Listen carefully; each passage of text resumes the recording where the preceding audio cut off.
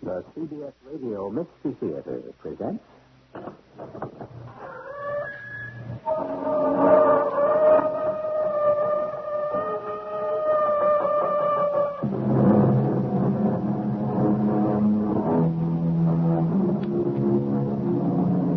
Come in. Welcome. I'm E.G. Marshall. It's a rare person who remembers what it was to be a child. All of us can remember things from childhood. A mother's smile or frown, a father's strong arms or resonant voice, names of other children, or even their faces. But who of us can remember accurately the feelings that flooded our small bodies? Feelings of weakness and helplessness, and the countervailing ones of power and omnipotence. I am the master of everything. I can start things and I can stop them anytime I want. I tell everybody where to go and what to do. And they have got to go there and do it because I say so. And nobody is allowed to answer me back.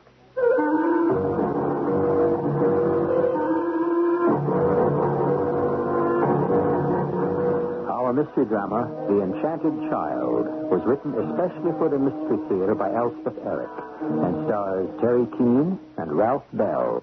It is sponsored in part by Contact, the 12-hour cold capsule, and True Value hardware stores. I'll be back shortly with Act One.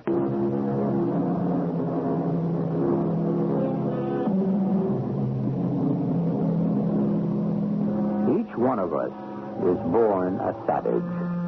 Only little by little, through great sacrifice, by great effort, does the child abandon part of his wild and tyrannical self to become what we call a mature adult. The best of us make it only partway, and some of us never arrive at all. Our story concerns a boy who has scarcely begun this arduous journey. Nice to see you this fine morning, Mrs. Lloyd. Beautiful sermon, Reverend. So glad. Ah, good morning, Mrs. Bristol, isn't it? That's right. And this is my husband, Ed, and my mother, Mrs. Bates. Oh, yes, indeed. Little by little, I'm getting acquainted. I hope you're going to like it here, Dr. Everett. I already do, Mrs. Bates. A fine sermon, Dr. Everett. Oh, thank you, sir. Let me see. You and your lovely wife have a small son, have you not? Yes, that's Mark. He was in church with us, but he's gone off to Sunday school at your wife's class, I believe. Yes. Mrs. Everett has the 6 to 10. Well, now, we mustn't keep you, Reverend. Others of your flock are waiting. We have to get home and start dinner. I have to make the gravy. Maida hasn't cut the mat. Mother always makes the gravy. You coming in? I think I'll stick around and talk to some of the fellas. Anything to get out of helping in the kitchen. Don't forget the ice cream. Neapolitan, is that what you want? That's Mark's favorite. Come along, Mother.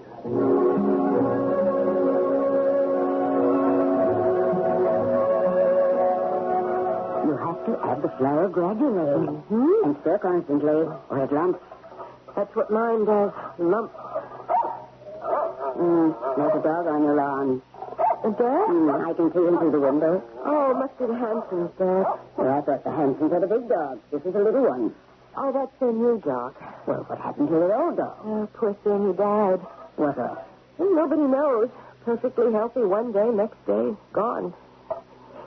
Just as well, probably. What do you mean, just as well? He started taking little nips at people, not really biting, just sort of nipping at their heels. Took a nip at Mark one day. Did? Next morning. Did. Mark felt awful about it, cried for hours. Then he snapped out of it. Forgot the whole thing. The resilience of children. Mother? What do you think of the new minister? I like him. Very sound. It's sensitive. Very. I'm going to ask him to pay a call on your father. Maybe he can cheer him up or something. Heaven knows I've tried, but I know. It's hard. Yes, it is. Maybe I don't like to complain. I've never been one to complain. You know that. But, it all seems so unfair. A man of his age to have a stroke. My father's only 58. Remember Lila Conklin? Had a stroke when she was just 19. Lila got over it. Made an effort and got over it. What about his therapy? Oh, not that. We have therapists in and out of the house all the time.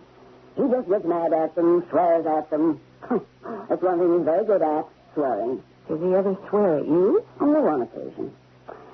I tell you, Maida, if I didn't get out of the house once in a while, like today, coming here, I don't know what I'd do. Well, thank the Lord for Laura Rotenberg. Oh, that blessed woman. That angel of mercy. Waits on him hand and foot. Does everything for him, and he treats her like dirt. And that sainted woman just laughed at him. Actually. Imagine. Well, I guess nurses get used to anything. Well, I don't. Never will. Your gravy. Turn the gas down, will you? Ed'll be along in a minute. How's Ed doing with his job? Ed goes well, always, you know that. Did he get his Christmas bonus? Oh, sure. How much? The usual. Did he get a raise? Later? In the kitchen. No raise. No raise. Here's your ice cream. New policy? The very same. Ed, take the chicken out of the oven. Mother, here's the gravy bunch. I'll dish up the mashed potatoes. Mark home yet? No, but he will be. Here's the dish for the peas, Mother. Anybody sharpen up the carving knife? I did. Set the chicken on the table. Isn't this a pretty dish? Mother? There's Mark. I'm home. Come sit down. Well, you hungry? Yeah, I'm hungry.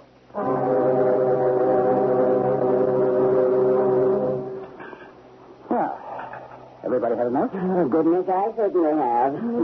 Well, then I'll clear. Everybody stop, and I'll clear. What did you think of Dr. Everett? Oh, I like him. Like him a lot. Mother's going to ask him to take a call on Father. How's he coming along? He isn't. He's not worse, is he? Well, I don't see how he could be much worse than he is. He's depressed, Mother said. Well, he's got plenty to be depressed about. What's he got to look forward to? He can't talk. He can't walk properly. Doctor told me he had to learn the alphabet all over again. Had to learn to count like a 3-year-old. He gets his words all mixed up. He still does. Well, that's enough to make a man depressed. That's enough to make a man... Well, it's enough. There's just no sense to it. Mother, you have to have faith. Faith in what? He's never going to be any better. I know that. You know that. He knows that. What's the good of faith? It's just pretending. We have to have faith because... Why? Why do we? Where does it say we have to? Oh, it would be better for everybody if he was. Mother! Better for him. Better for me. Better for everybody. Oh, now, Mother, we don't know. I know. To go on living this way. I am going to fetch the ice cream, and you change the subject. Maybe tells me you're doing very well in your job, Ed. Job's all right. Job goes right along. You got a Christmas bonus? Yep, the usual. Here's the ice cream. Neapolitan, Mark. Ed, the dessert dishes are on the sideboard right behind you. I got him. Ed and I were talking about his job. Oh, yes, well, nothing to be done about that. Pass this to you, Mother. What do you mean by that, Maida? Ice cream for you, Maida? Oh, thank you. And ice cream for you, Mark. I don't want any, thank you. You what? You don't want any ice cream? It's Neapolitan. I don't care for any. Well, I never said I'd live to see the day. You don't even want the chocolate? Uh-uh. Well, try some of the strawberry. I don't want it. You feel sick? Kind of. Where does it hurt? All over, kind of. Well, you go straight upstairs and get into bed. I'll be up in a minute and take your temperature. Run along, son. Okay. If you've got a fever, we'll call the doctor. Okay. Yeah. What do you think of that? He ate everything right up to the ice cream. Neapolitan's his favorite. He can't be very sick. He went through that chicken. Well, I'm not going to worry till I know. It's very good ice cream. Delicious? Ed, Maida says they didn't give you a raise this year at the plant. Yeah, that's right. They don't appreciate you, Ed. Oh, they appreciate me all right. They tell me what the job is worth. Thing is, I should be moving up. Well, why aren't you? No place to move except into Henry Gamp's job, and Henry's not about to move out. It's a good job. Henry's good at it. He'll probably work way past retirement if they let him. He probably will. How old is he? Oh, not even 60. Oh, my. Never been sick a day in his life. Yeah. Not that I wish old Henry any bad luck, but, well, you know, we all have to go sometime. Yes. Does seem a shame. Yes. Well, I should be getting on home. I'd like to stay and help with the dishes, Maida, but You know I never let you do that. It's your father. I should get home to him. Maybe I'll do the dishes. Laura Roden would like to get out for a few hours in the middle of the day. It's all right, Mother. Are you sure? I'm sure. See you at church next Sunday. And I'll be over during the week. Maybe we can go shopping or something. Oh, that would be nice. Are you sure you don't want me to drive you home? Get the car out for 2 blocks. Certainly not. I'll walk. Bye, dear. Bye, Ed. Let me know how Mark is. I'll call you. Think I should go up and check on Mark? Well, let's have some coffee first. All right. I don't know if we ought to be discussing my job with your mother like that. Like what? Well, you know, all that stuff about Henry Gamp. It was you told her about Henry Gamp, not me. Well, I hope it didn't sound like I'm after Henry's job. Well, aren't you? Oh, in a way, maybe. If you're not, you should be. Put the coffee on, why don't you?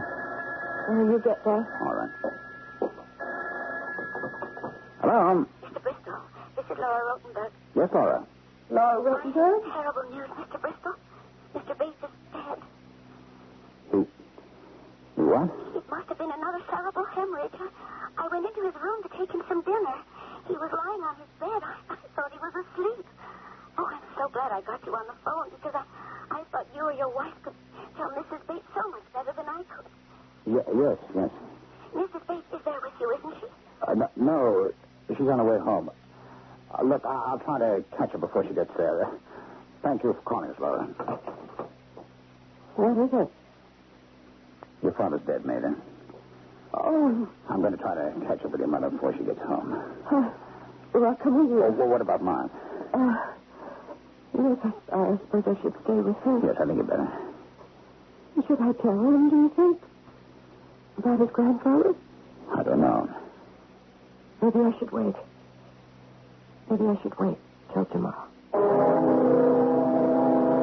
I am the master of everything. I can start things and I can stop them anytime I want. I tell everybody where to go and what to do. And they have got to go there and do it because I say so. And nobody is allowed to answer me back. I am the king.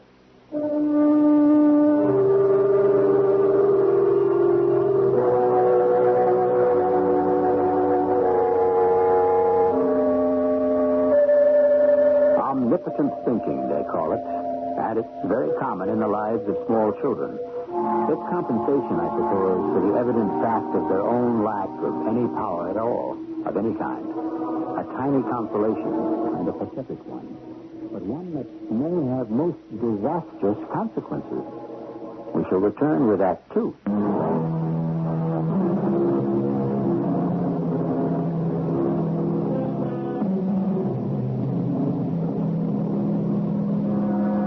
Mark Bristol is a little boy. Mark Bristol is a good little boy, regarded by all with affection and approval.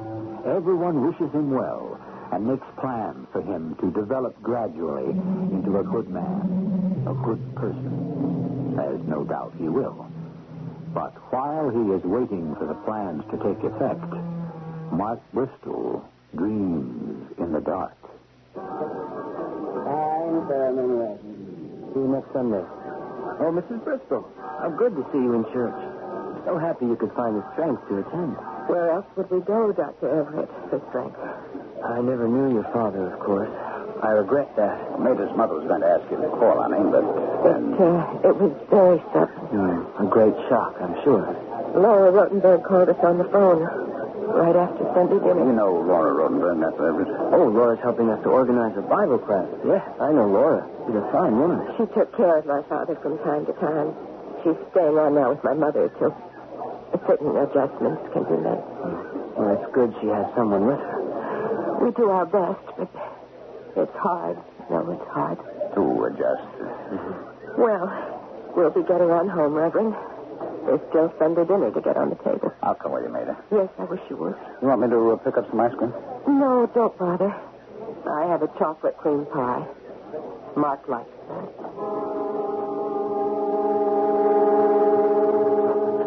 What are you doing, Maida? Calling Mother. What for? I'm going to insist on her coming over here for dinner. It's a good idea. Hello? Laura, this is Maida Bristol. Oh, yes, Mrs. Bristol. How is my mother? Well, she's all right, you know. Laura, I want to get her to come over here for dinner. Oh, I wish she would. She didn't come to church with us. I know. Now she just must stir herself and come for dinner. She's always had Sunday dinner with us. I know, but she simply won't budge, Mrs. Bristol. You'd think she'd at least want to see Mark. She'll be home right after Sunday school lets out. She's very fond of Mark, and he adores his grandma. I know. What is she doing right now? Could I talk to her? She's upstairs, lying on her bed with the shades drawn. Just lying there. Her friends have called. Some of them have stopped by, but she won't talk to anybody. She talks to you, doesn't she? A little. She did last night. And what did she say? Mostly that she's all alone in the world now. She's got us. Yes, but of course, she feels she wasn't nearly kind enough to your father while he was alive. That's not so. Oh, it's the way everybody feels, Mrs. Bristol, at a time like this. It's part of mourning. I suppose. It is, believe me. Well, if she changes her mind, you hustle her right over here, Laura. Oh, I will. Tell her Ed doesn't know how to make the chicken gravy any more than I do. I'll tell her. Thank you, Laura. What'd she say? Mother won't talk to anybody. Won't budge. Well, give her time. You know what she's waiting for, don't you? Your mother? She is waiting for us to ask her to move in here. We did ask her. I mean permanently. Move in with us permanently. Oh. Well... Ed, we can't, so the house is too small. Yeah. I like my mother. Well, I like your mother. I love my mother. We need a bigger house. We can't afford a bigger house. I know. I wonder how Henry Gant is. What? Who? Henry Gant. His wife called the plant last week. Henry's coming down with something. With what? Oh, first they thought it was the flu. Now it looks like pneumonia. Oh, is that serious? Well, no, not these days. Not with all the antibiotics and stuff. Oh. Well, I certainly hope he gets better. Yeah. I'll give his wife a call later. Mother? Oh, there's Mark. I'm home. Come sit down. You hungry? Yeah, I'm hungry. You want the wishbone, Mark? Please. There's not much meat on it. I want to hang it up to dry. Then we can wish on it. That's right. Should I hang it on the radiator? Oh, that's as good a place as any. Mm-hmm. Mark, what would you think if your grandma moved in here with us? Grandma? Now that your grandpa has passed on, she has to live someplace. She could live here. You wouldn't mind? You love your grandma, don't you, Mark? Sure. Now, if she came here to live with us, we have to think of where she would sleep. Well, where do you think she should sleep, Mark? On the couch. Oh, your grandma isn't a young woman. I don't know how she'd like sleeping on a couch in the living room. Where would she put her things? What things? Oh, all the things ladies have to have. Where would she put them? She could put them in a little box. And where would she put the little box? Under the couch. Why don't you just tell the boy straight out, Maida? I can't. Oh, stop beating about the bush. What your mother's trying to say, Mark, is that if your grandma should come here to live with us, you'd probably have to sleep in your room. Sleep with me? In my room? Wouldn't that be possible, Ed? Maida, that room's 8 by 9. We couldn't even get another bed into it. No, Mark, I think your grandma would have to have that room all to herself. Then where would I sleep? Well, on the couch in the living room, I guess. Where would I keep my toys? Oh, someplace. I don't know. Maida. Don't look at me. I don't know. The whole thing's hopeless, I guess. It's just hopeless. She can't stay where she is. She can't come here. We had a bigger house. We could work it But out. we haven't got a bigger house, and we're not going to have a bigger house. So just put that out of your mind. If you had Henry Gant's job, we could have a bigger house, but you haven't got it. So let's just forget the whole thing. The chocolate pie's right behind you on the sideboard. All right, I got it. The plate. We use the same fork. Right. How big a piece do you want, Mark? I don't care for any pie, thank you. No pie? With chocolate. I don't want any. Are you sick? Kind of. Ed, you think he's sick? Oh, a kid doesn't need it. Go upstairs, dear, and you get into bed. I'll come up soon and take your temperature. you have a fever, we'll call the doctor. Okay. I'll be up in a minute. Okay. Well, I think he's just upset about his grandpa. He was fine till we what? Till we started talking about his grandma moving in here. Yeah. Giving up his room. Well, that's a lot to ask from a kid. I know, and I hated to ask him, but what could I do? Nothing, I guess. We just had a bigger house. You finished with your pie? I've had all I want. Me too. I'm going to call and see how Henry Gamp is. Aren't you going to make the call? Yeah, I better do that. Aren't you going to go up and see how Mark is? Yes, I better do that. Well, go ahead. I'll go check on him, and you make your call. Yeah. Be sure and give my very best to Mrs. Gamp. Yeah, I will.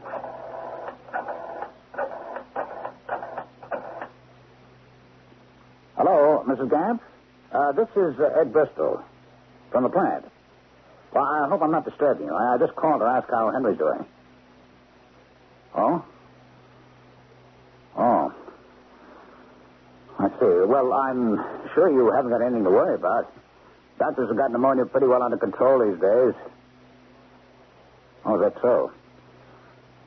Well, look, you give your husband my very best and tell him we miss him at the plant and we expect him back any day now. We miss him, we really do. Oh, and Mrs. Bristol sends the very best. Now, bye. Well, he's sleeping like an angel. Doesn't look fleshed or anything. I think he's all right. That's good. How's Henry Gamp? His wife says they've got him on some new medication. They've been trying different things, trying to find one he'd respond to.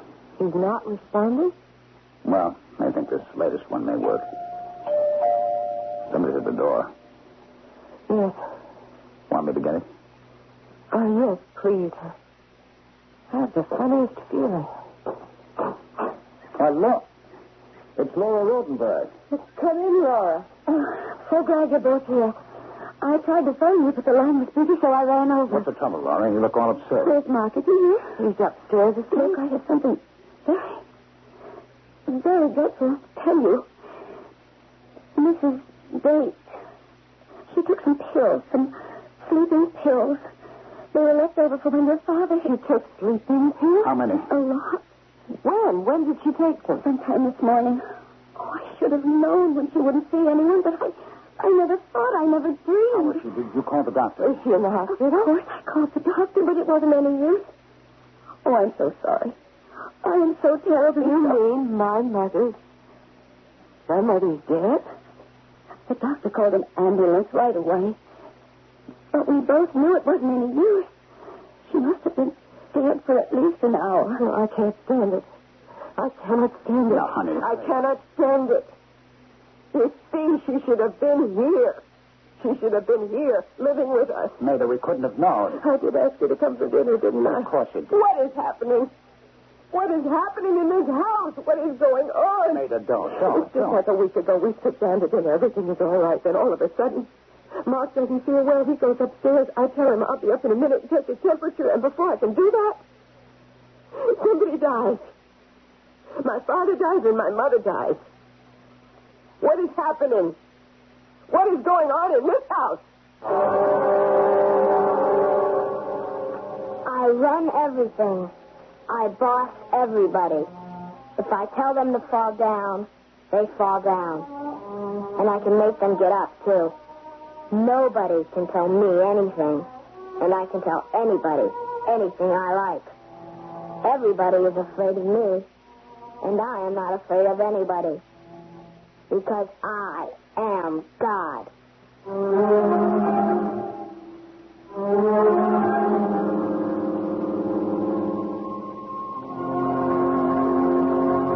You must know by now that we're examining not the conscious mind of a small boy, but its dark, hidden depths and the occult desires that lie buried there. More often than not, these wild wishes remain immured, never to reach the light.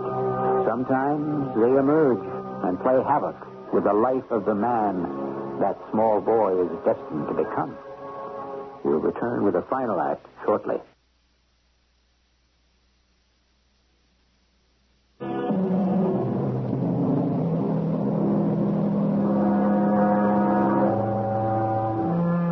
ever imagine that you know your children? In any but the most cursory and superficial way? Are they bright? Are they well-mannered? Are they talented? Are they good? You may know the answers to all these questions and still know nothing of importance about them. I would advise you to take to heart the words of an East Indian poet and philosopher named Rabindranath Tagore. I do not love him because he is good, but because he is my little child. So happy to see you here. So happy. Dr. Evans. Oh, Mr. Bristol. And Mrs. Bristol. How are you, Dr. Evans? I should be asking you that, Mrs. Bristol. Tell me, is there anything I can do for you?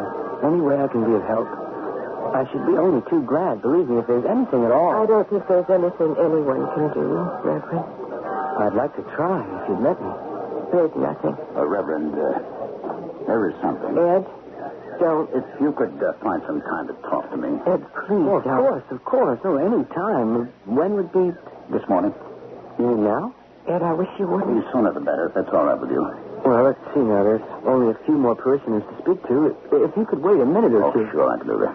Then we can step into the vestry. I can give you as much time as you need. Thank you, Dr. Evans. Mayday, you go along home. Start dinner. Oh, come on. Go on now, will you? I hate to go home by myself. I'll be there as soon as I've talked to the Reverend. Are you sure? I'm sure. Come on, go on home now. There's a bench here, Mr. Bristol, if that's all right. Oh, yes, any place. Well, now, let's sit down and you tell me, whatever it is. Yes, thank you. It's going to sound weird, Doctor, but I want to tell you that in advance. Whatever it is, just tell me. I wouldn't bother you except for Maida. You're not bothering me.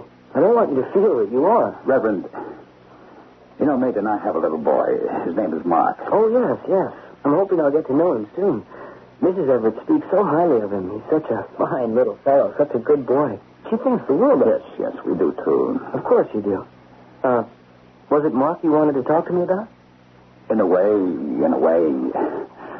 I might as well start at the beginning. If I know what the beginning was. Sometimes it seems... Yes? Well, it seems as if I don't know anything at all about anything about anyone. I don't mean to cry, Reverend. It's all right. Really, it's all right. Well, about a year ago, my father-in-law had a stroke, but, you know about that. I wasn't here when it happened, but I know about it. Well, he got to be quite a burden to his wife, especially. And a couple of weeks ago, she was having Sunday dinner with us at our house, and I'm afraid she was quite bitter about it all, and I'm afraid she let herself go, and she was very outspoken. That's quite understandable. Yes, but in front of Mark, she said things, she kind of intimated that it was all too much for her, that she couldn't stand it any longer, that her husband would be better off if he didn't live. Better off dead is what I really mean. She didn't come right out and say it, but we all knew what she was feeling, and, well, I've got to tell you, Reverend, we felt it too. Well, people do have these feelings, Ed, but they pass. Yes, but that's not the point what I'm trying to tell you. Maida brought on the dessert. It was Mark's favorite ice cream, Neapolitan. He's crazy about it. But he said he didn't want any. It's the first time in his life he hasn't wanted Neapolitan ice cream. We thought he might be sick, you see, and... Yes? I made her send him to bed, and my mother-in-law went home after we finished up the ice cream. But before she could get there, we got a phone call from Laura Rotenberg. You know Laura Rotenberg? Mm-hmm, yes, I know. And Laura said my father-in-law was dead. Another cerebral hemorrhage. Yes? But don't you get it? Get what? What am I supposed to get? Oh, wait, where did you hear the rest of it? Of course, my mother-in-law was very disturbed, upset. Of course. She wouldn't go out. She wouldn't see anybody. Wouldn't even go to church. Oh, I remember. Well, my wife went to see her at first. She lived right down the street from us, a couple of blocks. My wife caught on pretty soon that her mother wanted to come to live with us. Well, that's easier said than done because we've got a two-bedroom house, Reverend. There's Maida and my better. There's Mark's. That's all. We had a bigger house. We'd been very, very glad, very, very happy. Don't be afraid of tears, Ed. They can be a blessing. Yeah. No. We talked about it a little bit at the dinner table. Maida asked the boy, would he give up his room to his grandma? He's such a good boy. What did he say? Not much. But a couple of minutes later, he said he didn't want any chocolate pie. He went upstairs to his room. Maida and I, we finished eating, and a little later, Laura came to the house and told us... She told us my mother-in-law had taken sleeping pills and was dead. Don't you see, Rev? See what, Ed? It was just like the time before. When Mark's grandpa died, it happened exactly the same way. Well, you're not trying to say... You don't mean... I don't know what I mean. I don't know what I'm trying to say. I just know what happened. Mark went up to his room both times. Both times, somebody died. Within minutes, somebody died. You don't mean there's a connection? Well, couldn't there be? Maida thinks there could be. Do you think so?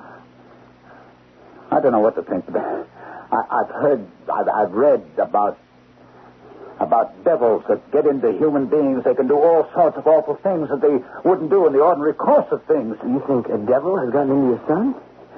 Is that possible? Is it? I don't know. I simply don't know. Oh, wait. I haven't told you everything. There's more. When Maida and I were talking about her mother coming to our house to live, we kept saying how it would be so simple if we only had a bigger house with an extra bedroom. And that's the truth, Reverend. We'd have only been too glad to have her if we'd only had one more room. But as things were, the only chance we had of getting a bigger house was if I got a promotion. A promotion I'd be sure to get when... Yes, when? When Henry Gamp resigned or retired. Or died. Yes? Well, Henry's had pneumonia, and it never occurred to me, it never occurred to anybody that he wouldn't get over it and come back to work, but the antibiotics didn't work, and this morning his wife called the house. She says,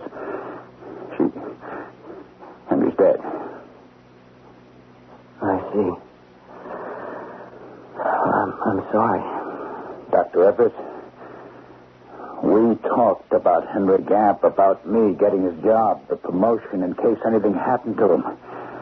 We talked about it in front of Mark. We kept saying we just had a bigger house. If I got promoted, we could have a bigger house, and that was the only way we could. Wait, Ed, you're jumping to conclusions that you have no right to. All those deaths, all those people dying. Wait, Ed. Well, what could it be if it isn't the devil's work? But your own son, your own boy. You don't think I want to believe the devil's got into him, do you?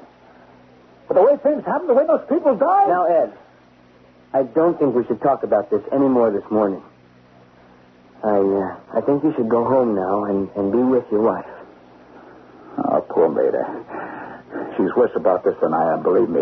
Well, you tell her that I'm going to come to the house and talk to her. All right, I will. Probably tomorrow. Yes, definitely tomorrow. All right. Thank you.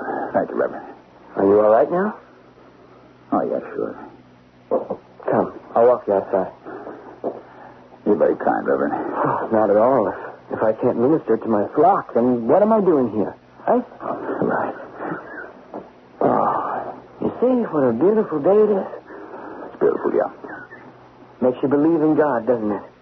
And His infinite kindness. Yeah. Watch the steps, Ed. Are you all right? Yeah, I'm all right. You want me to walk home with you, Ed? No, I'm all right. Thank you again, Reverend. And tell your wife I'll call her in the morning. I'll tell her. Watch out! Ed, watch out for the truck!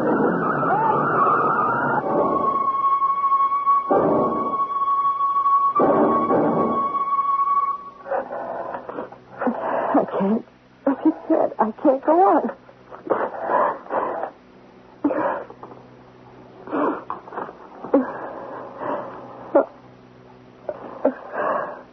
Hello? Oh, Laura.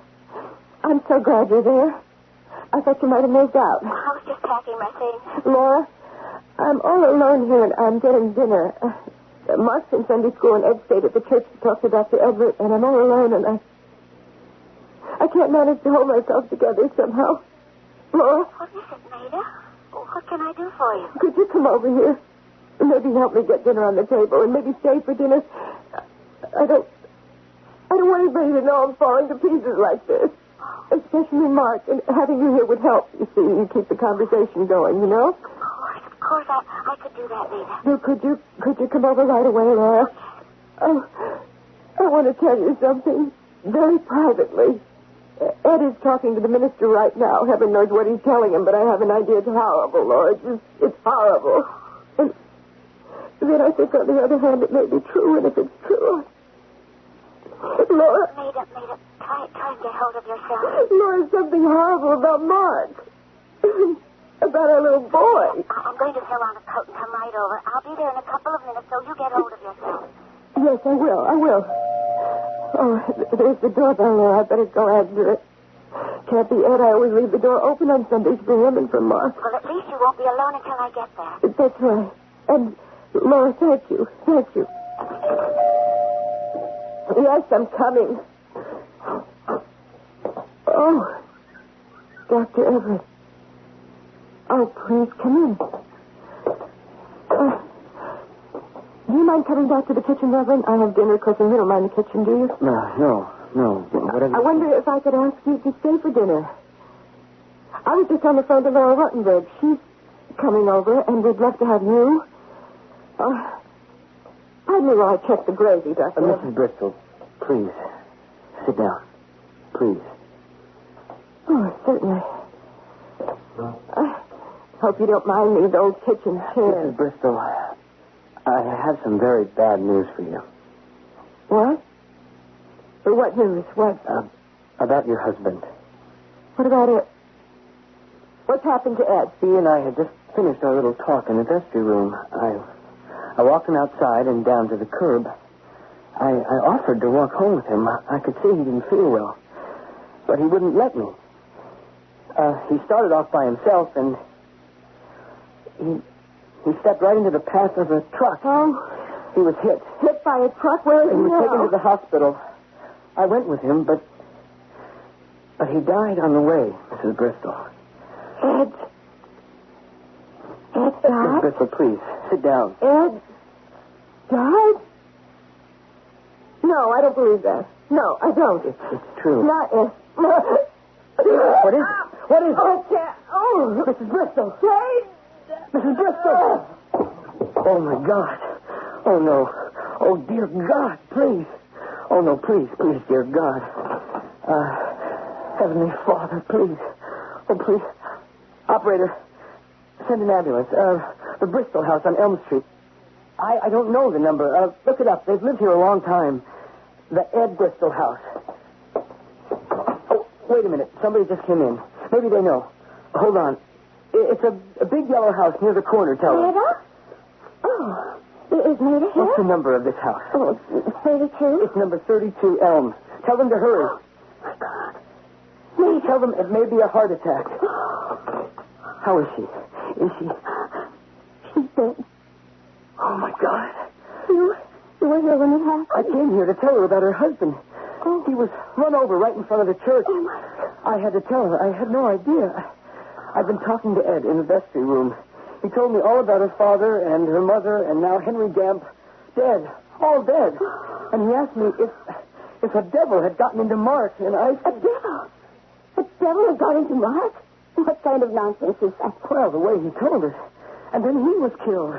And now... Somebody just came in. Mother? It's Mark. Mother, I'm home. Who's going to tell him? Is it possible there's a devil in the boy? If there is, it's the same devil that's in all of us, Reverend. Who's going to tell him? Am I or you? I think better you. Mother, where is everybody? Mark, where is everybody? I'm hungry.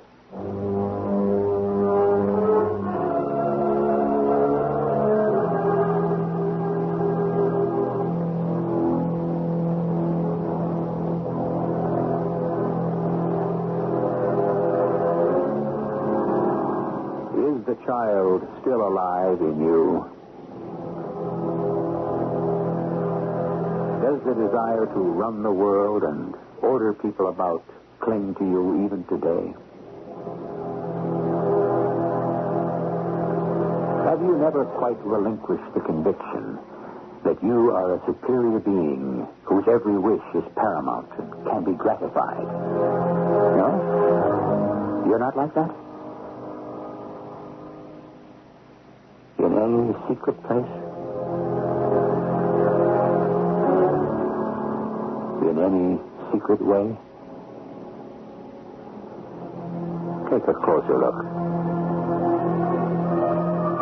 I'll be back shortly. An angry infant could destroy the world if his strength matched his fury. Be careful how you deal with him, for he is mad with rage, and he would kill you if he could. Our cast included Terry Keane, Ralph Bell, Adam Ross, Evie Juster, and Don Scardino. The entire production was under the direction of Himan Brown. This is E.G. Marshall inviting you to return to our Mystery Theater for another adventure in the macabre. Until next time, pleasant dreams.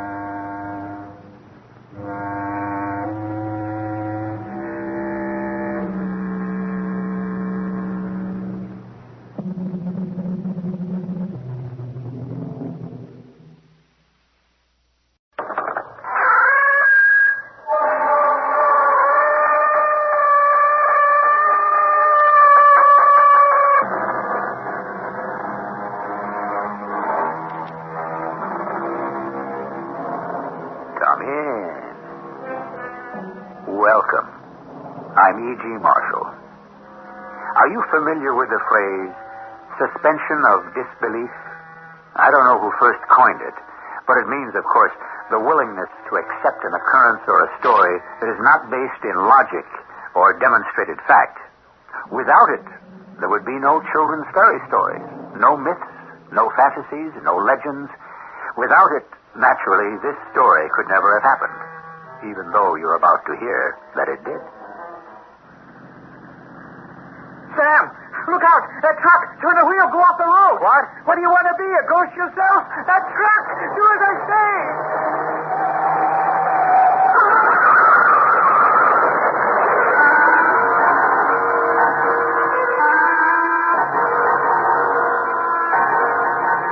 Our mystery drama, The Forgetful Ghost, was written especially for the Mystery Theater by Ian Martin and stars Mandel Kramer. It is sponsored in part by Buick Motor Division. I'll be back shortly with Act One.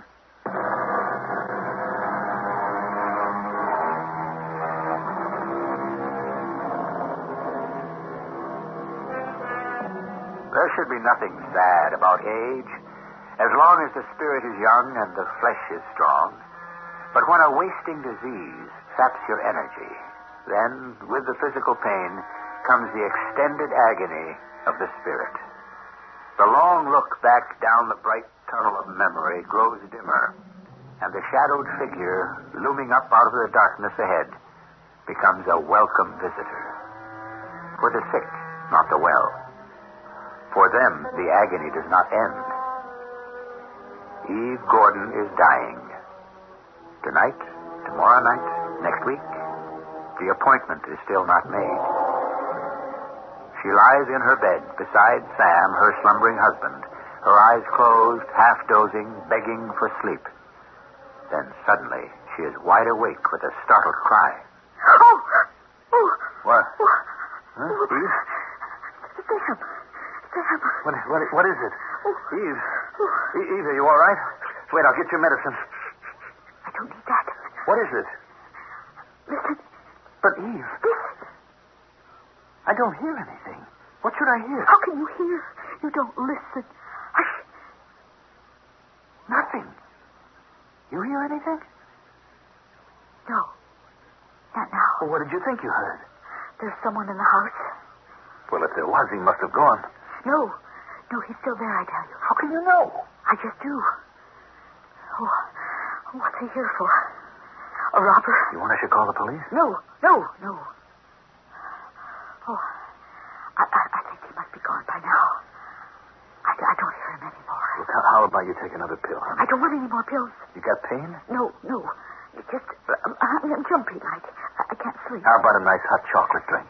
Oh, well, it might be nice, but no. I don't want you going downstairs. Honey, the house is closed up tight. No one could get in. Just the same. Why take chances? He might be armed. Who? The man downstairs. I thought you said he was gone. Well, I don't hear him anymore. I'll tell you what. I'll get my hickory walking stick from the hall stand at the bottom of the stairs. That's as good a weapon as an Irish shillelagh. Okay? Yes, if you promise. What is it, honey? Oh, nothing. No, nothing. You get me some chocolate. That'd be nice. All right. I'll be back as soon as the milk heats. Sam? Yes? Don't forget the walking stick. Just in case. I won't. So here I am, going down the stairs in my own house. And the last thing that's going to worry me is my wife thought she heard a prowler. What worries me is my wife, Eve. Nearly 40 years together. Wonderful years, and we both know it won't be long now before she's taken from me. According to the doctors, she's on borrowed time already. She's only holding on. Just like Eve. She knows we have an anniversary next week. Oh, Lord, what will I do if I have to face it alone? I'm at the bottom of the stairs now, and suddenly I'm snapped out of all my inner thoughts. My senses are very alert. I'm aware that it's very quiet. Very quiet. That hour before dawn, I hear little noises. A whisper of wind outside. The house moving in its sleep. The sound of my own footsteps and my breathing. Did I make a noise? Or was it someone else? Could Eve have been right? Was there someone else in the house? I reach for my walking stick, jarring the other canes and umbrellas in the stand. I think I hear that sound again. Scurrying of a mouse or a rat. Without turning on the light, I head for the kitchen, the stick raised over my head, and there, as I snap on the light, I see him. A strange, little crumpled-up man with a stark white face, a long, thin nose. No, please. Please don't hit me. What are you doing here? I can explain, honest. Just please don't hit me. It wouldn't do any good, you know. It'd go right through me, you see. But it hurts just the same. What do you mean it would go right through you? Well, just what I said. There's nothing to me, you see. Well, you don't look like much, that's a fact. Well, it never was, come right down to it. Never weighed a pound over 135, even before I passed over. Passed over? That's right. Oh, you didn't think I was real, did you? I mean, you take a good look, you can see right through me. I can. You mean you're a ghost? I guess that's about the size of it. Well, what are you doing here, haunting me? I don't even know you. Do I? No, I don't think so, not to the best of my recollection. Then what are you doing here? Well, now, you see, that's a long story. I don't think we should go into that right now. I haven't time for any hard luck stories. I have enough problems of my own. Yeah, I know. I have to make some hot chocolate for my wife. She's sick. You know? How? I don't know. Just somehow I do. Oh. Well, just let me get the kettle on, and while I'm making the chocolate, we'll see if we can't get you straightened out. Now, you want some aspirin for your headache? Oh, I don't know if I better. I don't know how it would work, me being a ghost and all. Now, this is crazy. I mean, it can't be happening. I can't be talking to you. Why not? Because you just aren't. I mean, there is no such thing as a ghost. Well, you don't believe the evidence of your own eyes? I'm afraid of what my eyes see. The doc must be right. I'm getting hypertension, high blood pressure. I'm seeing things. You're seeing me. I can't be seeing you. Ghosts are invisible. Oh, we are. I mean, I am, except to you. Then how can I see you? I don't know. You're different somehow. I wish I weren't. sorry to be a nuisance. Look, I wish you'd just go away and leave me alone. The water's hot already. I have to make the chocolate, and I'll take it up to my wife. Oh, where would I go? It's cold out and it's raining. Well, don't you have somebody of your own that you can go and haunt? Well, I have a daughter, Margot. Fine. Go haunt her. I can't. She's all the way up in Pawtucket. Pawtucket? Rhode Island. It's too far, and I haven't any money. I'll be glad to lend you some. I'll give it to you if you'll just go away. No, please don't throw me out. What's the matter? You don't want to visit your daughter? I don't think so. I'm not welcome there anyway. See, it's so dangerous. What do you mean dangerous? Sam, are you all right? Now we've disturbed my wife. Yes, Eve, I'm fine.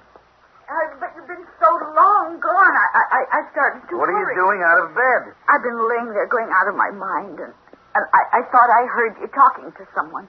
But there's no one here. What do you mean? There's... Oh, Sam, darling. Oh, what have I done to you with this long illness? What have you done to me? You haven't done anything to Oh, me. Huh? yes, I have. Oh, I've got you talking to yourself. You're on the edge of a nervous breakdown. Not any such thing. All right, now, shh, baby. Just come up to bed. I was just going to bring you the chocolate. Bring it. And a cup for you. You need it more than I do. But I haven't been talking to myself, Eve. What else? Who else is there here? Well, there's... Forget it, Mr. Gordon. She can't see me or hear me. There's what? What, Sam? Nothing. Nothing, honey. Maybe we should get off to bed. You go first. You get out of here, prude, or whatever your name is. What's that? I said I'll bring the tray. Please, can't I stay at least till it stops raining? Oh, all right. I'll be down as soon as I can. Have some chocolate while you're waiting. I don't want my chocolate here. I want it upstairs. I'm bringing it, dear. You better go. I'll be back as soon as I can. No hurry. I'm not going anywhere.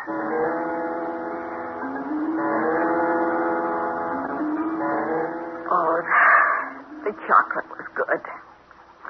Oh, I'm sleepy now. That's good, precious. You just lay back. You need your rest. So do you. Oh, don't worry about me. Oh, it's been a long time, Sam. A wonderful time. A beautiful time.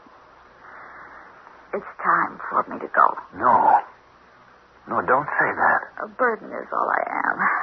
And the strain is too much for you. Eve, you don't understand. I don't know how to explain it, but there is someone down there who... Oh, all right, my darling. That's right, you sleep. How could I explain it anyway? How can I explain it to myself? There is or there isn't. Maybe Eve is right.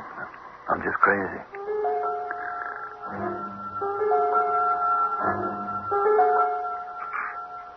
Look, the thing to do is to get you back to your daughter. Oh, but I told you, I don't... Well, I've been doing some thinking. And here's what I figure. Now, tomorrow is Myrtle Day. It's what? Myrtle, my wife's sister. She comes one day every week to, spell me with Eve. Makes Eve feel better. I should have a day off. So I'll drive you to Pawtucket. Oh, I hate to take you out of your way. Look, it's something to do. Usually I don't know how to fill my time. I just stay away to make Eve feel better, to please her. Now, look, you'll be able to travel by car. I mean, that's no problem. Oh, I used to get car sick. But maybe now I wouldn't anymore. Let's hope so. Tomorrow morning, as soon as Myrtle gets here, we leave for Pawtucket.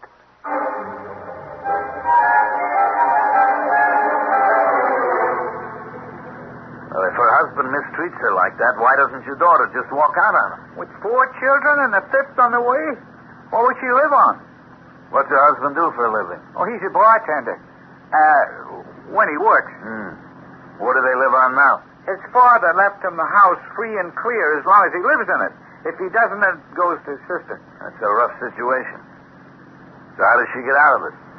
No way. Without money. Couldn't you go and scare the daylights out of him? Oh, he'd never see me. He doesn't believe in ghosts. Well, can't you shake him up? I mean, as long as you're invisible. You could push him off a curb or trip him or shove him into an open manhole or something. Oh, I couldn't do that. Why not? I'm not allowed. I can only do what I'm told to. So what are we driving all the way to Pawtucket for? Oh, I have to do something while I'm waiting to get back. And I kind of want to help my daughter. You're some kind of a ghost, all right. You don't help anyone. You're not even a ghost. You're a jinx. Hey, look out, Sam. A truck. Turn the wheel. Go off the road. What? What do you want to be, a ghost yourself? The truck. Do as I say.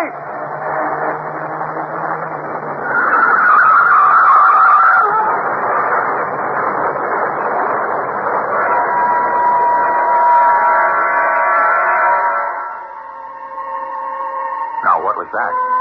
What happened? Has our mild, ineffectual little ghost turned out to be some evil spirit who has lured poor Sam Gordon to a violent death? Or is he just a creature of Sam's disturbed, worried, haunted mind who has led Sam to seek a way out from the long horror of watching the wife he loved die by degrees? We'll know more when I return shortly with Act Two.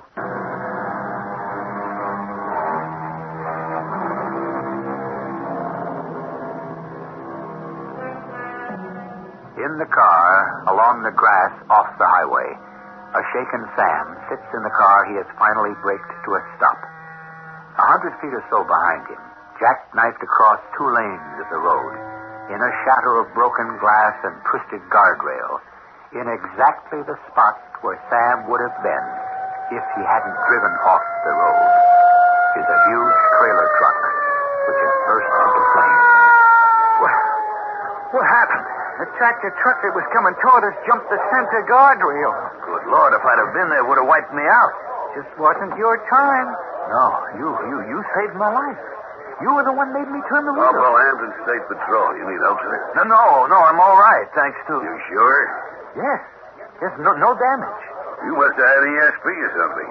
I was after the truck driver for speeding when all of a sudden, just like that, he lost control. Man, you're lucky you followed your hunch. No, it wasn't a hunch. My friend here was the one who... What friend? I don't see anyone else in the car. You sure you're all right? Yes. We've got another ambulance here. Maybe we'd better run you down to the hospital and check you out. No need. How's the driver? Cold turkey. We got him out before the fire, but I think he had a heart attack or something. Well, like once again, you sure lucked out. That rig would have hit you for sure and wiped you out total. Listen, you sure you don't want to see a doc? No reason. You didn't get hit on the head or something? No. Why would you think that? I thought I heard you talking like to someone when I came up. Oh, when I talk to you, you can see I'm all alone, can't you? That's what I mean. If you heard anything, it was just a prayer of thankfulness. Well, you can say that again. Okay, mister, if you're all right, I got plenty to do back there. Pruitt? Now, wish you'd call me, Peter. How come you knew that truck was going to jump the guardrail? Oh, the driver told me. The what? The driver. You see, he had a heart attack and died just before the accident, so he told me while he was passing over. Oh. Tell me, you still want to go on and see your daughter? Oh, if you don't mind, I hate to be a trouble, but may we? How can I refuse anyone who just saved my life?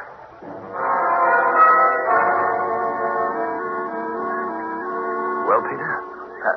What's that? We're going to just sit here, watch your daughter and the children playing in the backyard? Oh, what else? Well, don't you want to go and see them and talk to them? What's the use? They couldn't see me. They wouldn't even know I was there. How do you know? Your wife, she couldn't. The cop, he couldn't.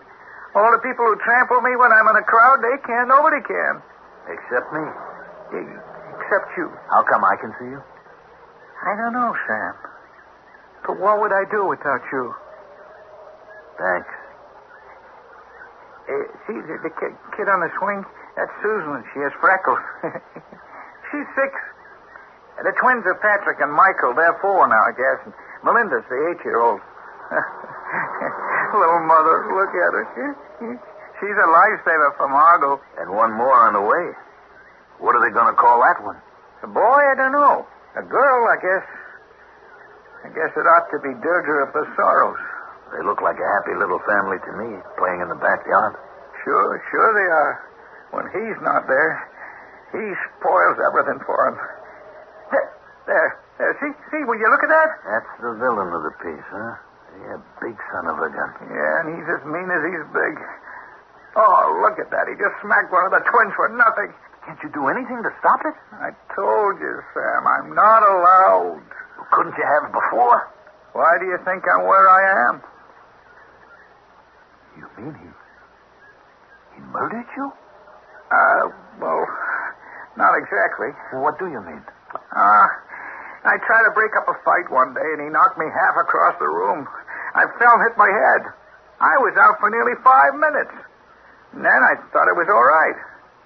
2 weeks later, I had what they call a stroke. It wasn't. It was a blood clot from the time I fell. Didn't you go to the police? I'd passed over before I found out. With no way to get back at him. No. It's very frustrating being a ghost. It can get pretty frustrating just being alive, too, Peter.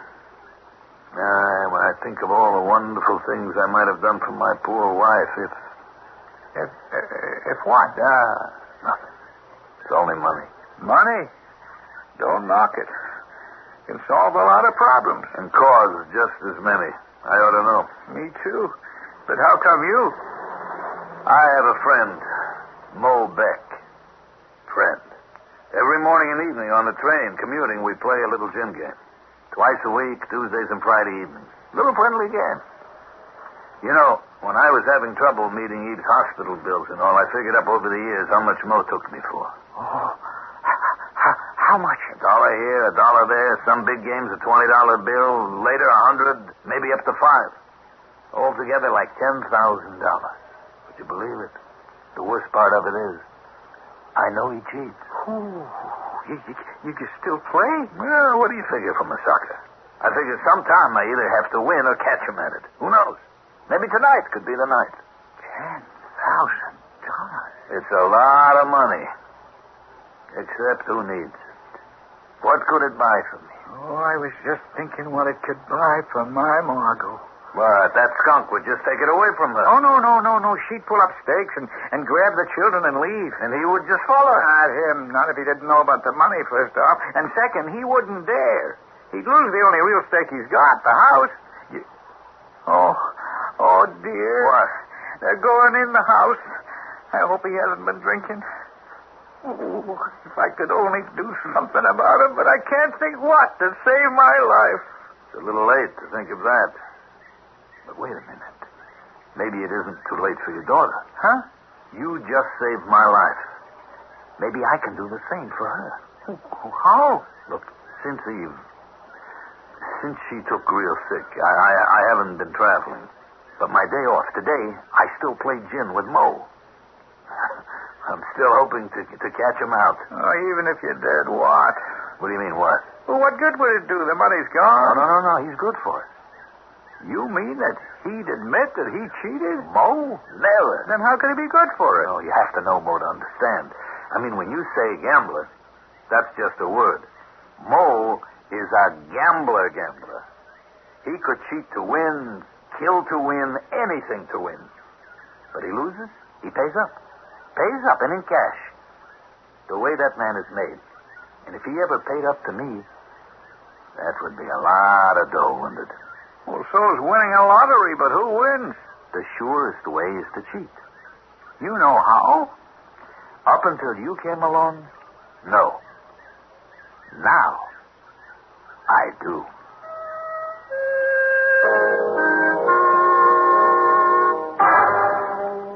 You sure you understand now? Well, I guess. I never was much of a card player. Look, gin is the simplest game in the world. You have to have at least 3 of a kind, like, say, 3 aces or 3 fours, let's say. Or else a run of at least 3 in a suit. Now, you have 10 cards in your hands, all right? Any combination of runs and numbers that adds up to 10 cards, that gives you gin. Oh. But what about if you just have 9 cards and 1 left over? All right, if it's a low card, you go for a laydown. Understand? I mean, you're betting it's lower than the count he has in his hand. Oh, just like rummy. It is rummy. Only if you can get all 10 cards first for a laydown and gin, then you score big. So that's why it's called gin rummy. That's right. Now, look, you understand what you'll have to do. Well, sure, he can't see me, so I'll tell you what he's got, what he's looking for. I'll maybe cut the cards an extra time and figure out just how he's cheating you. That's the idea. Just hope I can swing it. See, we were never allowed to play cards in my house when I was growing up, so I'm kind of an amateur. Peter, you're kind of an amateur about everything. You know that?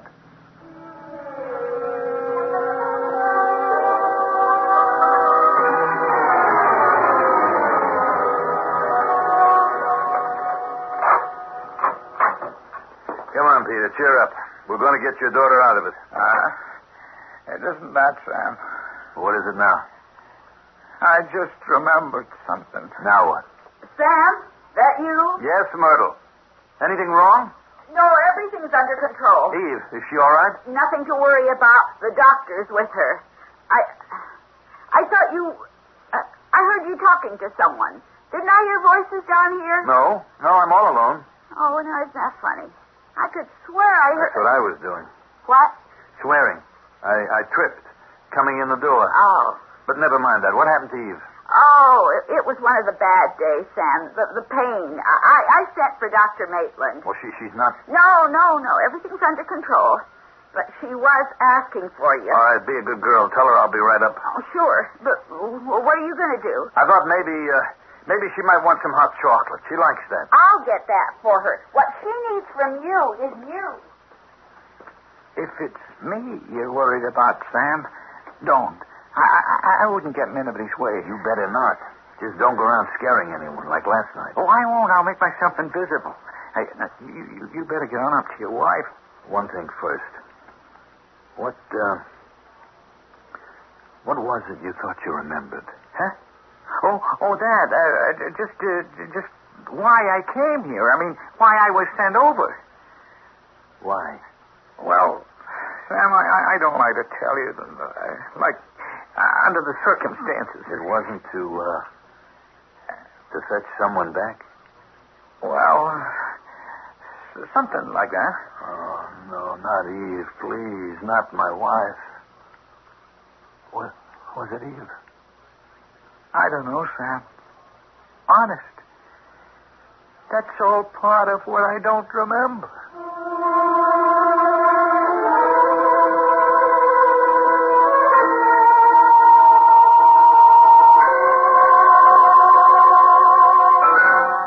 The terrible thought has swept over Sam suddenly, that the poor lost spirit he has befriended may be a dread messenger come to take his wife from him. Peter no longer is an object of pity, but has reassumed his own presence, a figure of haunting terror, the terror of the real unknown. I shall return shortly with Act 3.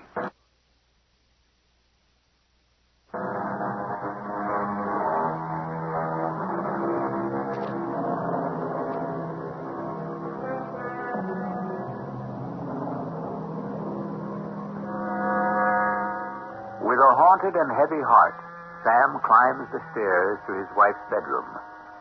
But an unexpectedly reassuring report from the doctor and his wife's apparent health have banished any unhappy thoughts from his mind.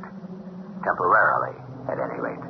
And now he sits by her bed, her hand in his hand, as all true lovers do. With anxious eyes, he traces the face wasted by pain. Her eyes unnaturally bright, but still lit with love, never leave his face, as if memorizing every feature before they dim and fade away.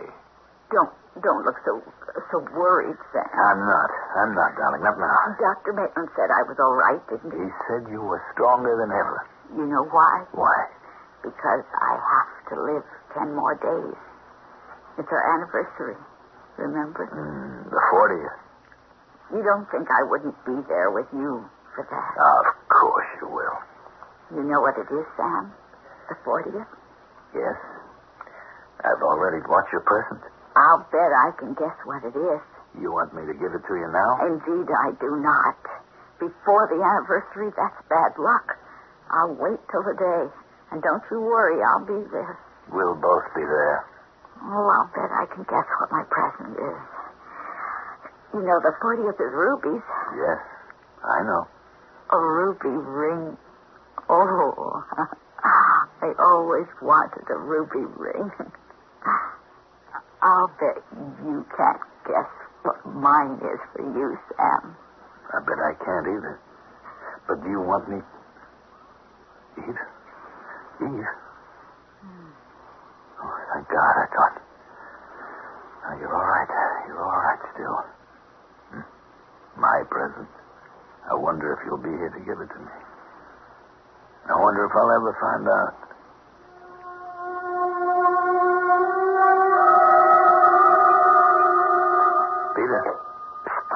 Peter. Here I am, Sam, right here. How's your wife? She's asleep. The doctor gave her something so she could sleep. You want me to make myself scarce? Oh, I wish you could just disappear. I could leave. No, I need you. For what? Oh, the game. Oh, I'd forgotten about that. Well, then what? Have you remembered? You didn't come for Eve, did you?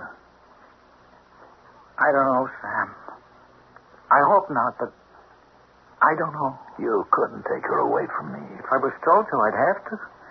Oh, fine friend I've turned out to be after all you were planning to do for me. I better leave. Oh, maybe that's someone coming after me. I doubt it. Anyone you know wouldn't stop to ring doorbells.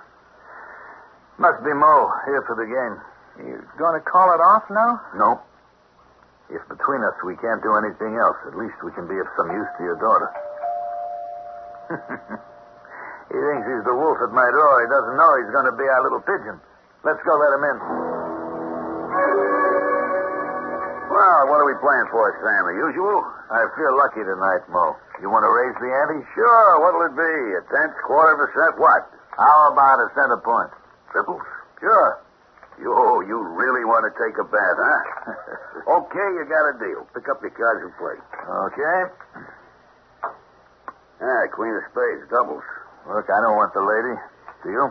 Oh, I might give her a whirl. He's gotten 3 queens, 2 kings, 2 fours, a 9, 10, and a jack, and he dealt off the bottom. That figures. What'd you say? Oh, nothing. Hey, you going to discard? Sure. How's the knight of spades grab you? He wants you to take it so you'll discard the 4. No, it's not my speed. Let's see the down card. I can use it. I'll give you the 9 of diamonds. That hit you where you live? Nah, I'm going fishing. You have a run in hearts using the 4 if you could only fill in with the 7. You didn't say anything yet. Goes with the cards tonight. They're going to turn up. What's your discard? That lousy 7 spot I drew. Sure hope it isn't any use to you. Oh, I might just take that. Lucky 7 hearts. Jim. Oh, you caught me where I live. For a bundle. Let's see. 3 ladies is all I lay. 2 fours is 8, 2 kings makes 28, 2 tens and a jack is 58, plus gin 25 is 83 in 3 boxes. Doubled. Spades, right? Right. 166 in 3 boxes. I'm lucky it only goes on 1 game. What's the matter? You out for blood tonight? Look, I gotta win sometime, don't I? Yeah, looks like tonight might be the night. I'll go with 4. You're murdering me. What do you got, ESP or something? That's another 62 points, puts you out on all 3 games. A Schneider. A whitewash? How does it feel for a change, The evening's young. You're only into me for a couple of hundred. The luck will change. Your deal.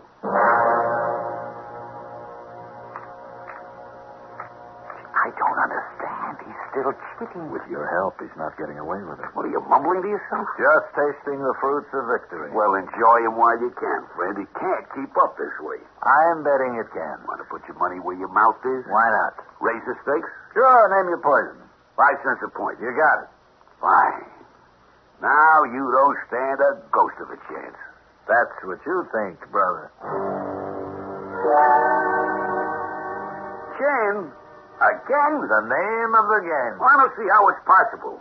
rounds off another board. You know you're 5,200 odd ahead. I still haven't caught up to what you're into me for the last 10 years, Mo. You're not out of the woods yet. But I gotta hit the John a moment. Hold everything. I'll be right back. Pete, you're great.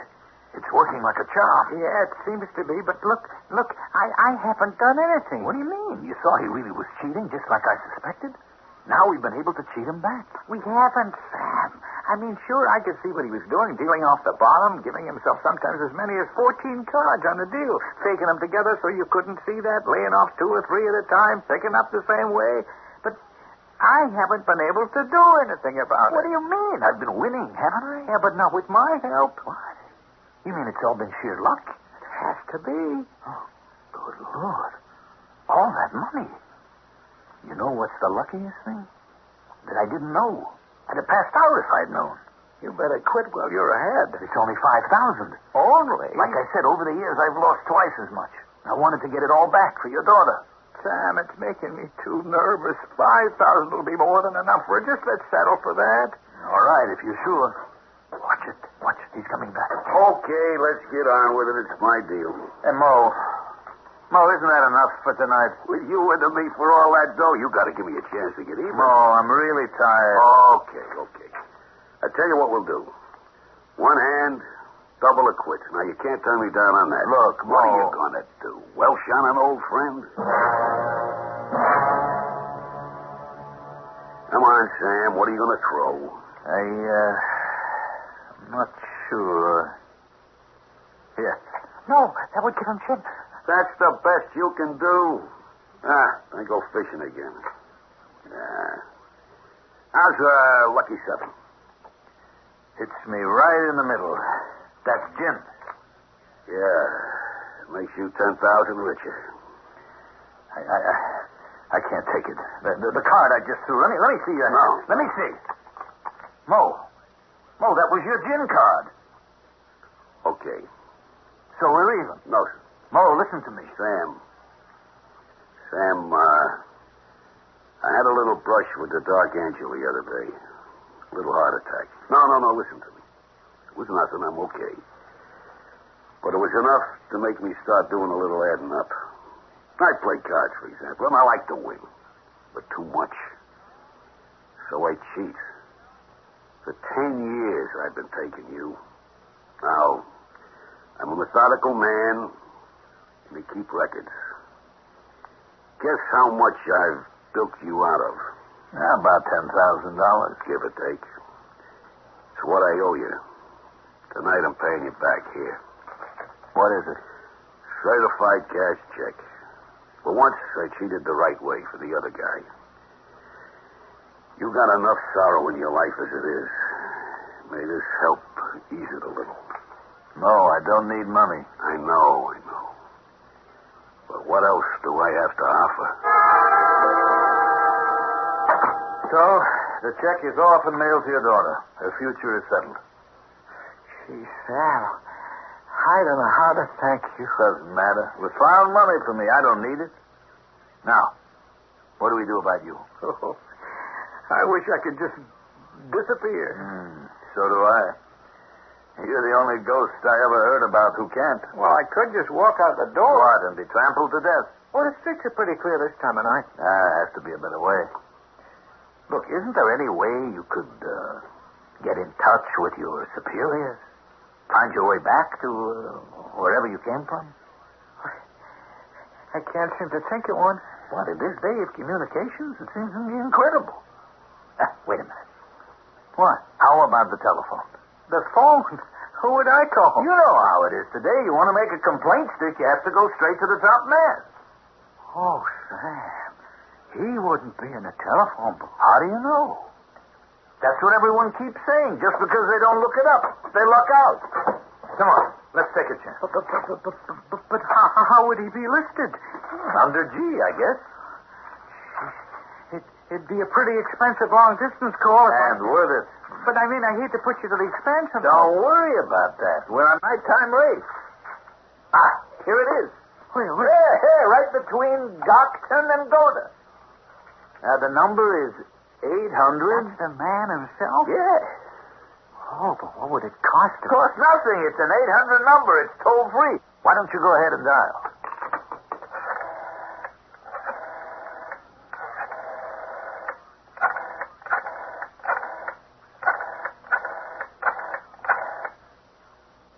You get through? I don't know. There's no answer yet. I could... Oh. Is this the number I was trying to reach? Oh, yes, sir. I guess it was a number. This is Peter Pruitt. I don't know if you ever... Yes, sir. I know. Even the least of it. Mm-hmm. Oh, well, you see, sir, I got this crack in the head, and I forgot why we... Oh, yes, I see. I'm sorry I wasn't quite with it, but... Uh-huh. Mm-hmm. Oh, I have to?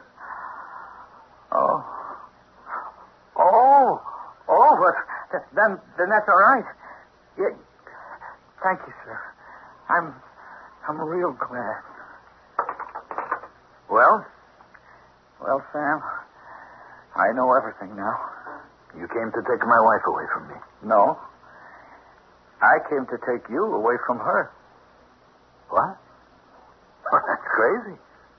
I'm healthy. I'm not ready to die. Whoever is. You can't take me away. I got no choice. You don't even know how to get back there. Now I do. And you're going back with me. It's why I was sent. But I can't leave Eve. You can't do that to us. She's been waiting for our anniversary. She's been fighting, holding on just to be there. Sam, what can I say? You're already 24 hours late. But I'm healthy. I'm well. Sometimes we are taken in the fullness of health. Who's to question God? I do. I'm not ready to go without Eve. Sam, isn't it better this way? You'll be waiting to greet her. To greet her? When she comes to join you. For your anniversary. I can count on that? Sam, I haven't been very effective up to now, but this one thing I can promise you. Then maybe I guess I haven't any choice. Maybe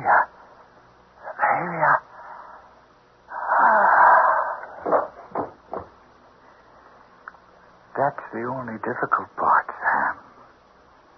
Now, we're all going home.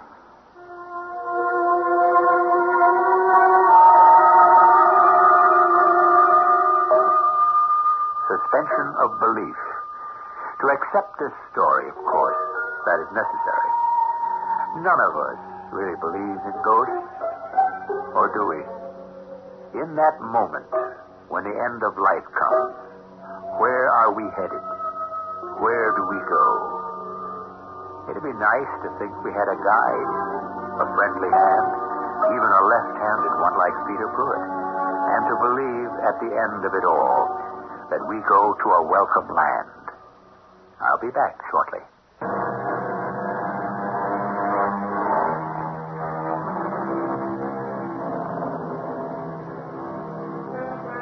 I don't know a better way to end tonight's story than with a quote from Shakespeare. Our revels now are ended.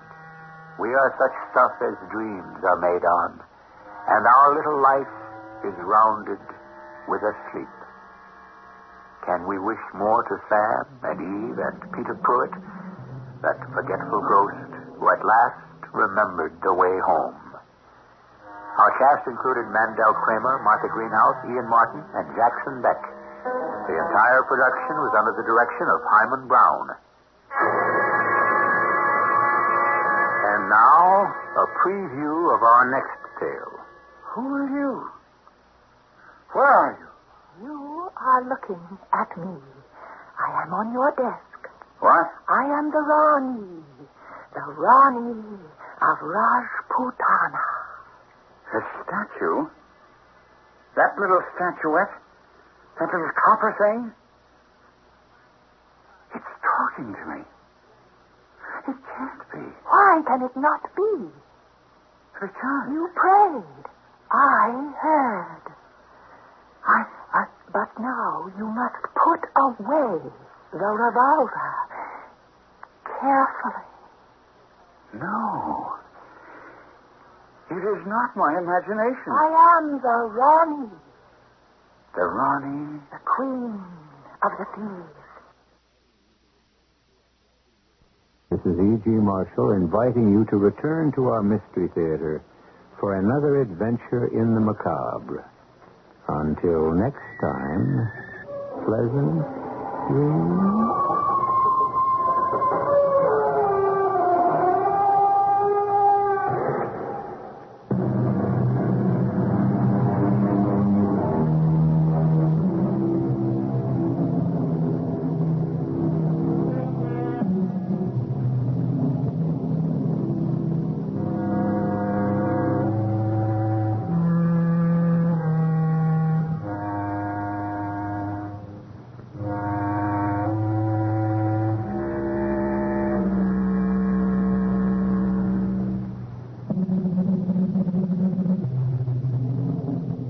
The CBS Radio Mystery Theater presents...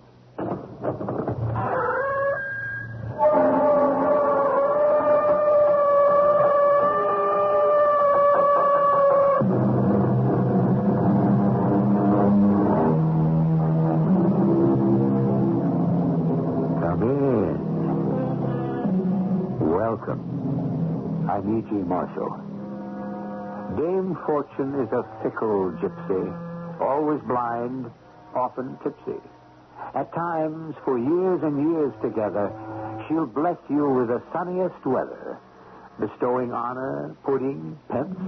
You cannot imagine why or whence. Then in a moment, presto, pass. Your joys are withered like the grass. Ah, yes, Dame Fortune.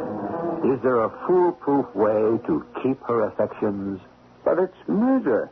Yes, it's murder. It's against the law to murder. Against the law of God and man. Didn't you say once it's against the laws of God and man to steal? Yes, but murder is... Is what? Worse?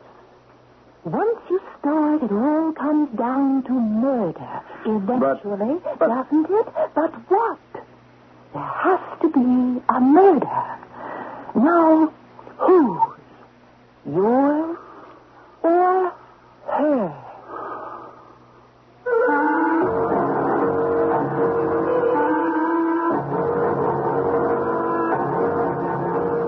Our mystery drama, The Ranee of Rajputana, was written especially for the Mystery Theater by Sam Dan and stars Kevin McCarthy. It is sponsored in part by Contact, the 12-hour cold capsule, and Buick Motor Division. I'll be back shortly with Act One.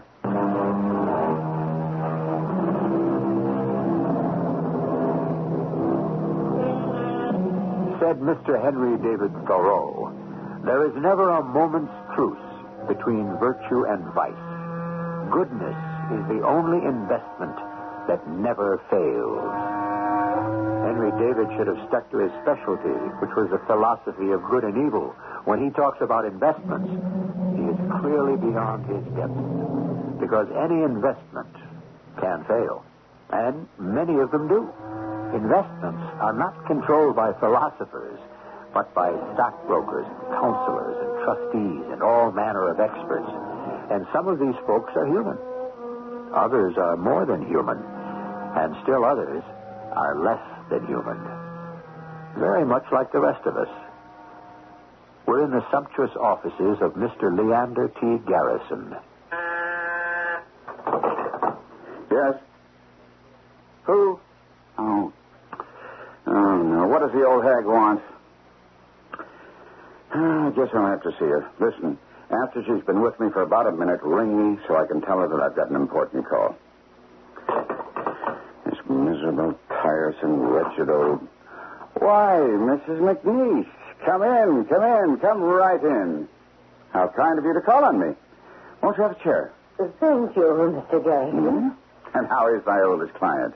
Oh, my goodness. Now, how that must sound, huh? Well, I suppose I do qualify as your oldest client. Are you busy, Mr. Garrison? Can I be busy when you choose to call, Mrs. McNeice? Oh, forgive me for not telephoning you this morning.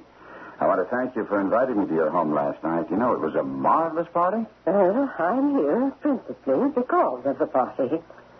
The trick, if it can be called one, is to invite a group of interesting people and just observe them. Mm-hmm. You discover so much.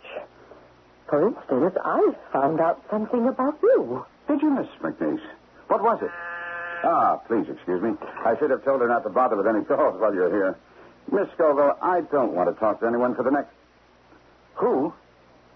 Well, I suppose that's different. Well, have him hold on for just a minute. My dear Mrs. McNeice, I have a most important call. I'll wait. No, I'm afraid it can very well take up the rest of the morning. I'm afraid it cannot. I do not have the rest of the morning. But, Mrs. McNeice, it's the Secretary of the Treasury. Let him wait. Let him wait? But he's calling from Washington, D.C. He should call in the evening when the rates are cheaper. But, Mrs. McNeice... The Secretary of the Treasury, if indeed and in truth it is the Secretary, can call you back, Mr. Garrison. I want my money. You... What? Are you hard of hearing? No, but... Then you did hear what I said. Well, yes, but... Then what is the problem? The problem?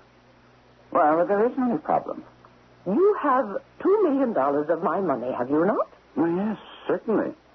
Well, I want it. You want it?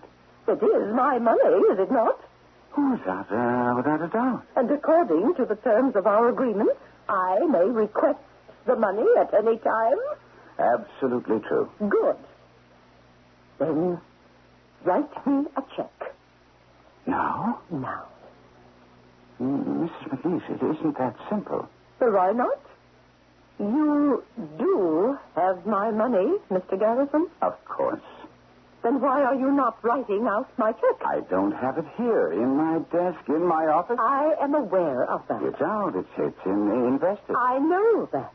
And I would have to liquefy those investments. Do so at once. But these are all splendid growth situations. I shall expect my check before the end of the day. But we may not be able to receive their full value, you know. But didn't you just say they were splendid growth situations? That's true, but you see, they haven't grown just yet. Well, that's not my problem. Would you agree?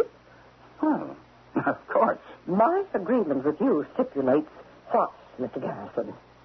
That you are insured for the original amount of your investment. Precisely, sir. Now, do you have my money? Mrs. McNeice, may we speak frankly? No. No? When a man who is holding my money wants to speak frankly, I'm afraid it's a sign he doesn't have my money. Why do you want your money now, suddenly? Oh, well, I suppose I do owe you an explanation. It seems that before your telephone rang, and I see you're still holding on. You might hang it up. I told you I discover things about people at my parties. And I had discovered something extremely interesting about you last night. You know what it is? You're a thief. Now, see here, Mrs. McNeice. Yes, you're a thief. You have these sumptuous, luxurious, I might even say sybaritic offices. You are supposed to be one of the most astute and successful investment counselors in town. This is an extremely serious accusation, Mrs. McNeice. For all I know, you may be. But I cannot countenance a thief. And therefore, we have come to a parting of the ways. Why do you call me a thief? Quite simply, a thief is one who steals. And what have I ever stolen? That tiny copper statuette on my dining table during the party last night. Oh, I'm sure you must be... Mistaken? Oh, no. The room was crowded. The party was at its height. And for no reason. I just happened to be looking at you. I saw your hand move toward the statuette. You paused. You tried to be sure you were unobserved. And then your fingers closed over the statuette. And with a single quick motion, you swept it into your pocket. I'm sure you must have me confused with someone else? Oh, no. Mr. Garrison, my vision is perfect. It appears to be such a trumpery, a little gewgaw, too. Well, then why would I want to steal it? You know who it is, don't you? It's the Ranee of Rajputana, the Queen of Thieves. You were probably irresistibly drawn to her. I never even heard of such a thing. Nevertheless, you behave like a common thief. And if you cannot be trusted with a little copper statue, barely 5 inches high, I cannot trust you with my $2 million either. Mrs. McNeese, let me make a confession. Uh-huh? I did steal your little statuette. I knew that all along. I don't know what happened to me. What came over me? I just felt the urge, and so I just placed it in my pocket. As a matter of fact, here it is. I put it in my drawer when you came in. Well. It was a moment of blindness, of weakness. I didn't know what I was doing. Now, surely you won't. I won't what? Well, hold it irrevocably against me. Oh, but I must. Had you stolen anything else, I might have said, oh, well, a momentary aberration. 1,000 little things about my house, all prettier, many infinitely more valuable than this. But anyone who steals the Ranee of Rajputana is a thief in his heart. Mrs. McNeese. My late husband, Angus Douglas McNeese, was an officer in the Rajput regiment in India. He knew the customs of the country. Every thief must have a statue of the Ranee, which he worships. It's his good luck charm. Well, surely, Mrs. McNeese, you cannot believe But that. I do. And therefore, I will expect my check. The market closes at 3:30. You should have completed the necessary transactions by that time. I shall expect the check by 4. No later. But, Mrs. McNeese... You do have the money? Of course. Of course. Then there should be no problem at all. T4, then. And keep the statuette.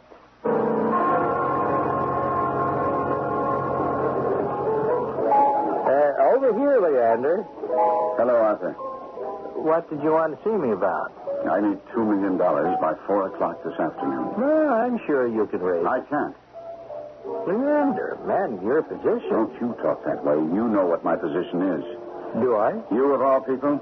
Because of you, I'm flat broke. If it weren't for you... No. If it weren't for time, you'd have found someone else. So what did I do? I booked your bets when you asked me to. I introduced you to various places where they plan high-power games of chance, or when you asked me to. All right, I know. Mrs. McNeese, one of my investors wants her money back. Now, give it to her. I told you I don't have it. And I already told you what to do. Raise it. How? Leander, keep your voice low. How does it look? One of America's foremost investment experts becoming hysterical in a bar. How can I raise the money? The way you always do. Tap one of your other accounts. Arthur, I'm all tapped out. How's it possible? You know what I've been losing on the horses, the tables, the ball games, the fights. But you have some top people. They gave you a lot of money. Haven't they been... Haven't they been what?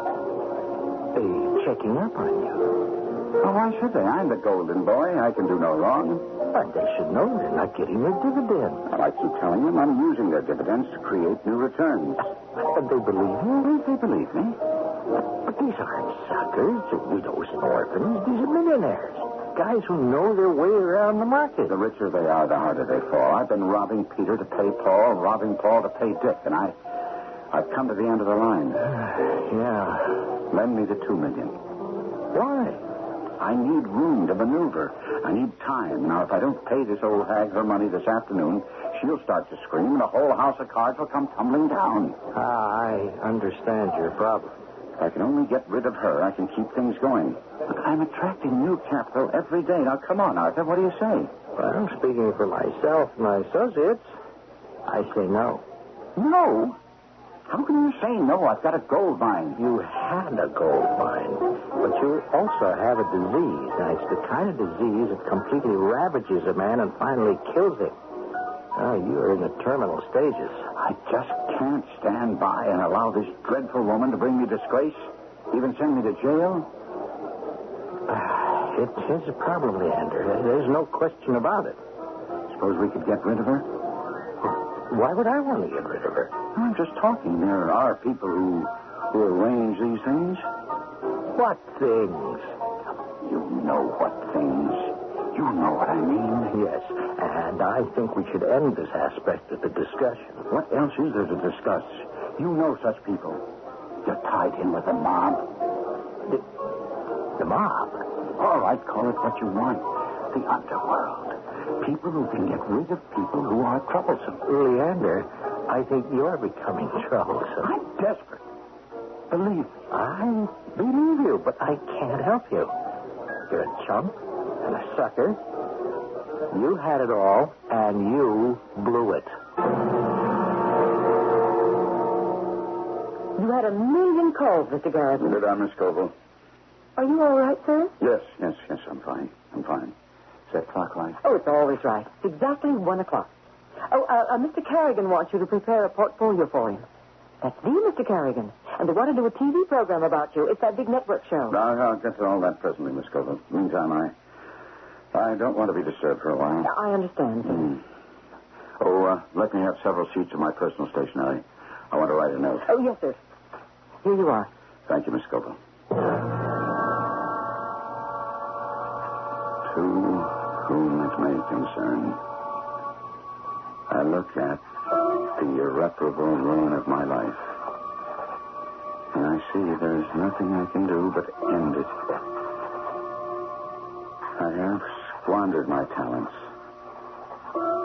corrupted my character, debased my ideals, and betrayed the trust of my clients and friends. I pray for forgiveness up above and here below. Leander Tecumseh Garrison. Put away the gun. What?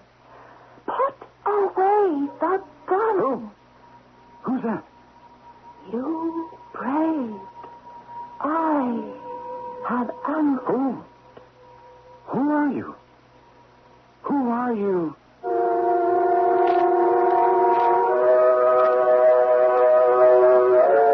All right, who?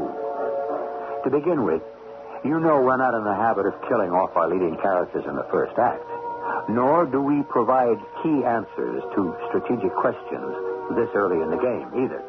However, we do give you all the leads and clues, and you have already met whoever it is that is speaking. Oh, yes, you have. Just think. And I'll be back to check you out with Act 2 shortly.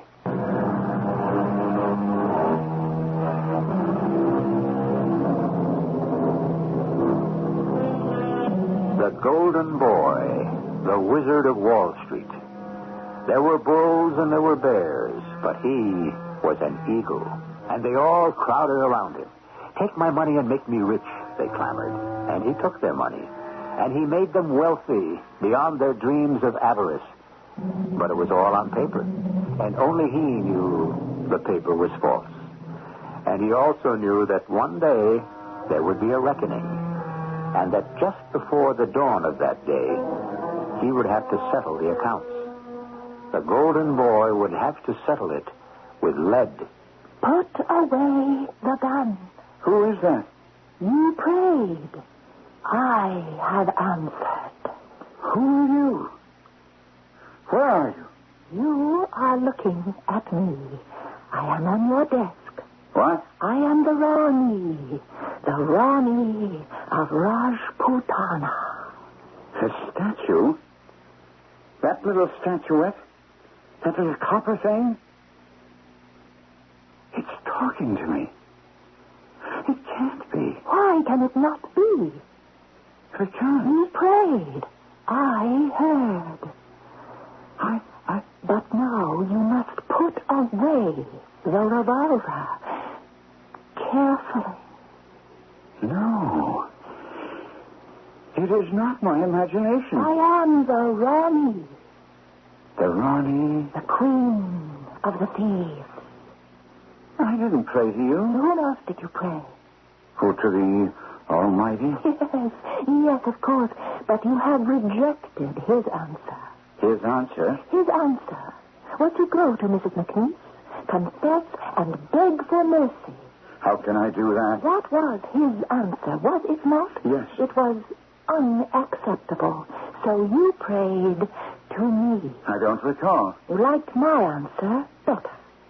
Your answer? What answer? Go to Mrs. McNeese and kill her. Oh, no. Why, oh, no. You must go to Mrs. McNeese. Is that not so? Yes. And when you get there, you can do one of two things. Ask her for mercy or kill her. Yes. And you have already decided to kill her. But I'm not a killer. Of course you are. You are one of my thieves. I wouldn't know how to kill anyone. I will show you. But murder? I hear the same tone in your voice. What tone? It's just as you sounded years ago when for the first time you said, but steal? Remember? Yes, but stealing isn't... Isn't? What? As bad? It comes to the same thing in the end, no? There must be a murder now. Yours or hers? Which do you choose? I... Poor foolish Leander Tecumseh Garrison, you think to hide the truth from me, the Ranee of Rajputana, the queen of thieves. I shall tell you how to kill her. But it won't do me any good to kill her. It will save you. Nothing will save me. Suppose I did kill her. You will be free. I'll never be free. You're thinking about that old-fashioned spirit called conscience. Forget her, my son. She has practically gone out of style. See these messages on your desk? How all these people want you to take their money? Take it. And what will I do with it? Gamble it away? This affliction, I'll never be free. That's why you need me to help you. At 4 o'clock, she will be alone in her apartment. Kill her. No. See the newspaper on your desk? East Side Killer strikes again. He is one of my thieves. He will help you. Help me? What do you mean? He will take the blame. He doesn't mind. One more murder. But he robs and kills wealthy people. They will think he killed Mrs. McNeese. You know who that is? You must answer it. Answer. Hello? Mr. Garrison? Oh, yes. Shall I expect you at 4? At 4. Or shall I telephone my attorney? Now, why would you do a thing like that? I wouldn't if you came here prepared to make a settlement.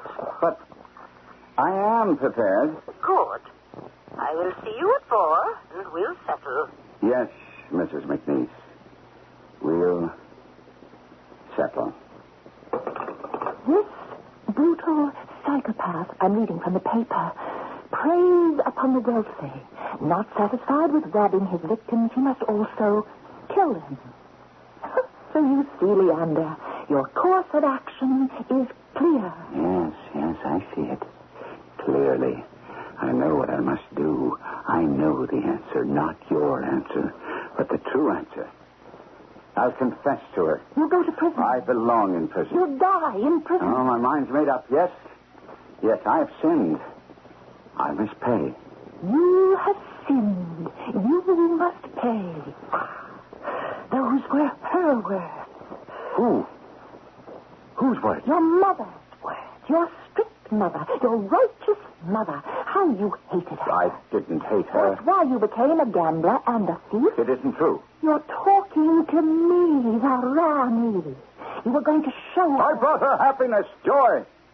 I became successful, wealthy, famous. Yes, you built a glorious, glamorous palace, but underground Where it can't be seen, the foundation rests on sand. Beneath the gilded paint, the wood is rotten. From the beginning, you lied, cheated, stole, hoping to be caught. No, that's crazy. Why would I want to be caught? To pay back your mother. But it was all in vain. She went to her grave believing in your goodness, convinced that her teaching had guided your life. I am going to confess to Mrs. McNeese. Are you? And take what's coming to me. Take your medicine like a man. Ah, that's what Mother always said. Now, it's over. And I feel relieved. I no longer have to maintain this fantastic pretense. Don't worry. I'll save you. Yes? Mr. Garrison, the president of the State University is calling. They want to give you an honorary degree and to ask you to speak at the commencement ceremonies. Tell him I'm out. You're going to give that up? The publicity, the power, the adulation of the crowd? Yes. Would you like to bet? Yes. You're incorrigible. You simply cannot resist a losing wager. We'll see. Of course.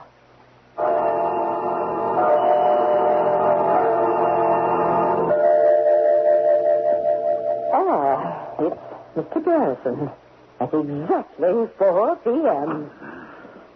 Well, are you prepared to settle? Yes, Mrs. McNeese.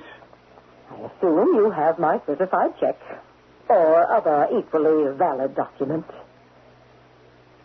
Well, Mr. Garrison? Do it now, quickly, before someone blunders along. Mr. Garrison? Is the moment. Mr. Garrison? That silver candlestick. Are you ill, Mr. Garrison?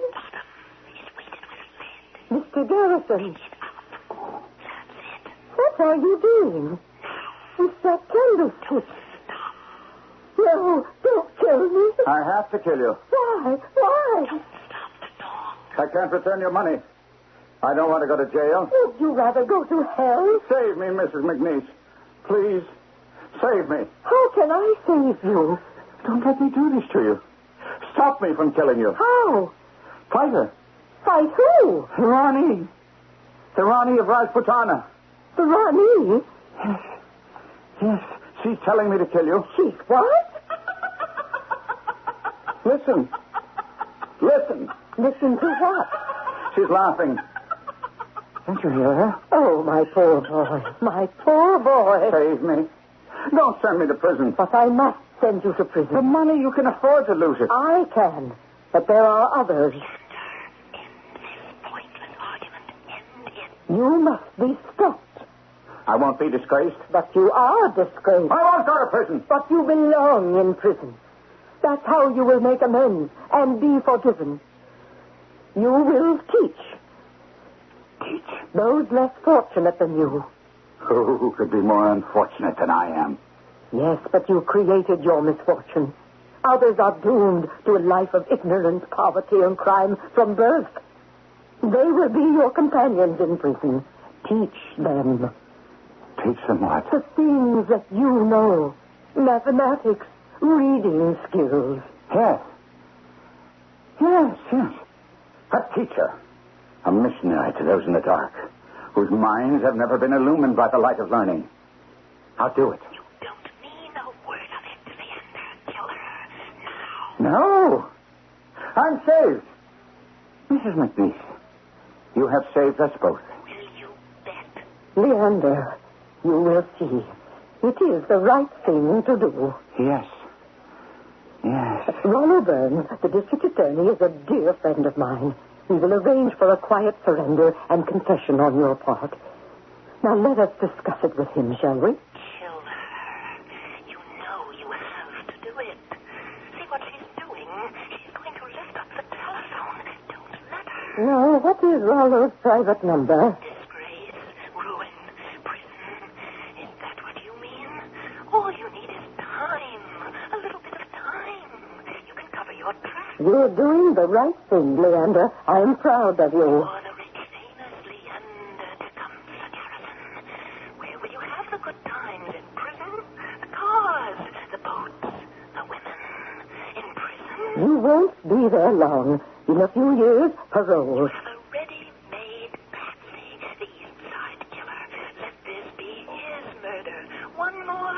He won't care.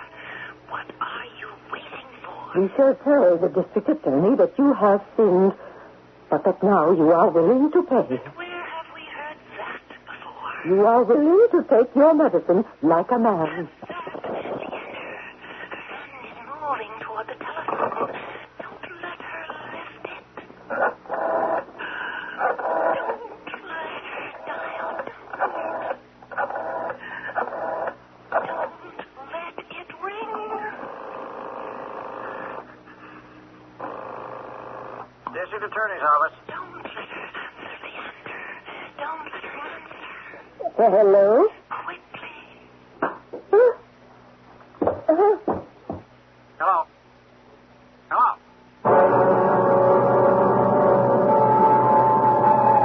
Now what? When you become involved with murder, there are 3 stages when things can go wrong. Before, during, or after. These, of course, are similar to the 3 acts of a play, which means that life imitates art, or that art imitates life. In any event, we've had the before and during. Now we shall be concerned with the after, which comes in its natural place. Act 3.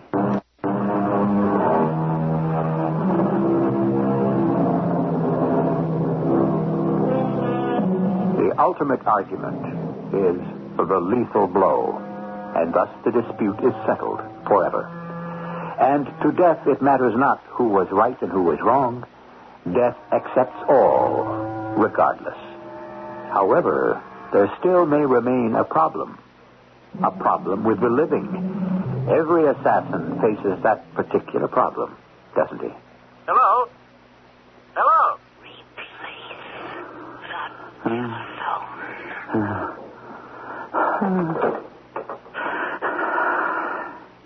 I killed her. Yes. What am I going to do now? Knock some of the furniture over. Do it. Good. Now, break up some glassware. Now, take off her diamond rings. That's what the East Side killer would do. Her rings, the diamond brooch, and the bracelet. Put it in your pocket. Yeah. Oh, her purse. She usually carries several $100 with her. I better go. No. Open your briefcase. And those little silver dishes. Yes. That diamond-encrusted box. Take it. Now. Take everything. Now, I have to go. Where's the back door? Oh, you fool. No. Out the front. The front? Don't deny you were here. You had a 4 o'clock appointment. You transacted your business, and you left. It was just before the killer arrived. You must not deny that you were here. No. No. Go. I killed her. Did you have a choice? No. I had no choice. Spoken like a true subject of the Ranee of Rajputana.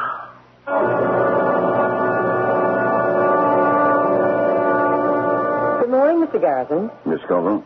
Oh, I feel so bad. I'm just sick about it. Think she was here just yesterday. Oh, what are you talking about, Miss Scoville? Oh, then you don't know. What is it? Well, it's Mrs. McNeese. What about Mrs. McNeese? Well, she's dead. Dead? Yes, sir. She was murdered. Murdered? Oh, no. Oh, I'm sorry. How did it happen? When? It's in the paper. Late yesterday afternoon. Oh, let me see it, please. Here you are.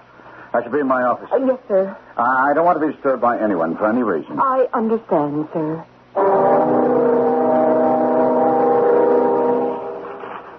Wealthy widow robbed and murdered. Is she the East Side killer's latest victim? Of course she is. Mrs. Angus Douglas McNeese was killed by an intruder late yesterday afternoon. The killer made off with her jewelry, about $800 in cash, plus some other valuable items. And now, put away the paper. You're finished with it. Finished? Yes. No one suspects you. Why should they? Now, pray to me. pray to you. You have been praying to me since she walked in here yesterday morning. Place me on your desk.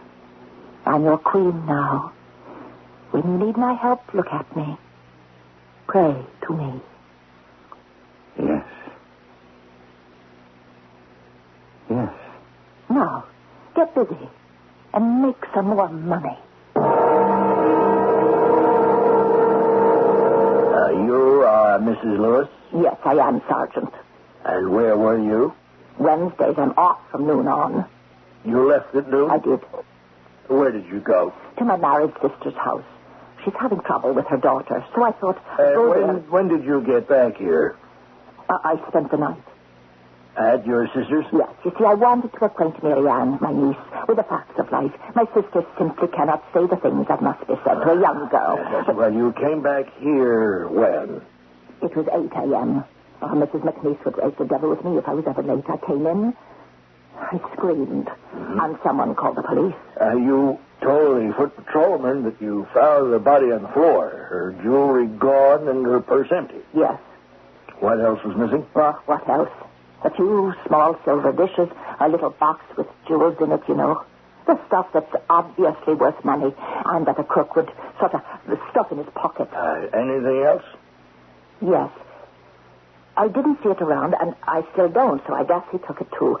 Although for the life of me, I can't figure out why. What's that? It's the, Ranee, something. The Ranee of Rajputana.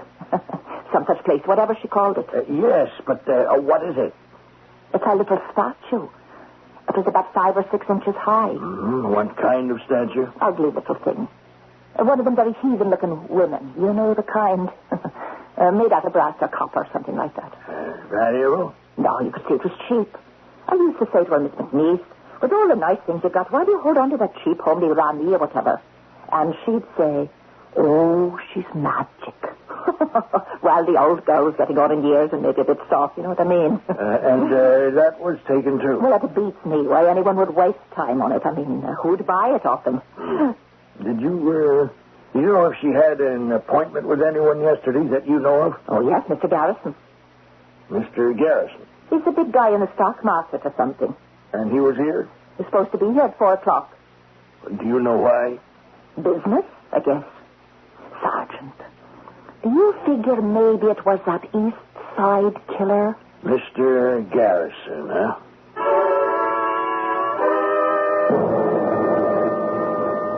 Who? Sergeant Cassano, 27th Precinct. Oh. He wants to see you, sir. Did you ask him why? Well, in connection with Mrs. McNeese's murder. Well, have him wait. Why should he wait? What does he want? What's the matter with you? How much does he know? Nothing. But then why is he here? Routine. He must know something. He does. But then you admit he knows something. All he knows is that you were there. Isn't that enough? You can't deny that you were there. Don't start to unravel. Why was I there? Business. Have him come in. What kind of business? She was an old client. You had lots of business. No. He knows something. He knows nothing. I'm scared. Don't be. I'll give myself away. You won't. I'll help you through. You must. Please. I will. Now have him come in. Go ahead. Pick up the phone. Go ahead. Say it. Miss Scoville. Yes, sir. Have the officer come in. See, your voice sounded good. Strong. Now remember, he's just a policeman. That's right. How much can he take home? $300 a week? It's that much. And he's going to match wits with you. No way. Put him in his place. Watch me. Come in, please. Thank you. Please be seated. Now, you are? Sergeant Cassano, homicide. Police. Mm-hmm. Your commissioner is an old friend of mine. I assume this is about poor Mrs. McNeese. Yes, sir. Nasty piece of business, that. Stop trying to sound like a debonair Englishman. Just answer his questions and get him out of here. You knew her, of course. Oh, yes. Yes, as a client and as a friend. And when did you last see her? When? Don't put it on. You don't have to think. Just come right out with it. Yesterday afternoon. That's close to the time of the murder.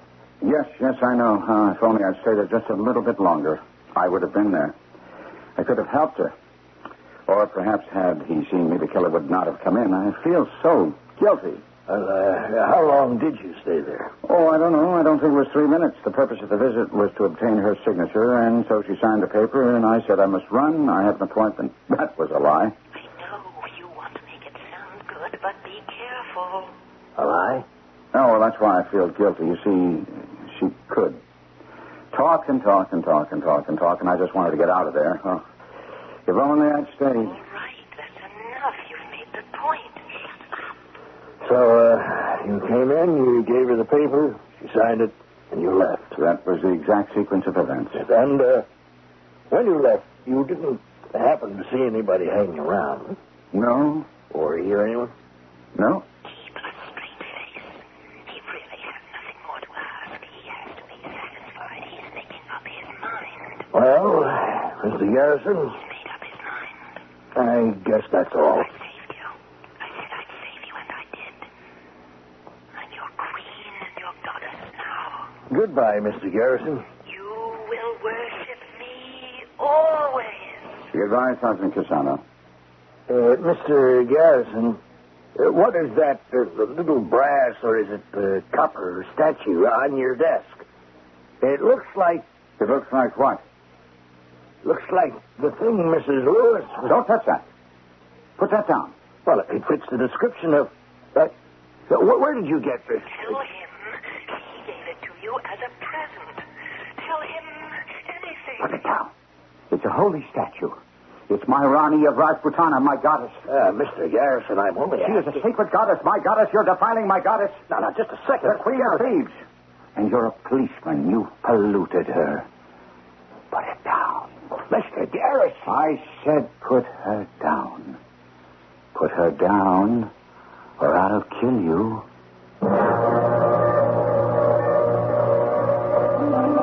He shouldn't have said that, because one word led to another. And then he swung at Sergeant Cassano. He was arrested. Mrs. Lewis identified the statuette, and the whole truth came out. Everyone talked about it. And then it was soon forgotten. Now, nobody even talks about it anymore. I'll be back shortly.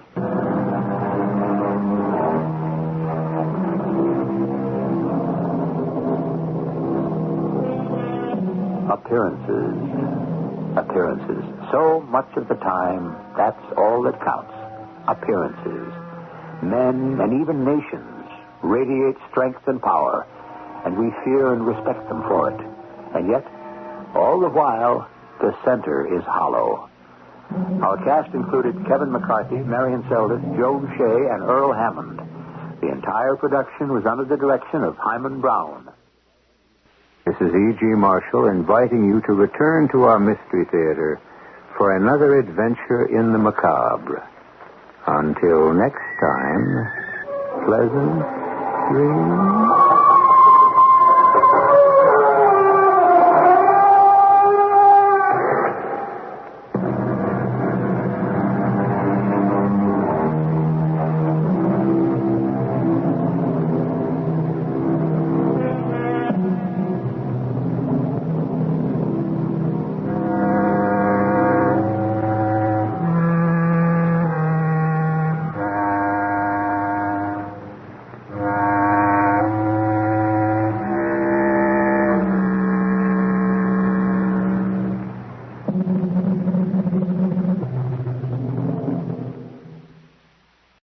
CBS Radio Mystery Theater presents...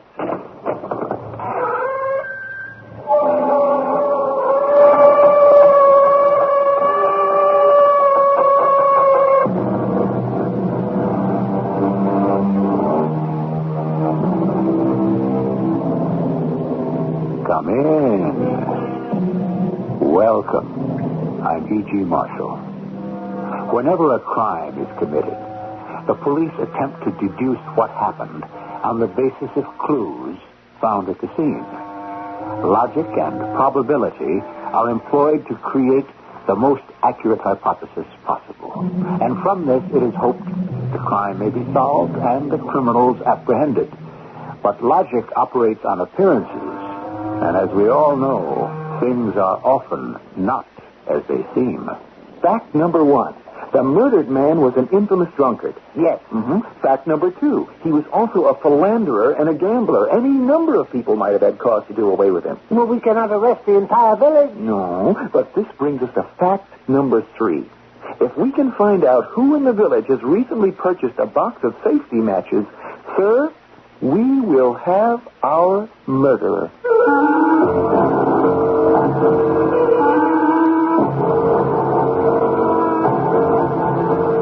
Our mystery drama, The Safety Match, is based on a short story by Anton Chekhov. It was adapted especially for the Mystery Theater by Percy Granger and stars Robert Dryden and Russell Horton. It is sponsored in part by Buick Motor Division and Contact, the 12-hour cold capsule. I'll be back shortly with Act 1.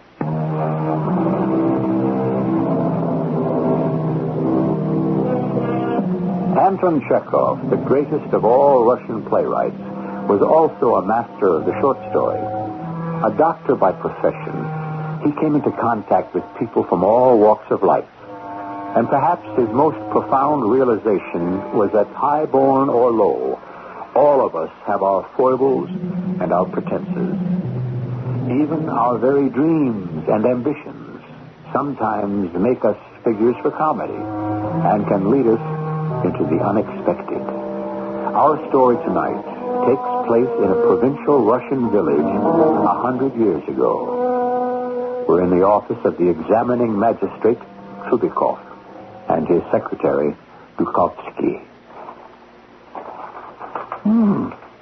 See here, Your Honor, the Serbians are at war again. No, put down that newspaper. Surely you must have some letters to write. The world doesn't end at the edge of our district, Your Honor. Now, don't bore me with politics. Here it is. Excuse me. Yes, what do you want? Is this the office of the examining magistrate, Leonard Chubikov? It is. Are you the magistrate? No, that's Mr. Chubikov there. I'm Dukovsky, the magistrate's secretary. Come in. What can I do for you? Your Worship, forgive me for intruding like this, but I'm afraid I've come with news of the worst sort. Yes? Well? My name is Andrei. I'm the steward at the estate of Klausov, Major Klausov. We are talking about the retired officer of the Horse Guard? Yes, the very one. Well, it is to my great sorrow that I must report Major Klausov has been, well, to put it boldly, he's been murdered. What? Murdered, you say? Yes, Your Worship. But is this possible? It's quite true. And not only that, his body is missing. Oh, Lord have mercy on us. Only last Friday I saw him at the fair. I had a drink of vodka with him. Dukovsky, come. We must go at once.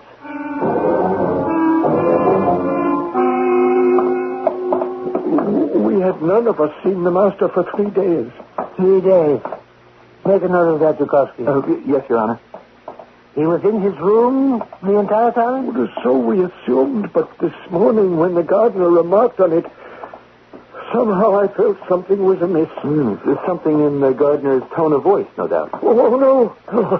The gardener is an old man. He wouldn't hurt a fly. But I took the liberty of looking in through the window. And, well, gentlemen, you see for yourselves. Here's the door to the master's bedroom. You see, it's locked. Locked?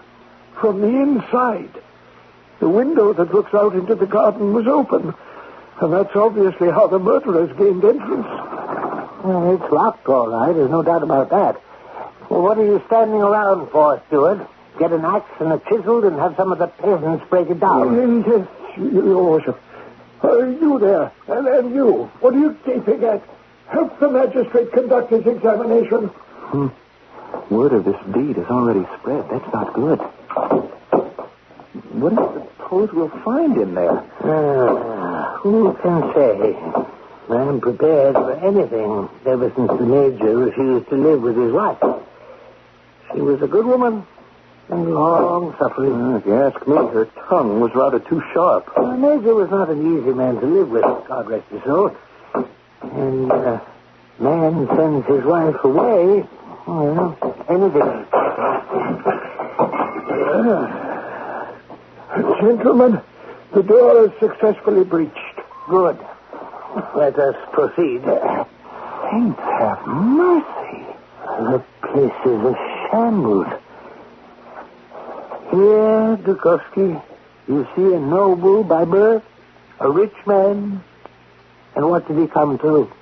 He drank and dissipated, gambled, and now this, murdered, banished under the most sordid of circumstances. And who could have done such a thing?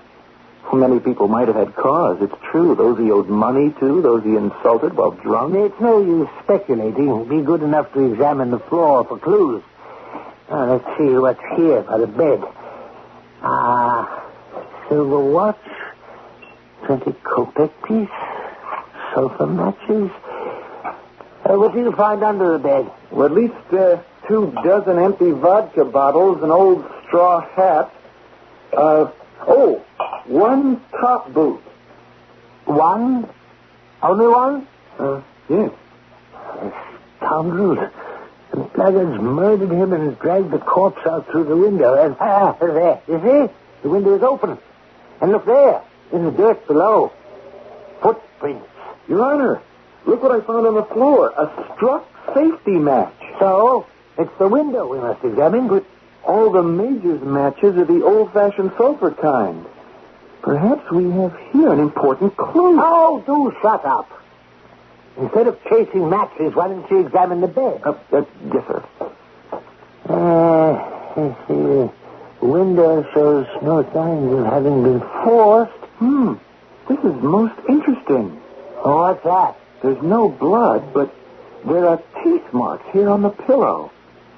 And then there's that one top boot with no sign of the other. Well, whatever. Well, it proves that they strangled him while he was taking his boots off. You see, he hadn't had time to take the second one off. Oh, there you go again with your deductions. How do you know they strangled him? Oh, because of the teeth marks on the pillow. Oh, yes. Well, come into the garden. You'd be better employed there than digging around in here. I can do that without you.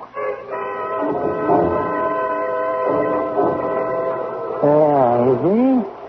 The grass under the window has been crushed and trampled. And this bush here, also trampled.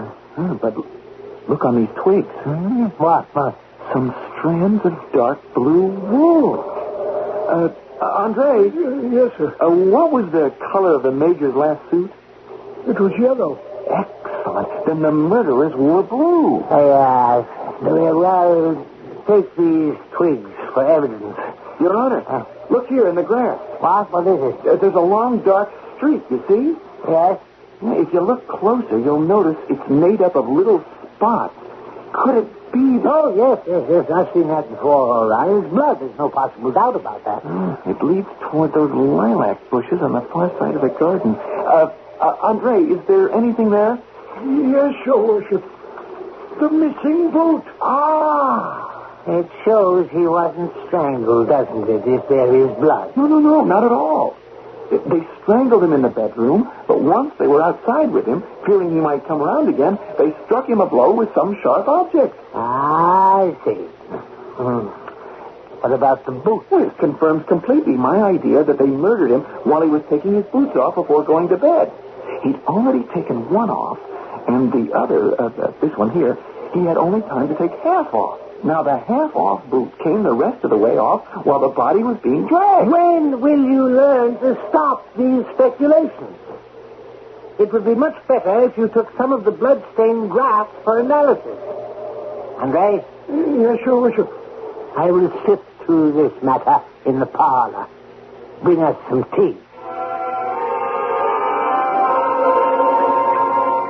I say the murder was committed by an educated man. What evidence do you have of that? Well, the safety match proves it. The peasants hereabout are not yet acquainted with safety matches. Only a few landowners use them. And furthermore, it's evident that there was not one murderer, but three. Three? At least. Two held him down, while a third killed him. You see, the major was a strong man, and the murderers must have known it. Drink your tea. Oh, yes, Andre, with some cake. Thank you. In my humble opinion, Your Worship, I believe I may know the man you're looking for. Yeah, what, you do? It was Nicholas, the master's valet. He's a rascal and a drunkard, the like of which heaven should not permit. About what makes you suspect this is Nicholas? Because it was he who always took the master his vodka and put him to bed. He would have been the last person to see the master alive. Did he have any motive? I once heard him boast in the public house that he would kill the major. No. It happened on account of a woman by the name of Sonia. Nicholas was making up to her, but she caught the major's eye, and he made friends with her himself. Nicholas naturally was furious. Well, where is Nicholas now? Well, that's just it. He's rolling about in the kitchen, drunk, and telling lies, saying he's sorry for the master. Bring him before me at once. I think at once, Your Worship.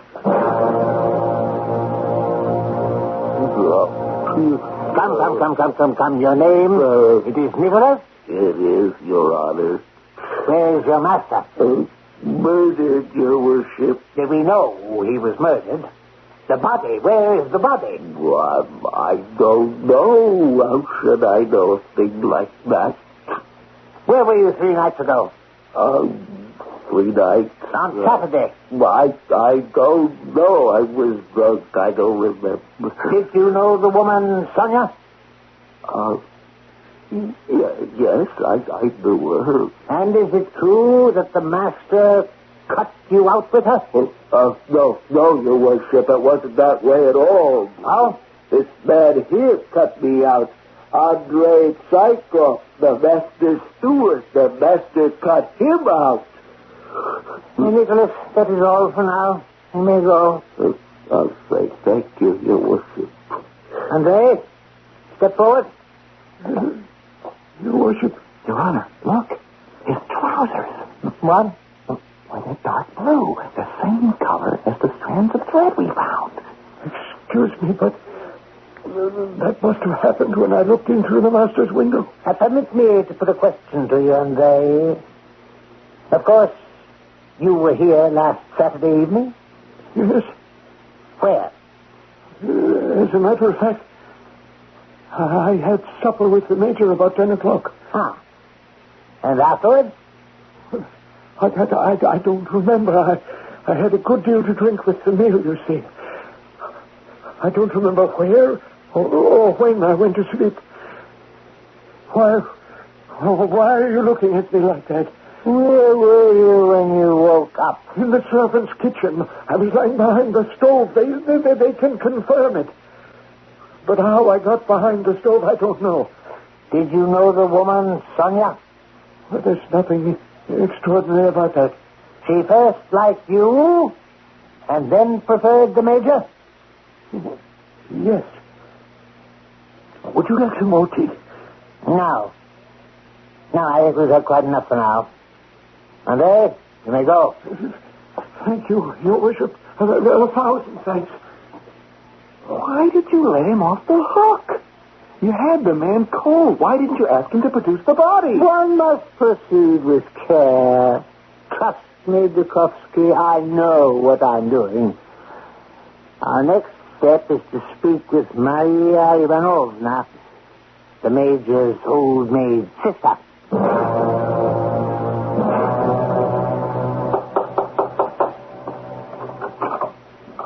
Yes? Oh, Your Worship. Madame Klausoff, I apologize for disturbing your prayers. What do you want? I'm sure you have heard already that there's a suspicion that your dear brother has in some way or other been murdered. I know. You know? It is divine retribution. the Lord Justice for the dissolute life he led. Yes, well, could you help us perhaps with some clue, some possible explanation? No, don't ask me. I can tell you nothing. There is nothing that can stop the will of God. What has happened is too horrible, too terrible to bear talking about. We all carry with us a splinter from the cross. There is guilt in each of us. No man is free from his thoughts, and the thought is sometimes father to the deed. On most police blotters, there is a surfeit of crime and a dearth of culprits. It seems here we may have the opposite case. I shall return shortly with Act 2. What man's conscience is so clear he can pass an officer of the law without a slight fluttering in his heart? And how we flinch should the roving official eye light on us with its scrutinous talons. Why do we feel so self-conscious before the man in uniform? Is it because somehow his uniform gives him the aura of omniscience? Or because we fear the possible error of his discretion? Confound that woman. The major's sister. It's clear she knows something and is concealing it. The will of God, the Lord's justice. What do you suppose she meant by that? I'm quite sure she meant exactly what she said. It's equally certain that Nicholas, the valet, had something to do with the matter. You still think that, do you? Well, you can see by his face what sort of a person he is. His alibi betrays him. Drunk and doesn't remember. And it's also certain he did not set the thing going. Why can you be so positive of that? Well, he hasn't the brains for it. He was only a hired tool, you agree? Grind away, Axeman. There's a whole forest out there. The humble Andre was not without some slight share in the matter. His dark breeches, the same color as the thread found in the bush. His agitation, his lying behind the stove in a terror after the murder. And Sonia? So, according to you, whoever knew Sonia is the murderer. Idiot! You were one of Sonia's admirers yourself. Does it follow that you were implicated, too? And she was a cook in your house for a month. I'm saying nothing about that. Yes. Well, what of it? The point is, it's not the woman who matters, Your Honor. It's the mean, nasty, low spirit of jealousy that matters. They wanted revenge on the major. Humiliation and passion. That's quite enough motive for a murder. Oh, be still for a moment, will you? I'm trying to think. We have two of them. But who's the third? Nicholas and Andre held him, but who smothered him? Andre is shy, timid, seems an all-round coward. And Nicholas wouldn't know how to smother. His sort uses an axe or a club. Some third person did the smothering. But who was it?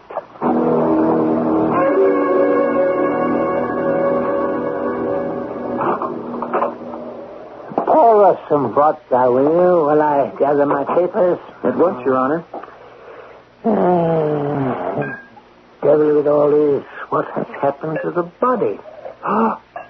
Eureka! Huh? Eureka, Your Honor. I can't understand how it didn't occur to me sooner. The third person who acted in concert with those scoundrels Nicholas and Andre and did the actual smothering was a woman. What, a woman? Yes. And I mean none other than the murdered man's sister, Maria. What? Hey, excuse me. Are you drunk? Do you have a pain in your head? I am perfectly well. Now, how do you explain her confusion when we appeared, or her refusal to give us any information whatsoever? Yes, but all right. Now, these are trifles, it's true, but consider this. She detested the major. She never forgave him for living apart from his wife. Your Honor, she is a member of the old faith. And in her eyes, her brother was a godless profligate. That is where the germ of her hatred was hatched. She's a harmless old woman. But look at it from her point of view. They say her brother had succeeded in making her believe he was an angel of Satan. What else should a woman of her fanatical beliefs do? Kill her own brother? To rid the world of an antichrist, of course. In her eyes, it was a religious achievement. It was she and nobody else. even if you cut me open. Well, never mind. I'll answer it myself. Yes? What can I do for you? Your worship, my name is Daniel. I'm a shepherd for Major Klausoff. The former Major Klausoff, that is. God rest his soul. Yes. Well, look, we're quite busy now, really. What is it you want? It's not up to me to say how important it is, but there is something that, in my humble opinion, may be of use to you. I see. Well, come in. Thank you. Last Saturday night, the night they say the Major was murdered, I was a bit drunk, you see, and I was with friends until around midnight. On my way home, because I was drunk, I went into the river for a bath. I was floating about peacefully when I heard noises. I looked up and saw two men walking along the dam. They were carrying something bulky, and they didn't see me. But as they passed by, I plainly saw it was the master they were carrying away. Major Klausoff? Yes. And the two men, could you see their faces? No. Once I saw it was the master they were carrying, I was too frightened to look. Nevertheless... Just a minute, Dukowski. You say you were drunk at the time? Yes. To my shame, I was. But I'm quite sure it was the master. What was he wearing on his feet? Nothing. Come to think of it, his feet were bare. It seems obvious to me. It is quite obvious, Dukowski. I don't need you to tell me it is obvious. Two men, did you say? Yes, Your Worship. They must have Nicholas and Andre arrested at once.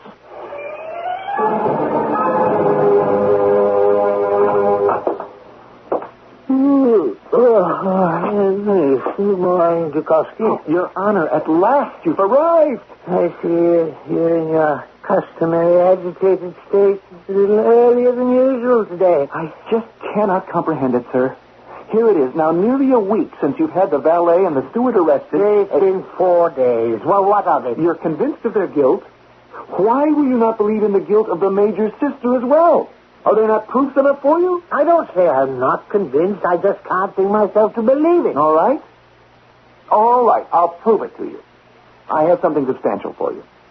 What are you going on about? The safety match.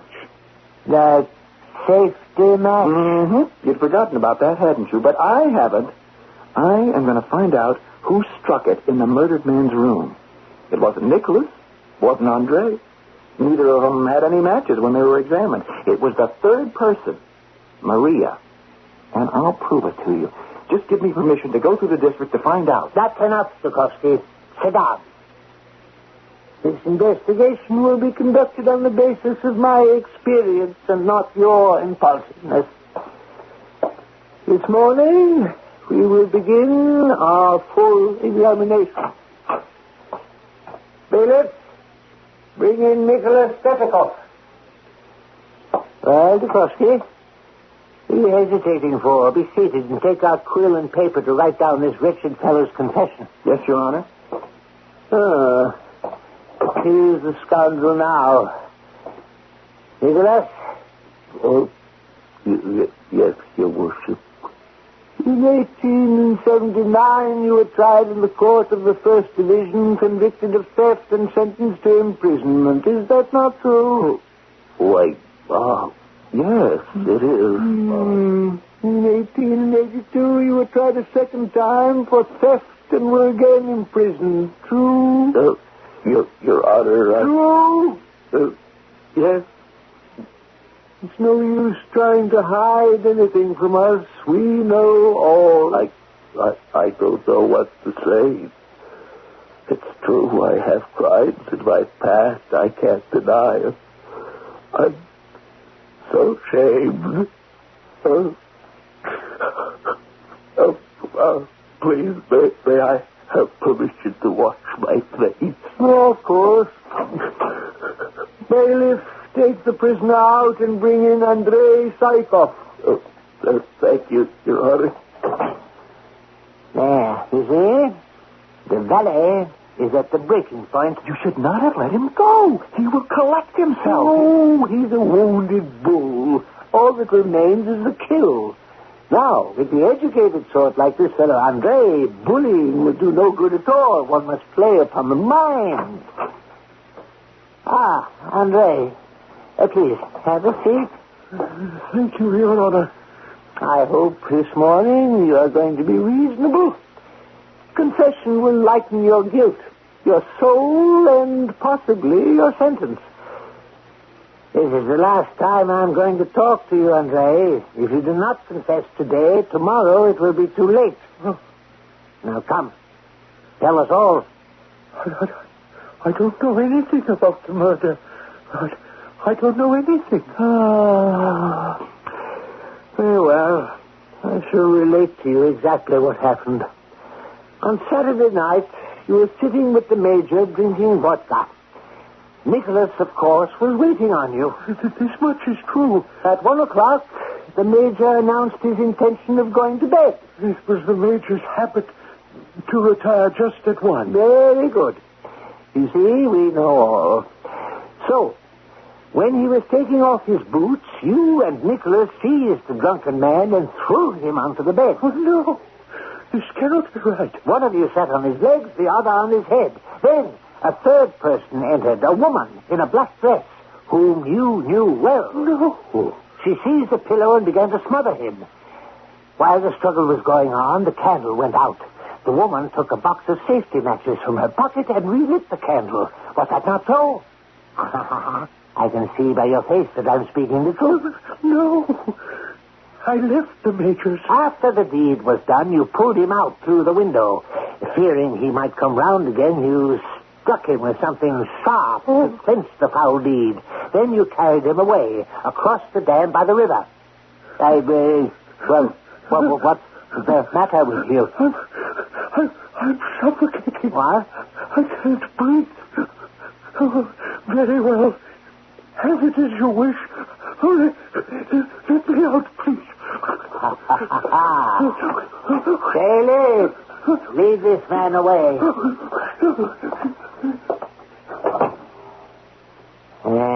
You see? At last he has confessed. He has betrayed himself. And didn't I get round him cleverly? Caught him napping. That, my dear Dukovsky, is how one conducts a successful examination. And you'll notice he didn't deny the woman's part in it. Yes. In a black dress. Maria. Good day's work, eh? Now it simply remains to find out what was done with the body. If it's all the same to you, Your Honor, there's something that still torments me. What's that? The safety match. I still have yet to prove to your satisfaction the identity of the third party.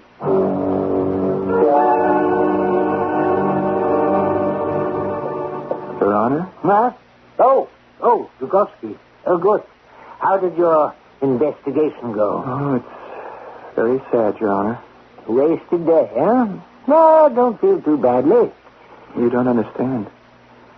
My investigation has been a success. It has? I have found the third person, the guilty party.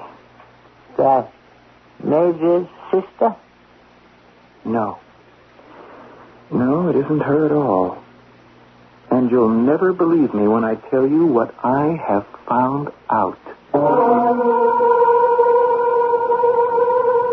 The rash charge in where wise men think it a waste of time to tread, to modify the old saying.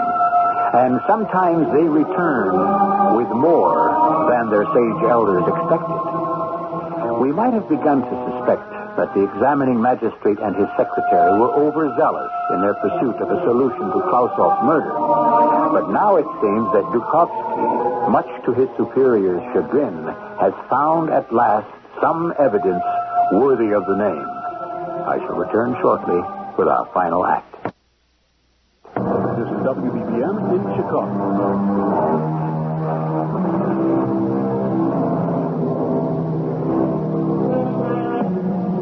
the experience of age versus the impulsiveness of youth. It's an eternal conflict. And when one throws into the bargain the pomposity of the old and the arrogance of the young, it can sometimes seem a wonder that anything is ever accomplished. A miracle that the truth is ever discovered at all. You have discovered the identity of the third party? I went to the Major's village. Very methodically, I visited all the little shops, public houses, and dram shops on the road, everywhere. I asked for safety matches, and everywhere they said they hadn't any.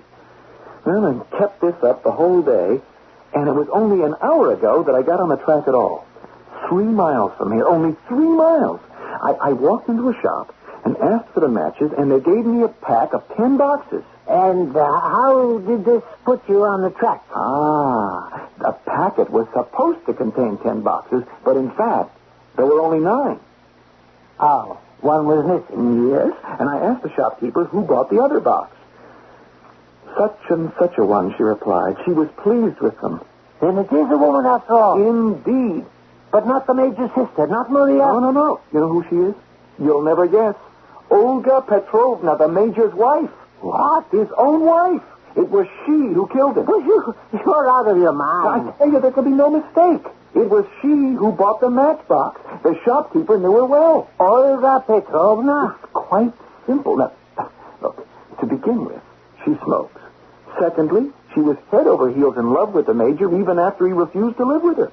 True, they say she used to beat him because she loved him so much. But, nevertheless, this is just not possible. Think of the humiliation she suffered at her late husband's hands when he sent her off to live at her brother's. Now, what would such a woman do? Come along quickly, or it'll be dark. Yes, you're reasoning in circles. I have the proof that you demanded of me. I have spent an entire day getting it. The only box of safety matches purchased in the district was by the murdered man's estranged wife. It makes such sense. I kick myself for not having thought of it before. What pigs we are to disturb a poor lady like this. Patience, Your Honor. In a few moments, we shall have the body and the murderess in hand. Really, I'm having very strong misgivings. It's all right. Don't be frightened. We can say that we've broken a spring, or better yet, that our horse has split his hoof. She won't suspect a thing. Oh, you've become quite the young inspector, haven't you? I suppose you'll talk of nothing else but a promotion after this. That we can discuss when I brought this case to its successful conclusion.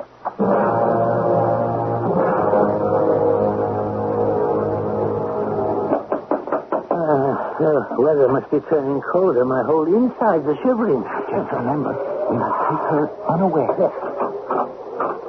Yes? Madame Klausoff? It is I, Leonard Chubikoff, the examining magistrate. Oh, Your Honor. Oh, what a pleasant surprise. Oh, do come in. She seems precious little upset by recent events. Pardon? This is my secretary, Emil Dukovsky. Madam? Oh, well, come into the parlor. You're just in time for supper. You see, our horse has... may I take your coat? What? Take her unawares. Unawares, I tell you. Oh, yes. Our horse, he has split his hoof. Oh. Yes, which is why you understand. Excuse me, then, while I tell them to set 2 more places at the table. And make yourselves comfortable, gentlemen. I shan't be a moment. Abruptness is of the essence. Now, she's gone off to compose herself. If you ease into your accusation, she'll meet you turn for turn and brazen her way out altogether. Well, do it yourself, then. What? Get me out of it. I've no stomach for it. But... Well, there we are. All taken care of. The samovar will be out in a moment. Madam, we did not drive over here to take supper with you, or to see your brother. Oh, I'm sorry. I assumed... We came here to ask you, respected madam, where your husband is. My husband? Mm-hmm. Whom you have murdered. What? My husband has been murdered? Oh, surely you do not pretend to not know of his death. Oh, but it's not possible. It is more than possible, madam, since it was you who did it. don't understand. I ask you, in the name of the law, where is the major? It's no use dissembling, madam. We know all. You do? But who told you? Be so good as to show us where he is. But how did you find out? Good, madam. Show us where you hid the body. Otherwise, we shall have no choice but to arrest you. Arrest? Did you say arrest me? Well, yes, that's the normal procedure. What do you want with my husband? Oh, madam, what is the use of these questions? We ask you to show us the body. Come. I will take you to him.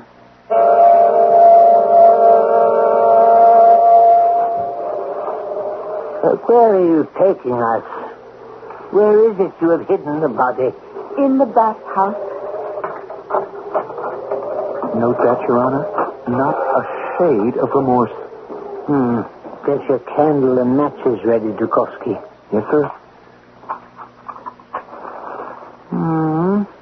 I see nobody in the dressing room here. He is beyond, in the bath itself. She has a fine sense of the bizarre, I must say. Like your English murderers. Hold up the candle. A table, a dish with ham, plates, cutlery. Has she been eating in here as well? Madam, forgive me, but where is the body of your late husband? Up there, on the top tier of the sledding frame. There it is. I can see his form stretched out. Give me the candle. I must make a positive identification. It is the Major, my husband. I can assure you of that, Your Worship. What? He moved. Madam, you are making fun of us. This is not the murdered man. Some live fool is lying there. Here. Whoever you are, the devil take you. Well, who's that sneaking around here? What do you want? It's the Major himself. Is this possible? Well, of course it's me. Who's that? Dukovsky. What the devil do you want here? And who's that other fat man down there? Great God. The examining magistrate. What on earth brings you here, my friend? How on earth did you find me? Olga Petrovna. She's escaped. Oh, please, let her go. She'll be back soon enough. Young Dukovsky, what are you looking at? Do you think I'm a ghost? Major, you must tell us, what are you doing here? Well, why shouldn't I be here as well as any other place if I'm all right? Here, come, have some of this ham. Are you all right? Well, of course. I'm in captivity, as you can see, in solitary confinement, so to speak. By the way, where am I? Is it possible you don't know? Well, I was unconscious when they carried me off. Carried you? Yes. Yeah, kidnapped. You're in your brother-in-law's bathhouse. Oh. Well, no matter. I'm fed. Next week, perhaps, I'll try to escape. This is incomprehensible. Well, why? What's so incomprehensible? Well, how did your boot get into the garden? What boot? We found one boot in your bedroom and one in the garden. What do you want to know that for? It's none of your business. Here, come on, have a drink. Still, there's an interesting tale to tell of that boot. Olga came to my window and insisted that I come with her. She refused to endure any longer the humiliation of living apart. But I refused. I don't like to be bossed. So she planted herself there under my window, in the middle of the night, mind you. She began to abuse me, like the shrew she is. You know what women are like, all of them. Well, anyway, I was a bit drunk, so I took one of my boots, I heaved it at her. The boot was in the garden because you threw it at her? Yeah, I figured I would stop her scolding. but it didn't. She climbed right in through the window and beat me up. Oh, and then she dragged me over here and locked me in. She feeds me now on love, vodka, and ham. It's not too bad. Hey, where are you going off to? Subikoff, Dukovsky, where are you going? Gone. The two of them. Who fancy that? And without a word.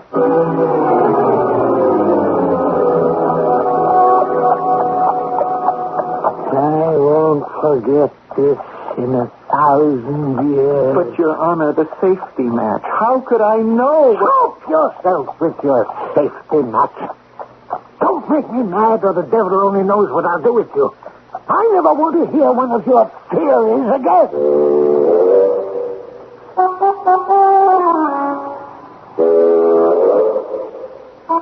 Pride goeth before a fall.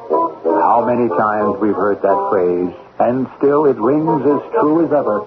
And yet, strictly speaking, our young secretary was not amiss in his application of the laws of deductive logic. He simply began with the wrong premise. How often we act on the basis of appearances, only to find out too late the truth lies in the opposite direction. I shall return shortly with a final word.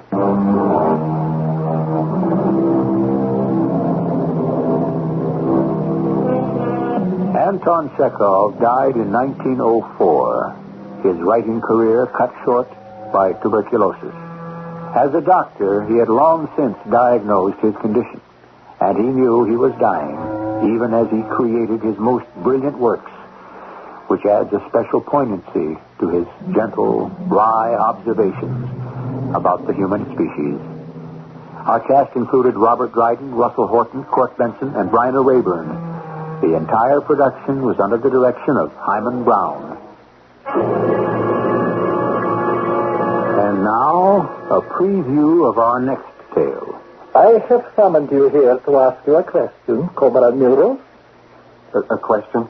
Can you tell me why you should not be brought home, where you will either be shot or sent to one of the mines high up in the Arctic Circle? But why? You have failed in your mission. I wouldn't exactly say I have failed. You were assigned to subvert Senator Luther K. Hotchkiss.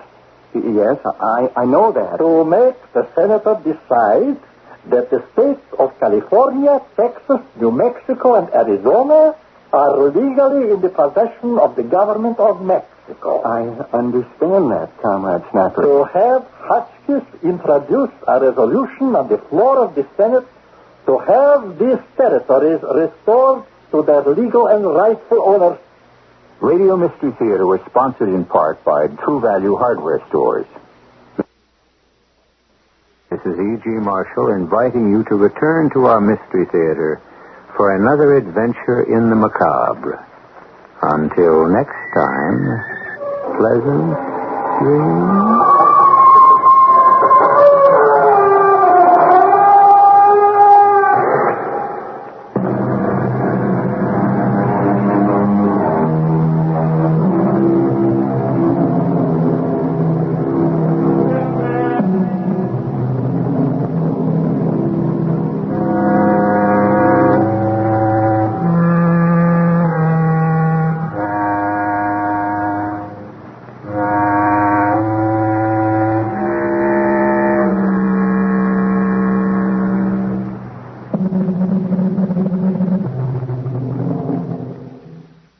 CBS Radio Mystery Theater presents...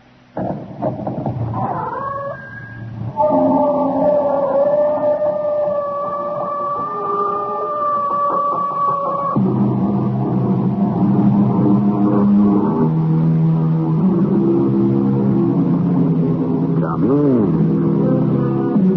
Welcome. I'm E.G. Marshall. Man, it is said, is neither angel nor beast. Therefore, he can play either role with equal facility and even felicity. Perhaps that is why there are times when the best of us suddenly become the worst of us, and the worst of us the best of us. And does anyone really know why? You will propose on the floor of the United States Senate that the United States return at once to Mexico the states of New Mexico, Arizona, California, and Texas. Are you crazy? What makes you think I would do such a harebrained... Senator, I have some documents here. Documents? And pictures. Pictures? Are you going to make that proposal? Well, let's discuss it, shall we?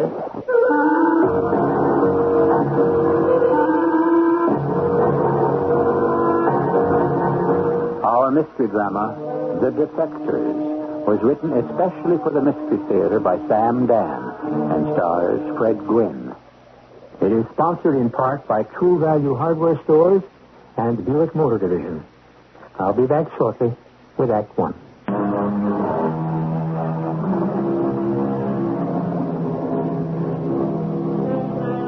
Wasn't it Miss Jane Austen who said, "One half of the world cannot understand the pleasures of the other half"? Yes, it was. And she might have added, "Nor does it approve of them either." The French, who have a reputation for liberality in these matters, have an expression, chacun a son goût, which roughly translated means whatever turns you on. At any rate, it may be safely assumed that more people are laid low by their joys than by their sorrows. A case in point? Let us consider Luther K. Hotchkiss. Why did he suddenly resign from the Senate? I have found that the world, as that great poet Wordsworth said, is too much with us. Getting and spending, we lay waste our powers.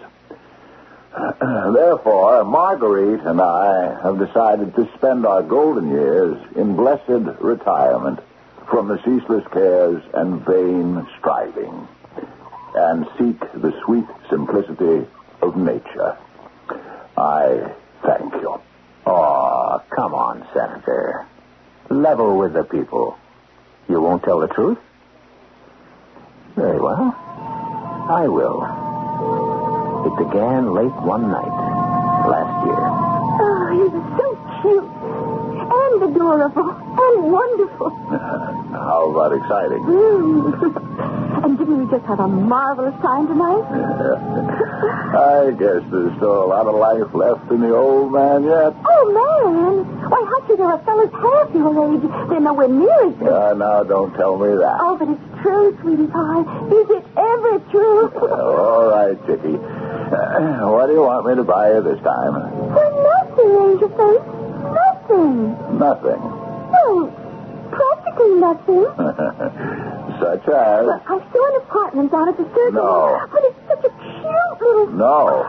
But why? You know why. Oh. Don't you have a lovely apartment now? But it's nowhere. How could I give you an apartment, Chickie, down at the circle? But that's where all the action is. How long do you think it would be before everyone found out about us? Ruin and disgrace. But I get so lonesome all the way up there near Arrow Creek. Well, that's why I bought you this car, so you could get around. Get around? Where? When? I have to be home every single night in case you get an idea you want to see me. I'm sorry. I know it must be dull for you. It's just, I can never make any plans. Well, I can never make any plans either. You think I'm free to come and go as I like? Oh, I'm going to cry in a minute. No, I'm serious. I'm chairman of the most important committee in the Senate. The committee to settle overdue claims arising from the Mexican War is the most important committee in the Senate. You have no idea of the work it entails. Oh, I know the rest of the speech by heart. And in addition to everything else, it's an election year. Well, what are you worried about? You can buy your way in again, as usual. I do love you, Chickie. You know that. All right. Say you love your Hotchie. I love you. You're angry. Oh, leave it go. What's the matter? What's the matter? Well, why are you slowing down? I don't know. Put your foot on the gas. What do you think I'm doing? I mean, step on it. I got the gas down to the floor. Then why are we stopping? I don't know. Pull over to the side. What do you think I'm trying to do? What's wrong with the car? Oh, how would I know? When was the last time you had this car in for a checkup? I don't remember. You don't remember? Oh, yes, I do. The fellow said something about a new transmission. This is fine. Just fine. Stuck here in the middle of the night, in the middle of nowhere. Oh, well, at least you've got to admit it's romantic. Suppose we're seen here together. Tell me, don't you ever worry about that? No. No? Well, why should I? You do enough worrying for both of us. We simply cannot be seen together. I'll tell you what we have to do if someone should stop to pick us up. You'll just have to... I'll have to what? Hide. Hide? Yes, it's the only way. I'll go off with them, and you stay here. By myself? It'll just be for a little while. But here, alone? And as soon as I get to the city... Oh, alone? I'll hire a car and come back for you. You must be crazy. It's better than running the risk of my being recognized. Who's going to recognize you? I'm here at night. Listen, that's a car. It's slowing down. I'll get out. You slump down on the seat so he won't see you. What's nothing doing?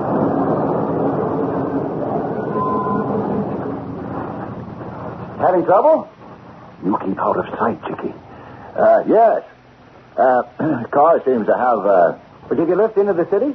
Chickie, get down. Why, sir, that's really nice of you. Oh, I didn't see the lady with you. Oh, well, Oh, aren't you a real nice guy to help us out like this? Well, you do what you can here and there along the way. Hop in, folks. The car. Maybe someone should stay with the car. Oh, I don't think anybody will be along here this time of the night to bother the car. You folks are sure fortunate I passed by. We all set? Yes, I happen to be coming home from the ball game. Hardly anyone uses this road anymore. How come you were on it? We were lost. Oh, it's easy enough to do that. Just as soon as you get into the city, there's an all-night service station. Frank, drop you off there, okay? That'll be fine. Fine. You from around these parts? No, just passing through. No, I thought you were because I noticed the D.C. license on your car. Oh, it's a rented car. Oh, is it? Yes. Oh, I didn't think so. It doesn't have the rental car type of license plate. Maybe it's a special situation of some kind. Yeah, maybe. Actually, we're not even from the United States. Oh? Where are you folks from? We're from Mexico. Oh, really? Bonus notches. Yeah, you could have fooled me. I was thinking you look kind of familiar. I do. I'm sure I've seen you someplace before, but I just can't recall where. Why do you look so familiar? Oh, lots of people look like lots of other people, you know.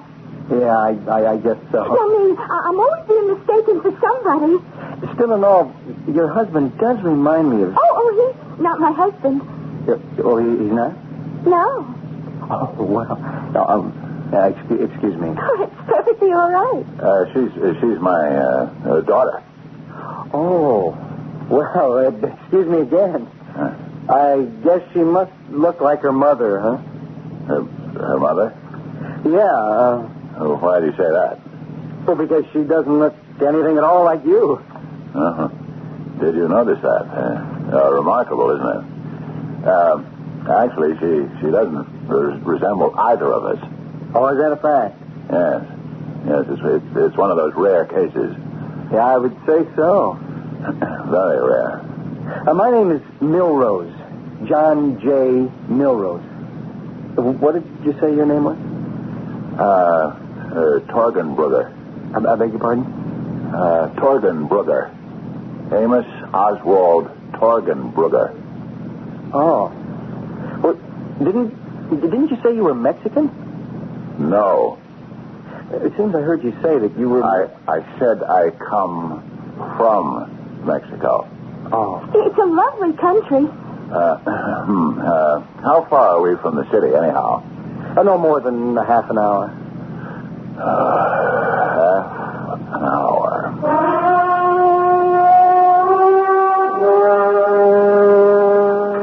I didn't hear you come in last night, my dear. The meeting ran late, Marguerite, dearest. Oh, poor darling. You do work so hard. One must do one's duty. Well, shall you be home to dinner this evening, precious? This evening, no. I'm afraid not. Oh, that's too bad. I'm so sorry. I wonder if the people appreciate how much you give of yourself. Oh, probably not. It just isn't fair. My dearest, one doesn't do these things for appreciation, but from a sense of duty to one's state and one's country. That committee work does take so much out of you. If only you knew how much there was to do. Well, shall I wait up? I don't think so. We're having hearings, you know. At night? No, well, you see, these are mostly poor people, and they work during the daytime. Oh, of course. What shall you be doing this evening, my dear? Oh, I'll read a book. Yes, that's a good idea. Reading. Now, that improves the mind. Well, my dearest, I must run. Oh, so early. One labors early and late when one is the tribune of the people. Tribune of the people. I rather like that. Well, goodbye, Luther. Goodbye, dear. You're the perfect wife. I try to be. I'll call you sometime during the day. Oh, that'll be nice. Goodbye, darling. Goodbye, my dearest. Goodbye, my dearest. Goodbye, my darling, my dearest darling. Goodbye, my darling, dearest darling. Goodbye. Hello?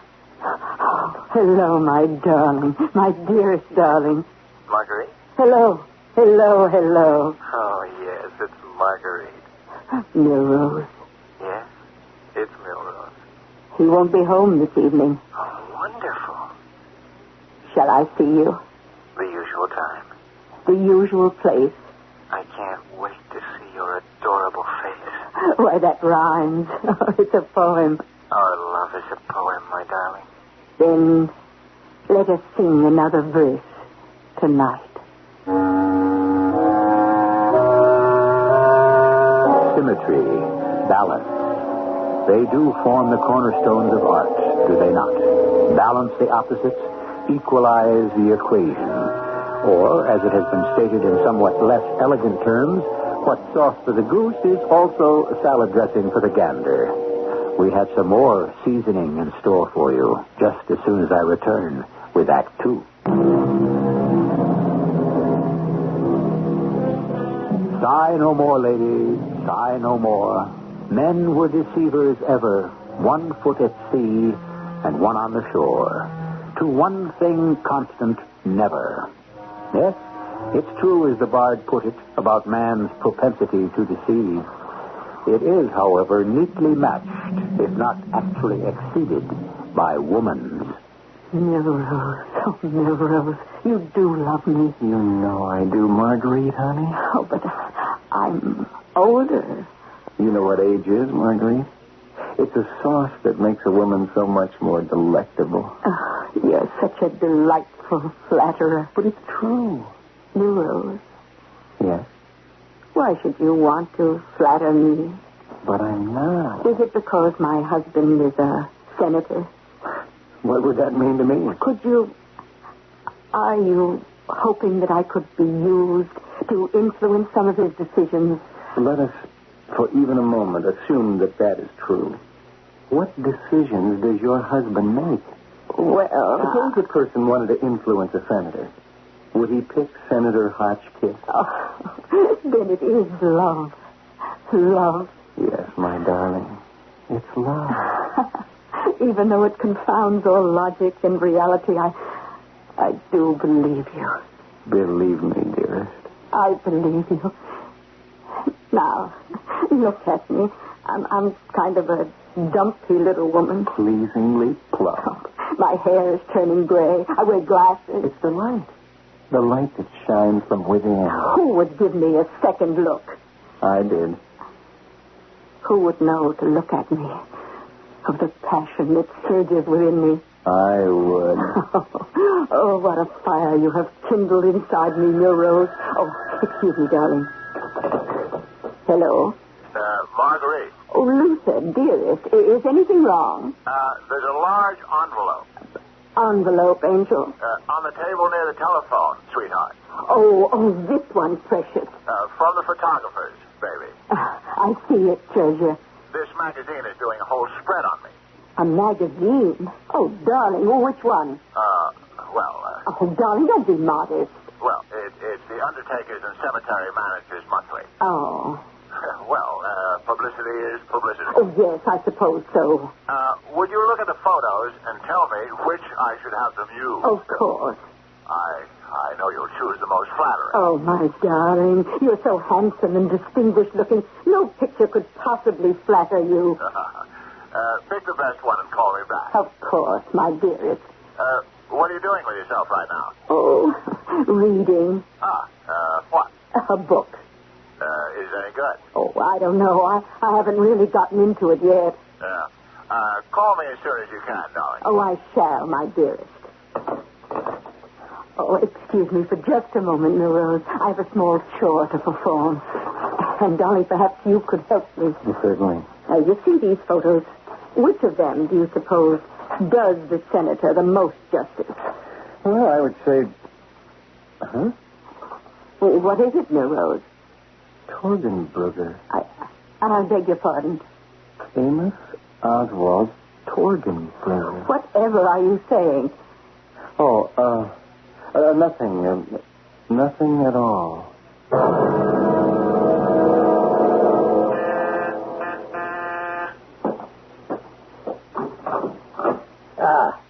It's you. Come in. You sent for me, Comrade Snapper? Obviously, I sent for you, Comrade Milrose. Otherwise, you would not be here. True? Well, yes. Perhaps you have been too long in this country. Too long? While you have acquired a splendid American accent, you have also picked up so many typically American irrelevancies of speech. I'm sorry, Comrade Snapper. I have summoned you here to ask you a question, Comrade Milrose. A question? Can you tell me why you should not be brought home, where you will either be shot or sent to one of the mines high up in the Arctic Circle? But why? You have failed in your mission. I wouldn't exactly say I have failed. You were assigned to subvert Senator Luther K. Hotchkiss. Yes, I know that. To make the senator decide that the states of California, Texas, New Mexico, and Arizona are legally in the possession of the government of Mexico. I understand that, Comrade Snapper. To have Hotchkiss introduce a resolution on the floor of the Senate to have these territories restored to their legal and rightful owners. Yes. And to convince him that he must conduct a one-man filibuster to that effect. I know, Comrade. Not that it would succeed, of course, but the publicity and the embarrassment to the United States government. I'm aware of that. And what have you accomplished so far? The seduction of Mrs. Hotchkiss.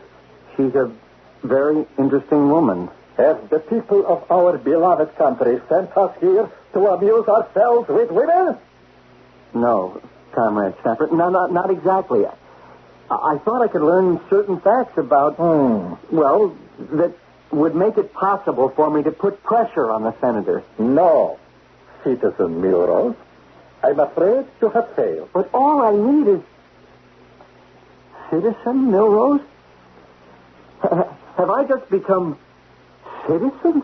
I'm afraid so. But Unfortunately. Oh.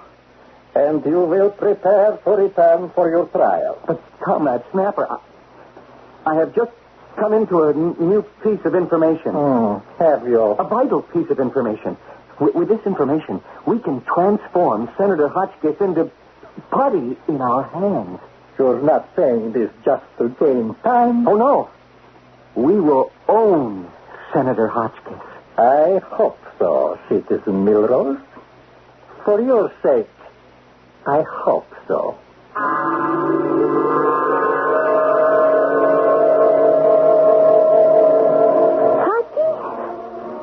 Lenny Pie, where are you? Right here. No, Hutchie, you're a million miles away somewhere. Well, Oh, you can tell your little sweetie all about it. I'm thinking about my wife. Your wife? If she found out about us, she'd divorce me. And the folks back home, Oh, you worry too much. Isn't that just fantastic music? Come on, let's dance. how can you even think about dancing at a time like this? Well, what's wrong? Well, can't you see that I'm worried? About what? What have we been talking about? I don't know. I wasn't paying attention. Suppose they find out about us. Oh, that. Yes, that. Oh, come on. Give your little chickie a nice kiss. It'll make you feel better. It always does. The chickie. Chickie, suppose they find out. Well, who's they? You know, they. The great they. Well, who's going to tell them? That fellow. The fellow who picked us up last night. Milrose. Was that his name? You mean the one with the wavy hair and bright blue eyes and the cutest little dimple on his chin? I don't remember exactly what he looked like. Oh, I didn't get a good look at him either. Suppose that he recognized me. But he didn't. I'm not too sure. He kept asking those questions. He was just being friendly. No. I tell you, I think he suspects. Well, then, what can we do about it? He'll ruin me. How? I've been telling you how. He knows. I tell you, he knows. Chickie, I will not be blackmailed. But you don't even know that he... I won't stand for it. I'm Luther K. Hotchkiss. Oh, you don't have to tell me. I know. Before I permit him to ruin my career, I'll... You'll what? I'll think of something. Oh, come on, Hutchie. Let's dance.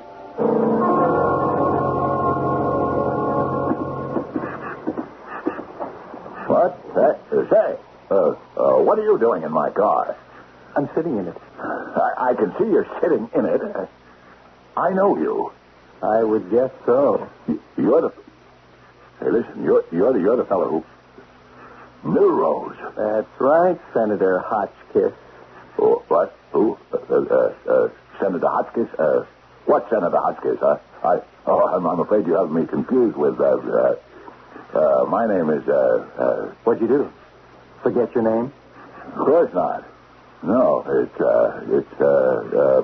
Buttenberger. You mean you changed it since last night? I don't know what you're talking about. You said it was Torgenbrugger. And that's what I said. From Mexico. Canta, parajito. Que tu cantar, alegre corazón. What? Oh, come on, admit it. You don't speak a word of Spanish. And you've never been to Mexico in your life. What do you want? Well, now, that's better. Come in. Sit down, Senator. Who are you? That's a good question. I suppose the best way to put it might be to say that I'm an enemy agent. A what? You heard me. But you don't look like an enemy agent. You don't talk like an enemy agent. What do you want? I want to stay in this country. But you're an enemy agent. I'm not a bad fellow at heart. Why are you telling me all this? Because you're my only hope. Only you can keep me here. Do you understand? No. I'm such a small and unimportant enemy agent. And we have so much in common. What could we possibly have in common? Well, you're such a small and unimportant senator. You shouldn't have said that. I'm sorry. But frankness should be the basis of every valid relationship. Who says we're going to have a relationship? You might just as well make the best of it. I refuse to have anything to do with you. I want to help you out. I'm asking you in a nice way. All you're giving me is abuse. Okay. From now on, no more Mr. Nice Guy. From now on, it's all business. You're going to do as I tell you, or else. Or else what? Or else the whole world, starting with your wife, is going to find out about Luther K. Hotchkiss and Miss Chicky Paradise. No. No, you wouldn't. Furthermore, a special mailing will be sent home to all the voters in your state. No. Well?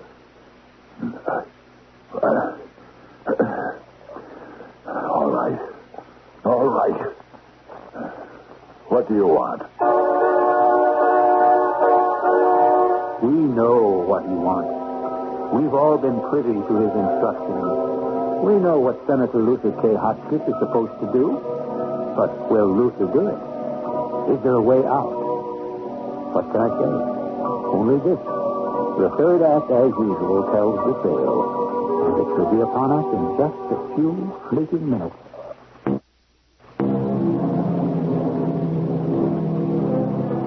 I could not love thee half as much, said the poet, loved I not honor more. Well, so far we seem to have quite a bit of love in our story, but now, for the first time, honor is about to make an appearance. Well, if you think we're going to have all sorts of philosophical discussions on the nature of honor itself, forget it. We're going to let love and honor battle it out with absolutely no holds barred. Are you crazy? You want me to introduce a resolution that would return California, New Mexico, and Arizona to Mexico? And Texas. You forgot Texas. But that will be the most ridiculous speech ever heard on the floor of the United States Senate. Don't flatter yourself. I won't do it. Then you forced me to become the heavy. No, just a second. I shall make known the relationship between you and Miss Chicky Paradise. Go ahead. Go ahead? Do your worst. I'll deny it. You will? I'll claim it's a plot. And after all, it's only your word against mine. We have pictures of you with Miss Paradise, taken in various places and poses. You don't. And this apartment. Way up here in Arrow Creek. You signed a lease for it. Why? Do you live here? You'd better think about it. More coffee, precious. No, thank you, my dear. Did you have a nice time last night? Oh, it was work. No peace for the weary. You mean no rest for the weary. No peace is for the wicked. Which reminds me, you had a phone call from the party whip. I did? Yes. It seems you're going to ask for the floor tomorrow. He wants you to check with him. He does. Well, I guess it's standard procedure. He'd like to know what you want to bring up. Oh. Darling, I didn't know you intended to make a speech tomorrow. Why didn't you tell me? I'd like to be in the gallery. After all, it'll be your first speech in 18 years. Actually, since you've been in the Senate. Oh, well. And word's getting around. It's taking on all the status of an event. Everybody's going to be there, including the media. Now, what are you going to talk about? Well, these days you have to be associated with a cause. All the famous fellows in the Senate are always being associated with something. They all have a pet project. Mm-hmm. Well, do you have one?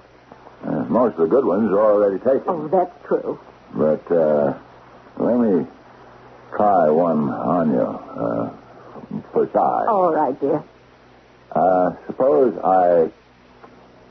I introduced a resolution to give California, New Mexico, and Arizona, and Texas back to Mexico.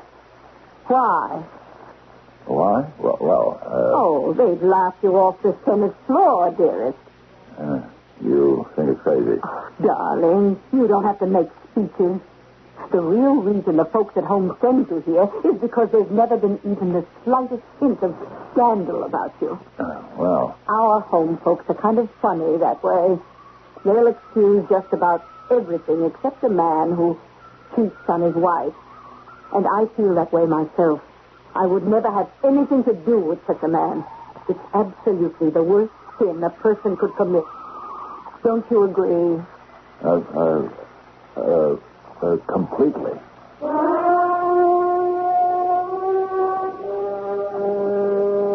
Yes, Senator. What can we do for you? Well, Colonel Ferret, I've come here to the Secret Central Investigative Bureau of Federal Intelligence for advice. Yes, sir? This is for a constituent of mine. I understand. He thinks he is being blackmailed by an enemy agent. Yes? Well? All he has to do is identify the alleged agent who will then be arrested and brought to trial. If found guilty, he'll be sentenced according to the law. He wasn't thinking of it that way. That is, he wasn't? No, because in that case, that is he, would have this damaging evidence presented at the trial. Well, what were you, that is, he thinking about? A quiet disposition. Which means? Which means a discreet disposition. And how do you, that is, he suggest this be done? Well, that is he. He's positive that you folks have your special secret techniques. Such as? Colonel Ferret, do I have to spell it out? Of course. Otherwise, I have no concept of what you're asking us to do. That is my friend. Wanted to inquire as to the feasibility of eliminating this most dangerous and obnoxious person. But, my dear Senator, that's against the law. We could never entertain such a proposition. But this enemy agent, he's a threat. Well, then let us by all means bring him to book. That way, that is my constituent, will be ruined. It was never easy to be a patriot. I see. You know, Senator, speaking entre nous, as it were, between us, and strictly off the record, if I may. By all means, Colonel. If I had a problem, that is, completely fictional, non-existent, hypothetical problem, you see what I mean? I think so. I would settle it myself. Yourself? I wouldn't tell a soul. Quiet. Mum's the word. There can't be a slip from a button clip. See? I see.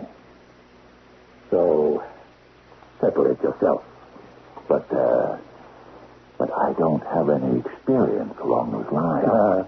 There's a first time for all of us. I recommend a rather large caliber for a beginner. Oh, but I don't know how to. Then take lessons. Lessons? When you want to learn to play the piano, you take lessons.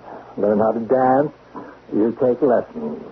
But where can I find someone who will teach me? Look in the book.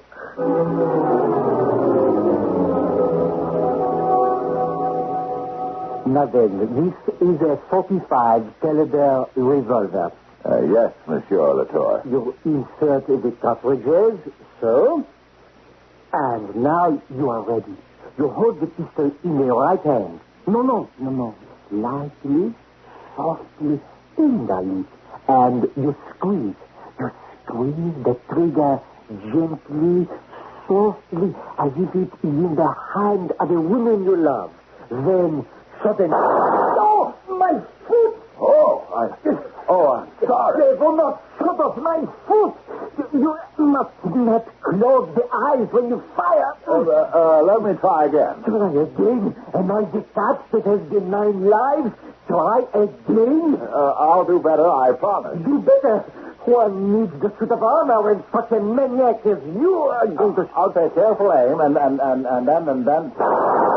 was that better, Monsieur Latour? Monsieur Latour? Monsieur?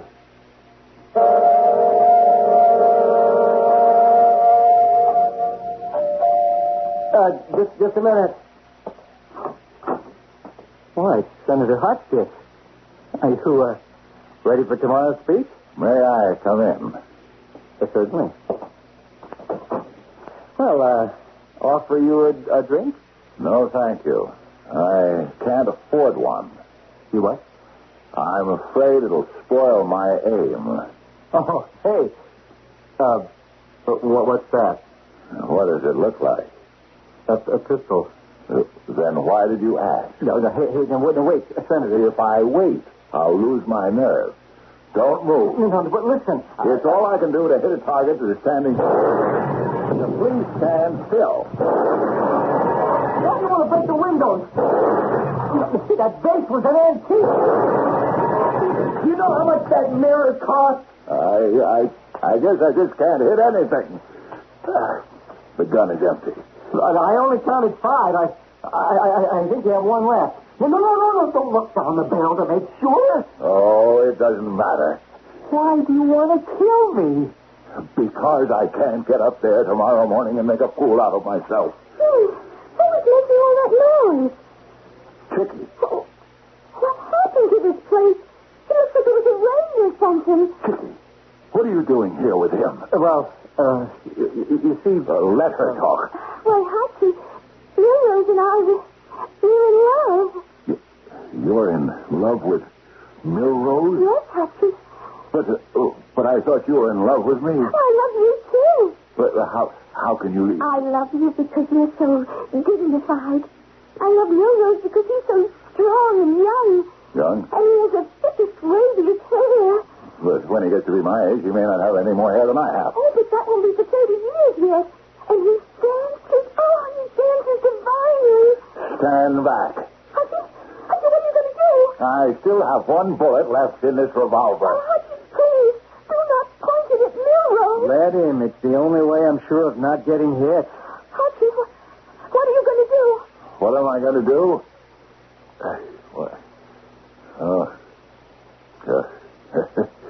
Thank you, Chicky. I see it all so clearly now. I am going to resign from the Senate. You mean you're not going to make that speech tomorrow? I will get up and deliver a speech of resignation. No, you can't do this to me. I'll be sent to the mines. No, you won't. You don't know Comrade Sapper. You won't be sent anywhere because you're going to defect. Defect? Why not? I'm defecting. I'm giving up a job that's too big and too much for me. Well, it was your idea. Didn't you say you were such a small and unimportant agent, and that I was such a small and unimportant senator? I didn't mean... It's the truth, isn't it? All that these jobs can do is get us into trouble. Right? That's right. You're right. Chicky,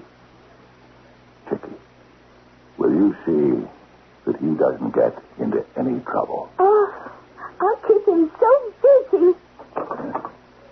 Right now, the leaves are turning red and gold, and the trout are leaping high in the sun. There's the everlasting snow on the top of the mountains, shining purple white. Hello? Hello, Mama. Darling, you haven't called me Mama in 18 years. How would you like to go home, Mama? Oh, Papa, I thought you'd never ask.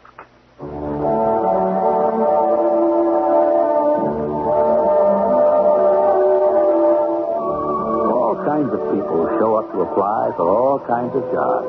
And all kinds of people are hired, appointed, chosen, or elected. And sometimes lots of square pegs get pushed into round holes, and vice versa. But In the long run, it doesn't matter. Somehow the work of the world always manages to get done. Or does it?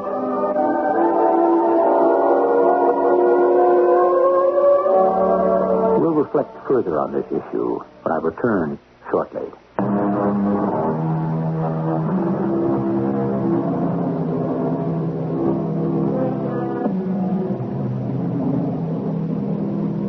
You cannot imagine, said the philosopher, a circumstance or situation more startling, strange, or bizarre than those that have already occurred in the world of reality.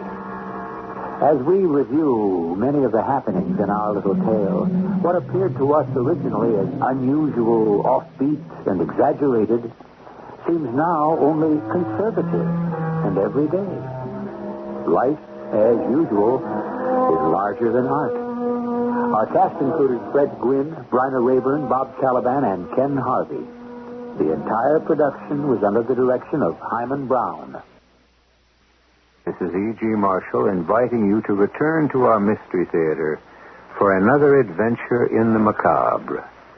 Until next time, pleasant dreams.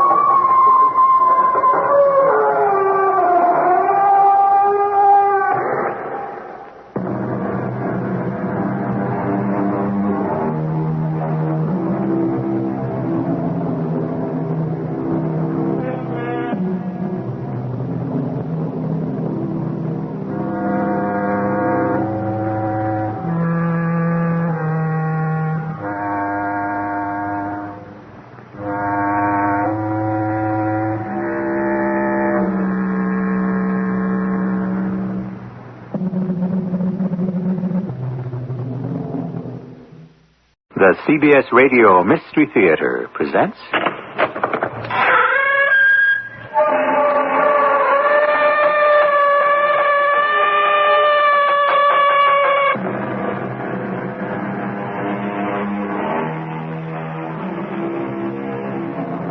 Come in. Welcome. I'm E.G. Marshall. Did you happen to come across an item in the paper recently that read... Underground nuclear test held, Yucca Flat, Nevada. United States scientists detonated an underground nuclear device today that was barely felt away from this Nevada test site.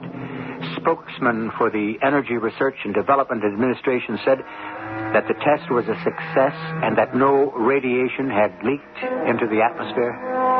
I tell you this because that's not the whole story. That blast set off a series of reactions, incredible reactions, about which you'll be hearing more in a moment. Richard, don't tell me you've actually found what you and I were looking for years ago. I have, Mac, in the flesh. I've actually seen it. Good Lord. It's a real breakthrough, Mac. You know, if it hadn't been for you got me started in the anthropology game in the first place. Well, it's unbelievable. You know, this is going to turn man's history upside down.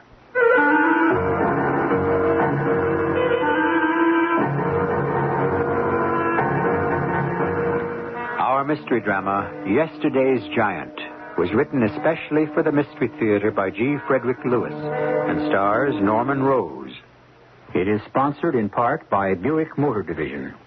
I'll be back shortly with Act One.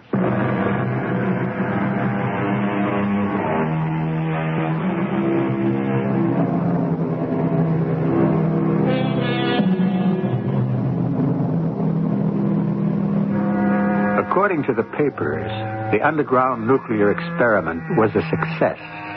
Of course, they had to say that. If the truth were known, the hue and cry from every American might have been such that... But I get ahead of myself. What really happened will be told us by James McLean, who knows the story better than anyone on Earth alive today.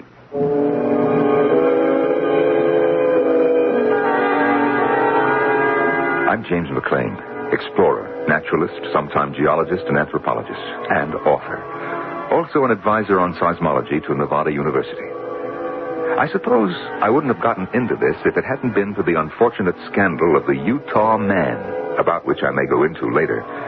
But I want this part of my life known Because it proved to me, when it comes to choosing between being a true scientist, hungry for knowledge, or someone else hungry for money, I did make the choice. It all began with that telephone call. Hello, McLean here. Mac, this is Richard. Richard Gidding. Hey, Richard. Sure is nice to hear your voice after all these years. Mac, how you doing down there in Yucca Flats? Oh, so-so. Not too exciting. Well, congratulations on the book. It's tremendous. The title's just great. Life and Times of Early Man. It's got a great cover illustration. Did you get past the cover? You kidding? I read it straight through. It's tremendous. Well, I'm pleased, Richard. 6 years went into it. Listen, how did you know I was here? Oh, I keep all my old address books, even the ones 10 years old. So I just chanced it and called. Say, Mac, you still buddy-buddy with those energy research boys at the flats? Yeah, I do some seismological research for them from time to time. Good. Are you, very busy these days? Well, I don't have to tell you what it's like being a freelance. An awful lot of time can go by with no money coming in. So you're not working steady, huh? Yeah. You remember that Utah man business? It didn't help me. Well, of course I remember, but that wasn't your fault. Anyway, it's got nothing to do with you being the best in your field. That book of yours sure proves it. How's it selling? That's the old Richard, all right. Always an interest in the financial return, huh? Oh, I'm not ashamed of that. Anthropologists eat like everyone else. Richard, what's on your mind? You didn't call me just to congratulate me. No, I didn't. Have you got a university full-time job to offer me? Better than that, Mac. I'm going to offer you a partnership in something worth millions. What? It's tremendous. No. Don't say no. Don't say yes. Don't say maybe. Hear me out. I've located what I believe is the greatest anthropological discovery of the age.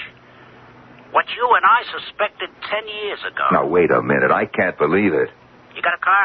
Yeah, I have. Good. Listen, you leave tomorrow morning.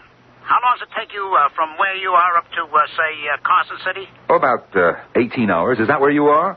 From Carson City, head over to Fernley, then north on 34, past Pyramid Lake. Take a right on 49. Richard, don't tell me you're back in our old town of Sulphur. I sure am. Same old boarding house, Mrs. West. Will you start in the morning? Mac, this is what we were looking for 10 years ago. Tremendous. I've seen it with my own eyes.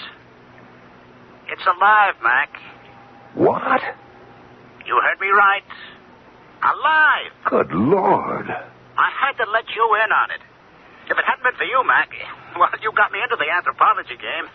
Richard, I did understand you right. Yep. A living specimen of prehistoric man. So you just get up here as fast as your wheels will take you. I couldn't leave till a day later at sunup. Since that phone call, my mind was filled with what Richard had said. The dream of science for 1,000 years.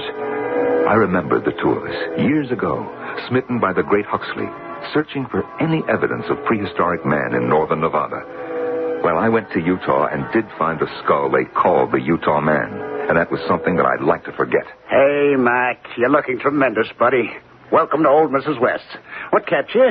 You're not married or anything, No. Took a little time to get my gear together. Well, I'm glad to hear it. That means you plan on staying. Richard, tell me about it. Just I found a live, prehistoric Neanderthal specimen. And not only the male, but its mate, and 2 offspring. Good Lord. I'd say he was of the mixed type. Part Neanderthal, part modern. Well, you saw him walking? He walked right into my tent with his mate. It was later I saw the offspring. He walks erect, and I don't have to tell you, if he's a Neanderthal, he's every bit as intelligent as you or I. A good deal more, I'd say, to have survived. This family, I think, must have lived in the caves on the far side of the Jackson Mountains. There's 100,000 acres up there that's never been explored. Any idea why they came to you? Oh, very good idea. And that's why I need you. Last month, your EIDA people down on the flats set off a nuclear underground test. My guess is the shock waves ran along for 300 miles in the substrata and jolted those caves. And these guys probably came out to see what was going on. Yeah. Well, where are they now? Last Monday, they disappeared. Not a sign, not a trace of them anywhere. I searched as much as I could above Massacre Lake. Vanished. All right, now what do you want me to do? Find out when the next nuclear test is going to be held. When we know, we go up to where I was last time make camp, and wait. You know, I might be able to get that information. You remember Arthur Fairchild? Yeah? He gave up geology, joined the Army. Now he's an important wheel at Yucca Flats. Oh, sure, I remember Arthur, but... Now, look, don't say a word about what I told you. Don't worry, I'm not talking. I've gone out on an anthropological limb before. I'm not making that mistake again.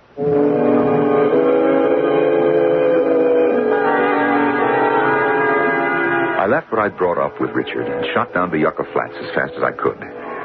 Since I've done some observations for the ERDA, it was no problem to get to see my friend, Captain Arthur Fairchild. Mac, I appreciate the seismic report you're handing me. But on someone else's say-so? No instrument readings? I don't know. Richard Gidding is as reliable as they come. If he tells me he observed shock waves that far north, why should I disbelieve him? As far north as the Jackson Mountains? Mac, this is our second year with these tests. We've never had a report on effect to surrounding terrain. Well, maybe the seams are giving way. We know there's a fault that runs north diagonally from here. Anyway, Mac, what difference does it make? I mean, if you like, we'll give you the instruments and you can go up and record. What do you mean, if I like? I put it badly. Of course, anything to add up to our store of information, we naturally appreciate. Okay, agreed. Now, when is your next explosion planned? Mac, you know I can't give out that information. Oh, come on now, Arthur. What am I going to do, sell it to the Russians? That's high-priority, top-secret stuff. Yeah. So you want me to go up there with all the measuring gear, and I'm just going to sit around with geophones on my head week in, week out, waiting, huh? I'll have to clear giving out that information. Besides, I don't think you could get set up there in time anyway. Well, you'll grant me it's damned important. Certainly. If there are weaknesses that run along, say, a fault for hundreds of miles, sure we ought to know about it. I wish I had verification before next Tuesday. What? Oh, next Tuesday? That's the date, then, huh? I never said that. No, I know you didn't, Arthur, and I appreciate it. But if I just happen to be 300 miles north of here on Tuesday, and energy research lets loose another test blast, and I just happen to record the seismic reactions, well, it'd be criminal if I didn't let you have the results. I wouldn't say you are devious, James McLean, but you sure know how to get what you go after. Arthur, you make me ashamed. And after all, the way you went to bat for me on that Utah man business, I don't know why I was hesitant in trusting you. There are P and S waves, and I'll record them. But there's more to it. Gidding thinks that he's discovered some very primitive ape man, or perhaps even primitive type Homo sapiens. Oh. How complete are the remains? Arthur, listen to me. Not fossils. Alive. Now, it seems that your last test caused quite a tremor up there, and these creatures came out. So that's the truth. Why I had to know when your next blast was due. I felt better about taking Arthur into my confidence, and I was sure that Richard would understand. Arthur was one of the few people who was all for me, and he realized if I made any verified anthropological discovery now, it would help me get back some of my professional status. I pushed the car to the floorboards, made it back to Sulphur in record time. Next Tuesday, huh? Well, that's better than I could have hoped for. Where do we make camp? I'll show you. There's one thing I haven't told you, Mac, and I've been sort of hesitant until I was sure that you were all the way gung-ho on this. Of course I am. I don't have any reservations. I'm not quite sure when you say that this discovery would be worth millions. What I haven't told you, Mac, is that this Neanderthal head sits on top of a 9-foot giant. Oh, your Neanderthal is 9 feet high? A living Gigantopithecus? On the hoof. He squatted on the floor of my number 12 space tent right under the awning. All 700 pounds of him. His wife, alongside. She probably weighed close to 500. That's incredible. Then Weidenreich and von Königswald were right.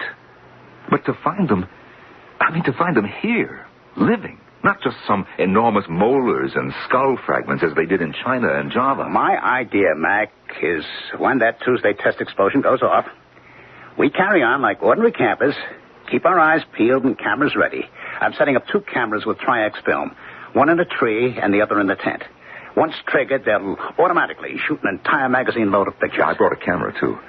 Listen, have you been communicating with your Neanderthal giant? That's going to be your department. You wrote the book. Well, I can have a go at it. But trying to become acquainted with any untamed, uncivilized specimen is risky. He was very quiet and peaceful when he dropped in. So was his wife. I gave them food. They let me follow them back to where their offspring were. 2 7-foot offsprings. You know, there's no guarantee. They may take it into their heads that I'm an enemy. That's what this is for. A revolver? With special bullets. What they use to tame elephant bulls. Knock them out. Shoots a tranquilizing drug. There's no need to tranquilize them out. Just run. Can't have them doped up. We want to make careful notes, observe them, study them.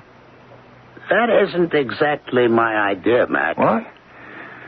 I'm going to capture this prehistoric man and his family alive and exhibit them.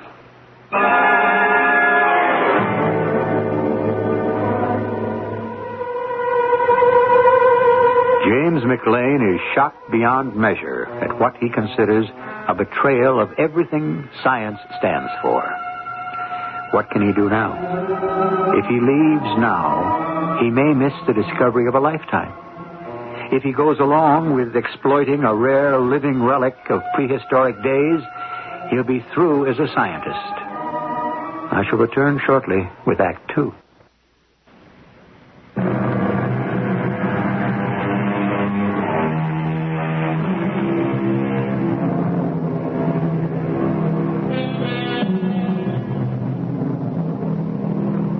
Sometimes man will move in one scientific direction and quite unexpectedly, something quite unforeseen will result. Call it a fluke of fate, but certainly the nuclear energy test in southern Nevada, triggering the discovery of an extinct species of man, is proof the unpredictable can happen. To say nothing of the pairing off of two men of totally different values.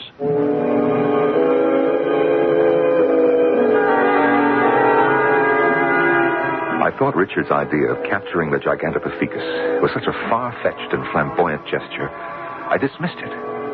By Tuesday, we had made camp. I'd set up my recording gear, and we waited all day for the blast to go off 300 miles south. Beyond where our tent was pitched, loomed the jagged mountain cliffs. Far up, out of sight, were rock shelters, caves of limestone and bear caves. In one of these, we hoped, lived our Neanderthal family of giants. What time is it? 7:10. Oh, boy. It's like waiting for the end of the world, isn't it, Mac? Yeah, more like the beginning of the world, Richard, if we see them. Mac, it's one thing to write a book on the social behavior of primitive man like you did, but it's quite another to see it in action. You're going to have material for a real on-the-spot prize winner this time. Who knows, maybe a Nobel Prize. Well, I don't expect to get more than one visit or two with this creature. Books are written out of a lifetime of study. Mac, you heard what I said before. You'll have a lifetime of study right in the cage with him if you want. I hope you're joking. I am not. Here's a chance to have my cake and eat it. It's tremendous. I wouldn't stand for being mocked like you were over that Utah man business. Somebody planted that skull in your digs. You know it. Well, it's all past and done with now. I'm talking about the purpose of this expedition. Richard, why did you want me? Because, old friend, I may flush him out of his hole. But you're going to tame him. Wow. There she goes, the nuclear test. They've done it. We're going to be rich.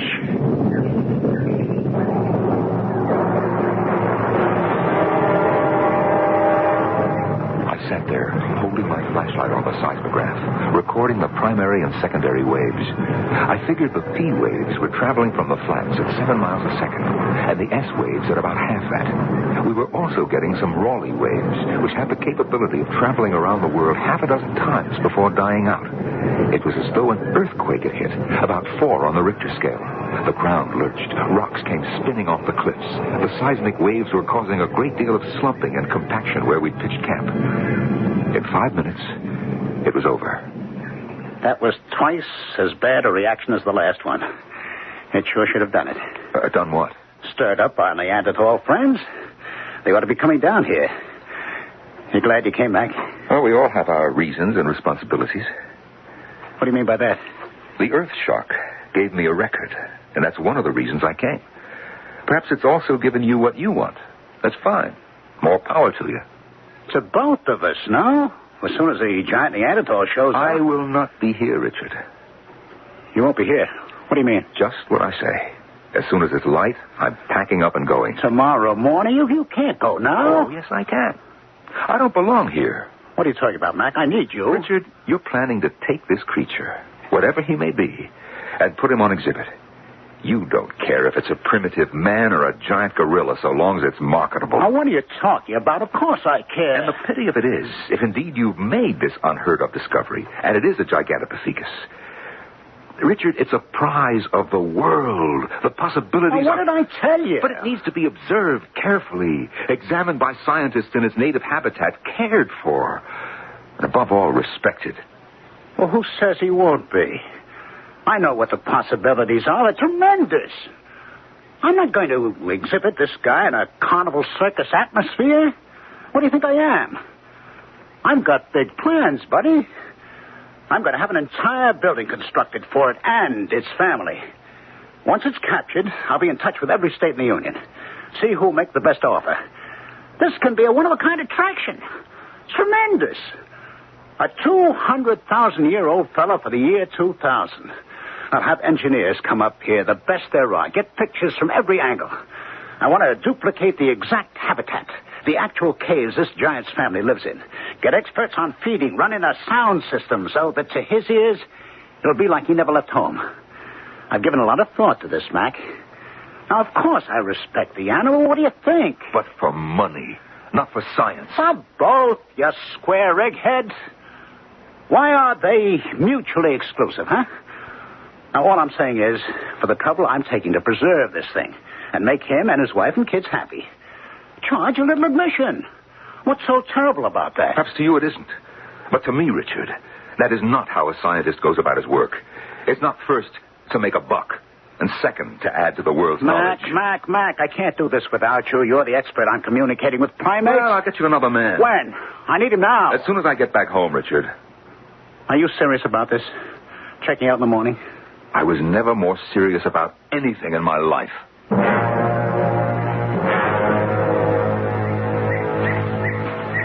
Wake up, Mac. Time to get up. Oh, wow. I slept later than I thought. What time is it? It's almost 6. If you're going, get going. I don't understand why you're so sore about this. I mean, Richard, we're just two different people with two different ideals, that's all. You got your stuff packed? Yeah, most of it.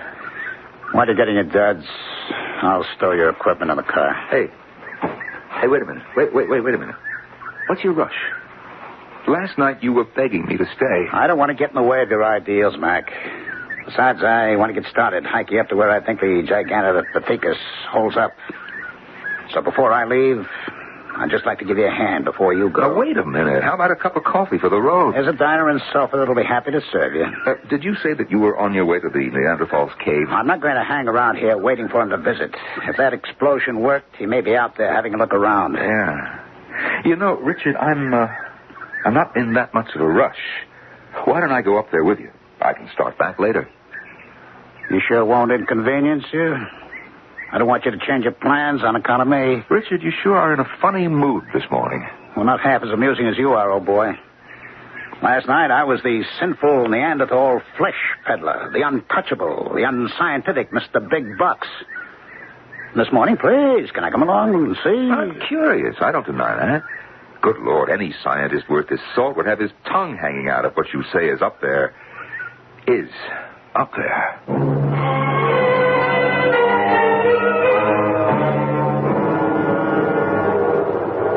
You see that straight wall of granite? Yeah.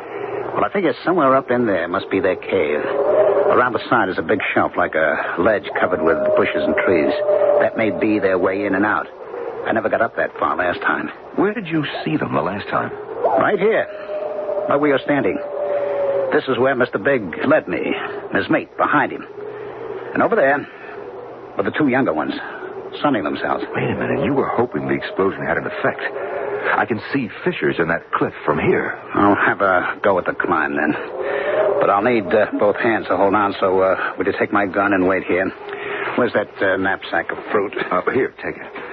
Now, listen, are you sure that you want to climb up there alone? Well, I think it's smarter that you wait here. I mean, in case of trouble. In case of anything. To come up here is my decision and my party. And I've got enough bananas and apples and dates in this bag for quite a wingding. All right, here goes.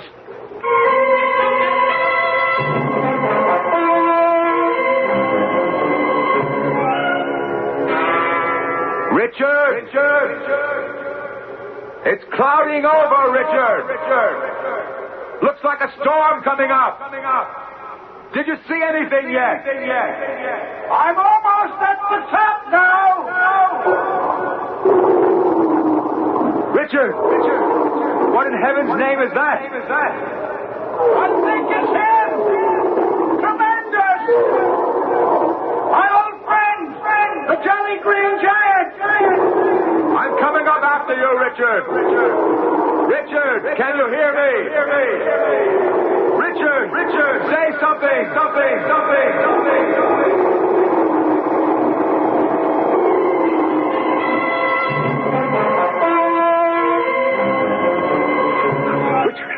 Richard! Mac, be quiet. Are you all right? Why didn't you answer me? Get down. Is that with the Gigantopithecus? I heard him all right. Oh, yeah. He's got some voice. You think we're safe here? It depends where he is. If this is a prehistoric creature, his sense of smell is highly developed. Hey, wait a minute, I have a thought. If you want to make friends, do what you did last time. Take all the fruit out of your knapsack and line it up on the ground here. If he gets a sniff, it's possible he'll come forward to take it. The way I'm going to work it is, when he reaches for the fruit, I come out friendly-like. He knows me, you know. And then, pow, I give him a shot of the tranquilizer, and he's out. Yeah, but what do you do about the rest of the family? If they come looking for Daddy? I haven't thought that through. I could put them to sleep, too. Richard, you have got a couple of 1,000 pounds of gargantuan flesh up on this plateau. How do you aim to get them to civilization? You haven't thought that through either. Look, don't do it. Let's observe. Merely observe, okay? I got a few more things to work out, yeah. My problem has been I didn't want anyone else to know about this, but, yeah, I'll need trucks, I'll need cranes, who knows what. Don't think about capture. It's unrealistic, and you might get hurt in the bargain. Now, look, I brought my camera. Let's you and me just sit here and wait. No, you can wait if you want. Now that I know he's here, I'm going back down to get organized. I got to work something out with some road builders. First we build a road, and then we can get a big moving van up to the plateau. Richard, you're absolutely crazy. Don't think of it. Don't start something you'll regret. Mac, the only regret I have is that I didn't think of all this sooner. All right, I'll see you. Richard, come back. Richard! Help, Mac! He's got his arm around me. He's crushing me. Mac, use the gun. I can't find it. Mac, he's dragging me with him. He's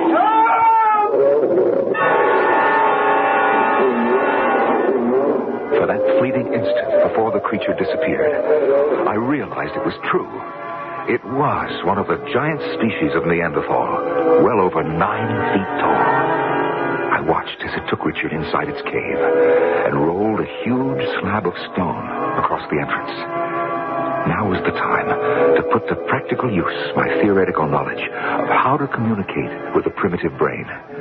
One thing was certain. If I wanted to get Richard out of that cave, I'd have to go in after him and get him.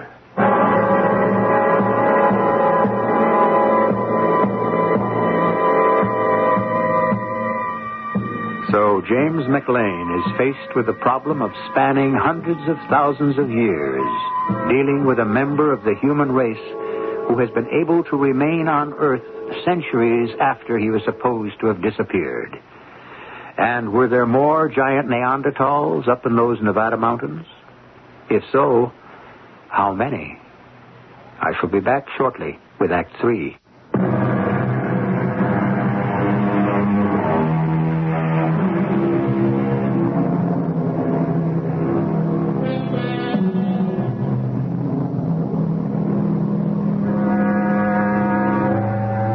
In the northern part of Nevada, the largely unexplored mountains are rocked by seismic shock. A giant humanoid, resembling a Neanderthal man, had taken a modern man captive. Anthropologist James McLean is faced with the problem of rescue.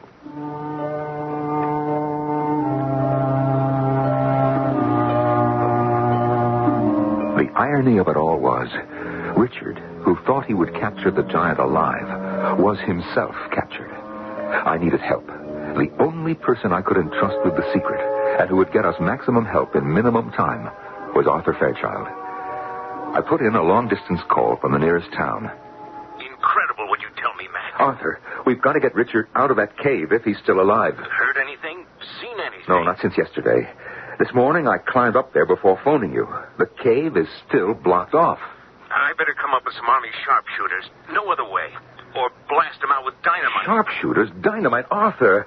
Listen, there's got to be a way to do this without killing anybody. Look, can you come up yourself, alone, and say, will you bring a couple of bushels of apples and as many bunches of bananas as you can lay your hands on? Let me get this straight. You want me, apples and bananas, but no guns, is that it? Please, Arthur, use your head. There's got to be a solution that keeps everyone alive, and we've got to find it. I had a frightful nightmare last night. I lived it again. The entire episode of finding that skull in Utah, staking my reputation that it was a Cro-Magnon fossil, only to find out I'd been hoodwinked by someone.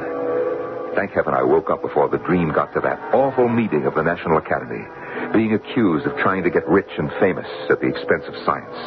The disgrace of it. Oh, I woke up in a cold sweat. Arthur!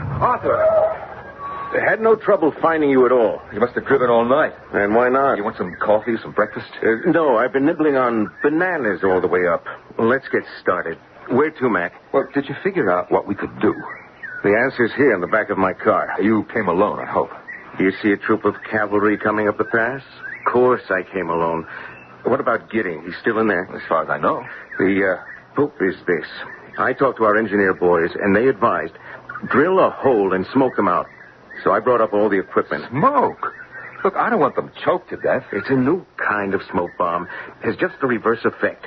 It impels those who breathe it to violent action. Oh, I get you, sure. My feeling was, if this giant man or animal is strong enough to move a boulder to close the cave, with a little encouragement, maybe we can get him to open it. I know you said don't, but I also brought along 2 rifles, just in case. Arthur and I lugged the equipment up to the plateau. Generator, 5-gallon cans of gas, lights, a drill the size of a jackhammer. We had to make 3 trips. It was getting dark by the time we had everything connected, and the generator ready to go. Give the starting rope a long, hard pull, Mac. The way you start an outboard motor, lawnmower, so we can get some juice. I plugged in the searchlight facing the rock so we can see what we're doing. Okay, here goes. Great. Lights, camera, action. I'm going to try for a hole near the bottom. You get tired, I'll take over. Hold it! Lord, what a racket it makes. Is that what it sounds like? Well, we can't wait for applause. Hold on, Arthur. I'm trying to figure this. This primitive fella may react violently if he thinks he's being attacked. Otherwise, he's really a peace-loving jet. In 2 minutes, I ought to be able to drill through this boulder and shove in the smoke bomb. 2 minutes. I'm worried about what he may do to Richard. Richard Gidding? Richard Gidding! Can you hear me? Hello? I can hear you. Thank God he's alive. Richard! We're coming in for you.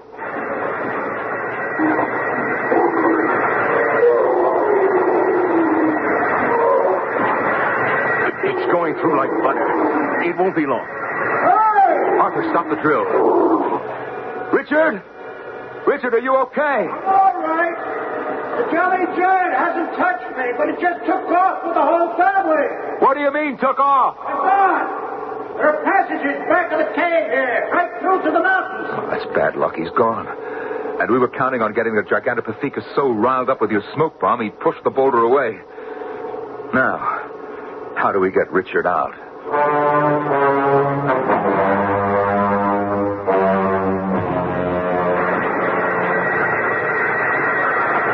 Very neat, Arthur. Very neat indeed. You made a very good circle of holes. Okay, my turn. Don't you want the drill? What do you think you're doing with those rocks? I thought I'd try to crack the boulder between the holes you made. Now, stand aside.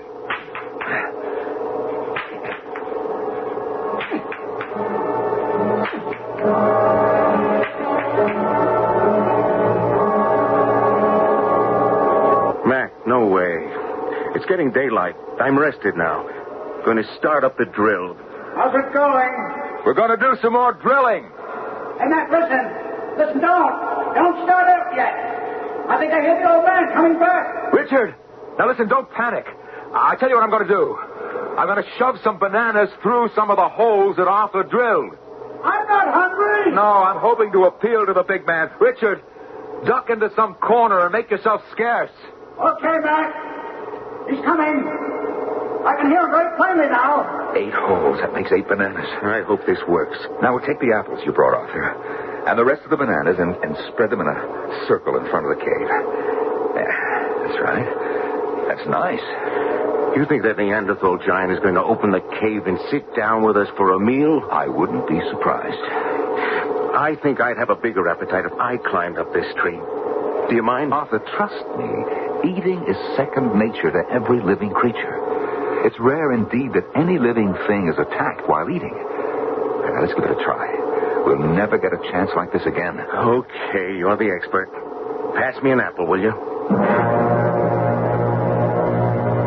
I knew I had to communicate with the giant creature. Reassured we meant no harm. Zaborowski and Houghton both agreed that Neanderthal was capable of articulate speech. Now, all the speculations, inferences, and theories would have to give way to the real thing, actual practice. I would have to reason with the Gigantopithecus, using my language to reach his understanding. The big boulder in front is moving. He's pushing it. There, what did I tell you? He's coming out to get some more food. Great God in heaven! Will you look at the size of it? Look at that head. Those hands. Hello, old man. Brought you some bananas and apples. Help yourself. Sure, take 2. Take as many as you want. I can't believe my eyes. It's sitting down with us. I'll tell you something, old man. All my life, I dreamed of going back in time to meet you. Yes, and I didn't have to do it. You came out of time to meet me. You know, I think he's really enjoying himself. Arthur, get up slowly, very slowly, and go to where we put the duffels. Now, in the one with the green stripe is my loaded camera. Will you bring it to me? Sure. What's he doing? He's getting up and taking a handful of fruit back to his family in the cave. Richard! When the old man's with his family, all the way inside, you come out. Okay, I get you. Here's your camera, Mac.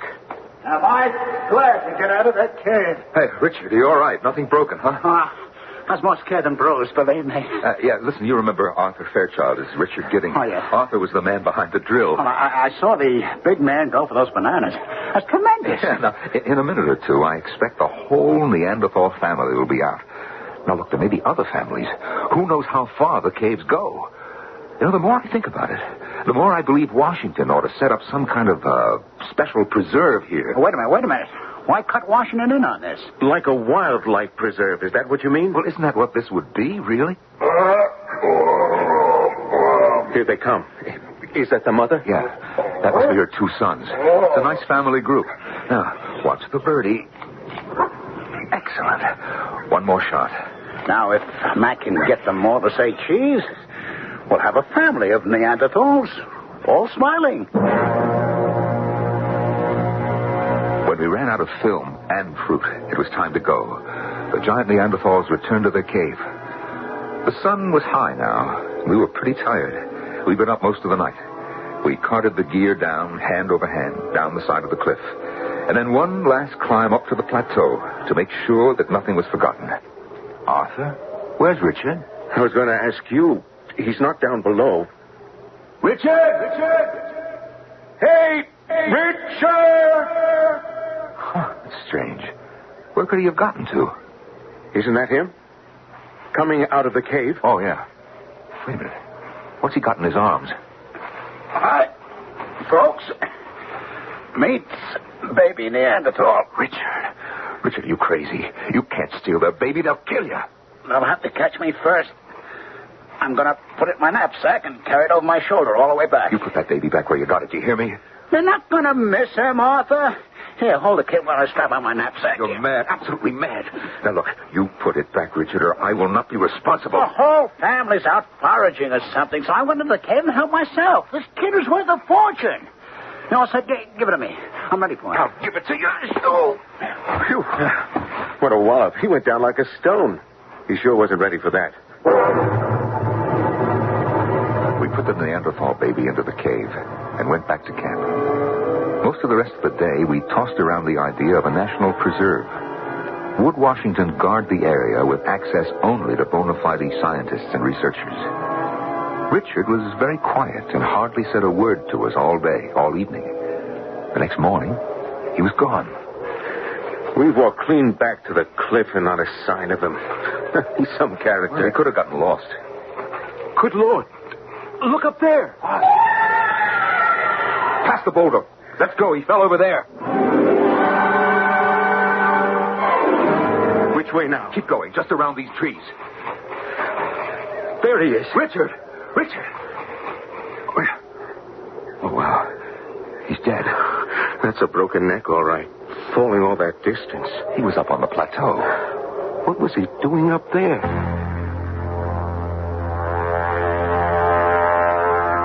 Was Richard trying once more to kidnap a Neanderthal infant that had gotten caught? Did he try to make a run for it? Escape back down the cliff, lose his grip, and fall? Or was he pushed? We never found out.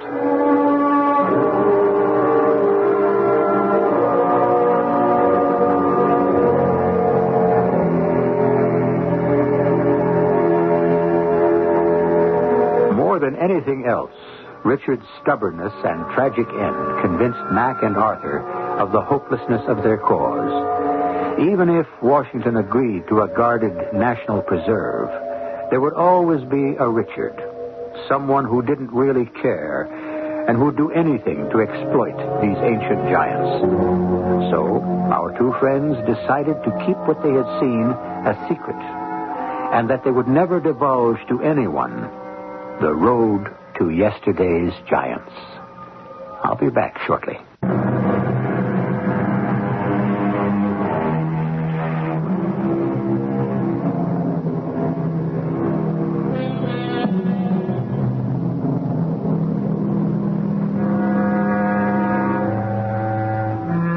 If, as some historians and anthropologists believe, the Neanderthals, that intelligent species who inhabited the earth thousands of years before we did not all disappear, then this story could be true.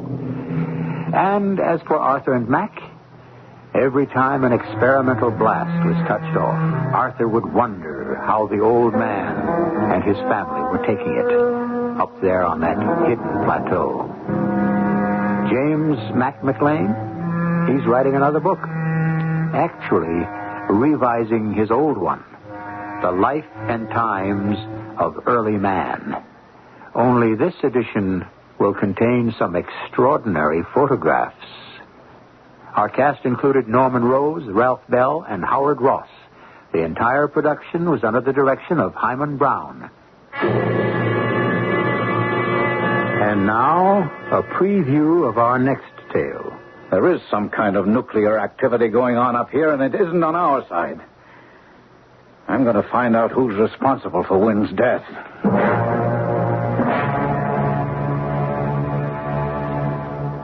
What did Ottawa say? Well, they had a little surprise for me. Before I was able to finish telling them my suspicions, they brought me up to date on the latest international developments.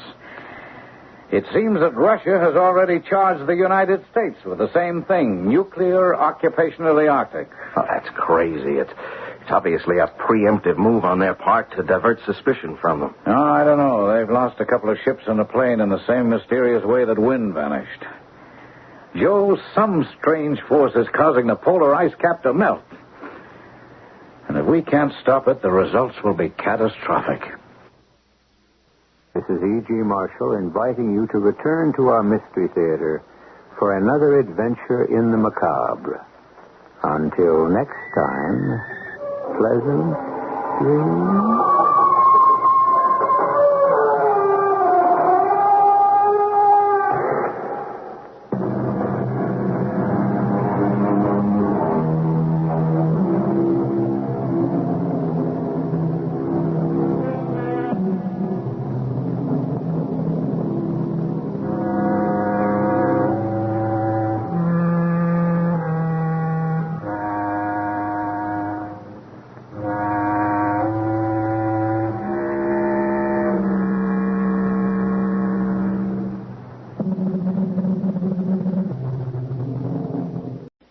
CBS Radio Mystery Theater presents...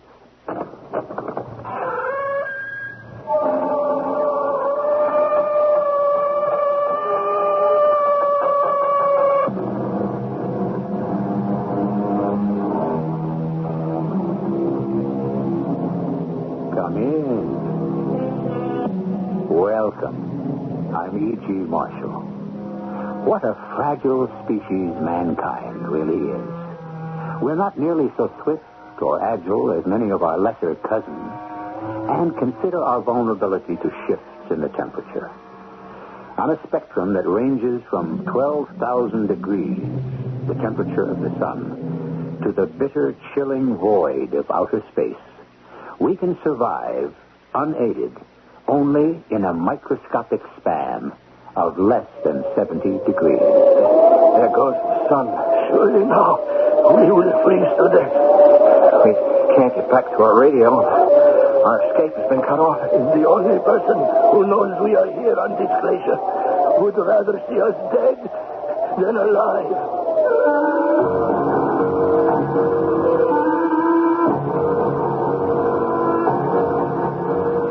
Our mystery drama, The Ice Palace, was written especially for the Mystery Theater by Percy Granger and stars Tony Roberts. It is sponsored in part by Buick Motor Division. I'll be back shortly with Act One.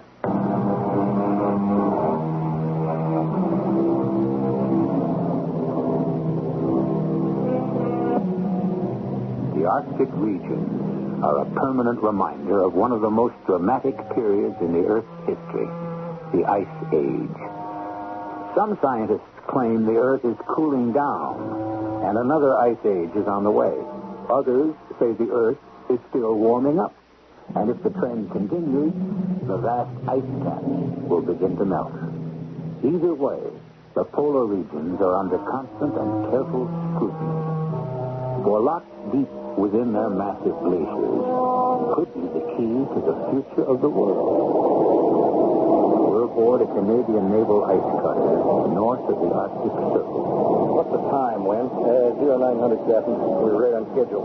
Now, as soon as we round that point up ahead, there's only 10 more miles of ice left between us and open water. Oh, thank goodness. Of all the boring jobs, cutting channels through ice has got to be the worst. You'll be glad to get back to base. You bet. 3 weeks of nothing but ice, snow, and temperatures of 40 below.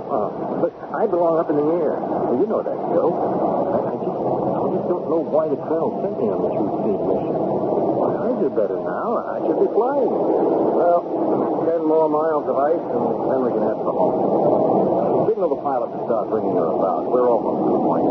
Aye, aye, Captain.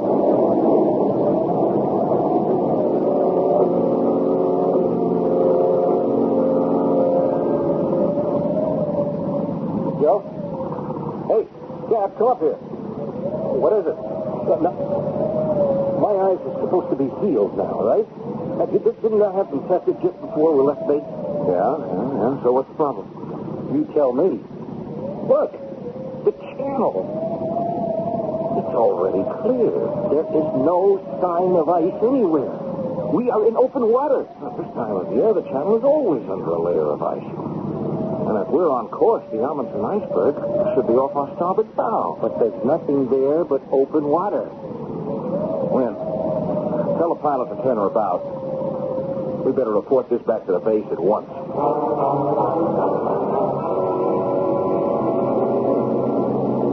And that's it, Colonel. We rounded Victoria Point, and there was nothing but open water as far as the eye could see. Joe, you know the ice floes up there never break up, not even during the summer months. You sure you didn't see anything, not even chunks of free-floating ice? No, not a thing, Colonel. Well, that doesn't make sense. We had a spotter plane over that area not 2 days ago, and they reported everything was normal. They saw the Amundsen iceberg, too? Yes. So something caused those waters to heat up to the point where it broke up a massive ice field. What kind of a force could melt that much ice? We don't know for sure that it did. What do you mean? Well, the ice in the channel, perhaps. But the Amundsen iceberg was 20 miles long, Colonel. Nothing could cause something that big to completely disappear. You think it may only have broken up or shifted?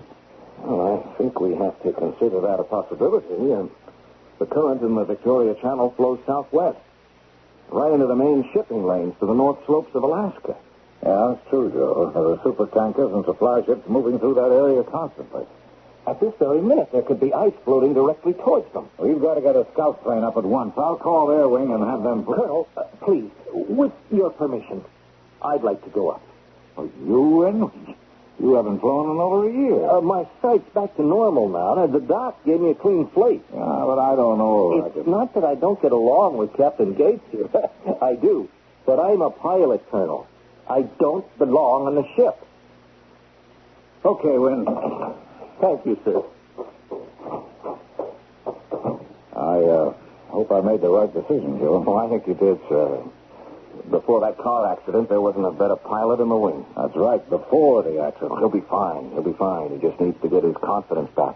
Well, I hope you're right. Yes, who is it? Colonel Champ, I wish to speak to you. Oh, Kovac. Is it important? It is. All right, come in. Thank you.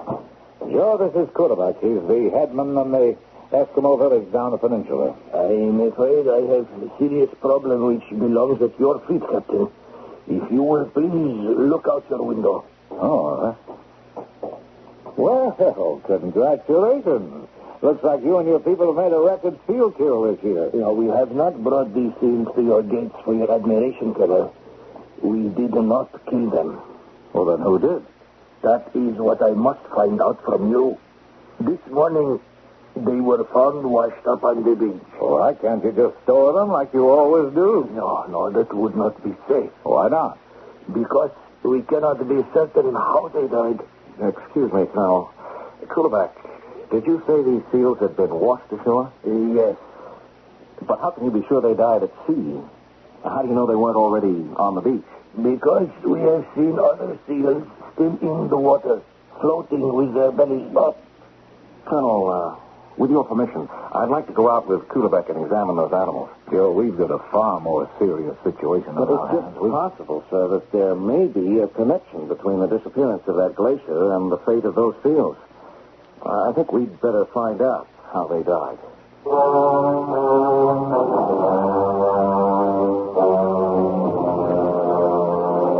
My people are very angry, Captain. They did not want this military base here. Well, there's still no proof that we are responsible. There aren't any visible wounds on the animals. Look more closely at the skin. Look. Yeah, it's discolored and shriveled. Almost like it's been charred. Is not this what happens to skin which has been exposed to nuclear radiation? Well, yes, actually it is. But there's no nuclear testing going on in the Arctic by either the West or the East. How can you say this for certain? Well, any nuclear explosions would have registered on our monitoring equipment. But is not the whole point for each side to try to think up weapons which will escape detection? Look, we'll run tests on one of the seals. If our government is in any way responsible, believe me, we'll make it up to you.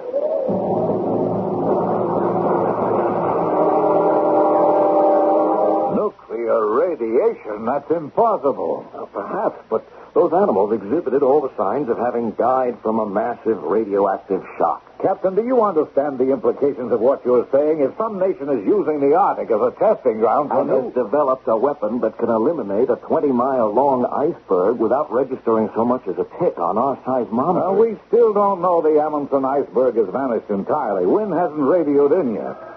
Oh, wait a minute. Colonel Champ speaking. Yes? You sure of that? Well, thanks very much.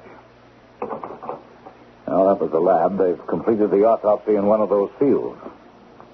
There was no sign of radiation sickness. None at all? Well, what did they die of? Simple heat prostration. Heat prostration?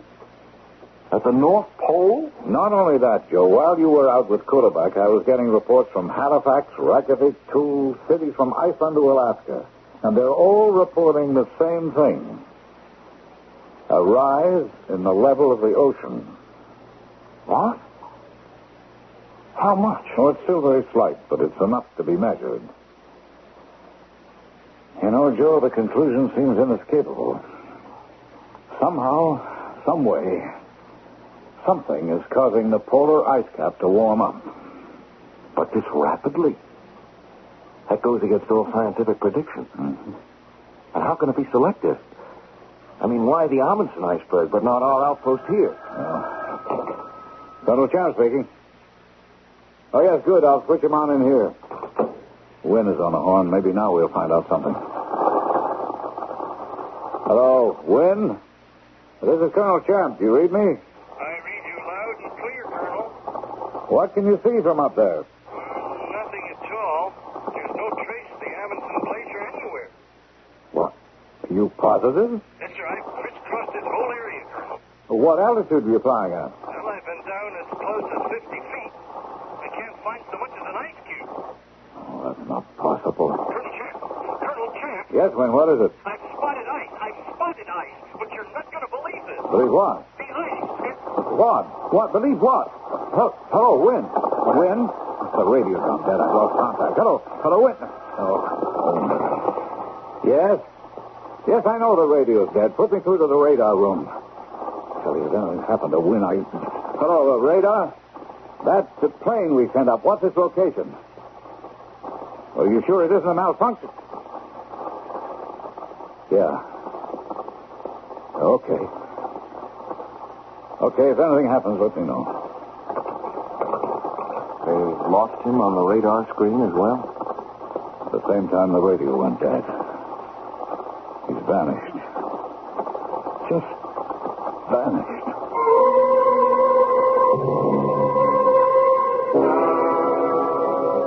Are all the scout planes back, Joe? Yes, sir. Nothing. No trace of Wynn or his plane. I never should have let him go up. He wasn't ready to go. I don't think he crashed, sir. Why not? You remember what he said just before losing contact? I double-checked on the black box. His exact words were, "I've spotted ice. I've spotted ice." Well, Ham? According to the radar room, these were his coordinates at that precise moment. I see. So obviously what he was seeing was this, the Lancaster ice field. Yeah, right. Except for one thing, Colonel. It isn't there anymore. What? The scout planes reported no sign of the Lancaster ice field. It's gone. 25 square miles of solid ice. Whatever got that ice field got wind. Joe, I'm calling Ottawa. I think Kulebach is right. There is some kind of nuclear activity going on up here, and it isn't on our side. Joe, some strange force is causing the polar ice cap to melt. And if we can't stop it, the results will be catastrophic.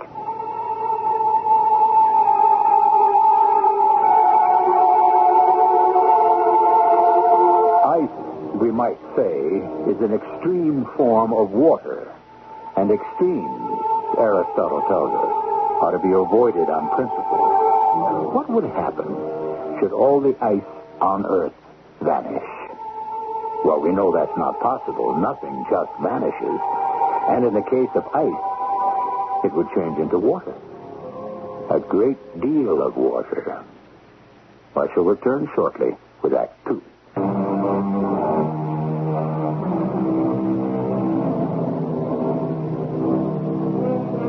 All around us, there are reminders of the awesome force of the glaciers.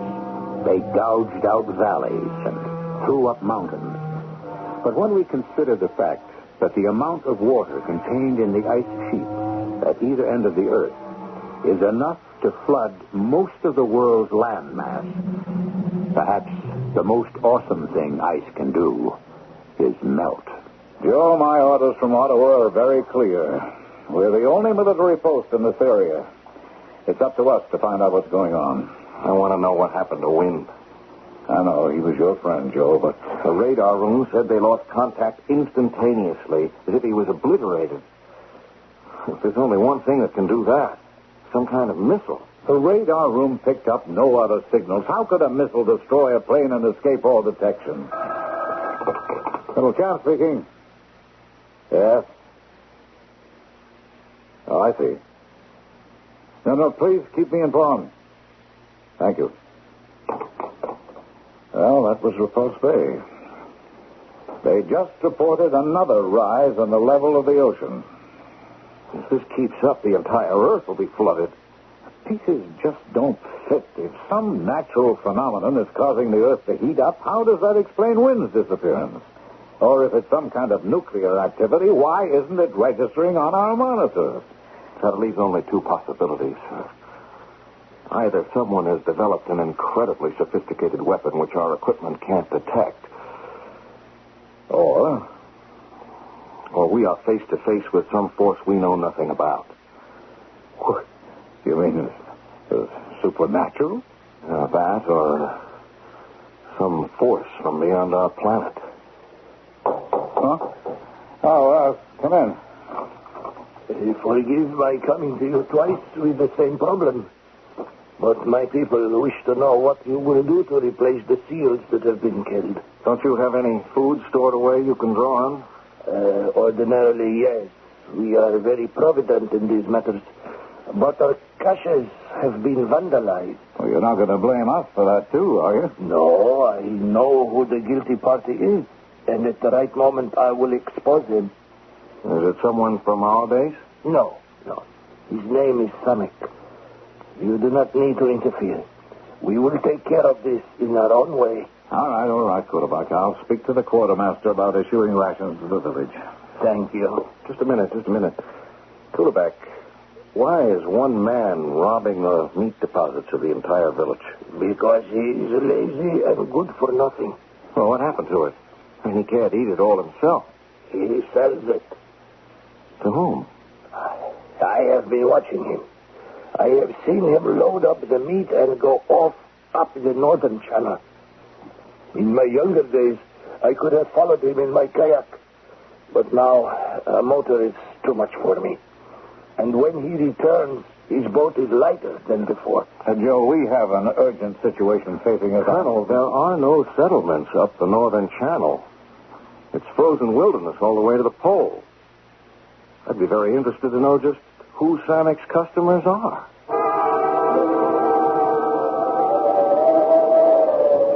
What do you want with me? I only take my boat out to hunt like the rest.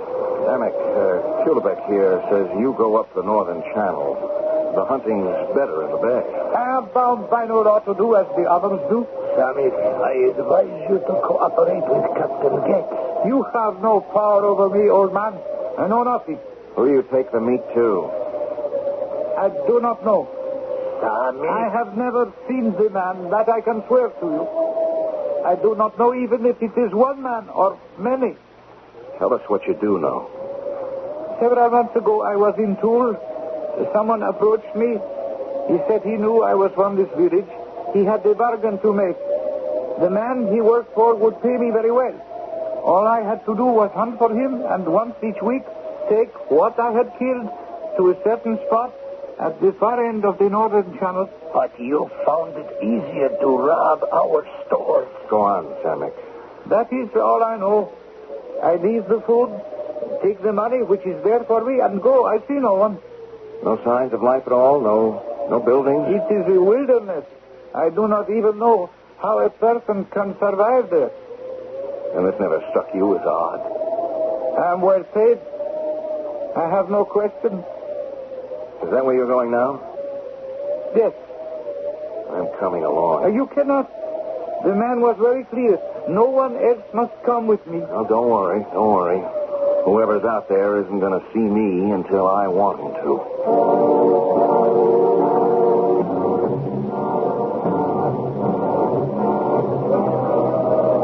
How could anything survive in such a bleak wilderness as this? There's nothing but snow and ice. The place where I'm about to leave the food is just around the next bend. All right. Pull up alongside this glacier here. Now, we'll get out here and set up camp at the top of the glacier overlooking the drop point. You would be safe, do you think? We'll establish radio contact with the base, and then it's just a matter of watching and waiting. This is a good vantage point. The land is flat for miles in all directions down there. Whoever comes for those supplies can't help but be seen. I do not like the look of the sky, though. If a blizzard should come, our view will be blinded. Oh, Samek is leaving now. Look, he's waving to us. I have an uneasy feeling about him. He's the only one who knows where we are. You think we can trust him? It is strange, is it not? We meet only this morning, you and I. Now, here we are alone and not knowing what it is we face. Sometimes trust is unavoidable. Yes, you're right. I don't like this wind. It's coming from a bad direction. We must get the tent up at once. This snowstorm is blocking our view. I can't see the supplies anymore.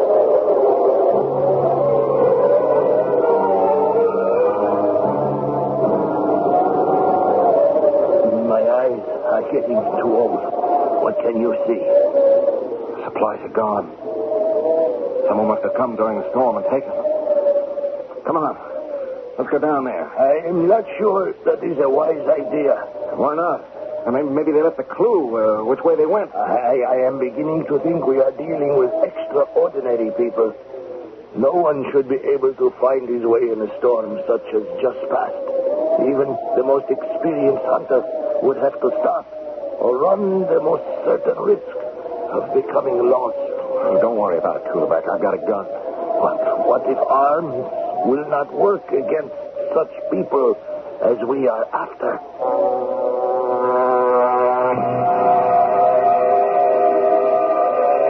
There's nothing here. No trace of the supplies Samek left. The storm has covered all the tracks. Snow and ice for as far as we can see. Where could they have gone? What is happening? The ground's giving way. Kulebeck, we're falling.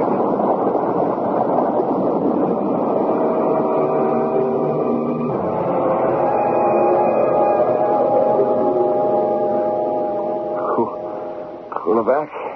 Oh, you're still alive. That's the metaphorical beauty of snow. It breaks one's fall. Who are you? My name is Raven.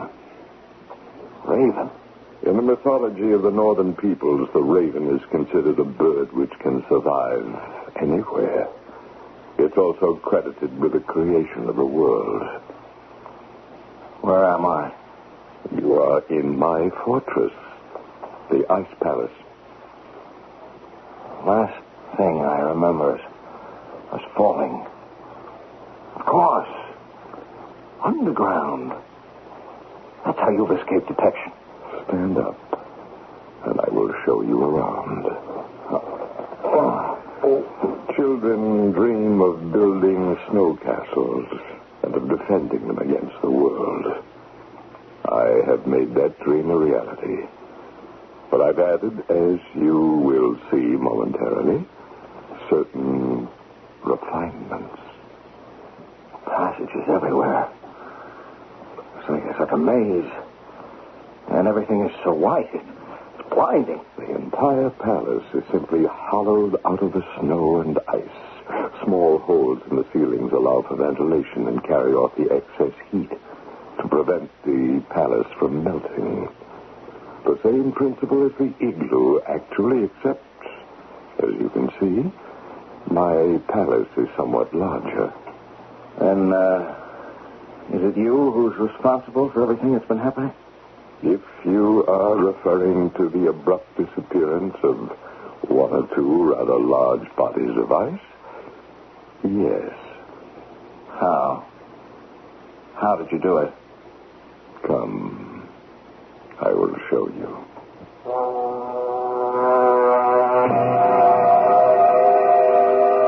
You see before you the work of a lifetime. That just looks like a telescope. How could this melt an iceberg 20 miles long? It cannot. Oh, then... What you are looking at is a machine which, working on a laser principle, has the capacity to do nothing less than neutralize the Earth's protective magnetic field. Do you follow me? I'm not sure. The sun bombards us daily with ultraviolet rays of such intensity they would burn our planet to a crisp were it not for the ozone in the stratosphere. Under normal conditions, ozone is produced continuously by the action of solar ultraviolet radiation on the oxygen in the air. This machine arrests that process. You mean it just opens holes in the atmosphere and lets deadly ultraviolet radiation pass through undiluted? Precisely. The rays strike the Earth at temperatures of several thousand degrees. So, that's what happened to the Amundsen iceberg? Yes. I was testing the width of the hole I could open. 20 miles. But I can also adjust it down to a point with a diameter of no more than 2 inches. And that's what happened to Wynne. He flew right into the line of ultraviolet radiation. And was burned to a crisp. So it was you who killed him. What happened? One of my minor inventions, this small gun, it freezes snow into ice. You tried to hit me. I simply fired it at your feet, and you lost your balance. Why, gods, control this man of temper. You see, I am not entirely alone. What's the purpose of all this? What you have witnessed were the final tests of my machine. I've merely been waiting for the sun to move up into the northern hemisphere. Tomorrow I shall begin to systematically melt the polar ice cap. You're mad. We are all mad. But why? Why? Because it's a challenge. Because I don't want others to control my destiny. Because the world needs a good cleansing periodically. Take your pick. Reasons are cheap. I don't deal in reasons. But what is it you want? I make no demands. This is not a petty case of international terrorist extortion. I will not be bought off. As soon as a person makes demands, he makes himself vulnerable. And I intend to remain absolutely invincible. You're going to flood the entire world. Yes. Why does that surprise you? Consider the scene. Trillions of tons of water released from frozen bondage in an instant. Tidal waves sweeping southward. Whole buildings toppled by their force. Entire cities drowned without warning. And when it is all over, only those few living in the highest mountains are still alive. We can draw only one conclusion. Literally and figuratively, at this moment, the madman Raven is sitting on top of the world. I shall return shortly with our final act.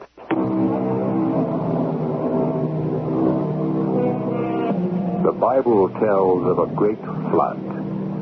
And the flood was 40 days upon the earth. And the waters increased, and the waters prevailed. All in whose nostrils was the breath of life died. This cataclysmic event was intended as a lesson and a warning. But today we tell ourselves it was only a parable. However, ancient texts from the Orient also record an inundation of the earth by water.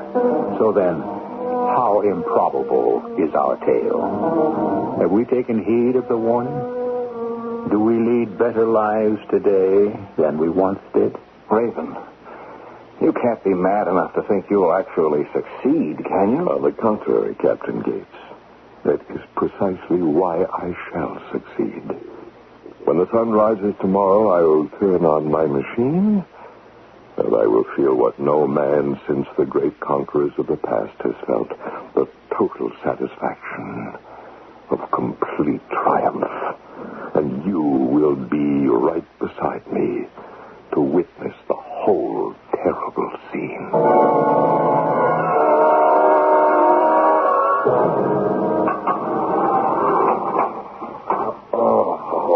Captain Gates.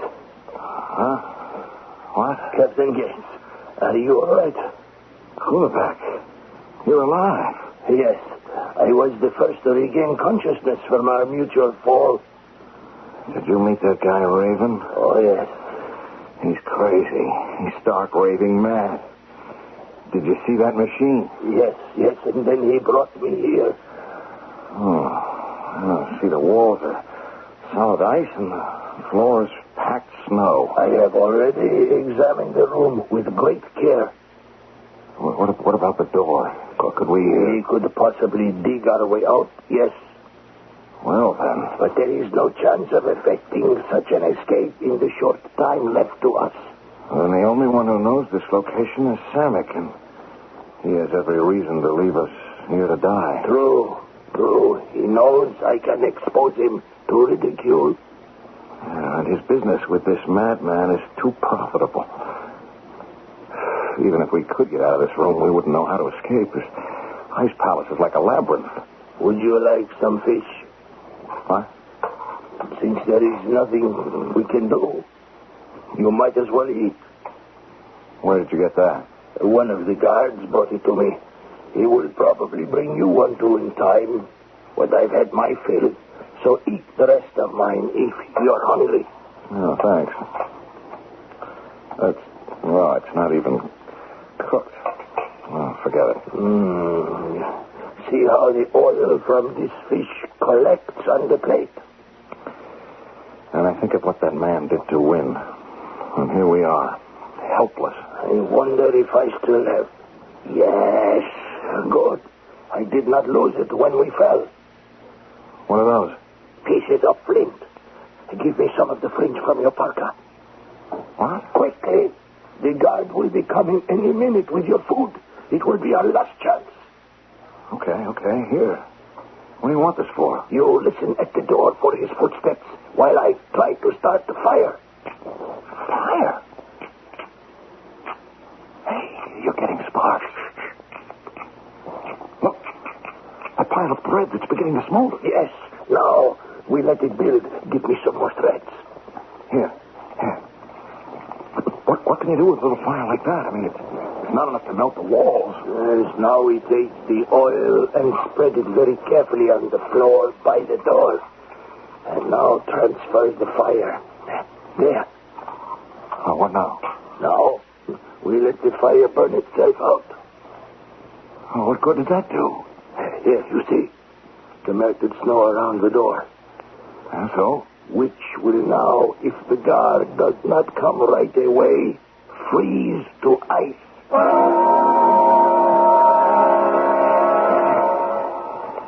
Here comes the guard now. Stand away from the door. I have food, but I am armed. Get back. Here is some food for... No! I've got him, Coolerback. Get his gun. Give me the gun, Coolerback. Here. Is anyone else in the passageway? No.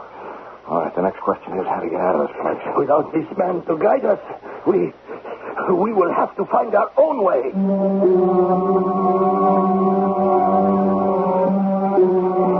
All these passages look the same. We're just going around in circles.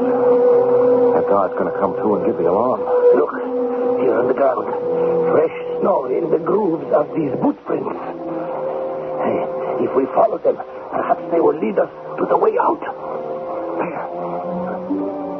There's a stairway. We've made it.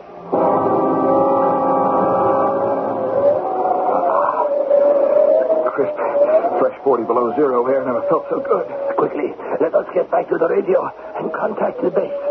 Coolerback, there's one thing. You know they won't be able to rescue us. I mean, Raven would fry any plane so crisp they try to send in. All Colonel Champ will be able to do is order down every missile we got and obliterate this entire area. Yes, I understand. It means we must die. So what are we waiting for? This man must be stopped. Let's get to the radio.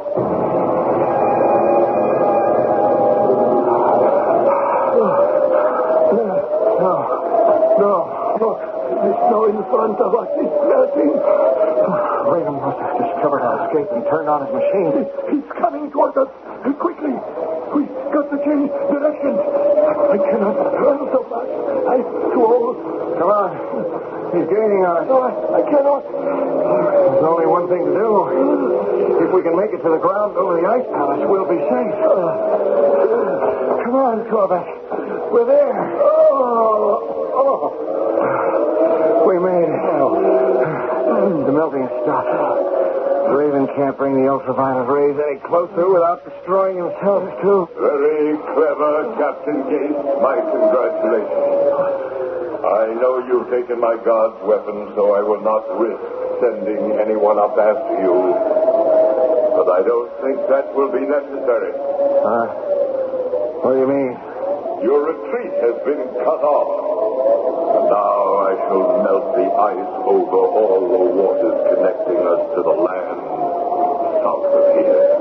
And then, Captain Gates, I'm going to forget about you and get a decent night's rest. I have a busy day tomorrow.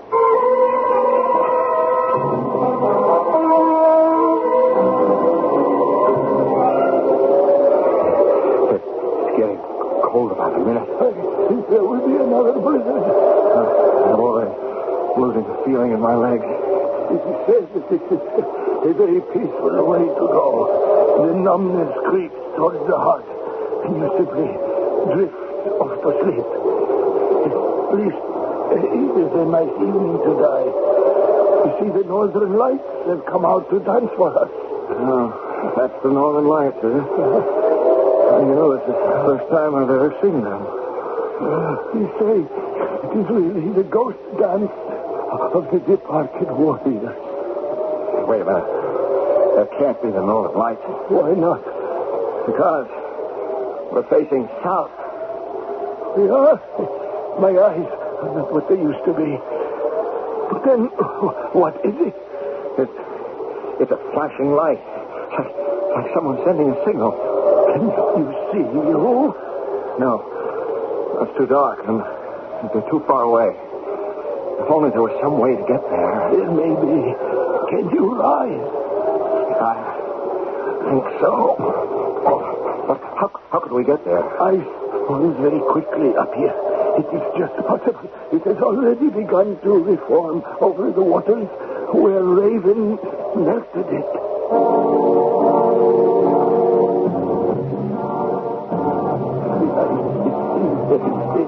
We will have to cross it on our bellies. I don't know if I'm going to make it. Coolerback, my hands have gone numb now, too. We must keep moving. Careful. Careful, stretch out. It's getting thinner. We're halfway across the water. Is the light still flashing? Yes, but less and less. Whoever it is getting discouraged. We must try to move faster. ice is broke. Don't move. Stay flat on your stomach. We can only hope it is thick enough to stay afloat. We're drifting. But the water's coming over the top. It's freezing. What was that? It's a harpoon. Can you reach it? I think so. Yes. Got it. Hold fast. Whoever was flashing that light must have seen us. I can feel it tilt. They're pulling us in. Hold on. Don't let go. My hands are about to double. What could this person be? What if it's one of Raven's men? Hello! Captain Gates. It is Samek. Samek! You've got us! Keep pulling!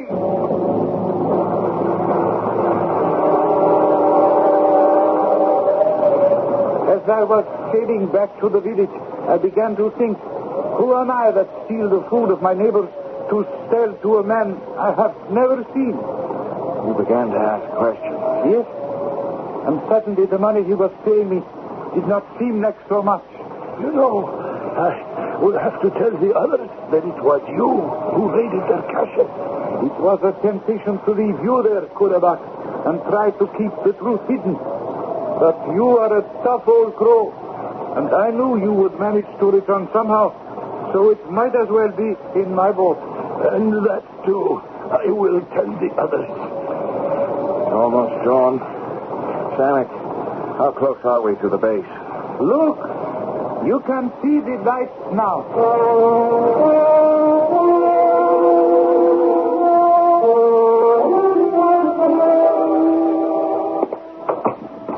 Oh, Joe, it's good to see you and Kulabak alive. Oh, these dry clothes feel great. What's happening? Do you know that you two are responsible for a military first? Russia and the United States have joined together and are sending in missiles from all directions simultaneously. This Raven fellow will never be able to fend them all off, even with that machine of his. Joe, what are you thinking? I'm thinking of Wynne, Colonel, and the terrible way in which he died. Yes, I know. He was a good man and a good officer. Gentlemen, look here, out of the window. The sunrise. A few hours ago, we thought we would never live to see it. Well, I think I speak for all of us when I say that is the most beautiful sunrise I've ever seen. There's a story about a certain confident candidate for the presidency. He retired early on election eve, sure that he'd won. In the morning, a gentleman called, only to be told by the candidate's equally arrogant son, "I'm sorry, the president can't see you. He's still asleep." "Well," replied the caller, "when he wakes up, you can tell him he isn't president anymore." Raven, too, made the mistake of retiring too early. I shall return shortly. The Queen of Sheba put a riddle to the wise Solomon. What land has seen the sun but once since the creation of the world? Solomon answered, the land beneath the Red Sea. For it saw the sun only on the day God parted the waters for the children of Israel. A great deal of land almost saw the sun for the last time in our story today. Our cast included Tony Roberts, Earl Hammond, Arnold Moss, and Ian Martin. The entire production was under the direction of Himan Brown. This is E.G. Marshall inviting you to return to our Mystery Theater for another adventure in the macabre. Until next time, pleasant dreams.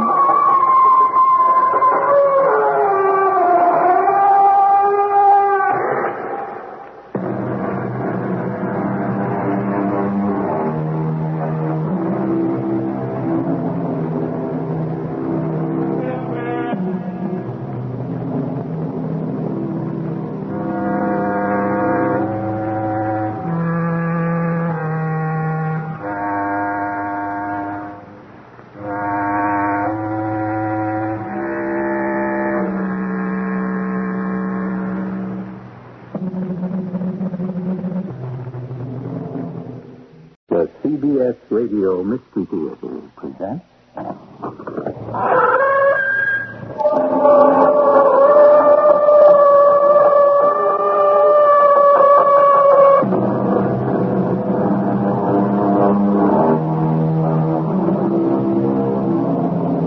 Come in. Welcome. I'm E.G. Marshall. Backward, turn backward, old time, in thy flight. Make me a child again, just for tonight. Yes, time, could we but call it back.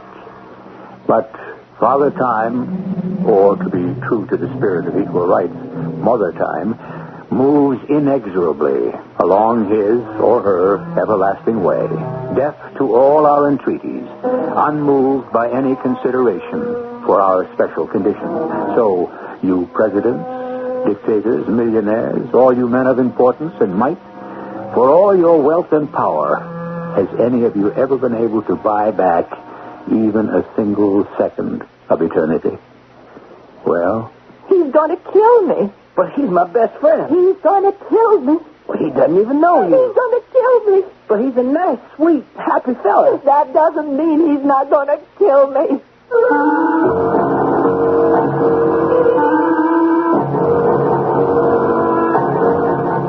Our mystery drama, Don't Look Back, was written especially for the Mystery Theater by Sam Dan and stars Don Scardino. It is sponsored in part by Buick Motor Division and True Value Hardware Stores. I'll be back shortly with Act One.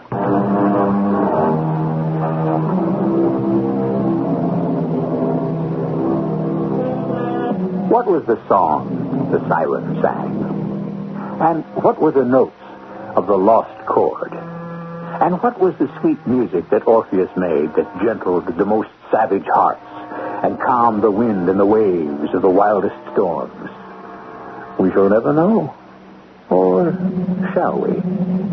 Perhaps sometime, somewhere, when we shall least expect it, the notes of a strange melody will suddenly steal into our hearts and possess our souls. A melody that could only have been sung in heaven or in hell. Renfro. Huh? What? How'd you like to wake up, Renfro?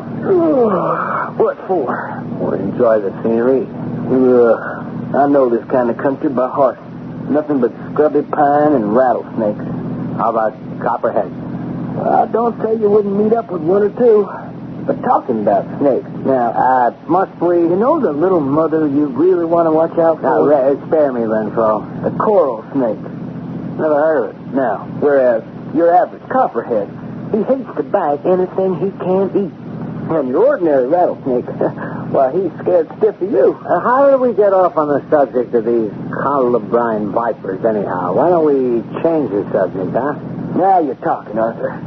You know how I like to think happy thoughts the afternoon before a concert. Here's a happy thought. We're out of gas. We're out of gas? Well, let's say we're almost out of gas. Whoa, great manager you are. I'm the best manager you ever had. But you can't even manage to keep the gas tank full. Tell you what I can manage, though. I can manage to keep you from walking behind that plow and staring at the rear end of a mule. Nah, that ain't true. Pappy always did have a tractor. I bet you even wore shoes. To church? What? We was folks back where I come from. Oh, look. It's a lucky day just up ahead, a service station. Yep, sure enough. Now what, Renfro? Right out here, in the middle of the swamp, a little general store with a gas pump. Why, I used to work in a place like this in the wintertime, waiting for the spring planting. You see that young fellow coming over? You can't hardly make out his face for all the grease and grime. That used to be me. It'd still be you if it weren't for me. Well, I made you rich, too, didn't I? I'll fill it up. All right. What? It's a gal. You want me to look under the hood? Why? What do you expect to find there? An engine. Now, I guess she told you. There, beyond the shadow of a doubt, is the ugliest girl I have ever seen. Well, I wouldn't say she's all that ugly. Well, no? Well, how ugly would you say she was? Well, she ain't ugly at all. She's just homely. Hey, say, Artie, you think she recognized me? Oil's down, half a quart. That's $13 for the gas. Paid a little lady, Arthur. And will there be anything else, Mr. Tibbet? Then you did recognize me. Renfro Tibbet is a household word. You hear that, Arthur? Of course, it's not the same word in every household. Honey, how'd you like a special autographed picture of me? Why? Why? Yes, why would I need it? What are you to me? Why, he's the personification of your unconscious libido. Is this Yankee a friend of yours or just someone you gave a lift to? Now, listen, Dory. How do you know my name? Well, it's written there on your pocket. I didn't think you could read. You probably can't. Yankee must have tipped you off. I'm having a concert tonight in Central City. I heard. Well, then you must have also heard it's sold out. Tickets cannot be had for love nor money. Now, wouldn't you like to go? Why would I like to go? There'll be a ticket waiting for you at the box office. There'll be an envelope marked, little old gas station gal. Hey, you know something, Renfro? I think we have another hit number there. Little old gas station gal. I'll get Ruby on it right away. I'll see you at the concert tonight, Dory, honey. I don't think so. You mean, well, you got something better to do? Like what? Oh, like walking the dog. Whew, that little old gal. She don't fool me. She doesn't? No, sirree, not for a minute. That little old gal is just crazy about me. She is. She has to be. Why do you say that? Because they can't none of them fight against it. She'll be there tonight. You're sure about that? You bet. And she'll have her little suitcase all packed. You know what I mean? This is your fantasy, Renfro. Carry on. And she'll say, Renfro, take me. I'm yours. And you will say... Well, I'll just point to all them thousands of little old gals out in the audience, and I'll say, honey, you just have to wait your turn. All this is provided she shows up. Oh, she'll show up. You positive? They always do, don't they?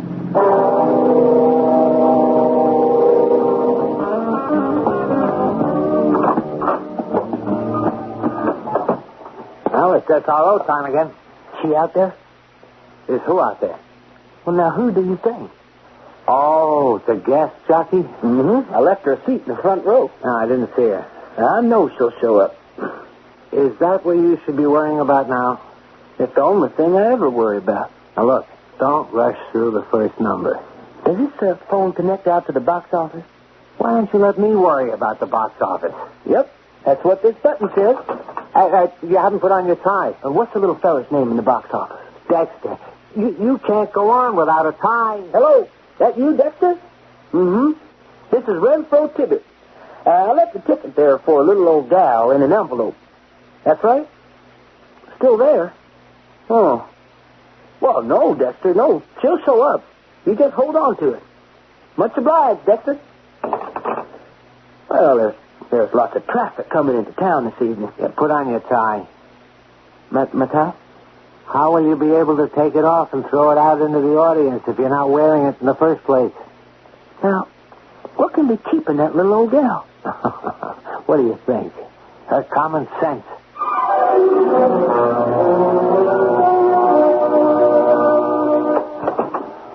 She didn't show up. You just laid the prize-winning egg of all time. I just kept looking there at that empty seat. You died out there, Renfro. That ain't true. Why? You mean you didn't feel it? You heard the applause. The applause was for your name, not for you. Why do you suppose she didn't show up? Why don't you stop worrying about her and worry about you? What have I got to worry about? Because a year, 2 years from now, when you're back on the farm and behind the plow, you'll ask yourself, how did it happen? And where did it begin? Where did what begin? Your downfall. What are you talking about, Arthur? It started here, tonight. You took this audience for granted. And once you begin doing that, they know it. And they don't like it.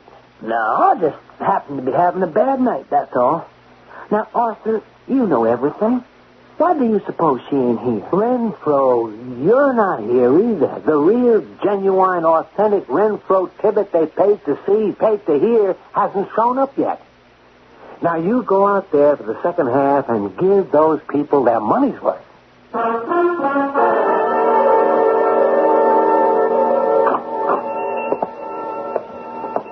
Hi there. Well, what do you want? Well, the sign on the window says general store, don't it? I know, but what do you want? I left a ticket for you. Oh, did you? I said I would, didn't I? And I said I wouldn't want to go. What have you got against me? Nothing. That ain't true. All right. Everything. Everything? Like what? I despise everything you stand for. Yeah, I'm not sure as how I stand for anything. Oh, yes, you do. The cheap and the common and the vulgar. But aside from that, I'm really a very nice fella once you get to know me. You look at old women as if their stupid little hands just fall all over themselves just for a look from you. Honey, if you got it, you got it. And the way you looked at me this afternoon. Let's give this homely little girl a great big thrill. I never said you was homely. What'd you expect me to do? Faint at the sight of you? It's been known to happen. Look, I'm really a very nice fella when you get to know me. But I don't want to get to know you. Would you leave, Mr. Tibbet? Why didn't you come to the concert? Because Because why?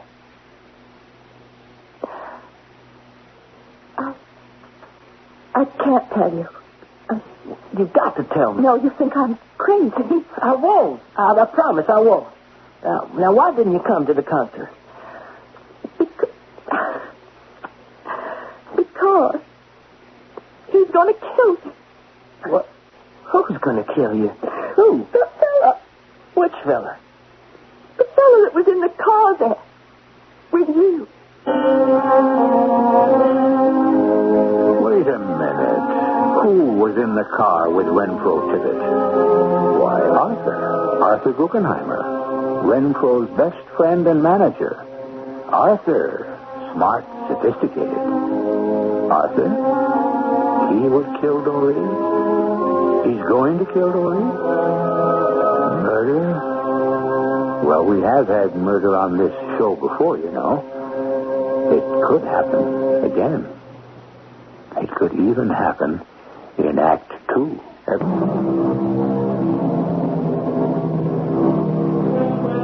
On a moonless night, on a deserted moor, with the howling of a blustering wind, or perhaps of some wild animals, to chill both body and soul at such a time and in such a place, well may there be a feeling of foreboding, but in broad daylight, in warm and familiar surroundings, why should there be a sudden feeling of dread, an intimation of disaster, an aura of death, and all without warning or even cause?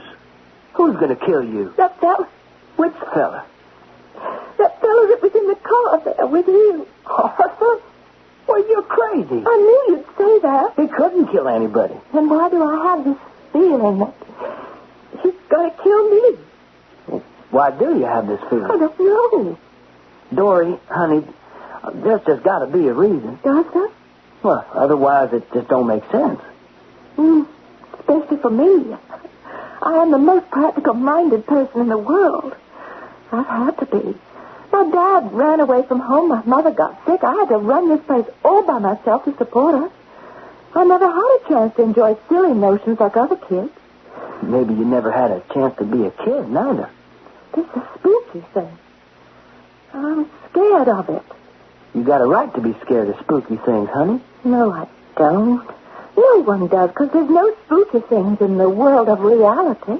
Then, Dory, honey, well, how do you explain the spooky thing that happened to you just tonight? Maybe it was a sudden flash of insight. Come again? What? I'd better not tell you. You think I'm crazy. Oh, tell me. He'll kill me because I could become a threat to him. Now, Dory, how could you ever become a thing like that? Maybe I would change you in some way. What way? Maybe you'll fall in love with me. Love?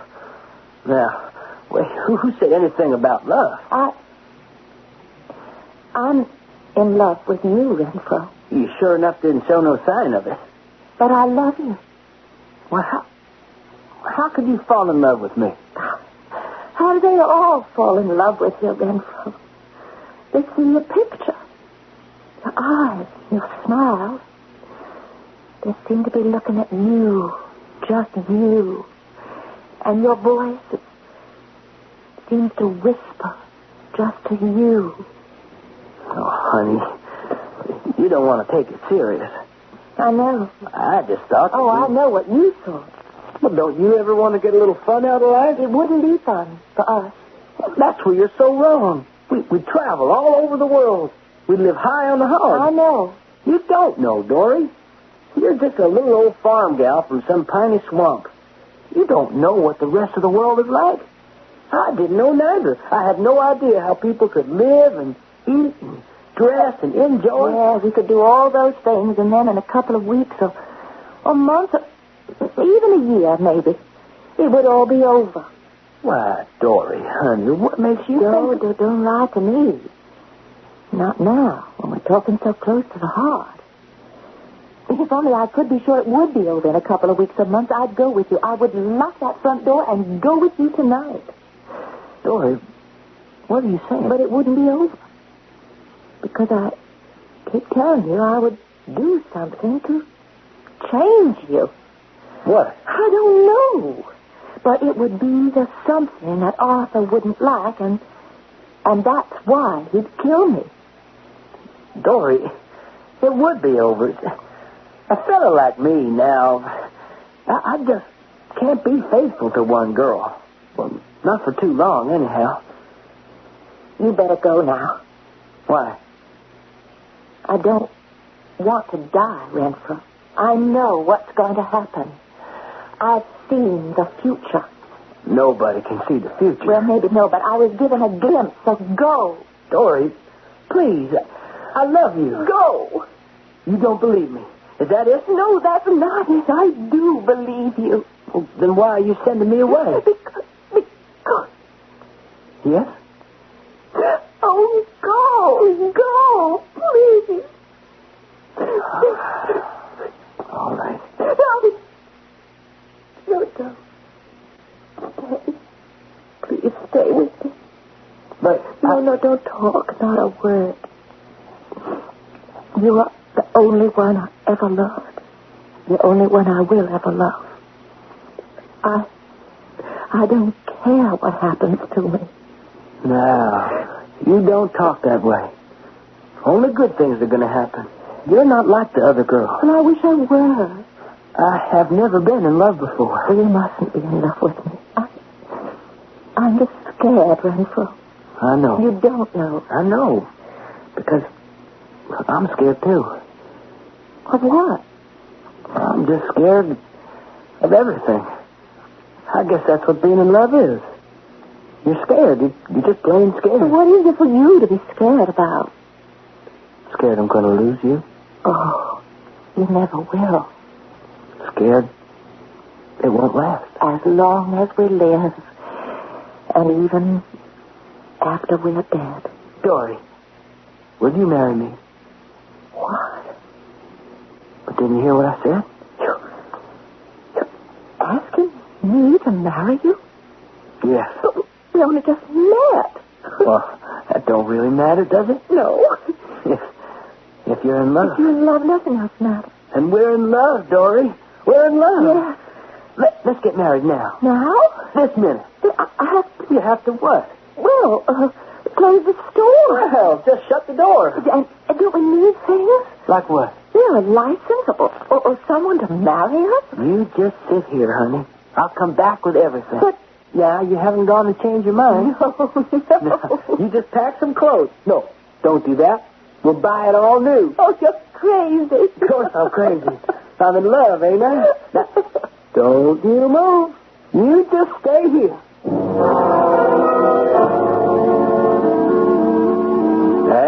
Hey, where you been? Let's go down to the bar and have a couple of drinks. I can't oblige, Arthur.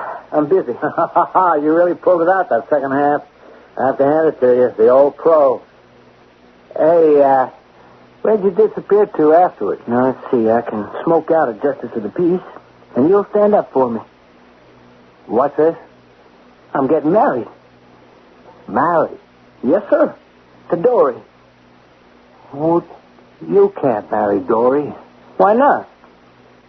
Your fans. They wouldn't like it. Well, then they can lump it. Oh, you keep talking that way about your adoring public and you'll wind up in back of that plow again.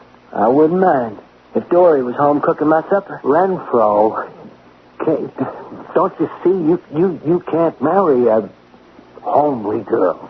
Who said she's homely? You did.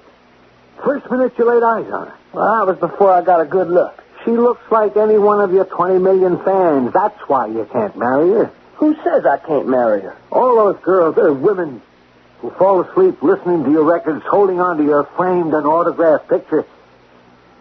They'd never forgive you. But I'll forgive them. The average woman figures, okay, let him marry a glamorous, gorgeous movie star, but to marry a mousy, little plain Jane, he could have married me. I love this girl. You're talking to Arthur. Is that the only way you could get her, Renfro? Marry her? No. But it's the only way I want her. All right. Leave it all to me. Leave what all to you? The arrangements, the details. I'm handling all them myself. Oh, come on. What do you know about anything? This is going to be the biggest wedding in the history of show business. No, it won't. We'll have it on primetime TV. Oh, we'll have it tomorrow morning. This is mine and Dory's wedding, and that's how it's going to be. And you can come along and be the best man or not. All right. Go ahead and throw away a $50 million career, but don't expect me to be a part of it. But where are you going? Where do you think? I'm going to get drunk.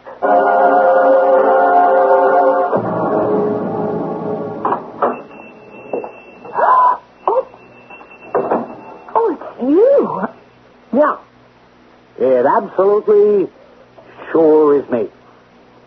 What do you want? What do I want? Well, that's a good question. Penetrating question. What do I want? I know what you want. Well, if you know, why did you have to ask? Please, don't do it. Do what? Kill me. Kill you? Kill you? Now, why would I want to kill you? Because I'm taking him away from you. Oh, no. I can't help it. No, you don't understand. You're not taking him away from me. He's taking you away from me. What? He saw you first. He asked you first. But it wasn't right. What wasn't right? What? Just because he thinks quicker than I do where women are concerned and makes the first move faster. A girl like you, hidden, buried out here in a swamp, where nobody knows you, appreciates you, understand? You belong with the great women of history. You're drunk. Yeah. With visions. You're the kind that men go mad for. You'll make a man throw away everything he has in this world and the next just to be with you. It's a power. Well, you were born with it. I'll make your fortune. Now, look, I can do it. I took him away from a plow. I can take you from behind a gasoline car. Oh, don't talk like that. I'm frightened. Well, it's all mine. But now I see those eyes, those great, beautiful eyes. I'll make you into the most marvelous actress in the world. And I can do it. No. Don't say no. I love Renfro. I just want to be with Renfro. Do you think I'd let you throw your life away on that dim-witted apple knocker? Please, don't kill me. I won't. You will. Well, why? I know if you don't leave me right now, you're going to kill me. does she keep saying that? Why is she so positive? Is it a trick, perhaps? Well, let's put it this way. It's not easy, but scattered throughout our story, starting with the very first minute or two, are the answers. So let's all meet here again for Act 3.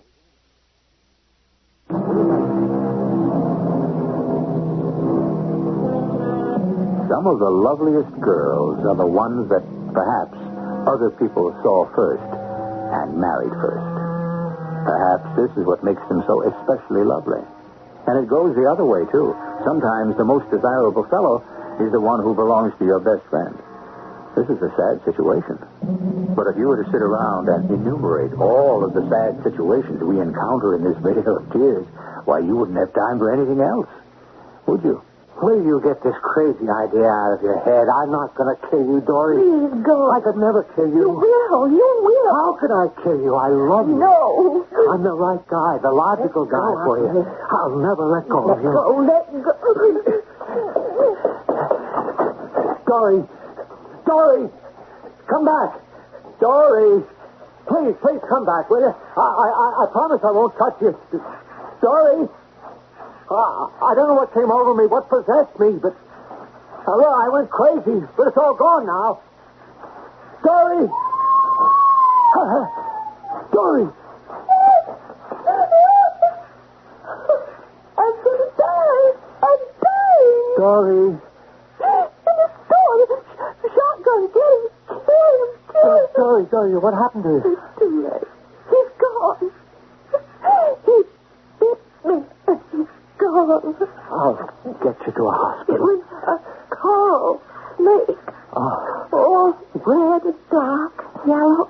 I'll get you into the car, You could see the colors glowing in the moonlight. Now, just hold on. I told you. You'd kill me. No. You'll live. You'll be all right. You've got to be all right.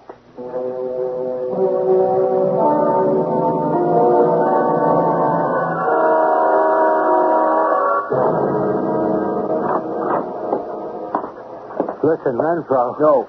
No more listening. You wouldn't shoot me. What do you think I bought this gun for? Renfro, Before I shoot you, Arthur, because I've got to shoot you. Just tell me. Tell me why you did kill Dory. I didn't kill her. I didn't. You killed her, Arthur. Oh, yeah, the snake did bite her, true enough.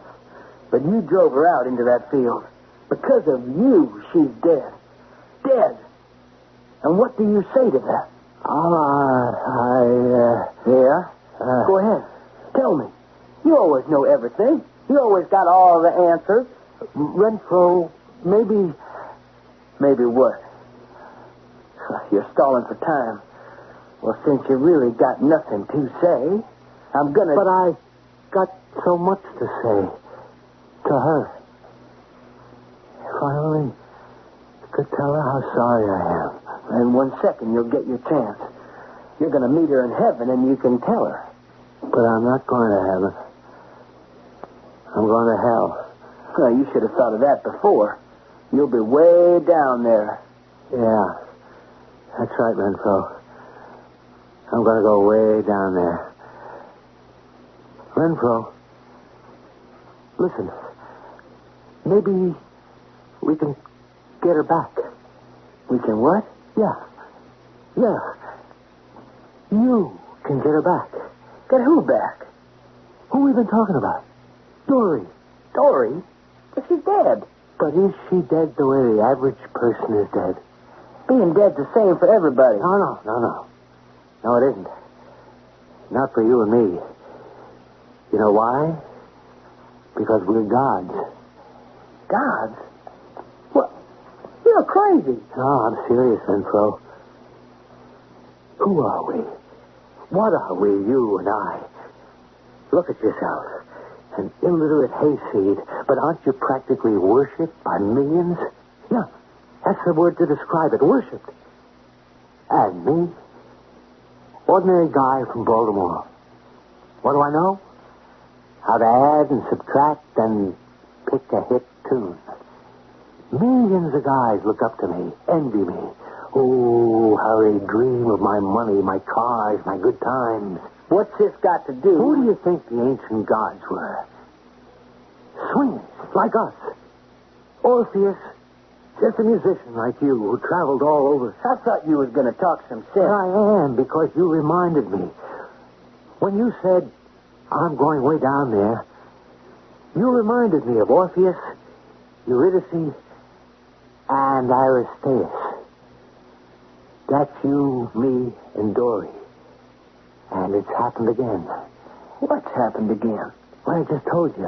Orpheus, Eurydice, and Aristaeus. What are you talking about? Hey, now, come on. Even you heard of Orpheus and Eurydice. Orpheus, the god of music. That's you. Falls in love with Eurydice. That story. I never heard of nothing. And on their wedding day, Aristaeus, the god of common sense and industry.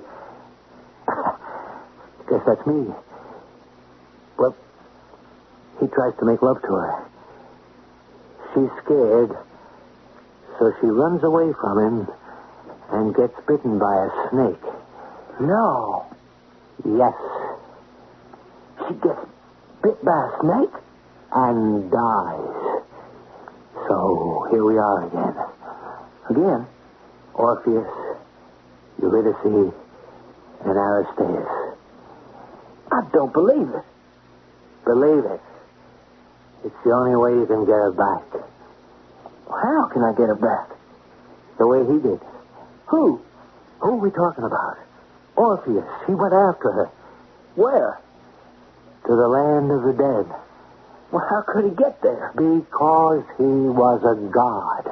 And he could talk to the god of the underworld, one god to another. And so Pluto... Who's he? The god of the underworld. And his wife, Persephone. They gave her back to him. Eurydice to Orpheus. Therefore, Dory to you. Why, therefore? Because this has happened before to the three of us in ancient Greece. We were Orpheus, Eurydice, and Aristaeus. You can't be serious. No. Now listen to me. Have I ever lied to you? No. Steered you wrong? No. Okay. Just put down the gun, Renfro. That's it. You don't want an accident, do you? Now remember, this has happened to us before. To Orpheus, Eurydice, and Aristaeus. And it'll keep happening till you do it right. Till I do what right? Till you stop looking back. At the last minute, why do you always look back? What are you saying? This time, don't look back. This time, do it right. And you'll never have to do it again. Go now to the kingdom of the dead. How do I get there? You don't get there. It comes to you. You wish for it. And you'll be there in the ancient kingdom of the dead. But the gods, those ancient Greek gods, I don't speak the language. We all talk the same language. Pluto, the king of the underworld, what do you think he looks like? A king?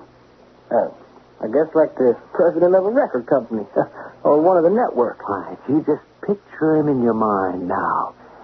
And his wife, the queen, Persephone. Picture and wish.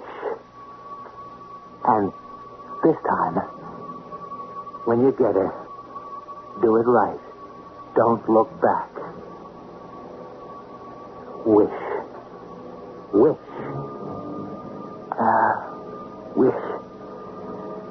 I wish to go to Dory.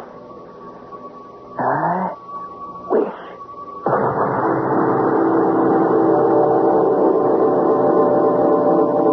Why, it's Renfro. Oh, Renfro Kid.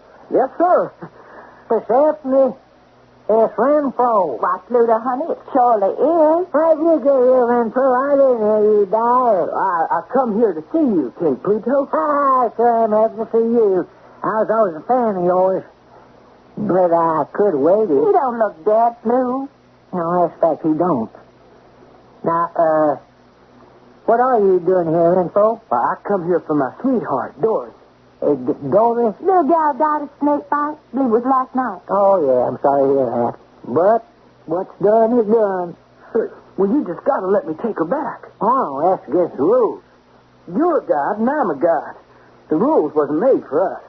The rules was especially made for us. And the rules may never be broke. But you broke them once before. Never? Oh, yes, you did. For Orpheus and Eurydice. Oh, well, Renfro, I can't give it to you. But I ain't asking you to give her to me. You ain't. Well, then what in the world? Well, just lend her to me. She'll be yours again, won't she? Oh, well... Come on, Sue. You got nothing to lose. Okay, now don't make me the heavy. Go ahead, take it.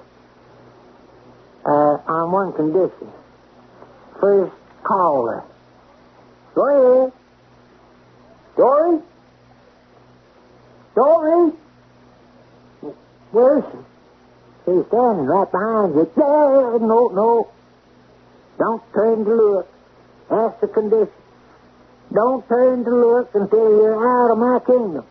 Why? Because she's only a shadow. She won't be real till you get her back into the real world. Now, start to walk. Walk back to that world. And this time, do it right. Don't turn back to look. Because if you do, you've got to stay here forever.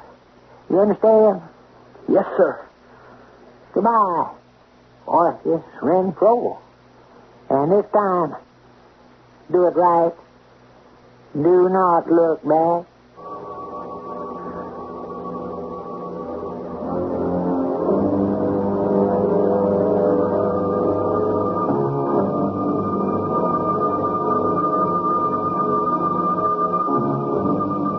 Dory, you're coming back with me.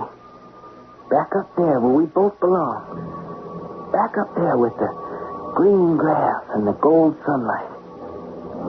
You see how it's getting lighter? The darkness is disappearing. Dory, talk to me. I know I'm not supposed to look at you, but I can talk to you, and you can talk to me. They didn't say nothing about not talking. Dory, are you there? Wait. Is it a joke? Are they joking with me? Playing me for the fool? Dory? If you're there, answer me. Answer.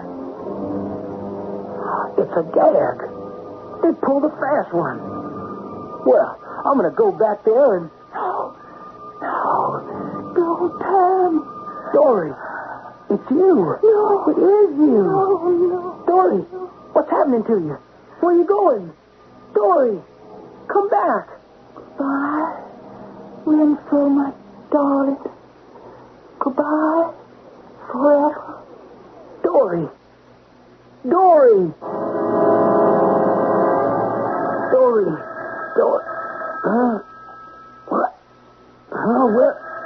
What? What's that? Oh. Renfro? Yeah. Yes, Renfro. It's me, Artie. Artie. Look, Renfro, I figured I'd better hide the revolver and lay low for a bit until you forgive me. Will you forgive me, Renfro? Can you forgive me? Forgive you? As far as we know, Orpheus did forgive Aristaeus. Yeah. By any chance, were you there? Down there? Yeah. I was there. Oh. Well, how did it go? Not so good. You mean you looked back, huh? Yeah, I did. I looked back. again.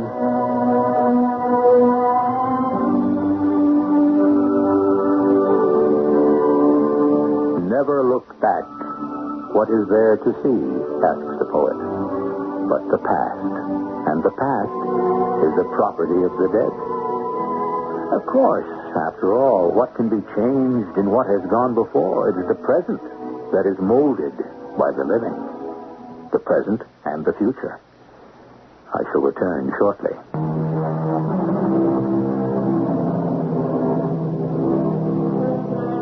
Orpheus. Why did he turn back to look? And at the very last moment, too. Why? The ancient poets who tell the story don't know. Perhaps it's because psychiatry had not yet been formally invented. Today, we could probably do entire clinical volumes on the subject.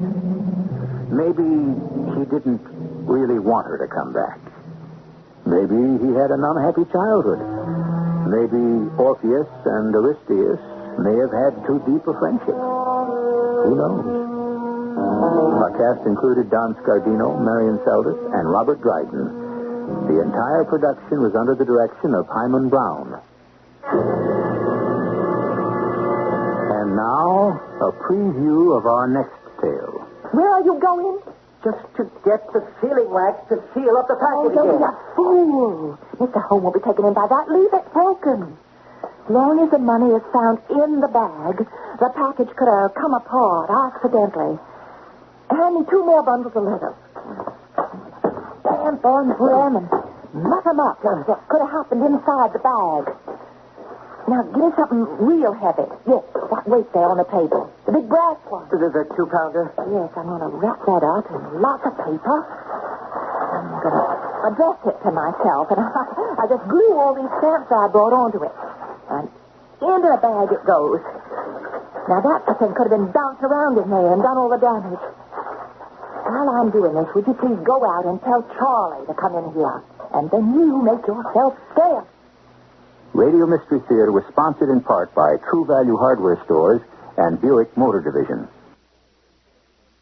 This is E.G. Marshall inviting you to return to our Mystery Theater for another adventure in the macabre. Until next time, pleasant dreams.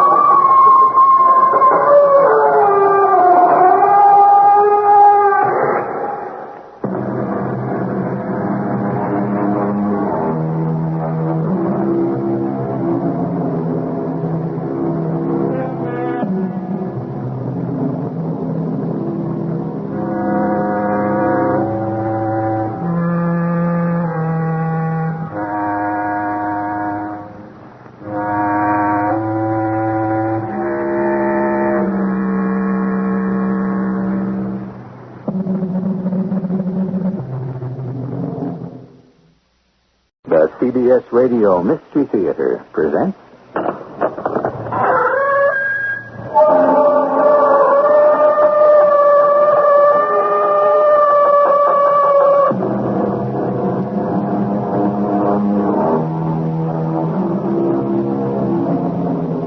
Come in. Welcome. I'm E.G. Marshall. We sort of pride ourselves on the many kinds of unusual crime stories we bring you on this mysterious theater of the mind. The murder mystery, the ghost mystery, the robbery mystery, and so many, many more. But no anthology of the wayward and the wicked can be complete without the Western mystery. And today's author is probably the best-loved writer of authentic Westerns, Bret Harte. So hang on to your saddle. And here goes. Good luck, I think we got here just in time. Who's that back there? Sam Green. It's me, Mrs. Baker. Why, so it is. Well, what brings you here so late at night to the back of my post office? Because I can't afford for anyone to see me. Santa, where is the mailbag? Well, inside, of course. The stage is waiting for Well, I it. better take a good look at that mailbag before you send it on. Why? Because if everything isn't in order, Stanton, it could mean jail for you. And the end of me being the postmistress of Laurel Run.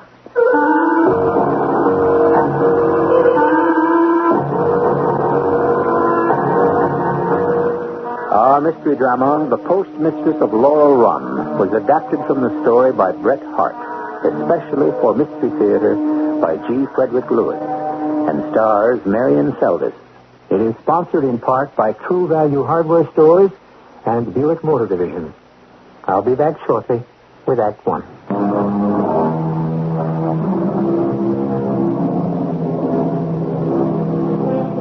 It's 1890 in Custer Country, where General George A. Custer made his last stand in Montana. You heard of that. Only these days, it's pretty peaceful at Laurel Run.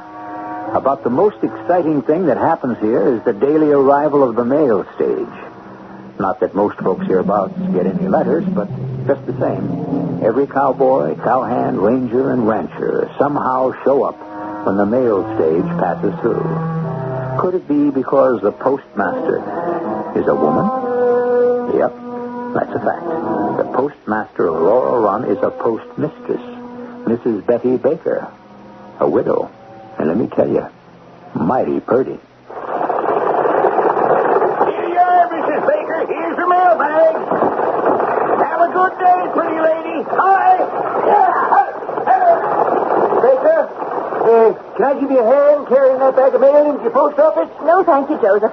I can manage alone, thank you. He's right. A lady should have to be toting something that heavy. No, sir. I appreciate the gesture, Joseph, but nobody but an official of the United States government is allowed to touch the mail. Well, you know, Mrs. Baker, Betsy, any time I can be of service, all you got to do is say so, and I'll do it. No favors, no questions asked. Thank you, Joseph. I'll remember that.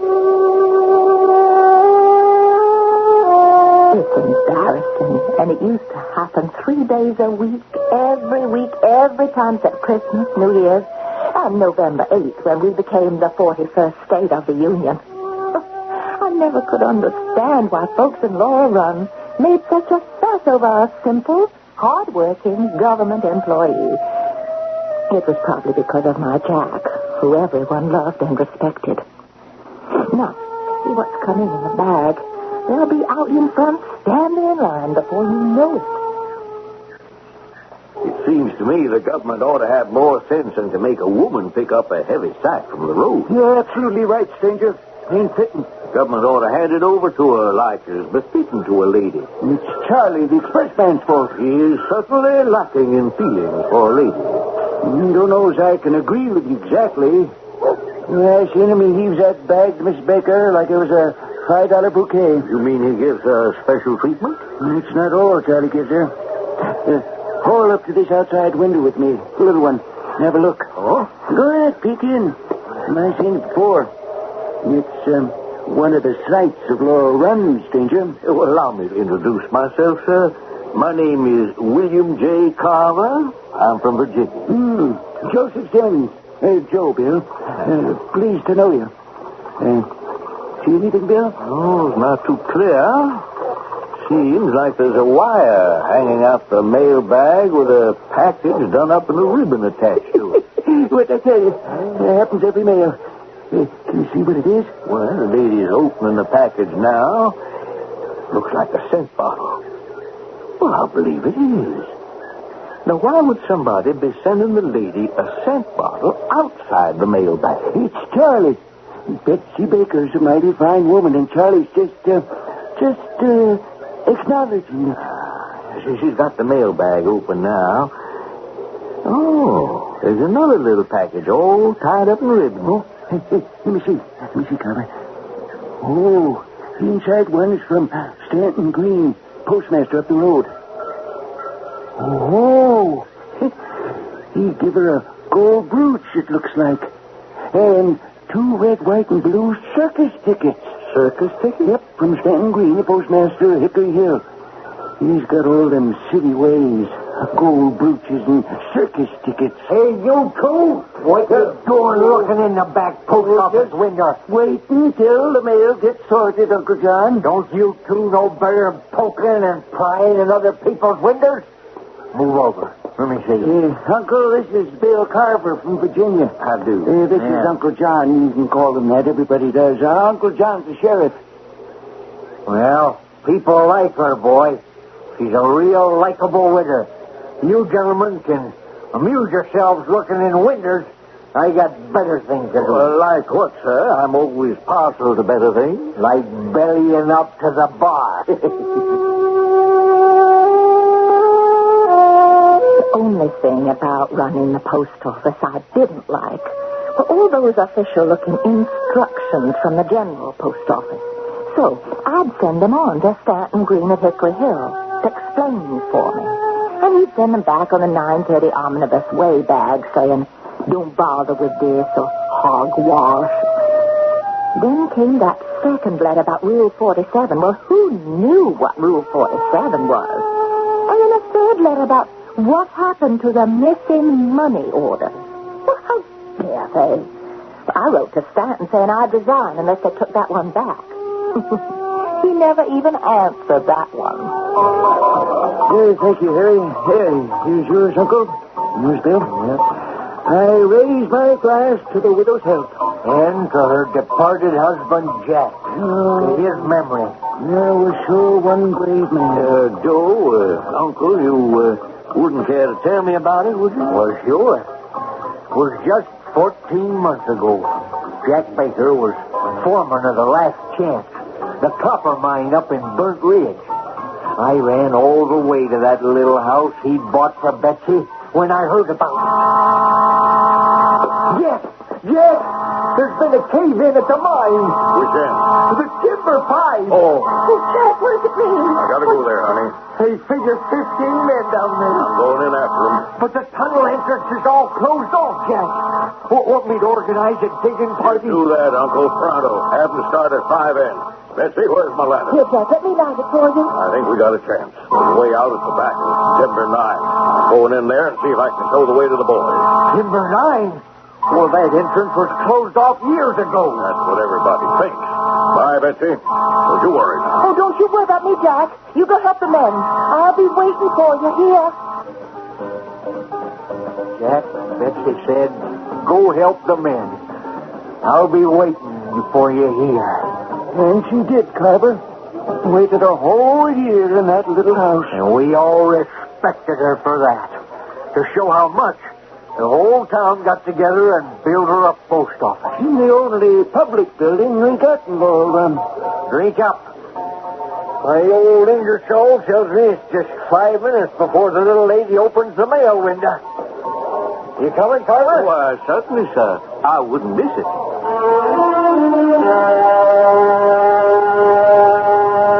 Yeah, I see quite a few folks ahead of us here at the post office. Oh, I must say, there's a great deal of correspondence in your town. You got into the habit.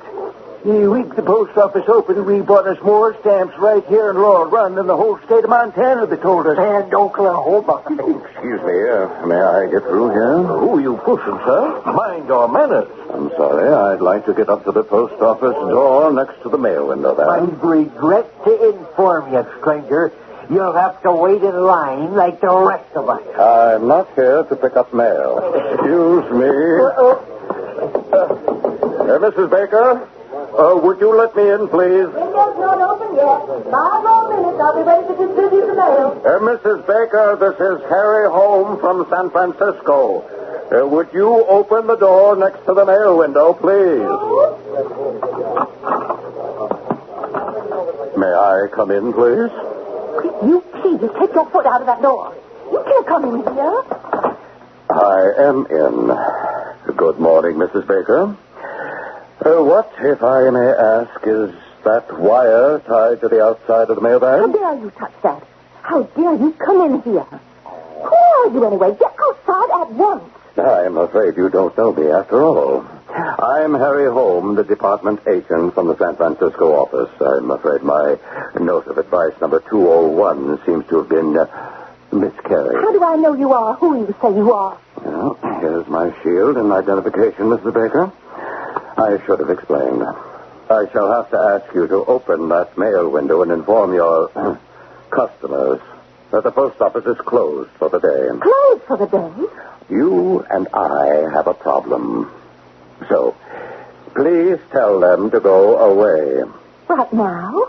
If you don't mind. Well, it's about time. Hello, lovely lady. How much are your dollar stamps today? I'm sorry, but the post office won't be open for business today. Come back tomorrow. Well, what do you mean? Now, Mr. Harry Holmes, if you don't mind, will you be so kind as to tell me what the government thinks it's doing? Closing my mail window? There has been a series of embezzlements between Hickory Hill and Laurel Run. Somebody stole Embezzlements. A great deal of money missing. Are you accusing... Oh, no. I'm afraid I have to tell you this post office is now closed down.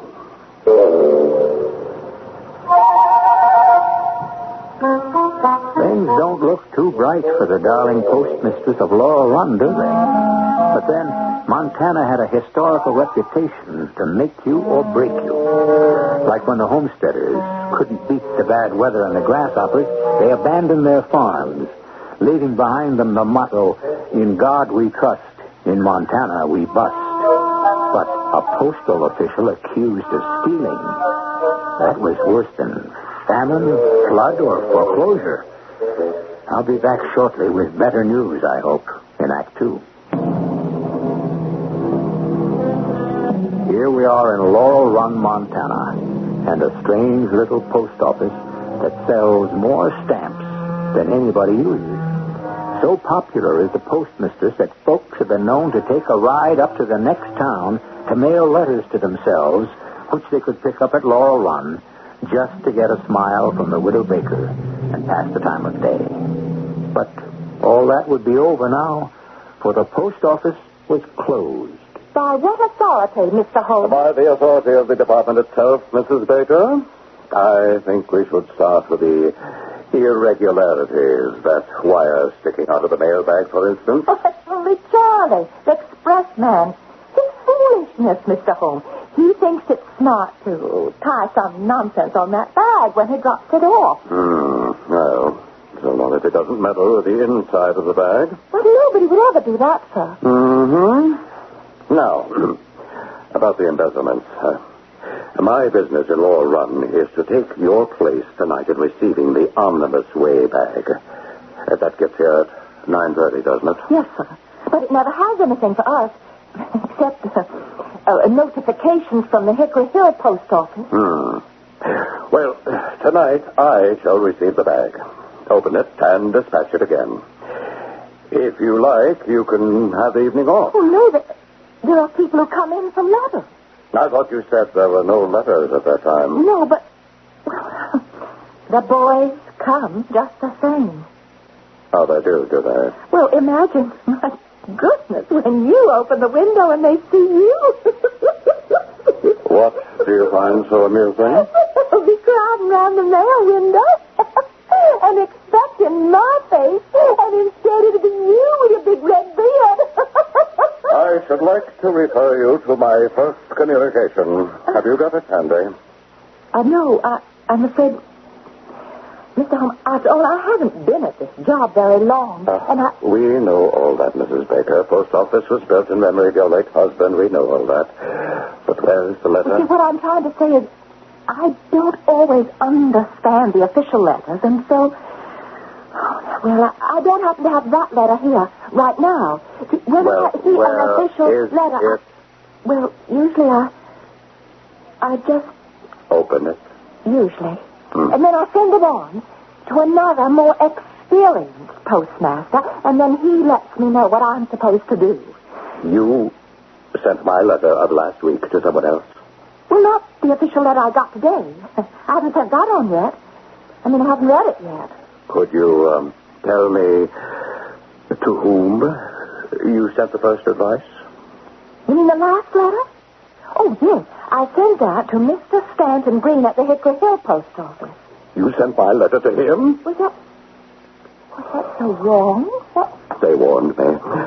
They told me when I left San Francisco that I would be charmed by the postmistress of Laurel Run, that she had racked up sales of more postage in 1 month than 50 other post offices in Montana, and that she was indeed obliging and would be most helpful. Most helpful. I know that. But you helped the wrong man. I was so upset, I didn't know what to say. How could dear Stanton Green be the wrong man, while he had known Jack for years and years? He wouldn't ever do anything to hurt me. Now this horrible man, this special agent from San Francisco, he was practically saying we were in what do you call it? Collusion? Yes, collusion. No, please, no. I said no such thing. Stanton's always been extremely helpful, and if you think those official departmental letters are easy to understand, sometimes they make my head ache. Now, please, Mrs. Baker, you have unwittingly... Stanton's an old hand at post office running. He always tells me what I should do. You have unwittingly given information to a man who the government suspects of peculation. Without knowing it, you have warned the postmaster of Hickory Hill that he is suspected. In plain words, Mrs. Baker, we have traced the disappearance of money letters to a point between his post office and yours. Oh, my goodness. Oh, dear, what are we going to do? What am I going to do? Just as I ask you to do, so that we can apprehend the man. But you don't understand. It's not as easy as that. Stanton, Mr. Green, he likes me. He's always sending me little gifts. Oh, dear. It should not interfere with your duty, Mrs. Baker. It doesn't. It only makes it harder. I hope, like you, that we are mistaken. Now, when I open the 9:30 evening mailbag in this office tonight, and if I do not find a certain decoy money letter in it, which was last checked at Heavy Tree Crossing, well, then I shall know where to look for it. Oh, this is awful. I really never encouraged him to be friendly. He just was, that's all. Mrs. Baker, you have nothing to fear.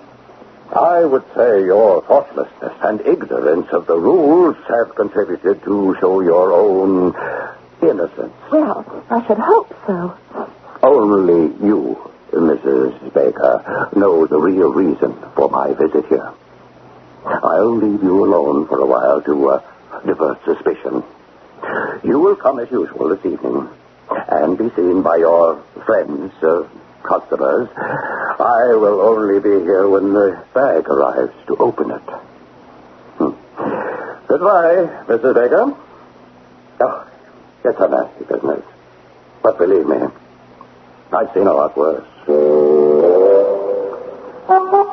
I didn't know whether to be sad or angry. To be a postmaster a little over a month and this has to happen? Stanton Green, a thief?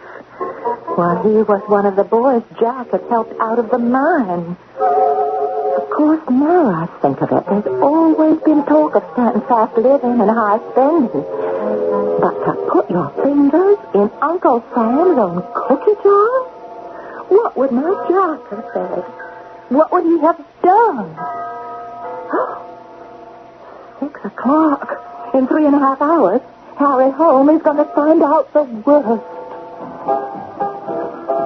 You're crazy.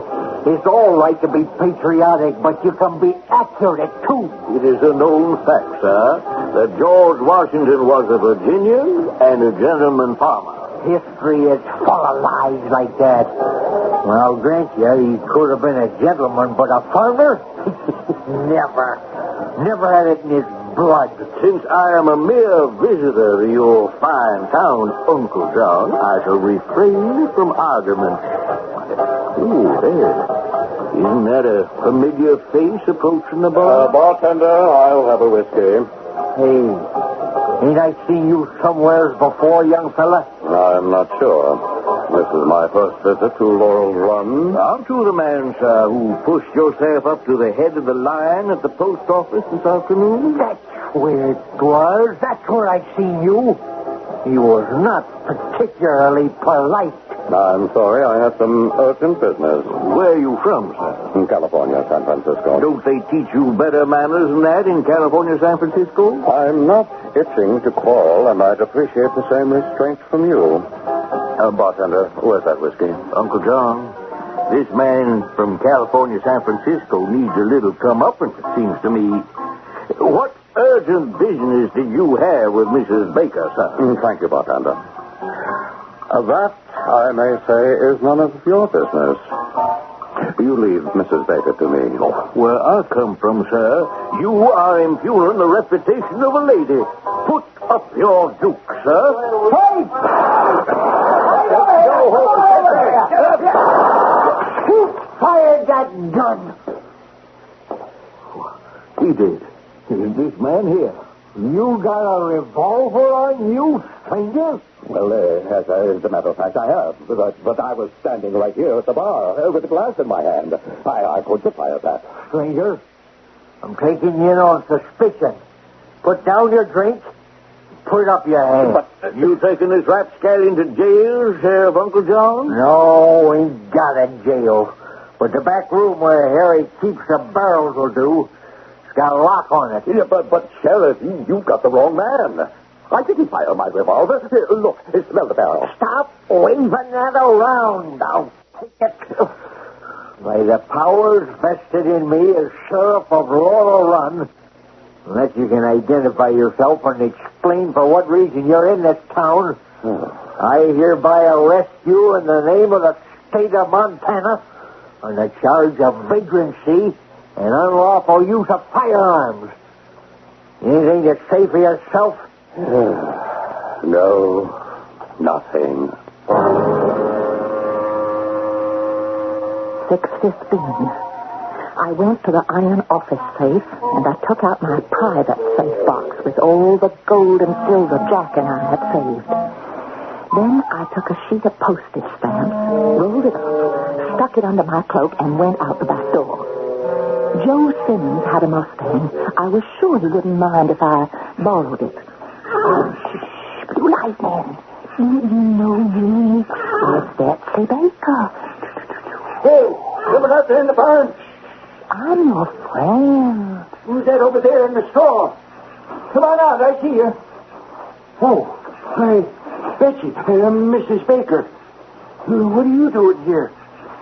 Oh, I know. You come visiting. Well, in a way, yes, Joseph. Betsy Baker, since when do you have to hide your feelings with me? Oh, you don't understand. And hiding in my barn, too. Joe, can I swear you to secrecy? Whatever's your secret's my secret. I need a Mustang. What? I need Blue Lightning. Immediately. For what? I need a horse. Oh, I see. You need a horse. Only, well, there's a problem. Seeing it's you, I don't have a side saddle. But maybe I could borrow one. I just don't have time to wait. What's your hurry? Where's your Mexican tree? I'll use that. Oh, why did I put my lantern down? Now, come on. Tie it on Blue Lightning. Now, hurry. Now, hold a high candle in the horn blow for me to hold. Oh, yeah, Joe, let me have a blanket. Now, swing me on, Joseph. Up you go. There, boy. There, Blue Lightning. There, boy. You don't have to worry about him. He can pick out a trail in the dark. How are you going to ride him? Well, drop my mantle. Like so. I tie it around me by the sleeves. Puffy in one knee, and I'm ready. Oh, Miss Baker, you dropped this roll of stamps. Hand them up. I don't know. This all seems mighty peculiar. The stamps, Joseph. Yeah. Now open those barn doors. Wide. Hurry! I wish I knew what you was up to. Don't you worry. I'll have Blue Lightning back by 9 o'clock. You come round to the side of the post office. Oh, I'm not worried about my Mustang. I just don't know what to make of all this. I am doing the right thing. Of course you are, but Betsy... Joseph, stand away from the barn door. You once said to me, any time you could be of service, all I had to do was ask. Now remember, mum's the word. Good luck, Miss Baker. Be careful. Yep. It was 7 miles to Hickory Hill over wild and hilly terrain. Blue Lightning was enjoying it, I could tell. As I came to the rise above Hickory Hill, I heard the town clock strike an 8. 8 o'clock. Way down below, I could make out the lights of the settlement. And at the end of Main Street, the 2-carriage lights of a mail stage, waiting in front of the Hickory Hill post office. Work the blue light. Well done. Who's that back there? Captain Green. Is that you? It's me, Mrs. Baker. Why, so it is. So what brings you here so late at night, and why right up the back? Because I can't afford for anyone to see me. Where's the mail bag? Well, inside, of course. Charlie in the stage is waiting for it now. Well, I've got to take a good look at that mail bag before you send it on. Why? What do you mean? If everything isn't as it should be, Stanton, it could mean jail for you. And the end of me being Postmistress of Laurel Run.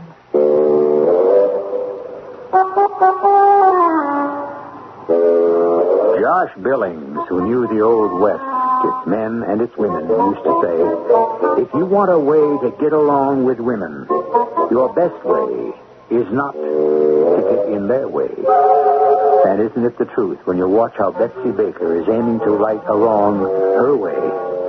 We'll see how good her aim is when I return shortly with Act 3.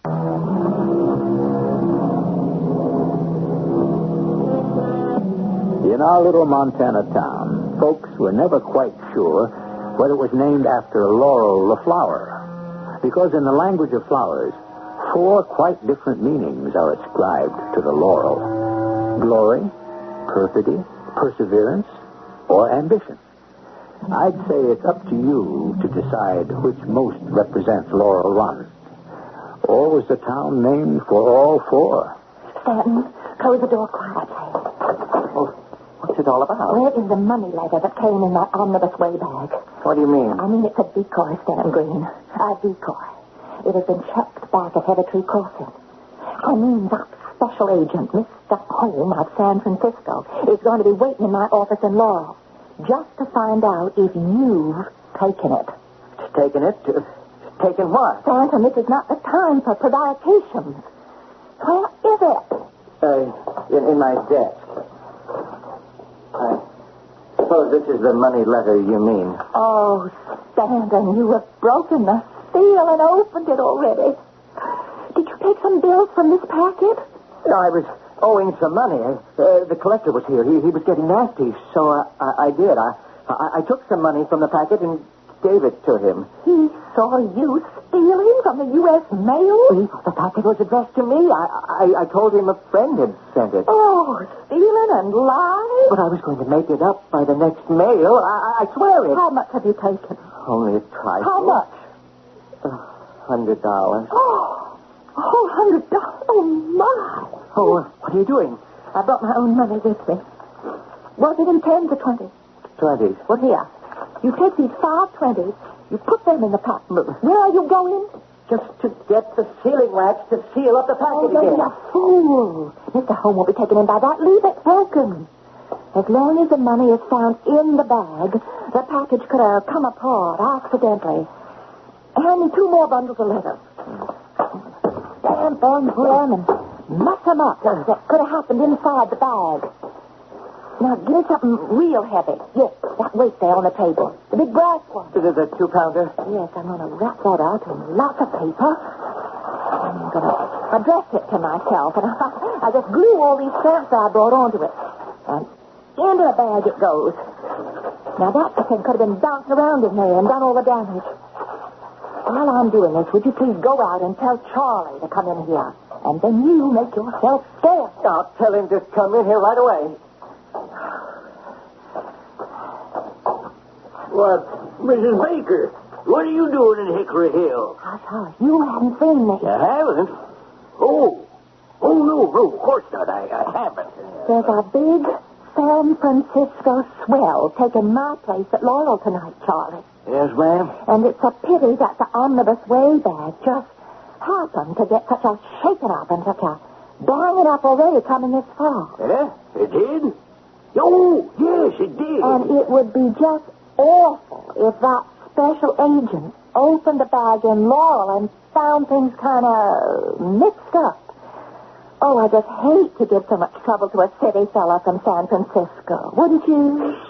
No, sir, ma'am. That ain't like you at all. So when you have this omnibus way bag on your stage, Charlie, you be particularly careful on my account. Oh, yes, Mrs. Baker. If that bag should just happen to tumble off the stage a dozen times between here and Laurel Run, I'd hop down and pick it up myself every time. Thank you, Charlie. Oh, sure, real pleasure, Mrs. Baker. Now, take the bag, Charlie. Why, aren't you coming back to Laurel on the stage with us? Well, of course not. I'm not here, don't you see? You're not here. Oh, yes, sir, I see. You're not here. Of course not. Now, the mailbag's all locked up. Now, you be careful with it. Oh, I am sorry. It just fell right out of my hands. Have a good trip.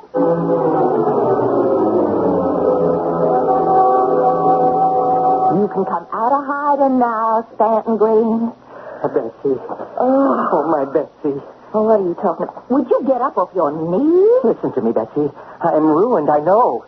Even though you have just saved me from detection and disgrace, I've been mad. A fool to have done what I've done. I know that. Green, would you take your hands off me this instant? I won't let go of you until you promise to hear me out. Go ahead, as if there could be a sane reason. But you don't know why I did it. You have no idea of the temptation that has driven me to it. Betsy. Don't you bet to me anymore. Mrs. Baker will do. Mrs. Baker, I have been striving to get money honestly, dishonestly, anyway. So why do that? Look well in your eyes. Oh, do you think brooches and circus tickets make that difference to me? Or all the other foolishness you've been sending me? I know it's hard to understand, but whatever I did to look well in your eyes, to make myself worthy of you, to make myself rich, to be able to afford you a home and take you away from Laurel Run. Now on your knees again. It was all for you. It was all for love of you. Betsy, my darling. Will you stop that? Will you stop pulling at my feet? Haven't you any pride? Listen to me. Leave me be, you loony, or I'll scream. What did you come riding over here for, then? What did you take all this risk for? Why did you rush over here to share my disgrace? Now, you're as much mixed up in this as I am. Why did you do that? If you didn't calculate to share everything else with me, what did you come here for, then, if not for me? What did I come here for? What did I come here for?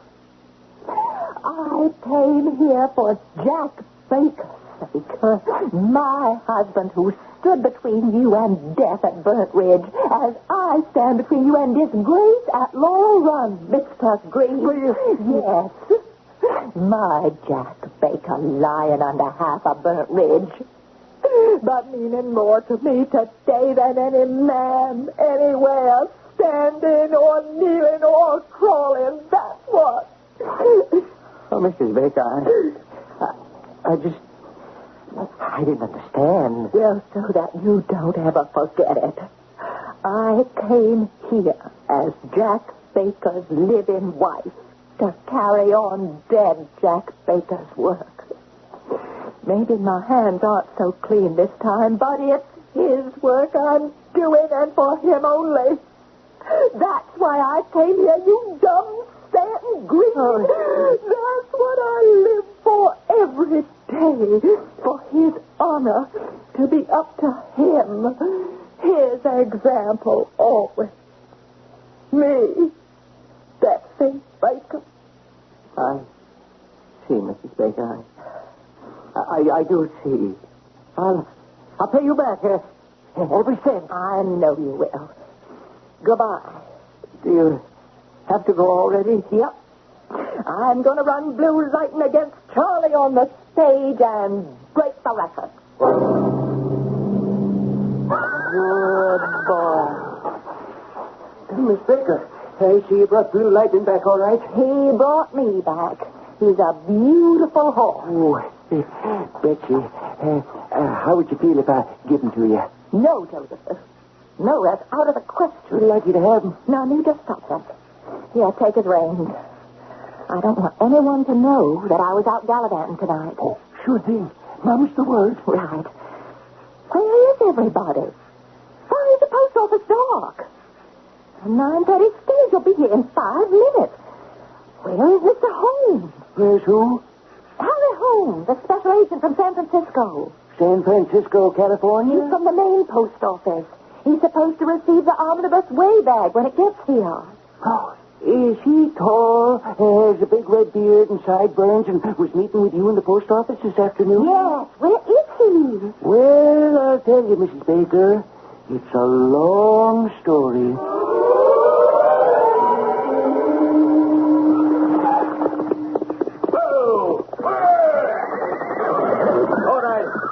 This time, instead of slowing up and going on by.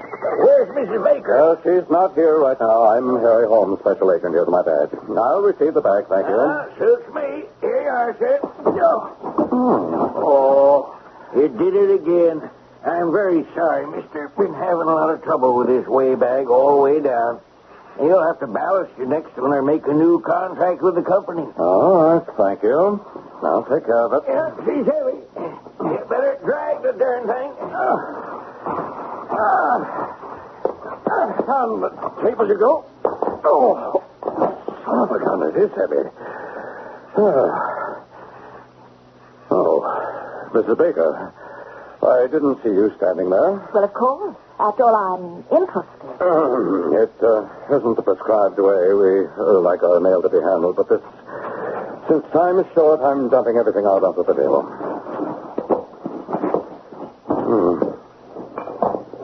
Whatever it is, it's addressed to you, Mrs. Baker. Feels like a gold brick. A gold brick? Oh, I hope it is. Did you find the decor package? Yes.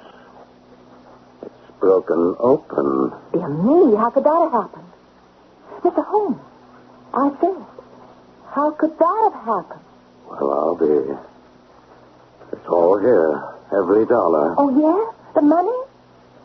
Is it all in 20? I counted it all. Yes, sir.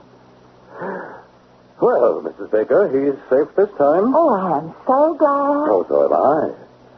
From what I gathered this afternoon, Mr. Stanton Green was one of the young pioneers of Laurel Run and a good friend of your husband's. He was.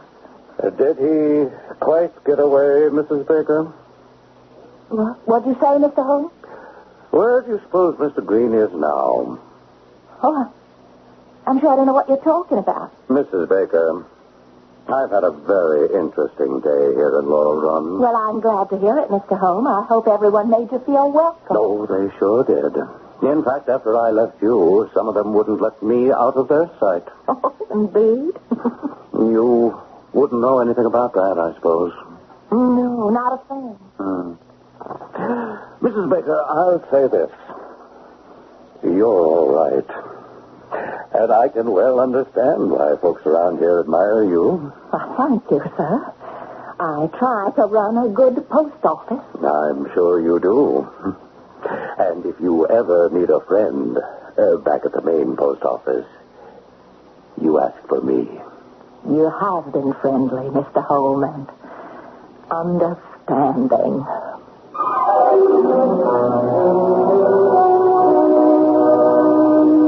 It was, in case you would care to know, the very last time there was any need for anyone to look over Betsy Baker's shoulder to see how well her post office was being run.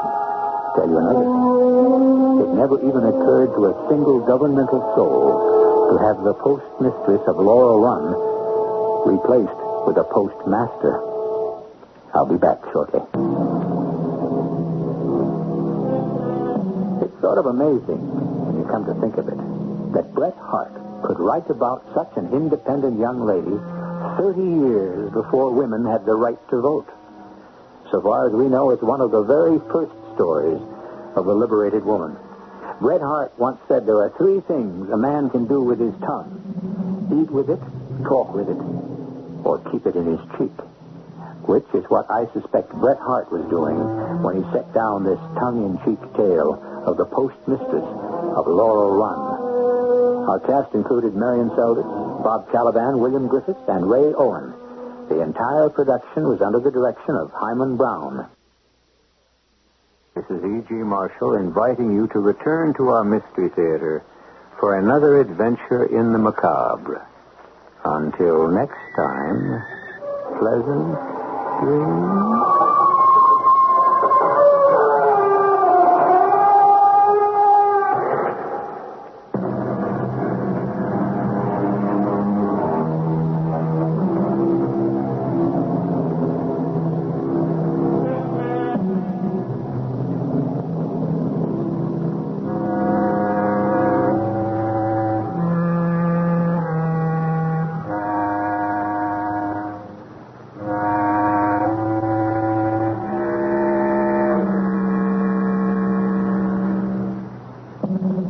The CBS Radio Mystery Theater presents...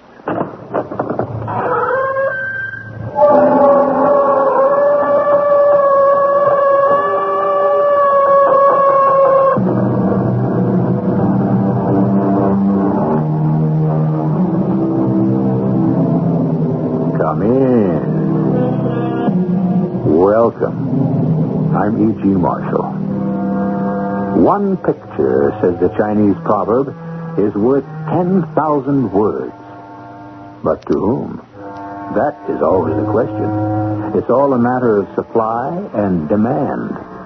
It could also be a matter of who is looking and who is listening. Actually, there are times when we are not so sure but that one word isn't worth 10,000 pictures. Now look, Molly, you wouldn't shoot me. I thought I meant something to you. I thought you and I, the things we said to each other. Killing me won't change anything. I'm pleading with you. Oh, you're begging now. I'll give you as much mercy as you gave me. But I didn't kill you. What do you mean you didn't kill me?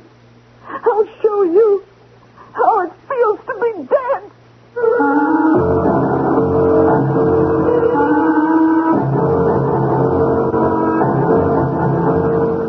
Our mystery drama, The Talking Women, was written especially for the Mystery Theater by Sam Dan and stars Ed Ames. It is sponsored in part by Buick Motor Division and Contact, the 12-hour cold capsule. I'll be back shortly with Act One.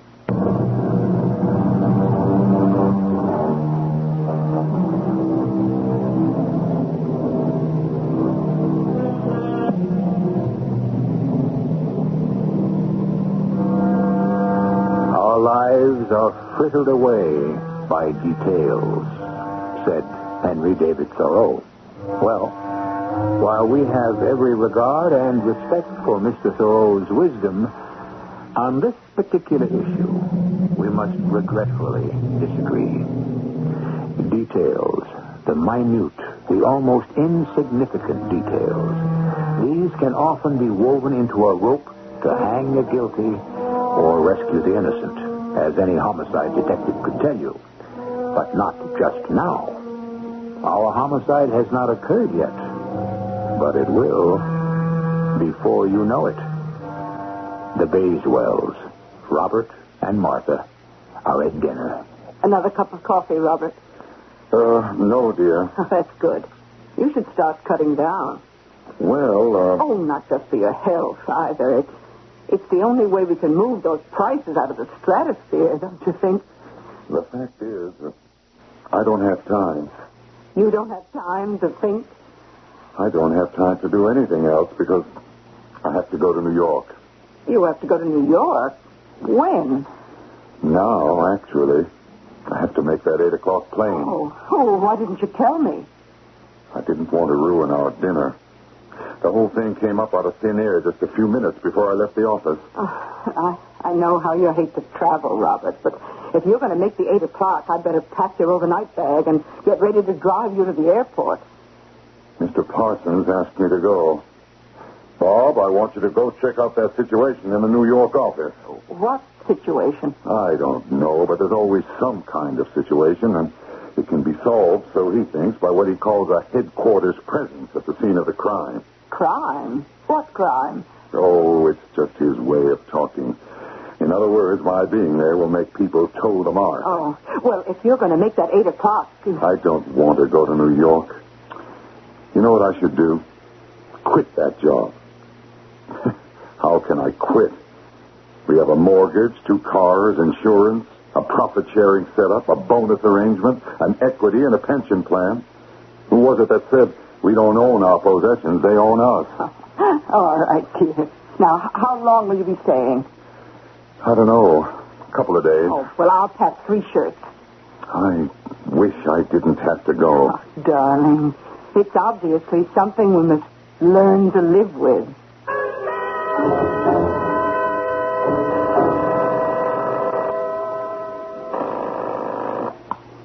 Hello? Hello?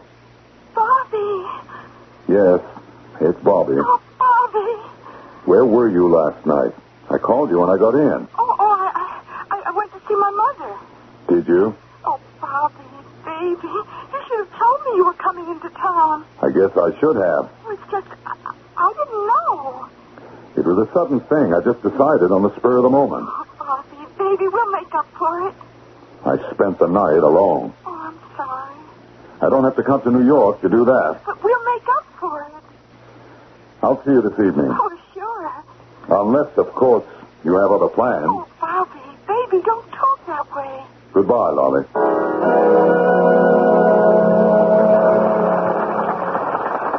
What are you, Jack? Oh, no, Charlie Corby is just the funniest fella. I mean, you can die laughing at him on the TV, but here in a nightclub. Oh, what's the matter, Bobby? Matter? Something's wrong, Bobby. What makes you say that? Oh, I don't know. You just seem to be so far away. I'm right here at the table. Oh, you're still sore about last night. Last night is gone. Forgotten. It's already become part of the past. I know you're sore at me. I pay for your apartment. I expect you to be there. Oh, hey. Here's the smartest looking couple in the club. How about a picture? Oh, sure. No, thank you. Oh, for $2.50 I can make you look like Romeo and Juliet. I have already said no, thank you. What more is required? Oh, well, pardon me. Oh, why didn't you let her take the picture? I don't want one. Well, suppose I do. Suppose we don't discuss it. Oh, okay. I think we've been here long enough. Bobby, if I did anything wrong... It's time to leave. Oh, you're mad. I know it. Oh, don't start that. I can tell. You're mad. Now cut it out. Oh, I can't help it. It's so terrible. Now stop that, I said. I'll be right back. Hello? Oh. Hello? Oh, come on. Things can't be that bad. No, but they're worse. Oh, yeah. Hey, you see the sign on the door of this place? Ladies' Lounge? It should read Veil of Tears. Is it the old story? What old story? Well, the oldest story in the world. He's going to ditch you. Yes. He's the whole good-looking one, huh? With the hair just starting to get a little bit pepper and salt. Very disengaged. Yes. The one who didn't want the picture. Listen, you want something to remember him by?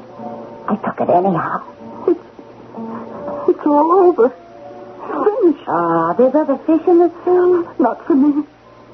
He came into town last night. I wasn't home. He's mad, huh? Oh, but it's an excuse. Why? Look at me. You look okay. No, look close. You still look okay. The lines. I'm getting some lines I never had before. All of us are. And under the chin, it's starting to sag a little bit. I'm getting older. Who isn't? Well, he don't like it. Oh, come on, you're still cute. I thought he would be the one. Which one? The one I'd get older with. The one I would settle down with. You mean he's not married? Oh, yeah, but he still needs somebody like me. Like what I used to be. Just a little while ago. He's tired of me. Are you sure? Oh, I know it. For the way he looks at other girls whenever we're out. Well, you can't blame a guy for looking. No, it's the way he looks. So, last night I wasn't home, and wouldn't you know last night is the night he would pick to come into town? It's always the case. I should have been home, but I'm running scared. Uh-oh. Was that smart? I need somebody. I don't have too much money. I have to have somebody to take care of me. I wanted to be ready when he walks out. Now, the very first thing you gotta do is cheer up. It isn't fair. I've been to him 5 years, 5 of my best years. I was as close to him as his wife. Closer. He told me things I bet he never told her. That's all part of it, honey. See, I had a boyfriend once, and he was very educated. Oh, the way he would talk. You know, girls like you and me, back in ancient Greece, you know what we used to be called? Hetairi. And you know what that means? No. Talking women. That's because, in addition to everything else, we were the only kind of women they could really talk to. You know, even afterwards. Well, he just can't walk out on me. I won't let him. Well, how are you going to stop? I'll stop him. Nobody should be treated the way I've been treated. Look, you want the picture? No. Hey, don't bite my head off. I know exactly what I have to do. Yeah? Well, I hope so. Goodbye. I enjoyed talking to you. Oh, now there's a dame somebody should keep an eye on. I must say, you almost made a spectacle of yourself tonight in that club. You want a drink? After all, a man in my position. Should I make us something to eat? No. Well, what do you want to do? Sit here and lecture me about how big a nothing I am? I think it's time you adopted an adult point of view. Oh, yeah. I know what that means. Do you? It means you're nerving yourself up to tell me we're finished. Now, Lolly. Now, Lolly, what? I wish you were more sober. I'm sober enough. You could understand better. Understand what better? This is how things work out. Oh, the only word I heard is out. And that's where I am. Out. Just like that. No, it's not just like that. Relationships run their course. Oh, sure. You're a grown woman. You should understand that. Yeah? Well, what happens to me? What would have happened to you if we'd never met? The lease on the flat runs 2 more years. I'll see that you can pay it. In addition, I'll give you a sum of money that should tide you over. Is that all you can say to me? What more is there to be said? Why don't you talk to me, Bobby? About what? About anything. Everything. Nothing. Oh, how we used to talk to each other for hours and hours. Oh, it's all gone, too, isn't it? Let's not make this thing more difficult than it has to be. Well, for you, it isn't difficult at all. It's just like firing an employee from your company. I'm even getting my severance pay. Molly, you've been around. Oh, sure. You're a very attractive woman. Oh, see? You just said it. Oh, when we first met, you said I was an attractive girl. Now, for the first time, I'm an attractive woman. My age is showing, isn't it, Bobby? I have to get to the airport. Yeah, that's how it's going to be. You'll walk out of here, and it's as if the last 5 years never happened. I'll think about you from time to time, Lolly. And if you should ever need any help... Who is she? She? It's your new girlfriend. For your information, there's no one else. Oh, sure. I realize now that I'm in love with my wife. And she suspects. Oh, is that so? She doesn't know that yet. She only suspects subconsciously. That's why I have to stop now, because she would walk out on me. Oh, that's too bad. Maybe I ought to tell her.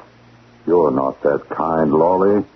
And besides, that's why I'm giving you the money. Oh, money buys it all, huh? Doesn't it? Ordinarily. But this time, it's different.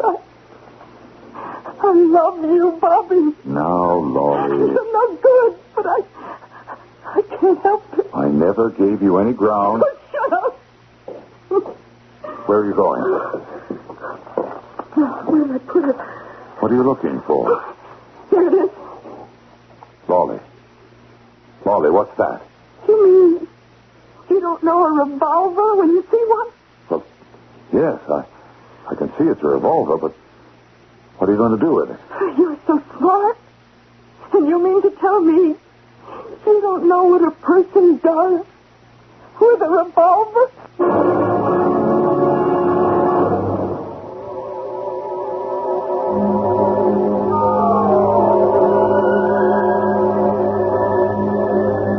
That's as simple a question as you can find to end an act with. And so what is our tableau?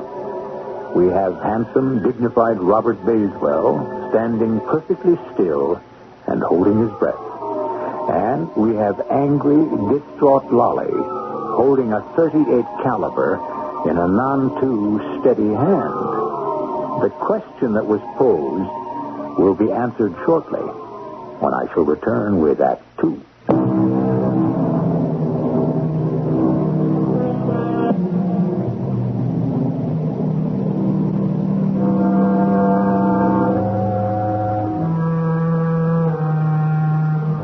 Was it that said, the hand that rocks the cradle is the hand that rules the world? It could also be said that the hand that holds a revolver is the hand that controls your world, especially if that revolver is being pointed in your direction, which is precisely the situation that our friend Robert Bayswell happens to find himself in. Lolly, you're not going to shoot me. I should. Why? Why? Oh, that's the whole thing. You can stand there and ask why. I thought I meant something to you. That you and me, we would be different. That the things we said to each other were... I'm sorry, Lolly. Oh, don't be. It's enough that I'm sorry. Lolly, killing me won't solve anything. I know that. It won't change anything. That's true. That's why I'm not going to do it. Then what are you going to do with that gun? Oh, I'm going to kill myself. Lolly, no. Why? What do you care? This is just some hysterical self-dramatizing. I know what I'm doing. Don't talk like that. Oh, we used to talk all the time, didn't we, Bobby? Lolly. We used to talk about everything.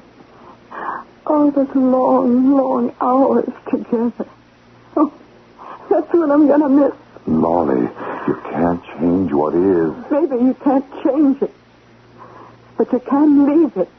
But you mustn't kill yourself. Oh, yes, Bobby, I must. I want to die now. Lolly. No, don't come close to me. Don't try to stop me. I want to die now. Quit when you're ahead. Get up from the table while you're still hungry. You know what I'm talking about? No. Yes, you do. I don't want to become old and bitter and lonely. One of those women who look like winter. Dead and frozen. Lolly, just put the gun down. I don't like this world. Why should I want to live where a girl like me can fall in love with someone like you? Someone who has no heart, no feelings. I'm sorry. I'm the one who's going to pull the trigger, but you're the one who's killed me. You're the one who took away all the joy I'll ever have. Because of you, I don't want to live. Lolly. No, stay back. Get away from me. Let go of the gun. Get your hands off me. Don't be crazy. Let me alone. Lolly? Lolly? Oh, no. No.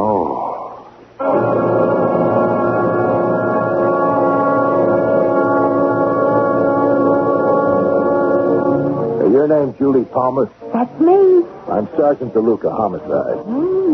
Wow. You're the photographer in this club, Elementary, my dear Watson, since I'm carrying this camera. You've got a great future as a detective. Let's step inside here, into the manager's office, where it's quiet. Ooh. What'd you have in mind? Sit down. Oh, yes, sir. Sherlock, sir. Did you know a girl named Lolly Harbison? No, sir. Or maybe you knew about her full name, Dolores Harperson. No, sir. We have reason to believe she was in the club last night. Yeah? She took an ashtray home with her. And your boss says it's a new kind that he only started putting on the tables last night. So she had to be here. Oh, I get it. You want it because she swiped an ashtray. No, I want to find out about her because she's dead. Oh. She was shot last night in her apartment. Well, I don't know anyone by that name. She had this portrait of herself in her home. Does she look familiar? Well... Did you see anyone who looked like this? And could you remember who she might have been with? Oh, this thing gets so mobbed, it's hard to remember. Yeah, it must have been really mobbed in here. Neither does anyone else remember her. Sorry, Sherlock. Wish I could be of more help. If you should happen to remember, let me know. Here's my card. Oh, sure thing. Hey, what do you figure took place? Well, she was a quiet girl, lived alone. Last night, somebody came into her place and shot her. Oh. Nobody seems to know much about her. It's a quiet building. Nobody seems to remember any friends coming or going. Oh, lots of people like that in the city side. You know, with fish, they come, they go, without a trace. Hey, look. Are you sure she was married? Sure, I'm sure. What else could it have been? Suicide, maybe. What makes you say that? Well, she was... Well, that is, she may have been depressed. Yeah? How would you know? Oh, I live alone too, son. All by myself. You know, sometimes it gets to you. You just get a case of the blues, and it gets so dark, you just... Well, you just want to end it all. She didn't end it herself. Can you be sure? There was a struggle. Besides, a right-handed girl wouldn't reach all the way around and hold the gun under the left side of her ribs. If you should happen to remember anything or think of something... Oh, sure, Sergeant. Glad to help out.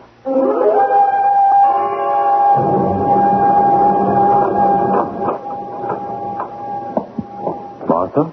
Oh, Robert, you're home. Well, why didn't you call from the airport? I would have gone out. I met Joe Dowling at the airport. He gave me a lift. Oh, that was nice of him. You hungry, dear? No. I had something on the plane. Tired? A little bit. Well, how is New York? About the same. Did you do anything exciting, unusual? Not really. Well, how about something to drink? I think I'll fix myself a martini. Join me? A weak one. Well, I've come to a definite conclusion. Yes? From now on, no more of this continuous travel. Oh? Yes, I'm through it. Are you? And if Parsons keeps insisting, he can just take the job and, well, he can have my resignation. Oh, Robert. Darling, do you mean that? Yes. Oh, wonderful. How happy you've just made me feel. How happy I feel myself. Oh, you don't know how I've longed to hear you say that. How I hated those trips of yours. Well, why didn't you ever put your foot down? Well, it had to be your decision. I'm glad you finally made it. Let's drink to it. Oh, all right. Here's to Robert Stay-at-Home Bayswell. For him, no longer the urgent and sudden summons. No longer shall he fare forth into the dark and lonely night. No more the silence of strange rooms. No more cold discomfort of strange beds. No more the impersonal, meaningless politeness of waiters, waitresses, cab drivers, hotel clerks. I give you the new Robert Bayswell, the man who has decided to finally to say no. Here, here. Who could that be? Oh, probably the Nesters.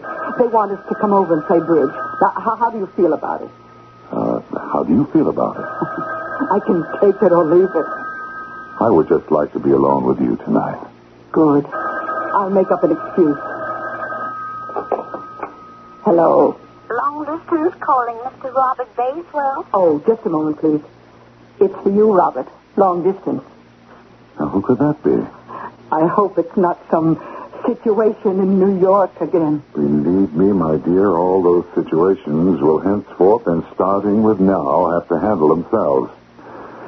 Hello? Hi, honey. This is Julie. Who? Julie. I'm the girl with the camera in the nightclub. Yes. What's it about? It's about where do you want to spend the rest of your life? What does that mean? I know you're the one that killed that girl. So, you're not saying a word. I want to see you. What is there I can do? You'll have to convince me why I shouldn't go to the cops. Oh. And it is crucial. Pick me up at the club at midnight. Tonight? Mm-hmm. I already looked up your plane schedule. You can make an 8 o'clock that gets you there in plenty of time. Well, what? Look, I made up my mind. I'm going to get to talk to someone tonight. Who's it going to be? You or the cops? Bye, honey. What is it, Robert? it's a situation. I've never seen you so pale. It's a very serious problem. Oh, and you have to go to New York? Tonight. Tonight? There's no way out of it. But it isn't fair. After all those brave words. Well, if you have to go, I suppose I'll... Oh, please. Don't be so self-sacrificing, so understanding. Maybe... Maybe what? Maybe if you'd have... Yes? Oh, I don't know. If you'd have just objected a little more. Oh, darling. I'm sorry. I thought I was doing the right thing. Oh, Martha, I'm sorry, too. It's just that this development has me so upset. I have to go. But I promise you, this will be for the last time. The absolutely last time.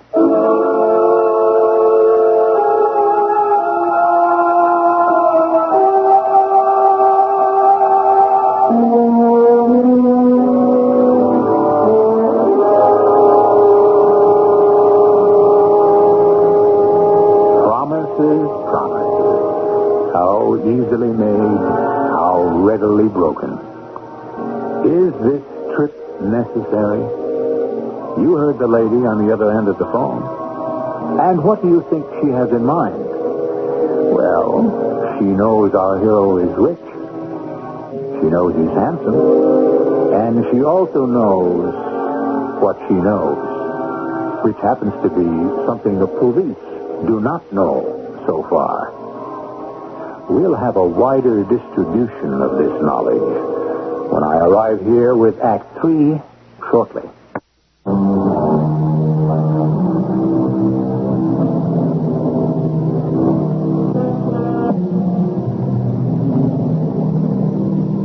I only know what I read in the papers, said Mr. Will Rogers. In that case, he would join the rest of the world in being ignorant of the facts concerning the death of Miss Lolly Harbison. Actually, only 2 people at this point are aware of how poor Lolly came to her untimely end. First, there's Mr. Robert Bayswell, who is on the scene.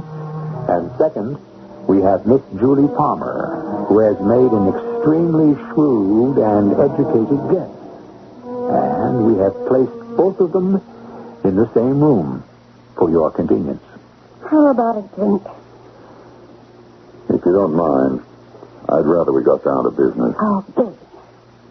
Well, yesterday, detectives asked me if I'd seen a young lady named Lolly Harbison in the club the night before.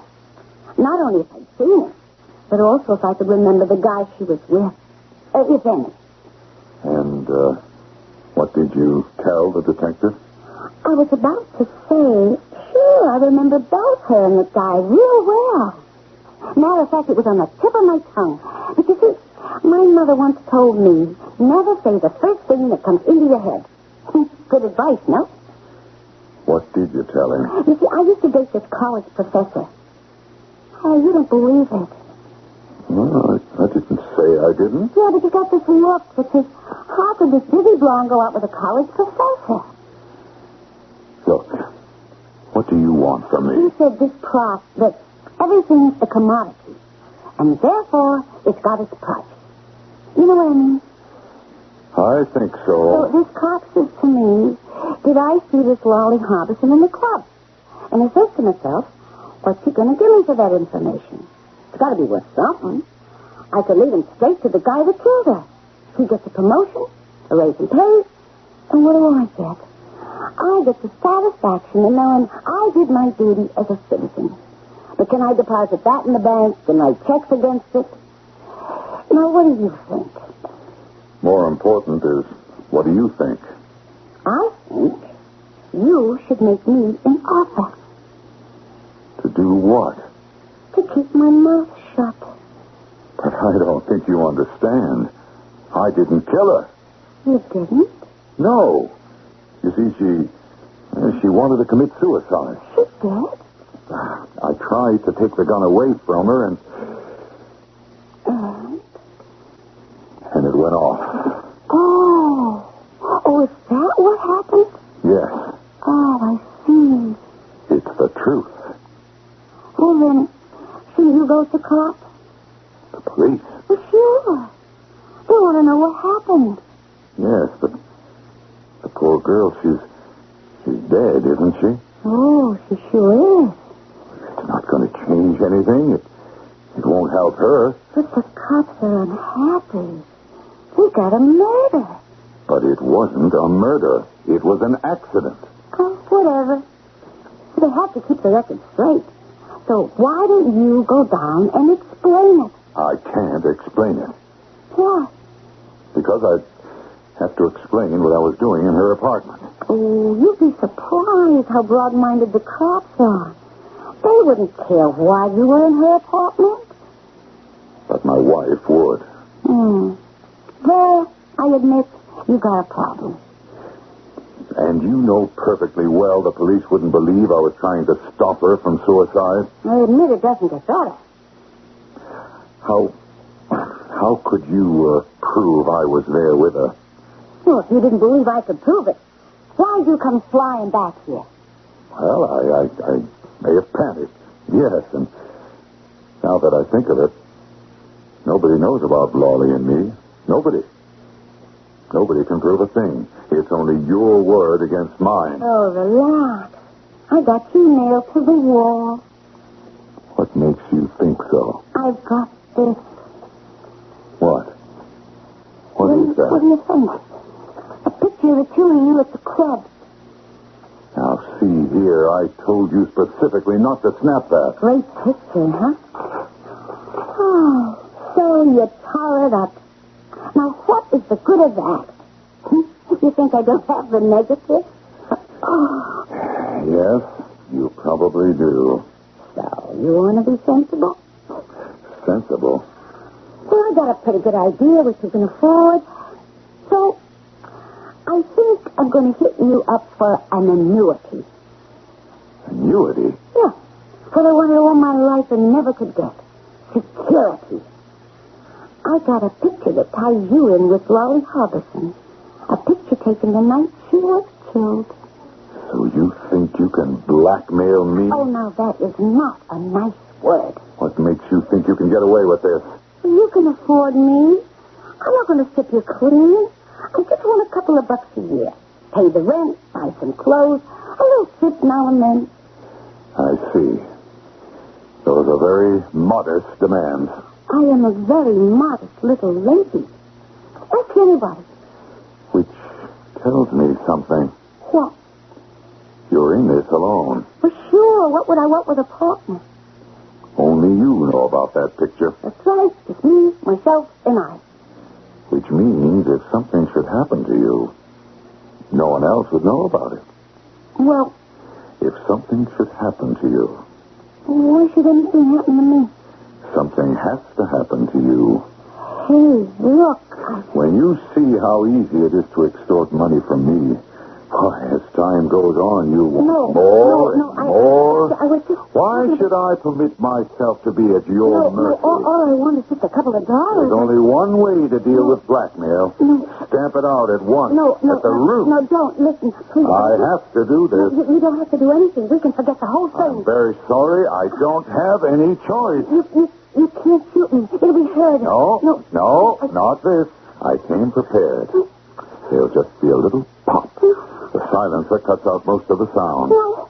Just a little pop, like opening a bottle of champagne.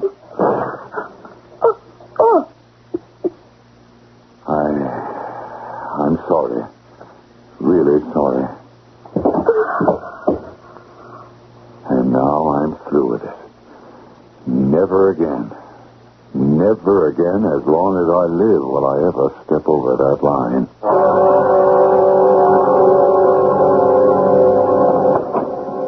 Morning, Sergeant Atherton. Mind if I come in? Morning to you, Sergeant DeLuca. I understand this is your murder. Julie Palmer.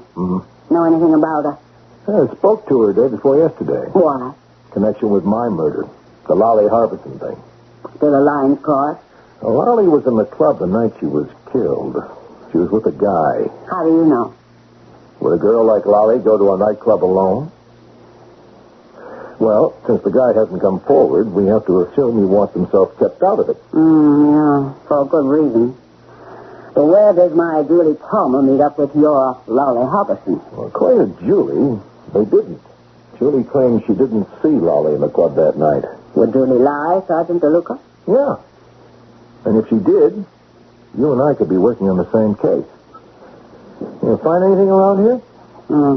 The print people drew a blank so far. What's in the wastebaskets? I don't know. Well, let's look. Meanwhile, tell me, how did my murder cross with yours? It starts at the nightclub. Lolly and this guy go there. Then they go home to her place. The guy kills her. Why? When we get our hands on him, we'll find out. How do you bring Julie into it? Julie takes pictures of people in the club. Nightclubs are filled with twosomes. Many are married, but not to each other. Now, maybe Julie has a little racket going for herself. Oh? She sees a likely-looking couple, figures there just might be a little hanky-panky taking place, so she snaps their picture. And now she's got something to use on the guy's wife, or the woman's husband. What's that torn-up stuff? Looks like a torn-up photograph. Let's see if we can put it together. She could have taken a picture of the Harbison girl and the man she was with. She could have, it does. Now, she hears about Lolly Harbison's murder, and she realizes this time she has struck pay dirt. So, she tries to blackmail the guy.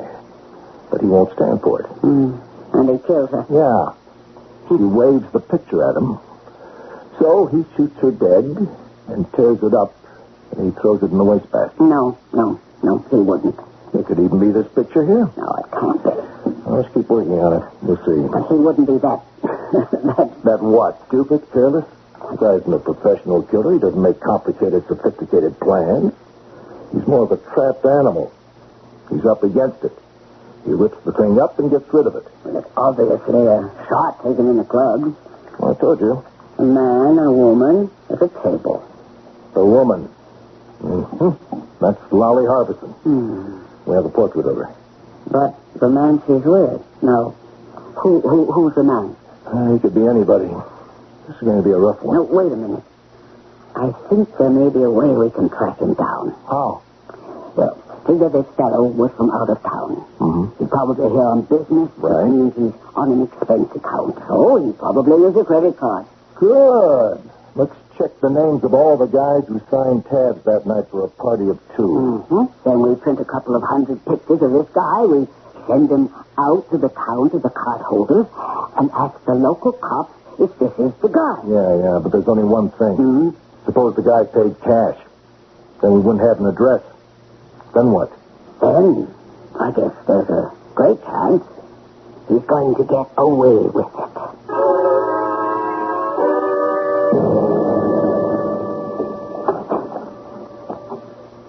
You wanted to see me, Mr. Parsons? Yes. Sit down, Bob. Yes, sir. Bob, you've been making a lot of trips to New York. Yes, sir. I think they need the reminder that headquarters is looking over their shoulder. Well, Davis is a good man. He's got some capable people under him. Yes, sir. It's just that... what's your name, Bob? I beg your pardon. Hey, look, Bob, your expense account is all out of line. Mr. Parsons, I do find it necessary to entertain a great deal while I'm... Bob, I know the drill. The controller has been sending me your credit card billings. You know, Frank, he hates to spend a dime on entertainment. Bob, if you want to entertain your lady friends, use your own money. But, sir, I assure you... I'm older than you, and I've been through it. And you've got yourself a nice little wife there. You know your job. You've got a bright future here. Whoever that girl is in New York, get her out of your system. Otherwise, you're asking for trouble. Now, that's my final word on the subject. Do you understand? Yes, sir. I understand, and I appreciate it.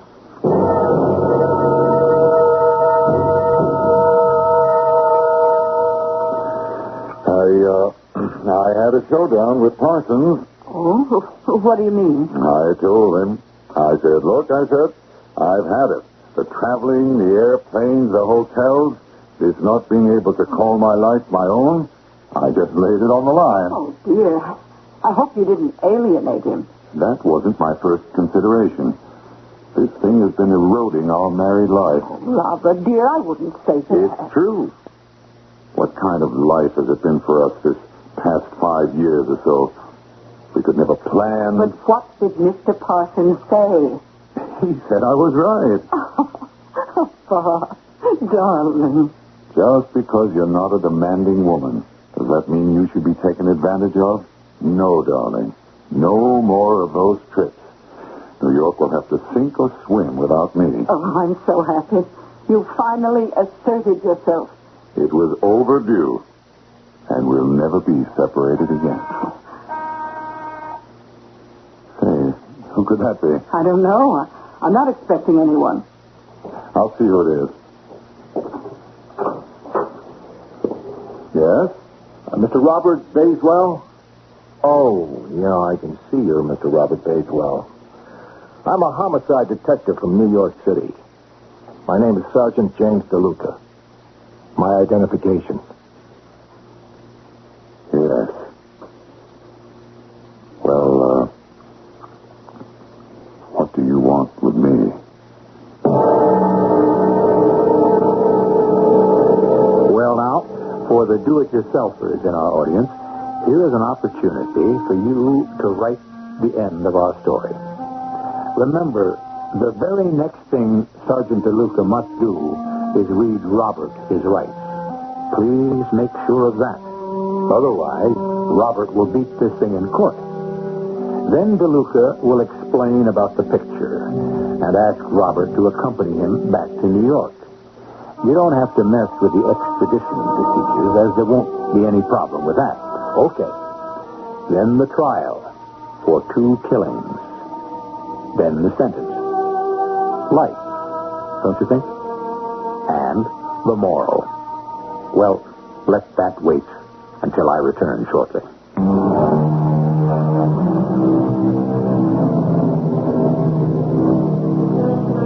We promised you a moral. If you want to get away with murder, think small. What brought down poor Robert Bayswell? Little things. If he burned the picture, carried it away with him, or done anything but tear it up and leave it in the wastebasket. Even so, he'd never have been caught if he'd paid his nightclub tabs with his own money instead of charging them to his company. Well, Robert is only one of many murderers who get it here regularly. Our cast included Ed Ames, Bryna Rayburn, Evie Juster, and Sam Gray. The entire production was under the direction of Himan Brown. And now, a preview of our next tale. The Fountain of Youth, if I am rightly informed, is situated in the southern part of the Floridian Peninsula, not far from Lake Macaco. Its source is overshadowed by several gigantic magnolias which, though numberless centuries old, have been kept fresh as violets by the virtues of this wonderful water. An acquaintance of mine has sent me what you see in the picture. All this is very interesting, if true, Doctor, but what may be the effect of this fluid on people? That, my dear Colonel, you shall judge for yourself, for that is why I have asked you here today. I should like you, all of you, to partake of this liquid that I may observe the degree of its potency upon the human frame.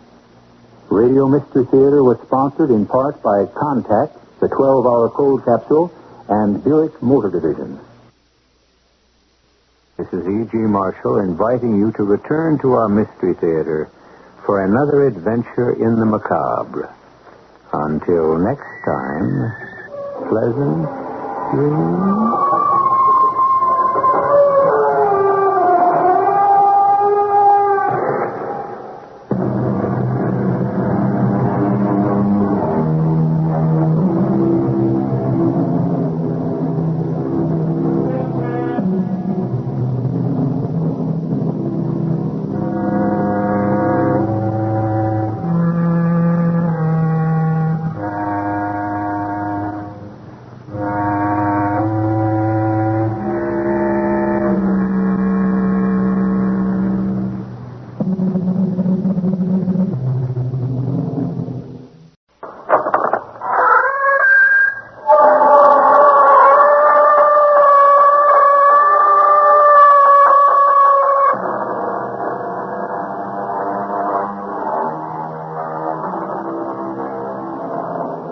Come in. Welcome. I'm E.G. Marshall. A person is always startled when he hears himself seriously called old for the first time, said Oliver Wendell Holmes. Startled, and perhaps more than just a trifle disconcerted. But as with so many things, age is something most of us eventually get used to. So used to, in fact, that in some cases, we seem to become unrecognizable from the persons we were in our youth. But are we? Our mystery drama, Dr. Heidegger's Experiment, is based on a story by Nathaniel Hawthorne. It was adapted especially for Radio Mystery Theater by Percy Granger and stars Gordon Heath and Robert Dryden. It is sponsored in part by Contact, the 12-hour cold capsule, and Buick Motor Division. I'll be back shortly with Act One.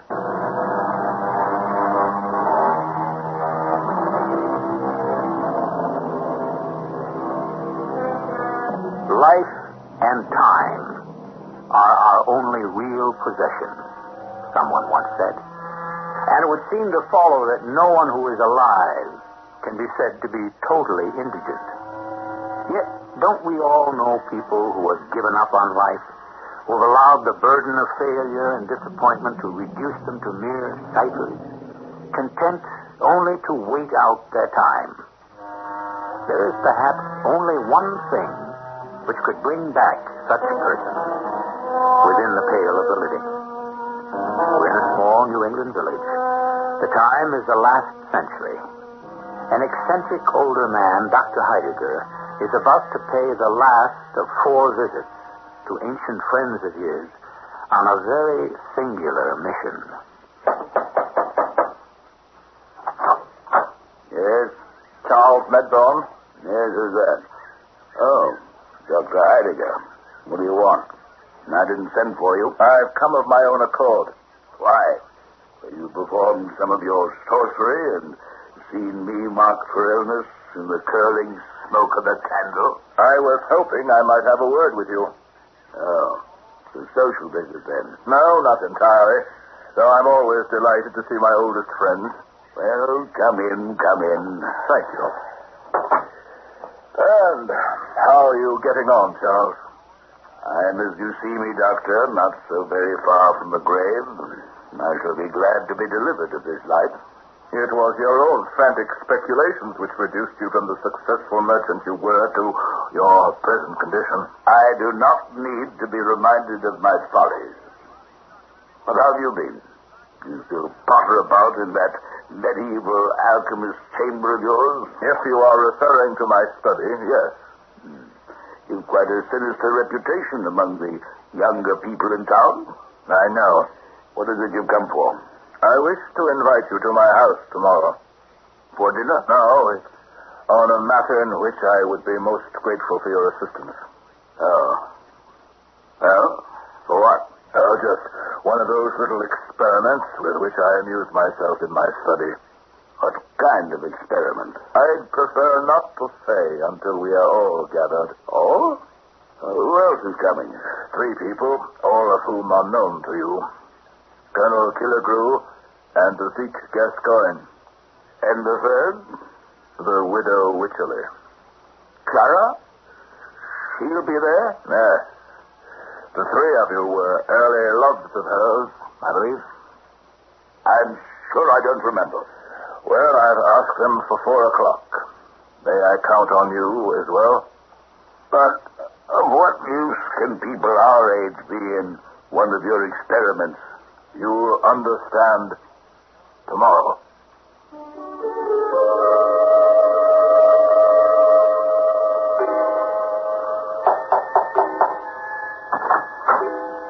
Doctor, your housekeeper directed me here to your study. Colonel Killigrew. Did I get the wrong day? No, not at all. Come in, please. Forgive my expression of surprise, but you see, I fancy myself as a student of human nature, Colonel, and it was not my estimate that you would be the first to arrive. I admit I was never known for my reliability in the old days, Doctor, but a man can change, can he not? I hope so. I'm not a hypocrite, Doctor. I won't say I'm better than I am, but when one is in constant pain with the gout and divers other disorders as I am, the wages of a debauched youth, it serves as a far more effective reproof against sin than 1,000 sermons. I fancied when you accepted my invitation yesterday, it was less from curiosity than in hope of obtaining a glass or 2 of port. No, my only desire is that this afternoon's activity will distract me from my pain for a brief hour or 2. As for liquor, I've long since sworn off it. An admirable resolution. Ah, I see you plan to put me to the test. Oh, I've no such thought. But there are 4 champagne glasses set out on your table here, and a pitcher of a most serious sparkling liquid. The liquid is water, Colonel. Simple water. Water? In champagne glasses? Yes. It is, as one might say, the essence of the experiment I propose to do. Tell me, is Lady Wycherley coming? She is. And Charles Midland? And Zeke Gascoigne? Yes. Not afraid to gather all her suitors together in the same room. But I hardly think we shall have to trouble ourselves with the ancient rivalries of youth. I hope not, Colonel. I wonder what you have in mind. I never did feel at ease in this gloomy chamber, Doctor, with all these reminders of the past. That portrait of Sylvia there. You remember her? She was your fiancée. Yes, the most dreadful sorrow of my life. You know I killed her, don't you? What? Sylvia. I poisoned her on the eve of our wedding. I thought she took sick. She did. It was a minor thing, a trifle. She would have recovered from it on her own soon enough. It was not the disease, Colonel, but the physician. I tended her myself. I mixed a powder for her, and by some error of calculation, that simple prescription sent her to her grave. Oh, Doctor, that story's well known. It was not your fault. You do wrong to blame yourself, especially after all these years. Excuse me. Dr. Heidegger? Ah, the widow Wycherley. Do come in. Well, fine place to receive your guests, I must say. This gloomy dustbin of a study, which hasn't seen the proper end of a broom in 50 years. You see the Colonel this year? Oh, yes. Colonel, how do you do? As well, madam, as can be expected. Indeed. Dr. Heidegger, I do not believe you told me that this person, whom above all others I should wish to avoid, would be here today. Indeed, madam, I did tell you, and you, as I recollect, registered no complaint at the time. Oh, well, then perhaps I did not hear you. Madam, I hope that whatever was between us in the past shall not prevent us from being civil to one another in the present. It shall. Doctor, I trust we shan't be long. I am not used to being out these days. I know. And it has long been my professional opinion that more fresh air would do you good. Oh, easy enough for you to prescribe, Doctor. But it is difficult for me to go about the town now, knowing what people think and in what condition stands my reputation with them. Oh, you of all people should know that, for it was you who pronounced my husband dead of a disease which shan't be found in any medical text. He died of a seizure. A seizure brought on by the foolish weakness of a wife who could not resist the flatteries of a certain jaded dandy. Come, madam. You shouldn't excite yourself. Pray have a chair. Oh, yes. None of it matters now, I suppose. Thank goodness I am ugly now and can do no more harm. Enter. Hello, everyone. Sorry I'm late. I hope I haven't kept you all waiting long. No. We are still awaiting the arrival of Zeke Gascoigne. Have a seat, Charles. Thank you. Hello, Colonel Killigrew. Hello, widow. Hello, Charles. And where is the final member of this august body? So, I see you've made me the last one. Good afternoon, Zeke. Here's your chair. The collection of antiques you assembled, Doctor. My compliments. They look like the offspring of nature's dotage. Gray, decrepit, sapless, miserable creatures who sit stooping with so little life left, even the memories of youth cannot animate us. Oh, you always were a maker of pretty speeches, Zeke. But for all that his tone is insulting, he speaks more truth now than he ever did as a politician. That's true. If I had it to do over again, I should be much cleverer, I assure you. My dear old friends, please, if we could begin while there is still light.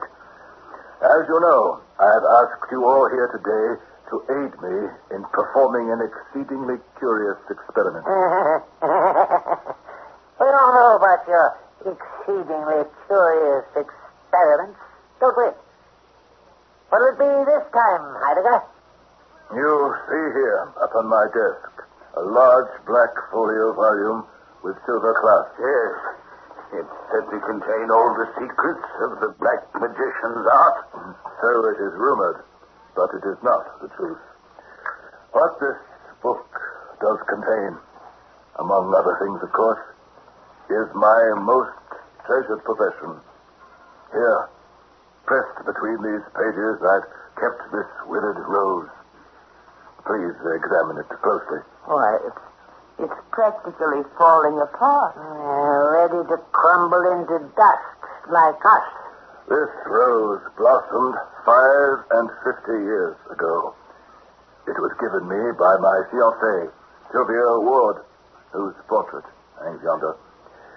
I meant to wear it in my bosom at our wedding, and for 55 years it has been treasured between the leaves of this old volume. One can barely tell its original color. My friends, I ask you, would you deem it possible that this rose of half a century could ever bloom again. Oh, nonsense. You might as well ask whether an old woman's wrinkled face could ever bloom again. So I would think, too. But please, direct your attention now to this table over here. You see this pitcher of cut crystal? It contains a sparkling liquid. I will lay this weird rose on its surface. Well, it floats. What of that? Any flower will do the same. But wait. It's beginning to move. Look, its leaves are stirring. It's changing color. Good heavens, it's reviving. You see? It's regaining its original hue. Oh, and the stalk, it's turning from brown to green. It has revived from its death-like slumber. It looks now as it did when Sylvia first gave it to me. Well, do tell us how you affect it. Yes. You told us that pitcher contained nothing but water. And so it does. But how could mere water have such an effect? Have you ever heard of the Fountain of Youth? What? Which Ponce de Leon, the Spanish explorer, went in search of 2 or 3 centuries ago. Oh, that's a myth. Like El Dorado, the city of gold. Perhaps. But you see before you the results of that myth. But he never found it. Because he never sought it in the right place. The Fountain of Youth, if I am rightly informed, is situated in the southern part of the Floridian Peninsula, not far from Lake Macaco. Its source is overshadowed by several gigantic magnolias which, though numberless centuries old, have been kept fresh as violets by the virtues of this wonderful water. An acquaintance of mine, knowing my curiosity in such matters, has sent me what you see in the pitcher.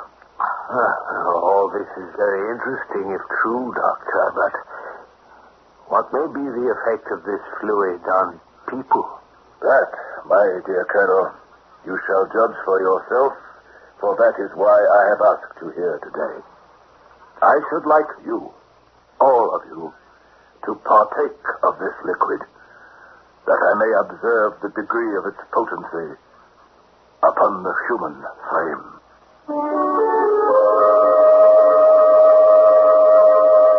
Life is full of temptation. When we're young, we're tempted to leave it up to time to correct our mistakes. And when we're old, the temptation is to lapse to that bittersweet attitude of remorse. If only we could go back. Well, if the restoration of Dr. Heidegger's rose wasn't just a conjurer's trick, perhaps this is precisely what we shall see when I return shortly with Act 2.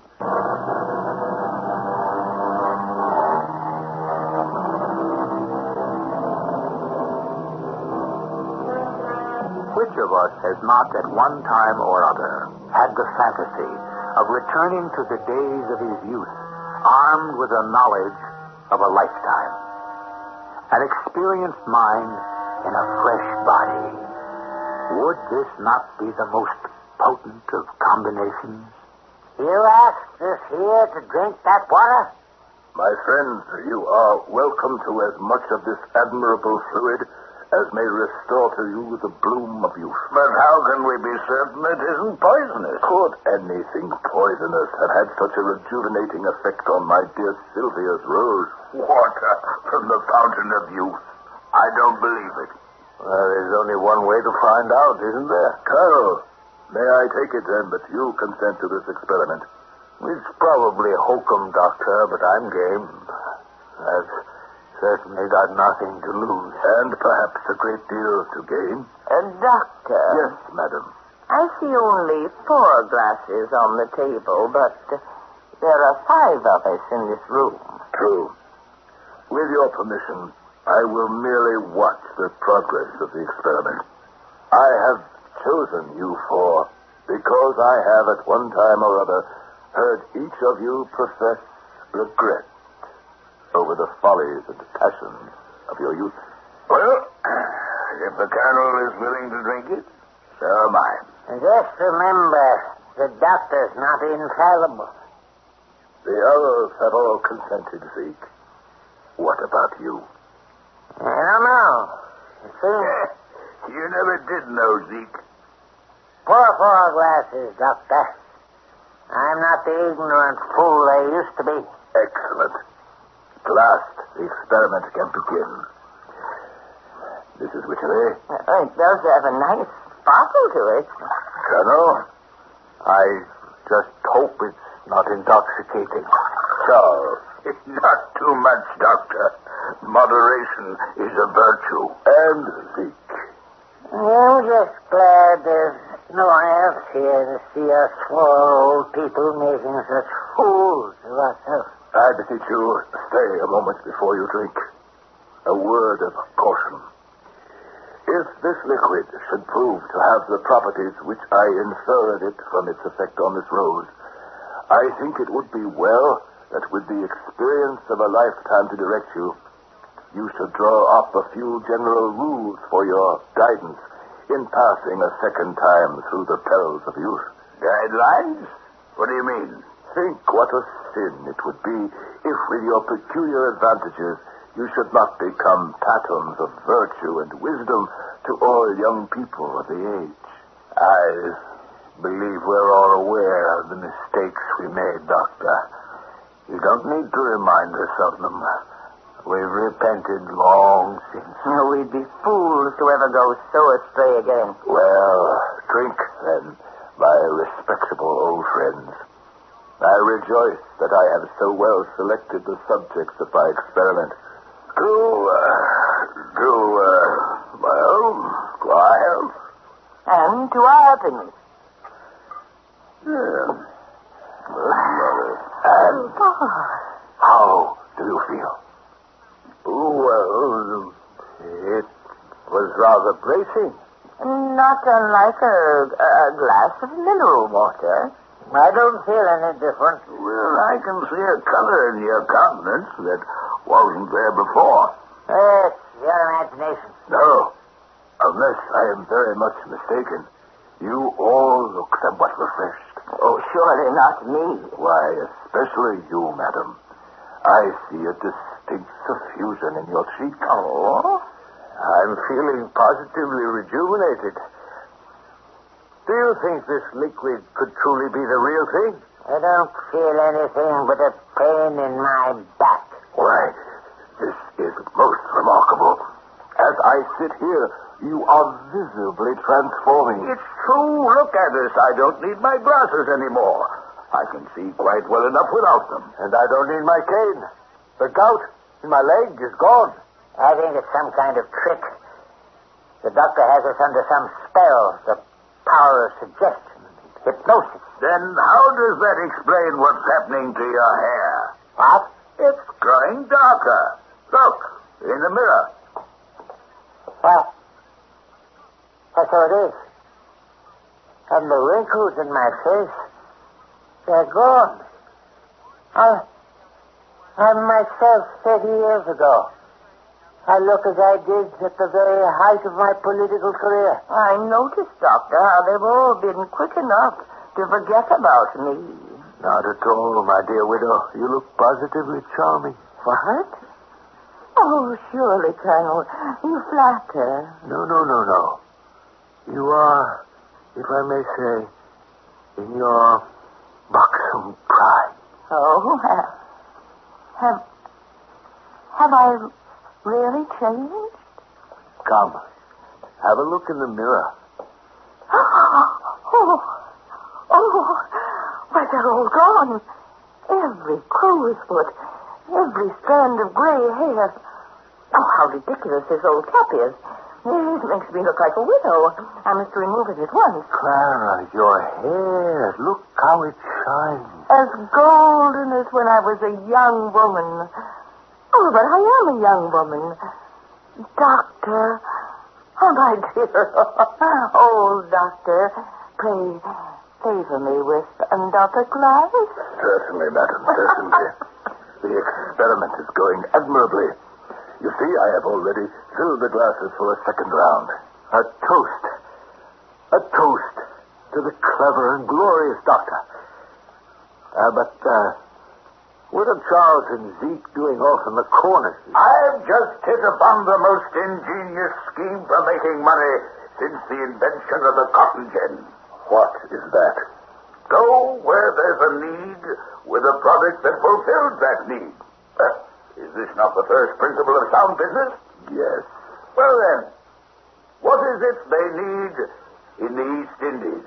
The East Indies? Ice. They need ice.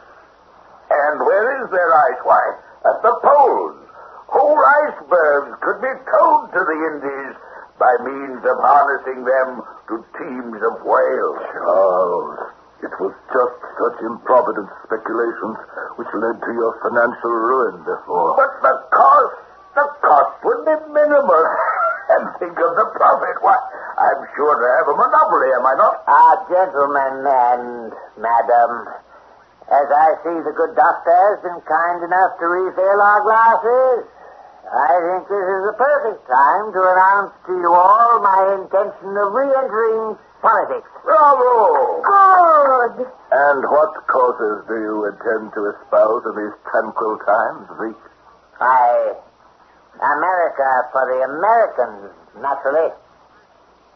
Stem the tides of immigration which are threatening to rend the tough native fabric of our society. This isn't how I intended the experiment to go. The water is quite a success. It's the people who are the failures. I feel like a new created being. Where's Clara? That's the mirror again. How do you do, madam? How do you do?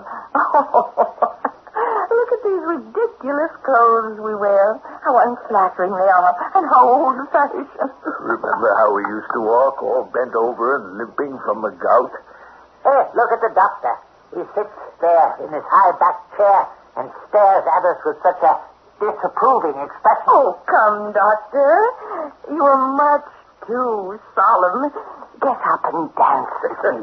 What a queer figure he'll cut. Perhaps we should take the skeleton out of that cupboard for him. No, it shall be none but I. Come, doctor, you dear old soul. Let us dance. Excuse me, madam. I am old and rheumatic, and my dancing days were over long ago. I am certain, however, that any of these gay young gentlemen would be glad of so pretty a partner. Yes, Clara, dance with me. No. I will be her partner. It was me she promised her hand to 50 years ago. No, she promised it to me. But it is I who have always loved her the most. If that is true, Colonel, why did you not make good your vows at the time of my husband's death? I was free then. Permit me to do so now, Clara. If only we can go somewhere and be alone. Colonel, stand aside. What can you offer her but a life on an army post? Whereas I will someday be a senator. It is I who can offer you the most, Clara, for I will be rich beyond all your wildest imagining. With your silly ice scheme. Both of you out of our way. Good heavens. What? Oh, doctor, we'd almost forgotten you were here. What is it? I was watching you just now, the four of you quarreling, when my eye was caught by your reflections in the mirror. I could swear I saw a ridiculous contention among three old and withered grandsires for the skinny ugliness of a shriveled granddam. What? What did you call me? Dr. Heidegger, how dare you? Please, I'm sorry. I didn't mean to be insulting. Of all the impudence. The unnaturalness of what I saw made me forget my tongue. Indeed, sir. If your age did not serve as your protection, What would you do, Colonel? Would you challenge me to a duel?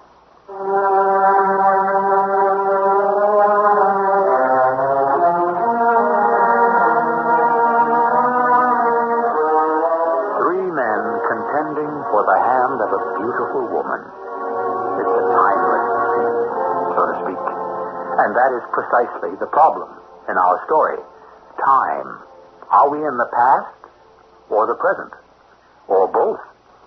Perhaps what the doctor sees before him is reality, and what he saw in the mirror was truth. However we try to define the situation, one conclusion is inescapable. Dr. Heidegger's experiment is not going the way he expected it to. I shall return in a moment with Act 3.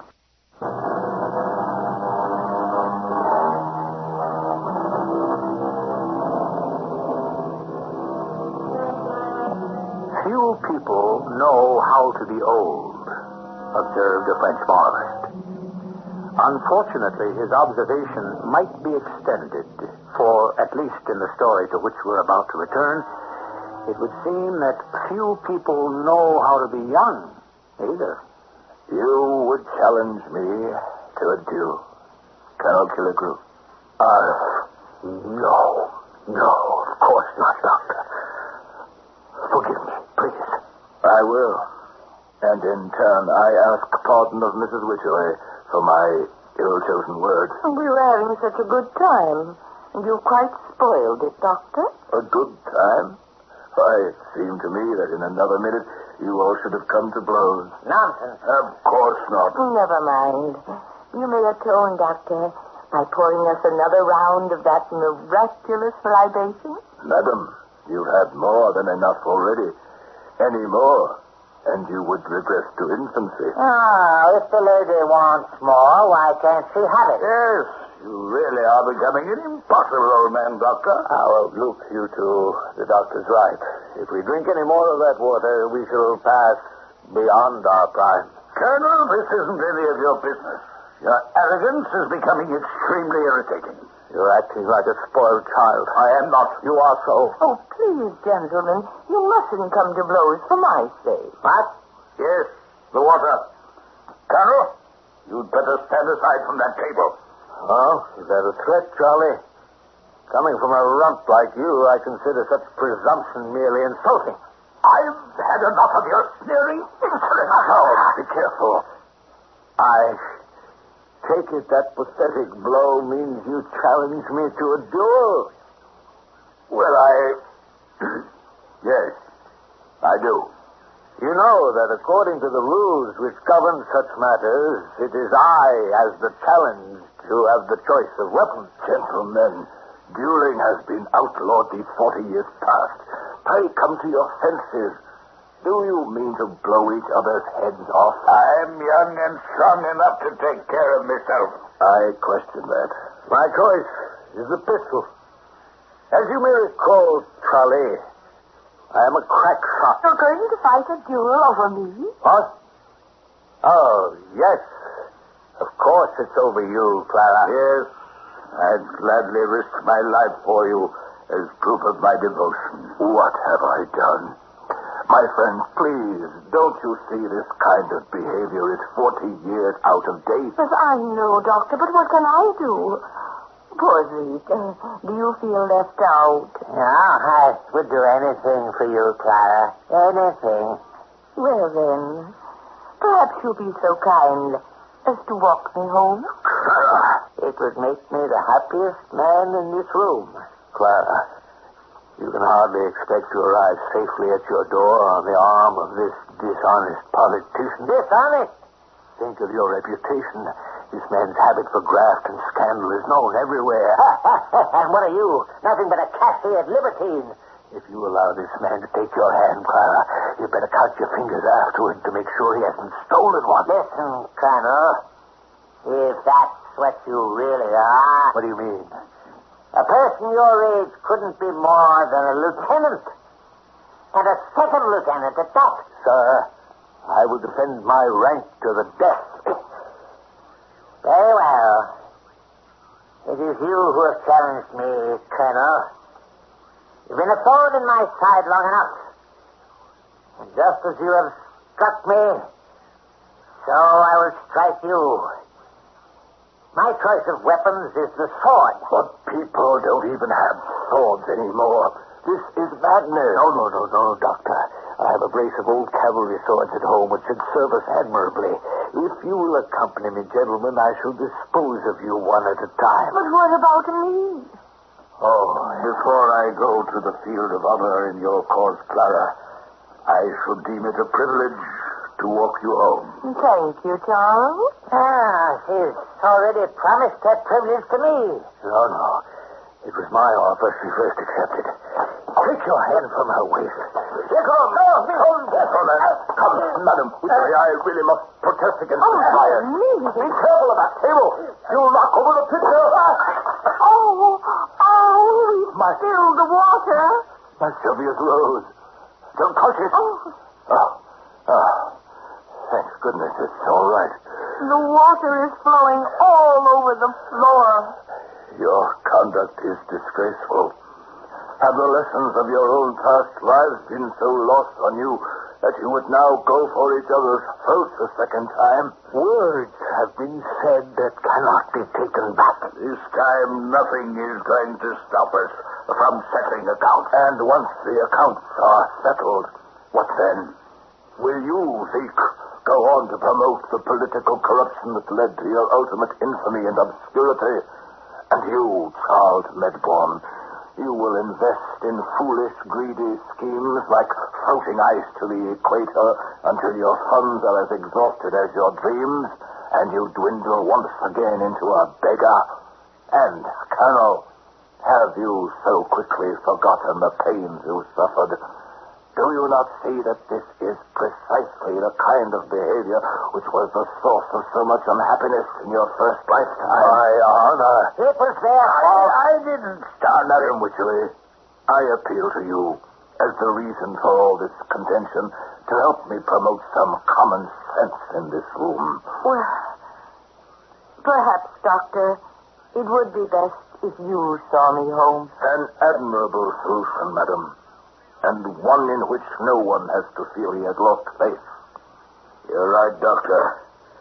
We behaved badly.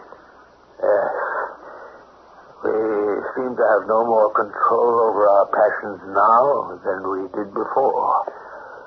See how the sun is going down. Dusk is settling over the room.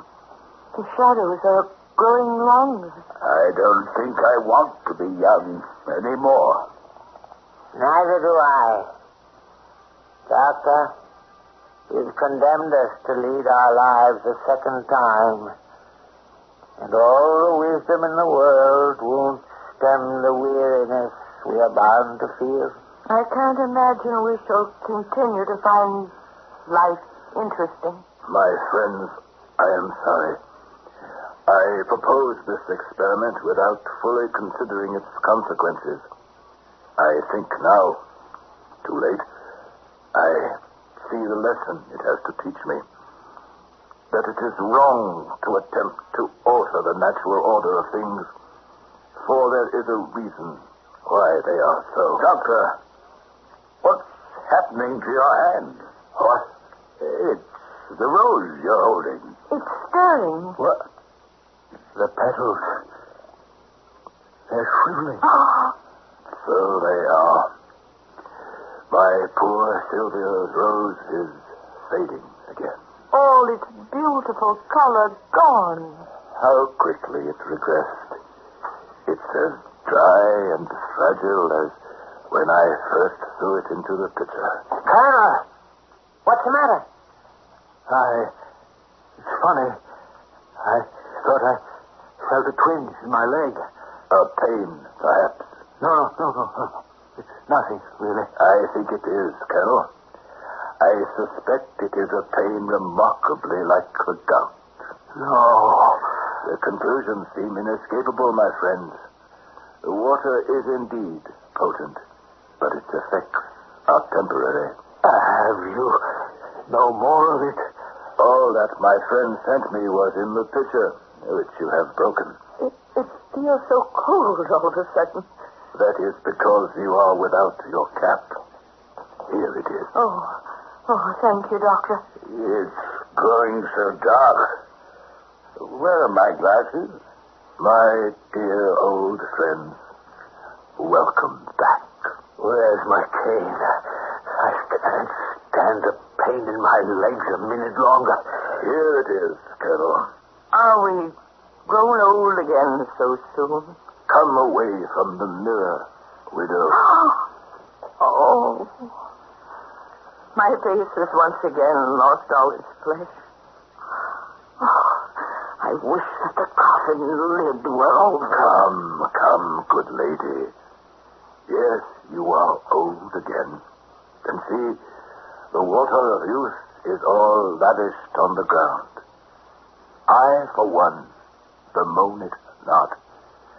Such is the lesson you have taught me. I think, Doctor, that it is time we took our leave. Yes. Goodbye, then, my lifelong companions. We have, I think, learned much today, have we not?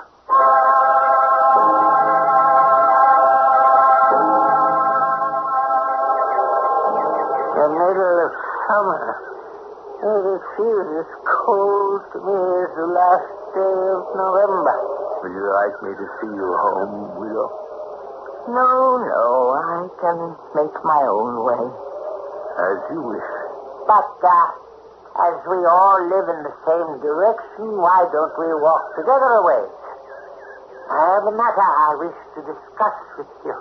Does it have anything to do with Dr. Heidegger's experiment? It does. The doctor was certainly censorious, wasn't he? Indeed.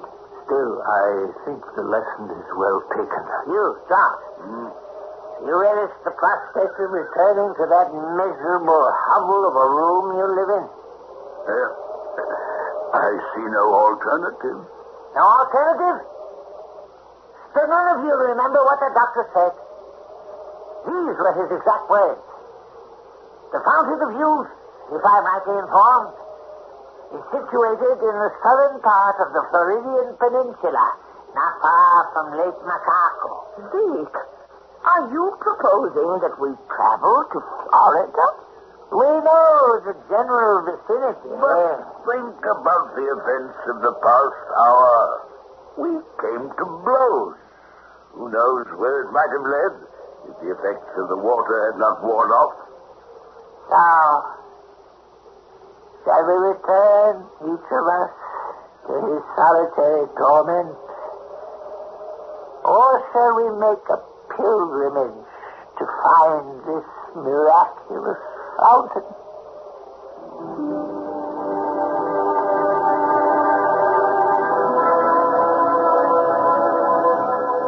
Man's eternal pursuit of greener pastures.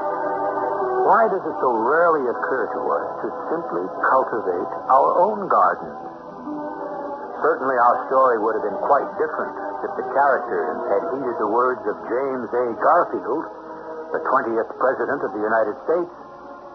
If wrinkles must be written upon our brows, let them not be written upon the heart.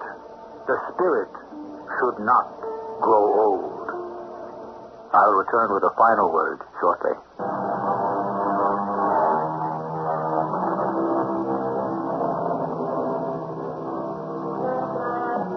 Nathaniel Hawthorne, upon whose story our drama was based, is credited by some with having established the short story as an art form.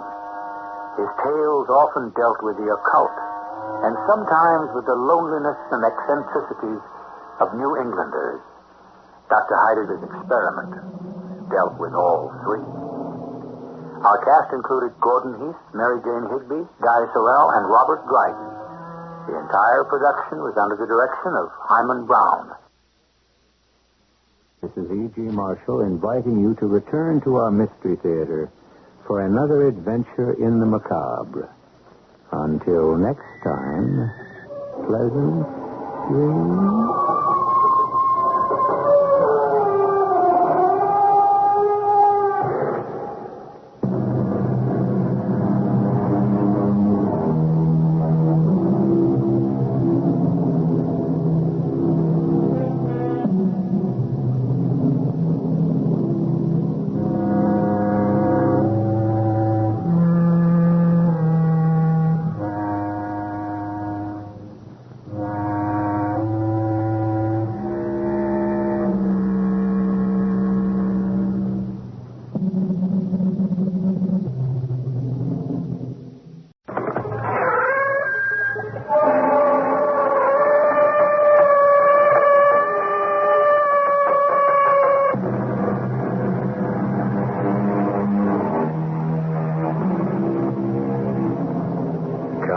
in. Welcome. I'm E.G. Marshall. Make yourself at home. Home is where the heart is. Be it ever so humble, there's no place like home. Home. In a single word, there is contained such warmth, such security, such completeness. Say it in 100 languages. Its meaning remains unchanged. Home. The place we all come from. And at the same time, the place we spend our lives searching for. To some of us, home is the one place we can never return to. Well, what happened to your brother? Please, Doctor. Where did he go? He's gone away. But he was lying here just a moment ago. He couldn't have disappeared just like that. I told you where he has gone. He has gone home. But I just saw him. He has gone home. Home? You keep saying home. Well, where is home?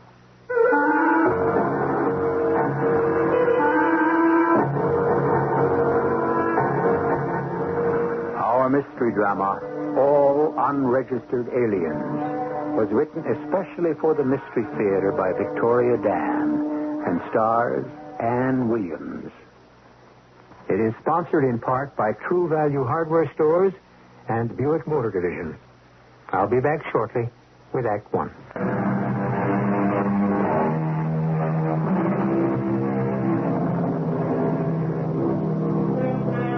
What is the force that drives us to seek our roots? You hear so much talk about such things these days. It seems as if all of America is out there finding themselves. What is the power that can suddenly compel a person to give up material success and return to their old neighborhood? What is so magical about one's place of birth, anyhow? That is, if there is anything magic in the word home at all. Oh, now, sweetheart. Oh, now, that was just a little vaccination. Remember, please, Mrs. Rodriguez, bring the other children in for their shots by the end of the week. Oh, and be sure to tell your neighbors it's free. The city will pay for inoculation. Oh, thank goodness it's lunchtime. Inez, is there anyone else waiting to see me? Who? Oh, sure, I certainly can't keep him waiting, can I? Dr. Anna Quiller? Yes, what can I do for you, Officer McKeegan? That's Lieutenant McKeegan. Kind of young to be a doctor, aren't you? What is it you wanted to see me about, Lieutenant? Well, I came to welcome you to the neighborhood. Oh, how very nice of you. After all, it's an admirable thing you're doing here. Is it? Yeah, setting up a free clinic in a neighborhood like this. A neighborhood like what? Well, Doctor, let's face it. This isn't exactly paradise. That would depend on your point of view. Oh, come on. You don't belong here. I happen to have been born here. No kidding. I was lucky, Lieutenant. I went to college, med school, on a scholarship. You know, you could be making a lot of money in the suburbs. I thought you came here to welcome me to this neighborhood. So I did. Doctor, you know, it's always good community relations to have citizens cooperate with the police. Especially if they happen to be in the medical profession. Cooperate how? Well, for example, wasn't your last patient Nadia Rodriguez? Well, she brought her baby here for a vaccination. Why are you so interested? Well, I couldn't care less about Mrs. Rodriguez's baby. On the other hand, didn't you treat her husband Carlos last week? Who? Carlos Rodriguez. Carlos? A stab wound. Don't you remember? No, I can't seem to recall. Sure. But I'd just appreciate your reporting interesting injuries to the precinct. I am a doctor, not a policeman. You're aware of the problem of street gangs, aren't you? You do your job, Lieutenant, and I'll do mine. And gang fights aren't the only problem we got here, Doctor. You know, do you know how many illegal aliens passed through this neighborhood in just 1 month?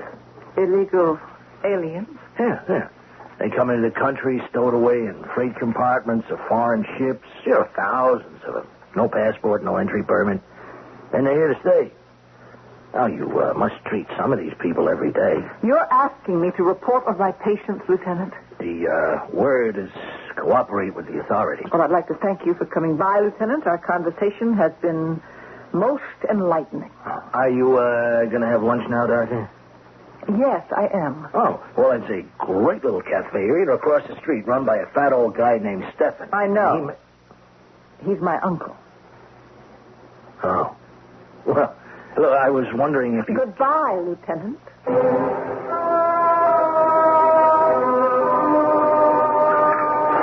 You know what I think? I think you're not eating enough, Anna. I'm not hungry. You're not still upset about the visit from Officer McKeegan? But how did you... What's ever gone on in this neighborhood I didn't know, little one? You know what he said, Uncle Stefan? What? He said that I didn't belong here. Have you ever heard anything so ridiculous? Uncle? Have you? Why did you suddenly decide to come back, Anna? This is my home. I grew up here.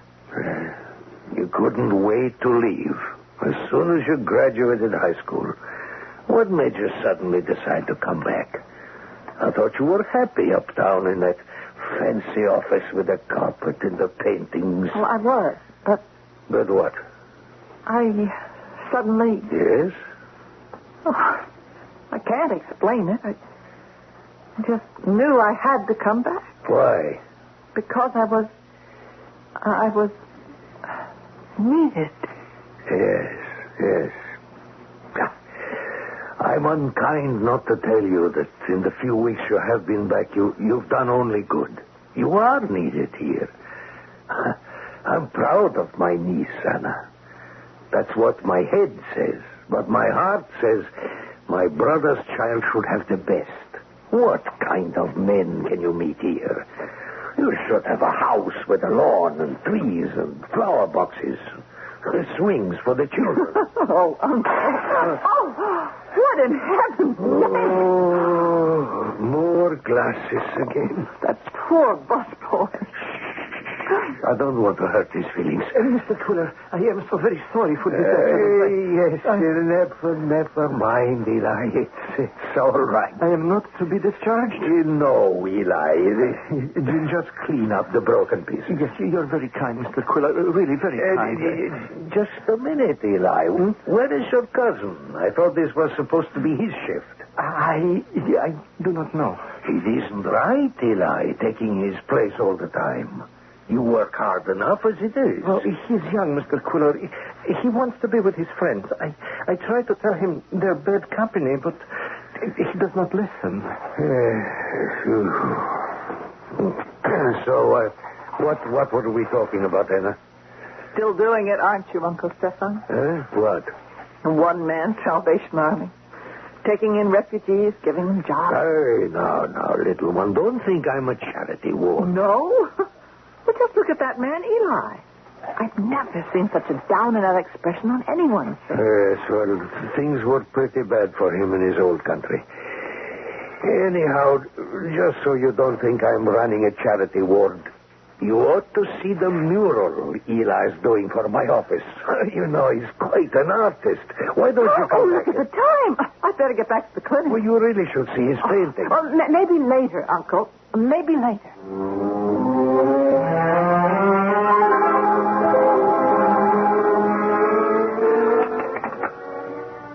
Inez, why don't you go now? Sure, I can lock up. See you tomorrow. Well, let's see. Where did I put it?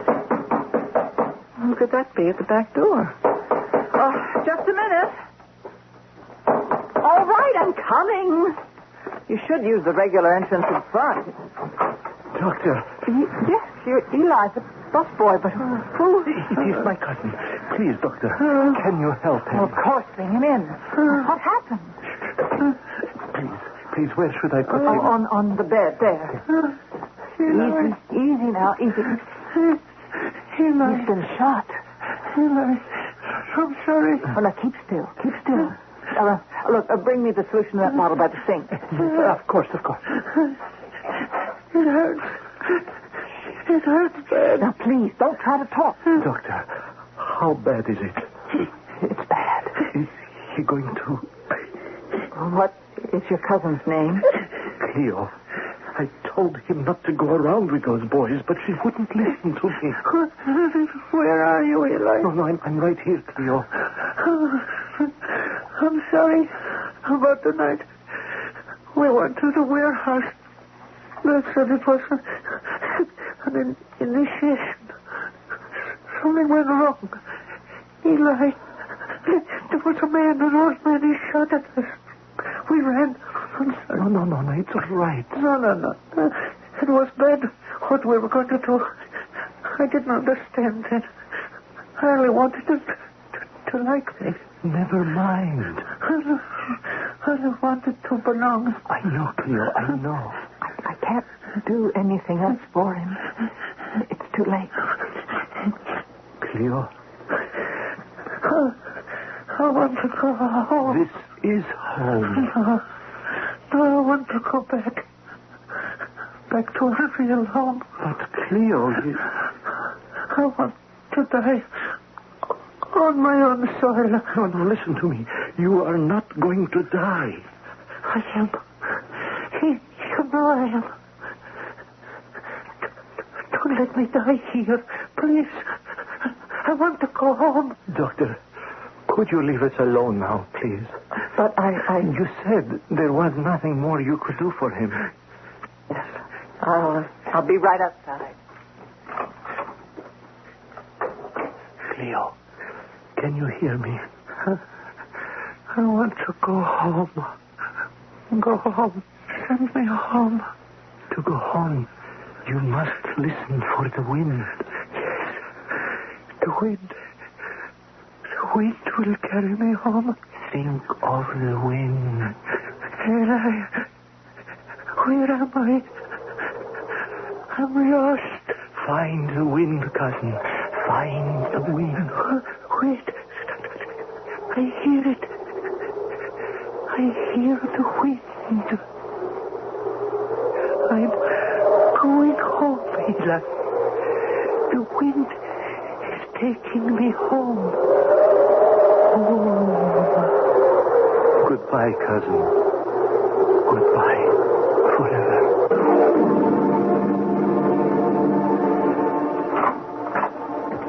Dr. Quiller? Your cousin, is he... Cleo is gone. I'm very sorry. I'd better go in and... Where is he? I already told you. Wait, you said he was dead. I said he was gone. How? He was dying. He didn't have the strength to move. He found the strength. Oh, that's impossible. Well, what's happened to him? I told you he's gone. Well, where did he go? Where? Tell me. Where did he go? Where? He has gone home, Doctor. He has gone home. Well, that's a simple enough answer.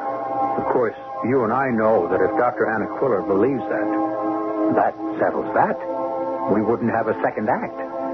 And consider this. I, for one, am rather curious about where Cleo went myself. I intend to find out where exactly home is when we return in just a few minutes with Act Two. There are many people in this world who do not like to become involved in the lives of others around them. And, after all, there is something to be said for the uneventful but also safe habit of minding one's own business. But Dr. Anna Quiller, who has returned to her childhood slum neighborhood to open a clinic, has chosen the path of curiosity and concern. A young man, fatally injured in a warehouse prank, has disappeared from her examination room. And his older cousin calmly remarks that the young man has simply gone home. But how could he have gone anywhere? He was dying from that bullet wound. I must go now. No. No, I want answers. That was a mortal wound. The damage was irreparable. That boy had only moments to live. Yes, you are right. He had only moments to live. Then how did he leave? How? Well, you said he went home. He was carried, of course. But carried by whom? By the wind. What? That is, friends. Several friends came in through the alley and... No, you're lying. No. None of this makes any sense. Why were you in such a hurry to get rid of Cleo? Do not speak that way. It is ugly. Oh, I understand everything now. Do you? If your cousin had died in my presence, I would have to sign a death certificate. Death certificate? Oh, don't play dumb. You know what I'm driving at. But I do not. You had to get rid of your cousin's body because I would have had to call the police. And that would mean trouble, wouldn't it? Oh, I do not... You certainly do understand. You and Cleo are both in this country illegally. Do you deny it? No, I do not deny it. If the police came here and found Cleo's body, it would be over for you. You'd be deported. It would be over, but not the way you believe. Oh, don't you see? It's no use. The authorities will find out as soon as you try to bury him. He will not be buried. What? Cleo will not be buried.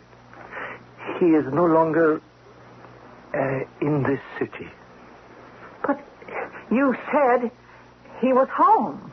He is. You said he had been carried home. To his real home. Not to the dirty little room in his adopted land, but home. True home. Wait, just a minute. Back home to where he was born. His native soil. You sent him home? Literally? Like on a boat? Well... But that is what you mean, isn't it? Yes, that is what I mean, Doctor. Now, I must go. No, but wait. We still have to talk. About what? I mean, your cousin was involved in the shooting. I have to tell... Tell who?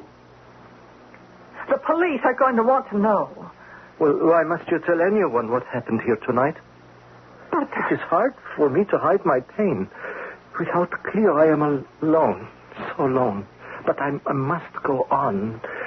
So I ask you for your help. But I have to inform them... When I first brought Cleo here, I was not sure if he would die. If there was any hope. I wanted to help him. The people in the neighborhood, they say, you can trust the doctor.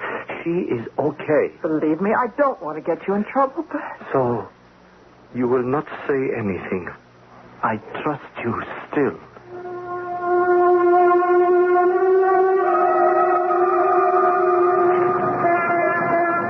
Oh, Harry, make that one coffee black to go. Well, if it isn't Dr. Quiller. Good morning. Is it? The usual with the Danish, Harry. You look like you didn't get much sleep last night, Doctor. Oh, you're mistaken. Thank you, Harry. Oh, listen, could you wait a minute? I want to ask you something.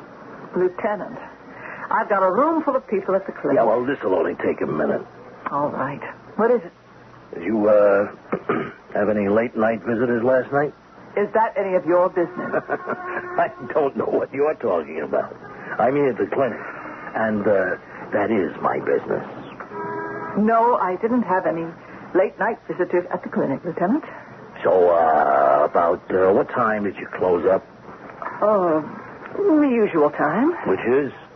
9:30. Really? What happened to the kid with the bullet wound? I don't know what you're talking about. Hey, now, didn't we have another discussion like this once? No, Doctor. There was a warehouse robbery last night. The watchman said he got one of the kids. Who did you treat late last night? Nobody. You really think you're doing a noble thing, don't you? Well, you're not doing these kids a favor, you know. All you do is glue them together so they can go right out again and commit worse crimes. Spare me the lectures, McKeegan. You tell me something, Doc. Huh? I'm just trying to do my job in a neighborhood like this, and it isn't easy. Why are you making me the heavy, huh? I'm sorry. I don't mean to snap at you. In a way, you're right, but in a way, you're also wrong. You can go around doing the arresting. That's your job. My job is to help whoever walks through the door of that clinic. What was the name of the kid the night watchman shot? Now, officer, how would I know? What are you doing here so early in the day, Anna? Well, I have to talk to you, Uncle Stefan. You did not sleep last night. It really shows, doesn't it? Come, we talk better in my office. All right, we talk. Uncle? Come, sit in the soft chair here. Uncle? This wall. Oh, you like the mural Eli's painting, eh? I never saw anything quite like it. Oh, well, art is a matter of taste. I don't understand what it's supposed to be. Well, it's supposed to be a picture. Well, a picture of what? Landscape. Oh, sure is weird. The colors it uses, it's almost creepy. It makes you feel afraid? No, not afraid, just strange. Can't explain it. Oh, listen, Uncle, I've got to ask your advice. About poor Cleo? Oh, boy, you do know everything, don't you? So young, but so foolish, so reckless. Eli said he sent Cleo's body home. That would be right. Uncle, all my life you've helped people that came through here. You never talked about it. But I'm curious. I want to know about these people. What people? You sound like me talking to Lieutenant McKeegan, Uncle. Look, what country did Cleo and Eli come from? Country? Yeah, I'm curious. I know it's somewhere in Eastern Europe, but I can't place the accent. I wouldn't exactly call it a country. A state? No. A place can be pretty small and still be a country. Tell me the name. Melegania. Ever hear of it? Melegania? Can't say it rings a bell. I'll have to look it up in my old high school atlas. Oh, you won't find it there. Why not? Well, you see, they just granted it sovereignty. Oh. What's troubling you? Well, that's what I really wanted to talk to you about. I treated Cleo in my office last night. Where else would the poor boy have gone? Oh, I can't forget the picture of him. So young, so beyond hope. Lying on that bed in my clinic. Anna, you are a doctor. Death is not new to you. It never stops hurting. No matter how many times you see it. And this time, I can't explain it. I felt an even deeper hurt. Because he was so young. Perhaps that's it. Uncle Stefan, I don't know what to do. I've got Lieutenant McKeegan following me around. Is that so bad? I hear he's a college man. Well, I don't mean that, Uncle. He's following me, trying to get me to talk about Cleo. I know. Oh, you know everything. But do you know how I can get out of this? Sooner or later, McKeegan's going to trip me up, and I'll accidentally say something. Don't always act as if you had something to hide, little one. That is why Lieutenant suspects you. You're probably right. Is something wrong? Melegania is the name, you say? Yes. But, something very peaceful about that sky. So blue. Unreal kind of blue, like the water in the Mediterranean. Is that supposed to be Melegania? Yes. And I will be truthful. I worry about you. You work. You never have any fun. I joked before about McKeegan, but there is a danger. In a way, he is right. But Uncle Stefan, he says... One day, a very dangerous person could walk into the clinic. Maybe the type who doesn't trust doctors. I'm not afraid. You're like a fish out of water here. Only because you keep telling me I am. But I'm not. What do you really want to do here? I want to help. A doctor helps anywhere. It has to be here. What is so special about here? What's the matter, Uncle? Why are you acting this way? I only want to... To what? Protect you. Oh, Uncle. Protect me from what? From what? Once you become involved, there will be no turning back. Oh, Uncle, you're not making any sense. Your life will never be the same again. Uncle Stefan, I don't understand what you're trying to say. I help immigrants. Why not? I was one myself. Anyone comes to my door, they say, help me, I say yes. No one do I turn away. Why are you talking in riddles? They need food, a place to stay, a job. Okay, I help them. Most of them, they're in the country without papers. They come from Russia, from Hungary, Romania. Some I don't ask, I don't know. But Eli and Cleo, they're different. How is that? They're not human. Oh, now, They Bill. are not human because they come from Melgania. What are you saying? Melgania is not another country. It is another world. You're kidding, aren't you? I'm serious. Melgania exists, but not on Earth. Now, just wait a minute. Did he say what we think he said? Another world? But, of course, it can only happen on this program. After all, our listeners have become very open-minded. Another country, another world. What does it matter? To the refugee in a foreign land, isn't the feeling of strangeness the same? I'll be back in a moment with Act 3.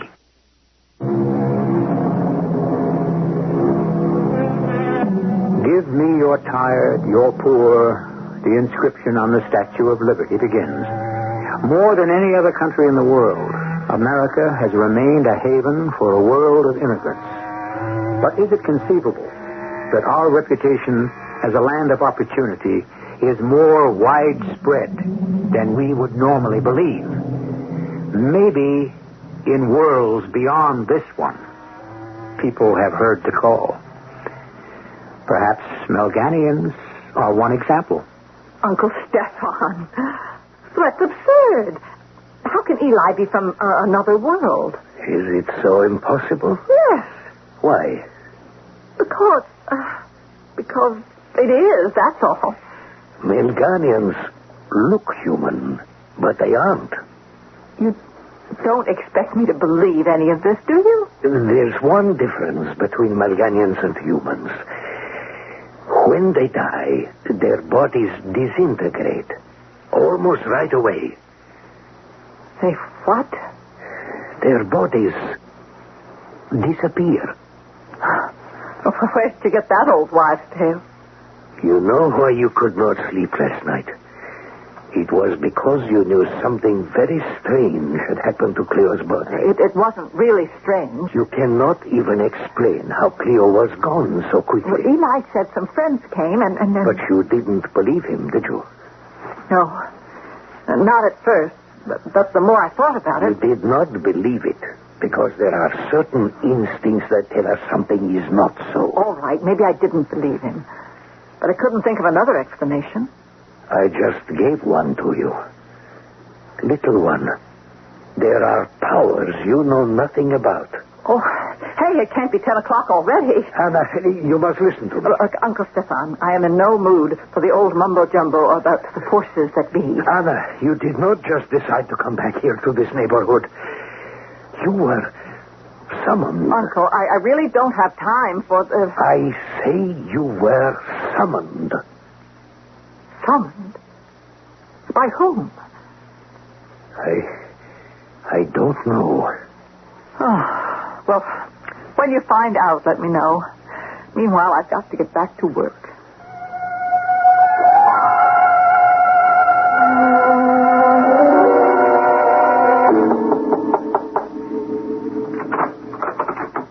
Dr. Twiller. Eli, I have a question to ask you. Please come inside. Would you like a glass of water? Eli, I don't want anything. Oh. I just want to ask, what have you been telling my uncle? Mr. Quiller, I tell him nothing. You've been using Uncle Stefan. Using? Don't pretend you don't understand. What kind of nonsense is this about Malgania? You know about Malgania? Don't look so surprised. He told me about it. You know? I think he really believes that Malgania is another world. But it is. Oh, is that a fact? You are mocking me. You used me, too, with Cleo. You are not to say such things. Why not? They're true, aren't they? I was not afraid of the police. All Cleo asked for was the wind on which to ride home.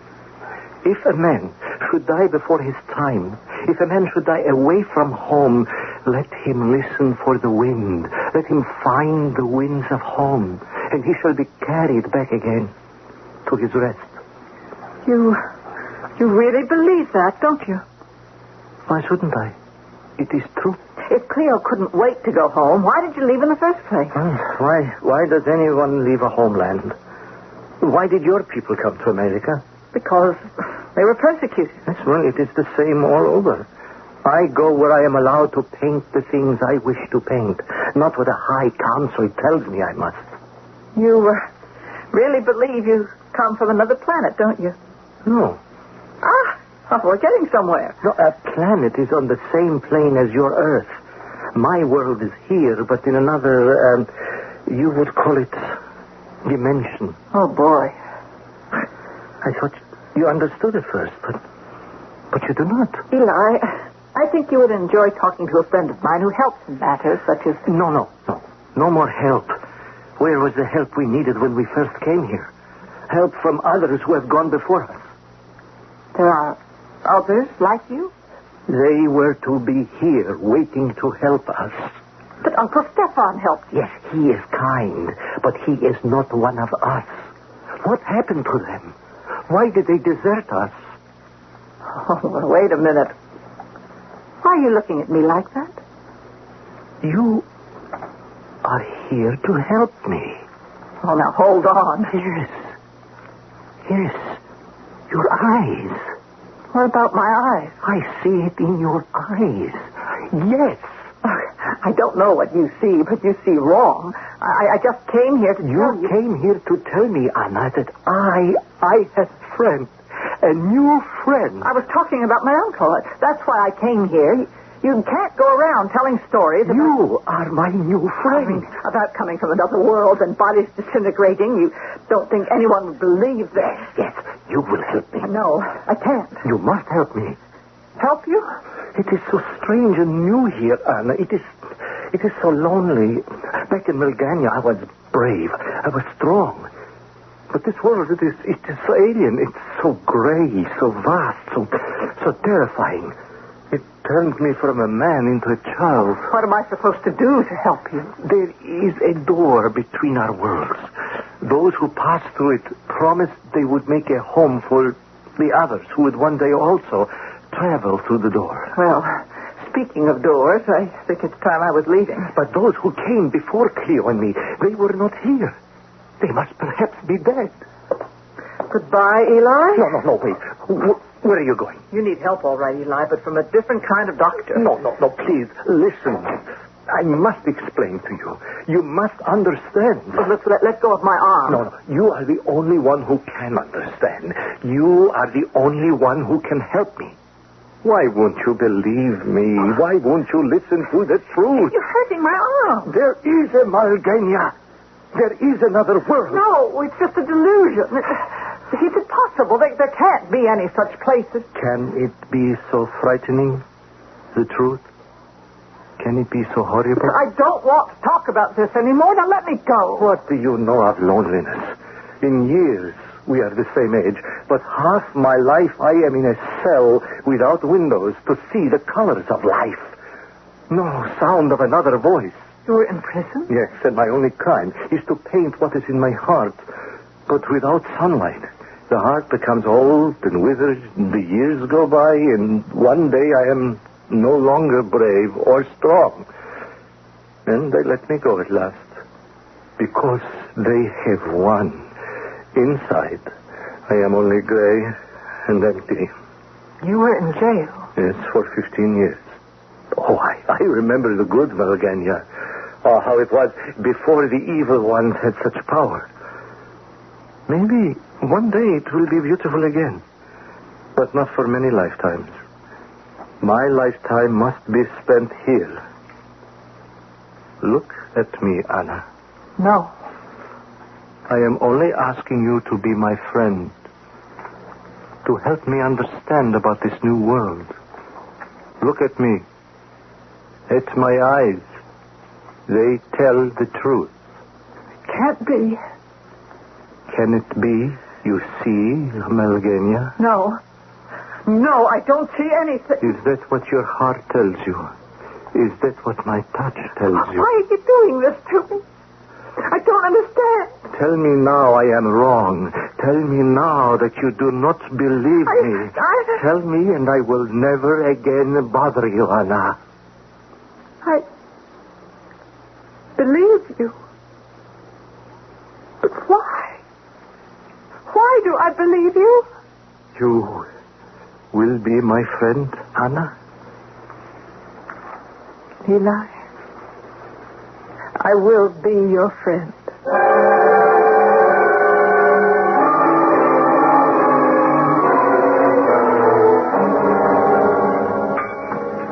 Say, Mr. Quiller, I think I'll have another one of those great sandwiches today. Of course, Lieutenant McKeegan. It's my pleasure. Uncle Stefan, I've got to talk.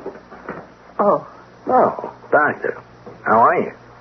Well, you look a bit upset. Oh, no, not at all, Lieutenant. Not at all. I was just in a hurry to get my lunch. Hey, I'm glad I ran into you. I wanted to ask you some questions, and I... Questions? About what? This busboy working for your uncle, what's his name? Eli?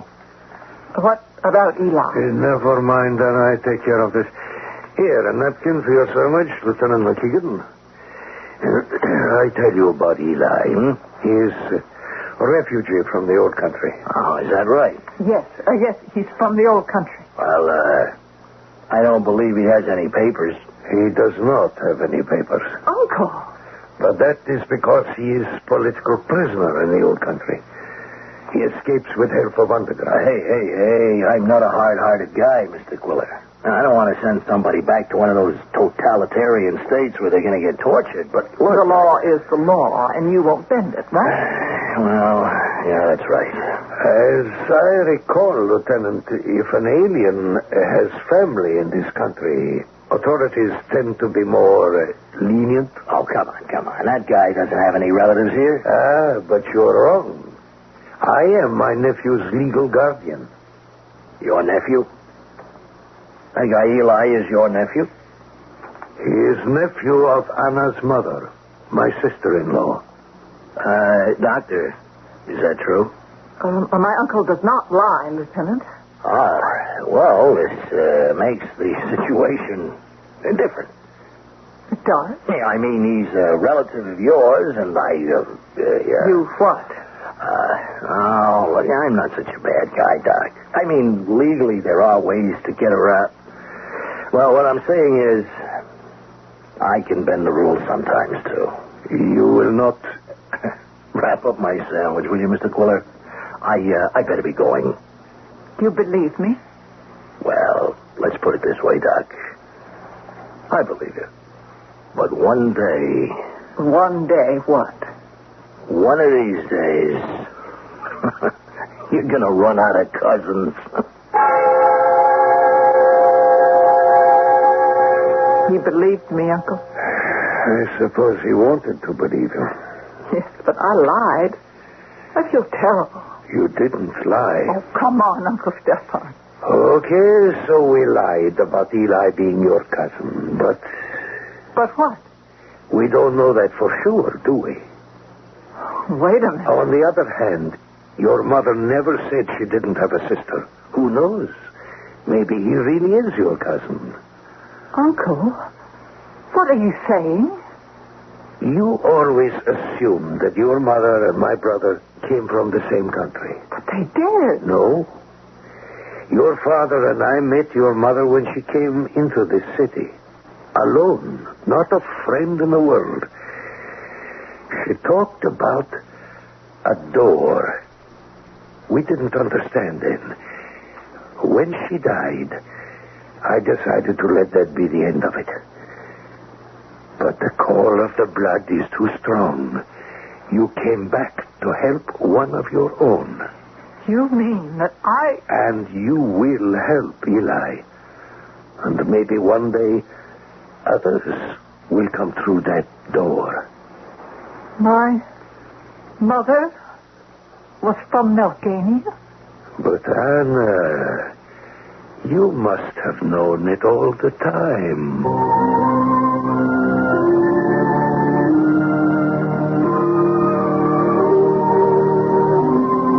Did she know it all the time?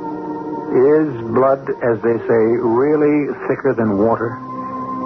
Was that the force driving Anna Quiller back to her old neighborhood from the beginning? Or do you believe that there is no place called Melgania, and Stefan and Anna are victims of an incredible hoax? In the long run, does it really matter where anybody comes from? I'll be back shortly. Do people believe what they want to believe? Or perhaps there is a greater truth that the eyes will not accept, yet the heart knows must be. We credit logic with the mind, but what about the logic of that inner self? For in the end, do we not usually choose to act with the heart and not with the head? Our cast included Ann Williams, Court Benson, and Earl Hammond. The entire production was under the direction of Himan Brown. Radio Mystery Theater was sponsored in part by Buick Motor Division and True Value Hardware Stores. This is E.G. Marshall inviting you to return to our Mystery Theater for another adventure in the macabre. Until next time, pleasant dreams.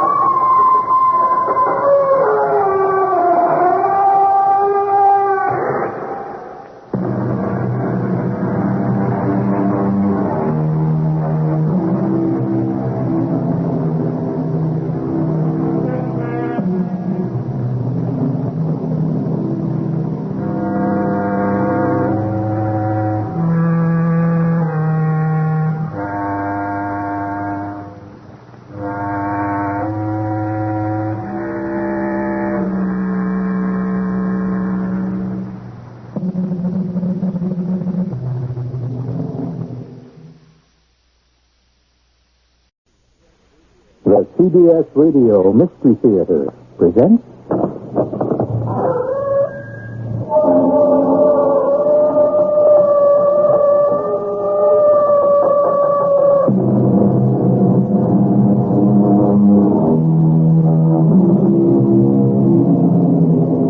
Come in. Welcome. I'm E.G. Marshall.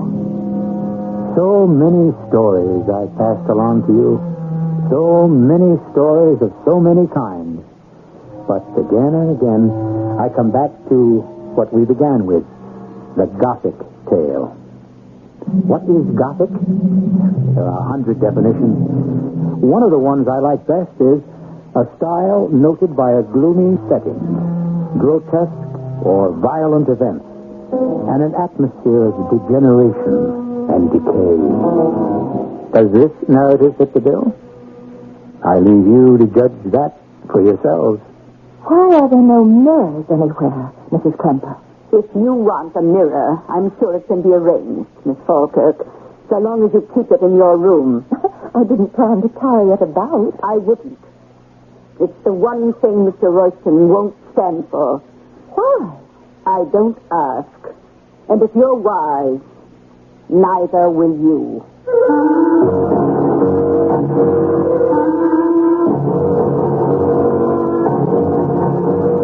Our mystery drama, Reflected Terror, was written especially for the Mystery Theater by Ian Martin and stars Marion Seldes. It is sponsored in part by Buick Motor Division and Contact, the 12-hour cold capsule. I'll be back shortly with Act One.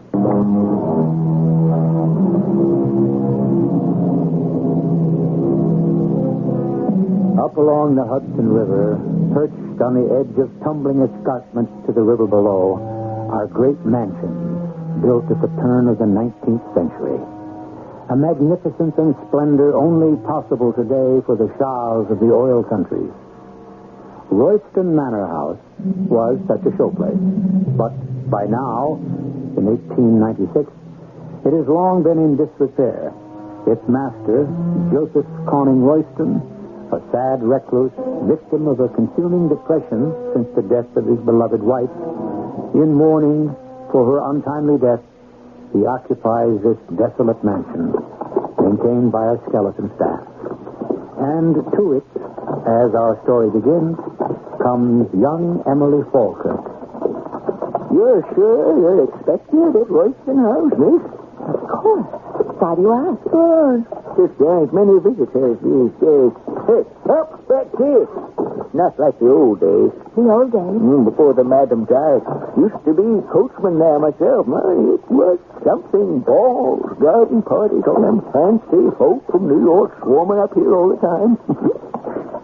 No one comes anymore. That big old mansion might as well be a tomb, ma'am. Nobody there but Mr. Royston, his poor old mother, foreigners, the Klempers, the dogs, and maybe the Madam Ghost. Ghost? Maybe that's what drove Master James away. Master James? That'd be Mr. Royston's son. Fine young fella, Master James. Been gone near 5 years by now. Gone? Left after his father came back. Never hit it off too well, them two didn't. I must be boring you with all this small talk. No, you're not.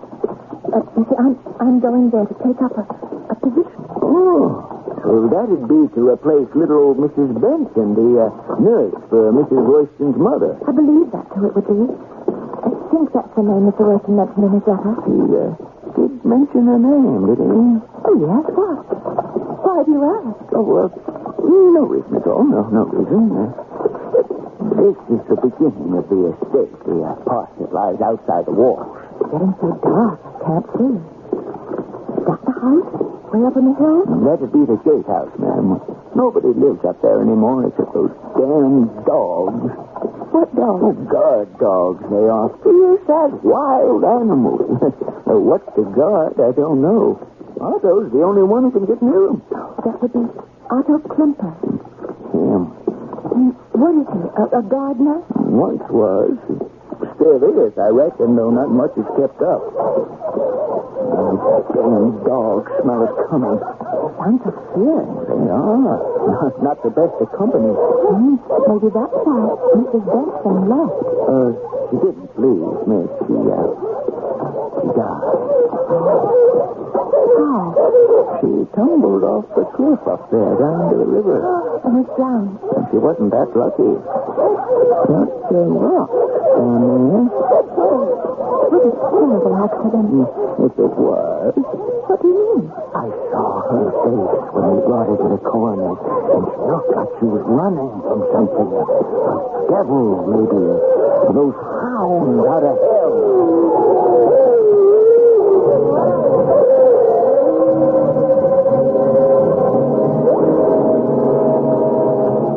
I was in the habit of writing everything down that happened in my uneventful life in a diary.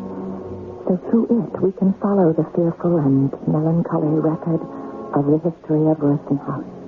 It began, as you have heard, and continued with my actual arrival in that great, gray, steel-stone monstrosity, with its terraces and balconies hanging in space over the terrifying drop to the bosom of the Hudson, and the jagged rocks that line its shore far below. Well, here we are, miss. Let me help you down. Oh, thank you.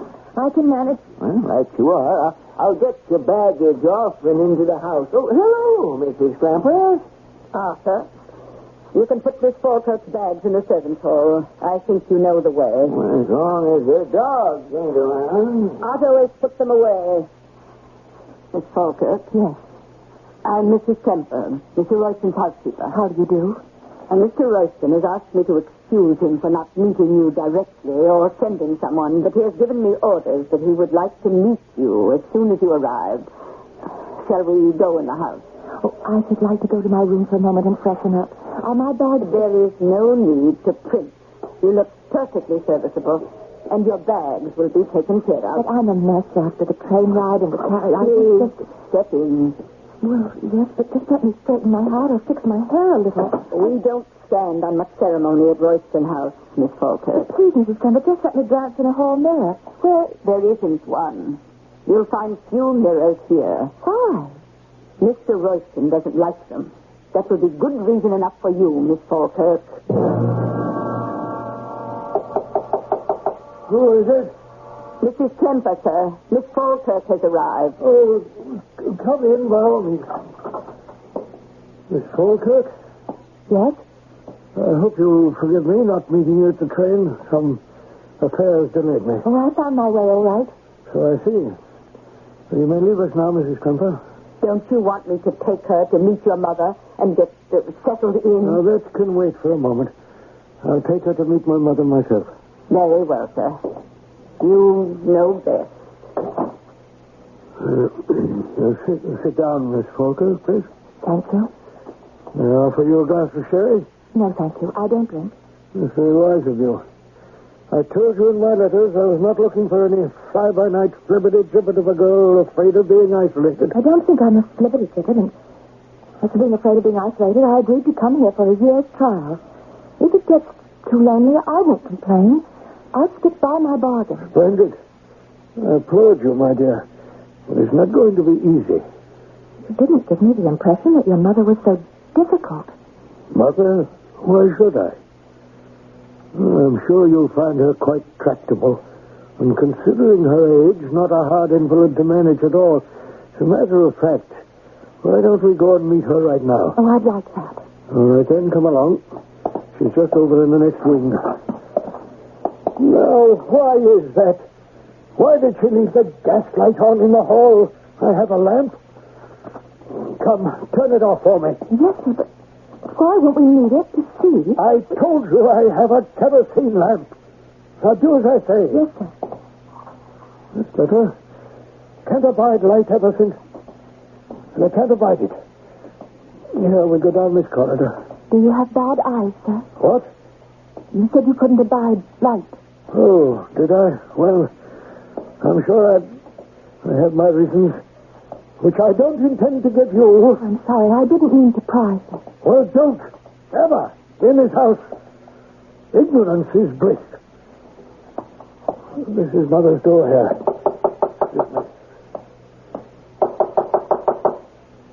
Yes, I'm almost ready. Just wait a minute. But it's Joseph, Mother. Can you spare us a moment?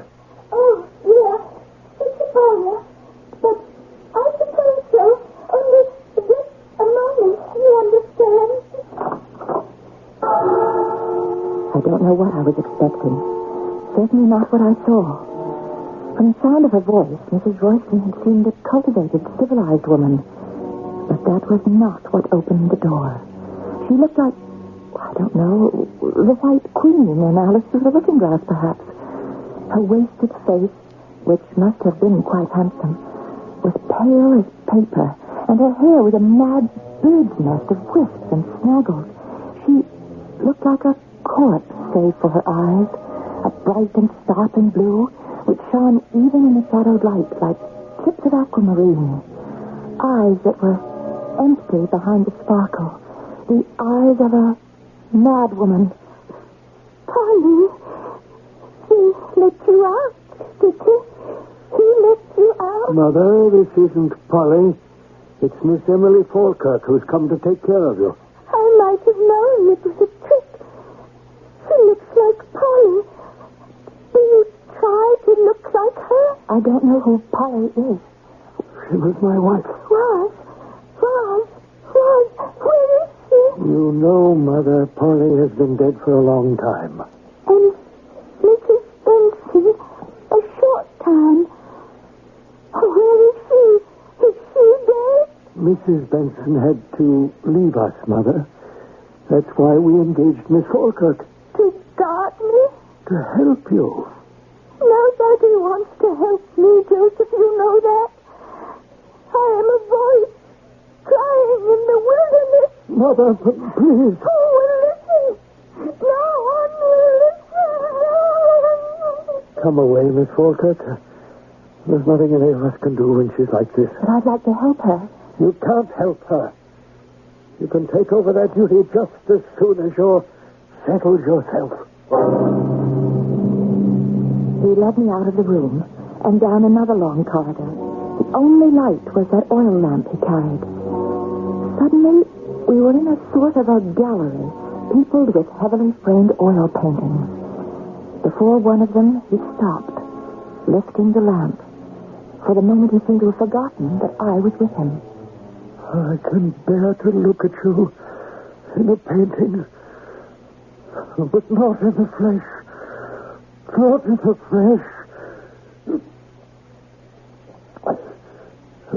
That was my wife, my beloved wife, Miss Falkirk. You see how much you resemble her. I? Oh, well, no, not really. She's beautiful. And so are you. I thought when all the mirrors were gone, the reflection was banished forever. Now you come to bring it alive again. What's disturbing the dog? I don't know. Mrs. Tremper, what's happening? With the dog? I don't know. Otto has everything under control. So don't worry. Very well. You may show Miss Falkirk to her room, then. You mean I can stay? We'll see how it works out. Is something wrong? He thinks I look like his wife. I mean the one who was his wife. Do you? Much too much. It's a pity you came. Better you leave the first moment you can. But I need the job. How can I? You will have to decide that for yourself. It may not take long. Well, there are all the elements. The old and decaying house, marked by a feeling of degeneration. A gloomy enough setting, wouldn't you say? And as for grotesque and violent events, well, our story has scarcely begun. Wouldn't you imagine that they are lurking offstage in the wings, ready to burst forth? But the proof of that must wait until I return shortly with Act 2.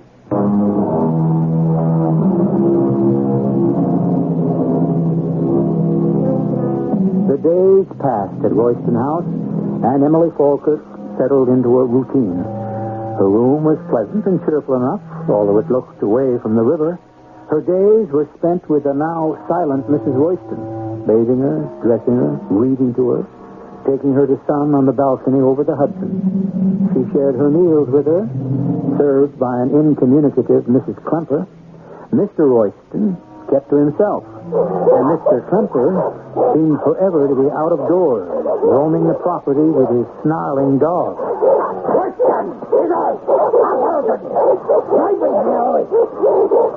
Well, what are you doing up here, Fraulein, when the dogs are loose? Oh, I just couldn't stand being cooped up any longer.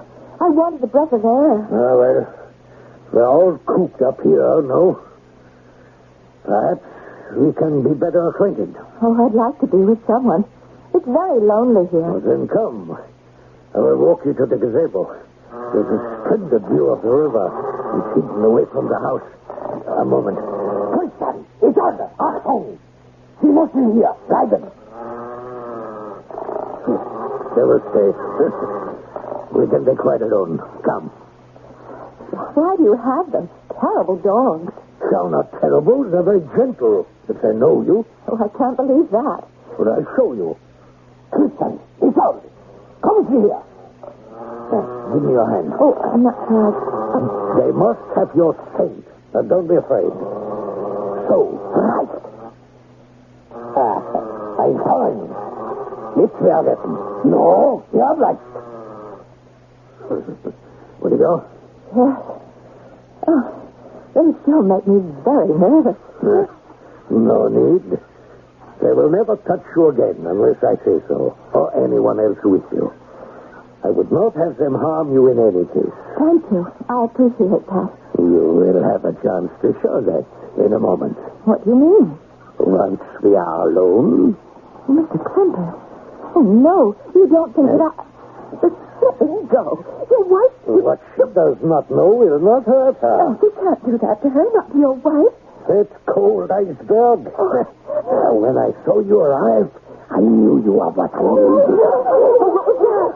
Yes, the dog. There was a stranger on the property. They would have seen when I ordered.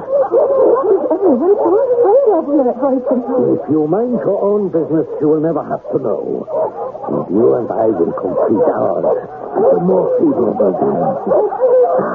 I think you're flushed the game. I'll go and find out. As I hurried back to the house, I wondered who the intruder on the grounds might be. But I didn't meet anyone in the house.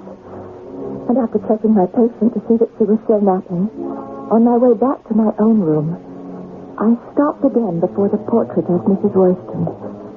You do look like her. Oh, Mrs. Clemper, I didn't know you were there. More than one doesn't know how careful I come and go. Oh, you startled me. You say I look like her. Well, is that a good likeness? Fair. It favored her quite a bit. She looks so young. She was a good deal older when she died. How did she die? She was in Africa with the master on a trip around the world. And she caught dengue fever, I think they call it. Oh, how awful.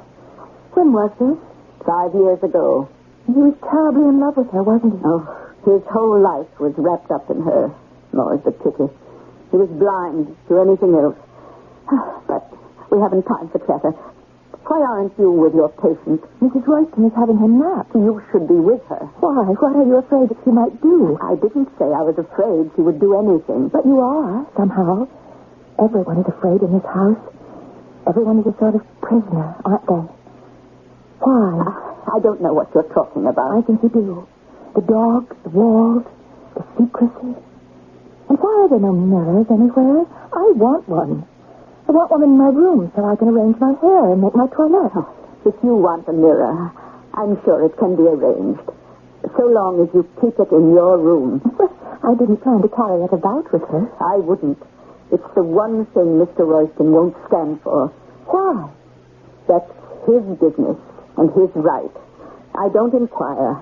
And if you're wise, neither will you. Yes?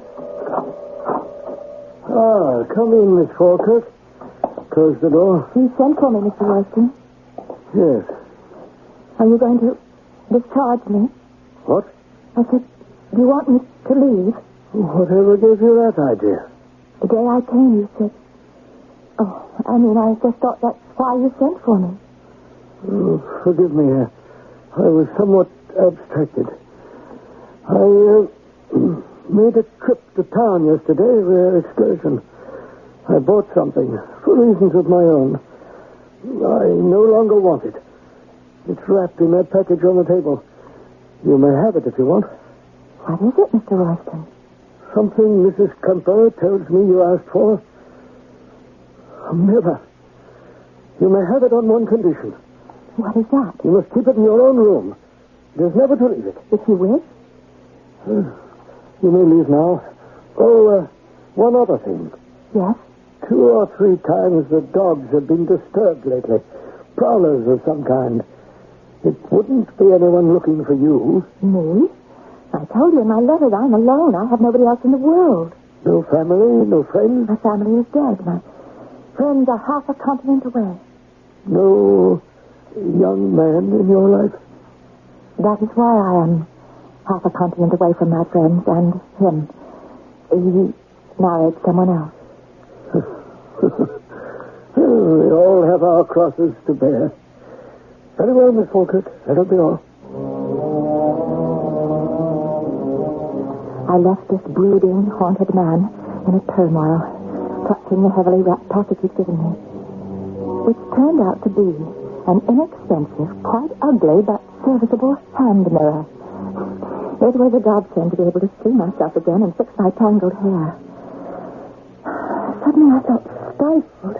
Where are you going? Oh, just to get a breath of air, Mrs. Kemper. The dogs are loose, and my husband is not back from town yet. The dogs are used to me now. I wouldn't count on it. I'll stay on the porch. Mrs. Kemper. What? Why must we have them? The dogs, I mean.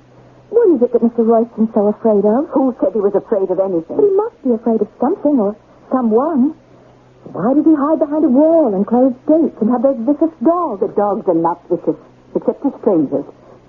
They are my husband's children. And you ask too many questions. Go out if you must, but don't be late to dinner.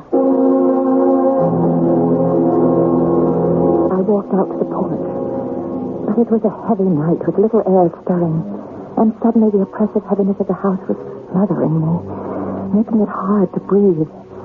I fled out into the quiet, dark night. I had a wild desire to scream, but my throat was so choked it was all I could do to breathe. I could feel a reasonless panic welling up inside me.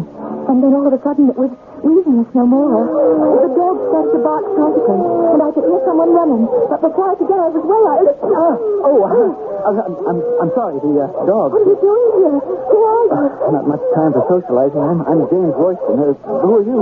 Emily Fulker. Are you Mr. Royston's son? Yeah, on and off.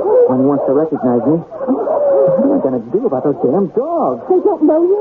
We've never met formally. You'd better get behind me. Can you control them? We'll soon find out. Honey, he showed up. All Parson. I never figured you for an animal trainer. I'm not. What do I do now? Get them to buzz off. I don't know how to do that. Can't you tell them? They only understand German. Oh, look, if you let them smell your hand, maybe I could tell them it's our friends. Not on a bet. I get the notion they don't like me any better than I like them. I could tell them to stay. Yeah, well, we took off. Solid idea. Why don't you? It's in German. Oh, I don't remember the words. Well, I can help. See, bleiben is the infinitive for a command. Let's see. How about bleib? That's what he said. Wachsen. Bleibst hier. Stehen Sie. Bleibst hier. Oh, lady, you are a lifesaver. Well, if you want to save yours, you better get out. After finally getting in again, not on a bet. There must be some easier way of getting to see your father. Oh, who wants to see him? Last person I want to see. Then who do you want to see? My mother. But she's dead. And buried? Buried, yes, perhaps. But not dead. Not decently dead.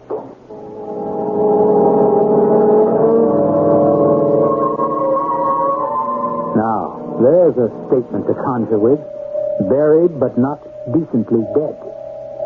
Who is this strange intruder that Emily has saved from the savage guard dogs? Is his name really James Royston? And is he actually her employer's son? I shall return shortly with Act 3.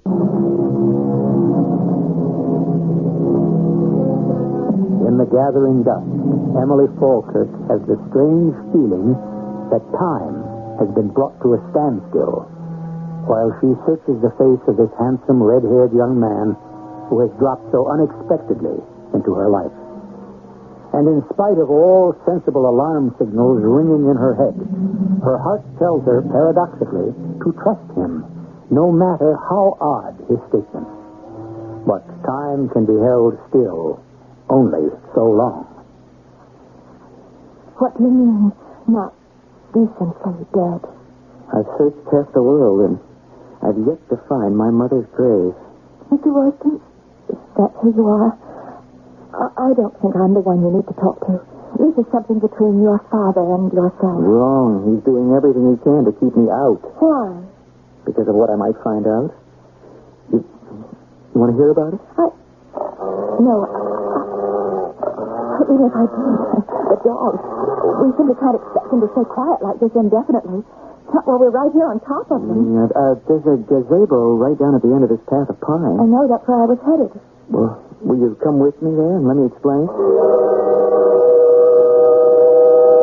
I don't know why I went with him. I write that now after the fact, as if I didn't know then just as well. I went with him because, ridiculous, impossible, childish as it may seem, from the first moment I looked into Jane's wide-spaced eyes, From the second he first smiled, his crooked grin, from the minute marked off by the time that I first felt him near me, I was in love. He was my man, and I was his woman. And most of all, I sensed he needed love and me so desperately. Now, in the gazebo, I was finding out why. What do you mean? He's not really your father. Well, you have to understand about my mother. He met her in France nearly 30 years ago. He wanted to marry her, but his parents wouldn't hear of it. My grandfather threatened to cut him out of his will. But then the old man died, and my father went back to France. Lived there for 3 years, married mother, and after I was born, brought her home. They were very much in love. She was so beautiful. And looked so much like you. I'm glad you think so. Your father does, too. My father. He isn't, you know. Isn't your father? No. You see, that was the whole trouble between us. Only I never knew it until my 21st birthday, or just before it. But who was your father? Somebody in France. Someone my mother had turned to when the man I always thought was my father walked out on her that first time. But if she was married already, how... She wasn't married. She had me, and the guy had abandoned her. And that's why she became Mrs. Royston and came back with him to America for my sake. But I thought you said they were in love. He was. I always thought my mother was. Till? Well, it all came to a head because there was some kind of inheritance I was supposed to have, and I told him to his face I didn't want any part of it. I was ordered out of the house. I must say I took advantage of that and ran back to college. I never thought that would be the last time I'd see my mother again. I thought she died in Africa. Well, so did I. You see, right after the big quarrel, they went on this trip around the world, from which she never came back. That is, if she went. I don't know what you mean. Unless I was sure that I did myself. After my mother died, my father refused to see me. If she had a will, I heard nothing about it. I was out of college by then, and I didn't give a damn. I'd shipped out to go around the world myself. And you're just back from that? That's about it. Been back most of the year, but Mr. Royston refuses to see me. And I haven't been able to get in the house. Even some detectives I hired couldn't. That's when I decided to make a try myself. You know, there's more than one old tree around the property I knew I could climb in by. But didn't you know about the dogs? Have to take some chances in life. Why did you want to come back here, knowing that you weren't wanted? Because I have every reason to believe that my mother didn't just die. I think she was murdered. But even if that were true, how could you prove it? Listen to me, Emily. When I was in Africa, I went to Dar el Salaam, where my mother was supposed to have died. There was no grave, no record. No one knew about her death. In every port I called on, I checked steamship records of the boats she was supposed to have traveled on with my father. No record. Only on the transatlantic liner that left America did I find a listing of Mr. and Mrs. Royston. And you think... You don't mean that somehow he might have... that she might have fallen overboard? No, I don't think that at all. Then what? I don't think my mother ever left this house. I think she was dead before that trip even began. Oh, you can't believe that. How? I think he killed her. Oh, that's sick. That's ridiculous. What could he have done with... I mean, what... What did he do with her body? That's what I want to find out. I think he buried her somewhere inside the house. Oh, how can you even imagine such a thing? It isn't imagination. Look, this is a letter I received from Buddy shortly after her death. Who? Oh, excuse me, Mrs. Benson. Mrs. Benson, the lady who had my job before me. Yeah, and she had another one before that. She was my nurse and later housekeeper for many years till my mother died. Now, let me read you just a few lines. Let's see, here. So many dark, secret things since the bright years when you were growing up, Jimbo. And now this awful justification of all my buried suspicions since my dear Polly died. You see, my mother's name was Paulette. By sheer accident, I was able to get into her old rooms. And how they've changed. Why? My dearest boy, I shudder to say this, But I am afraid, deathly afraid, that it is because she never left them. You must come home and see for yourself. I cannot, dare not say any more till then. By the time I received this letter, Bunty was dead. James, what is it you want from me? I want you to help me get into that house so I can see for myself. But if that's the part of the house that's locked up... Look, I have a key. My mother gave it to me. I don't know. I have no right to. And besides, the dog... Now is the perfect time while the dogs are quiet. But how do I know I can trust you? I mean, a stranger. You don't. Except I don't believe you and I feel strangers to each other. Not anymore. No. But if we are to move, it must be... Why? That must be Mr. Kemper coming back. The dogs are welcoming him. If all I suspect is true, he'd be the last person to welcome me. Well, if I can't get inside, there's only one other chance. But will you take this key, Emily? To get into your mother's apartment? Yes. But what could I find? What would I look for? Well, there was more in the letter than I read. In my mother's bedroom, there was a great double door with mirrors leading to a small dressing room. The door was on the wall opposite the window. Now, let me know if it's still there. Here, you can write me or send a message at this address. No. Please, promise. Somehow I know I can count on you. Then we're fated to meet again and again. Oh, it's you. What are you doing out of the house? I just wanted to get a little breath of air before dinner. It's forbidden to wander the grounds without permission. So, this time we forget it. You are alone? Of course. Who else would be here? For your sake, better no one. Come, it's time for dinner. It is midnight now, and the house is quiet. It is not far to the end of the hall, and the door, long closed, to Mrs. Royston's room. But it is not so much of a surprise to find the key turns easily, and the door opens without effort. Inside, the dust lies everywhere, except for a worn path through it to the wall opposite the windows. I hold my lantern high, but I see no mirrored wall opposite the door, only a heavy tapestry hanging from the molding. I put my lamp down. I try to draw it open. Nervously, I jerk at it, and something rips, and the whole tapestry comes tumbling to the floor, stirring up a cloud of dust which chokes me. But my thought is arrested in terror as I see staring at me from inside the wall a misty figure all in decaying white, the skin drawn over the skeleton so tight and paper-thin that the bones seem to shine through. A ghastly grimace of agony on her face. A face with a lantern in her hand shows in the glimmering light as a horrible travesty of mine. Now you see her too, Miss Falkirk. We're both doomed. He's standing behind me in the room, a lamp in his hand, the reverse image of the horror in the wall. And I turned out to see...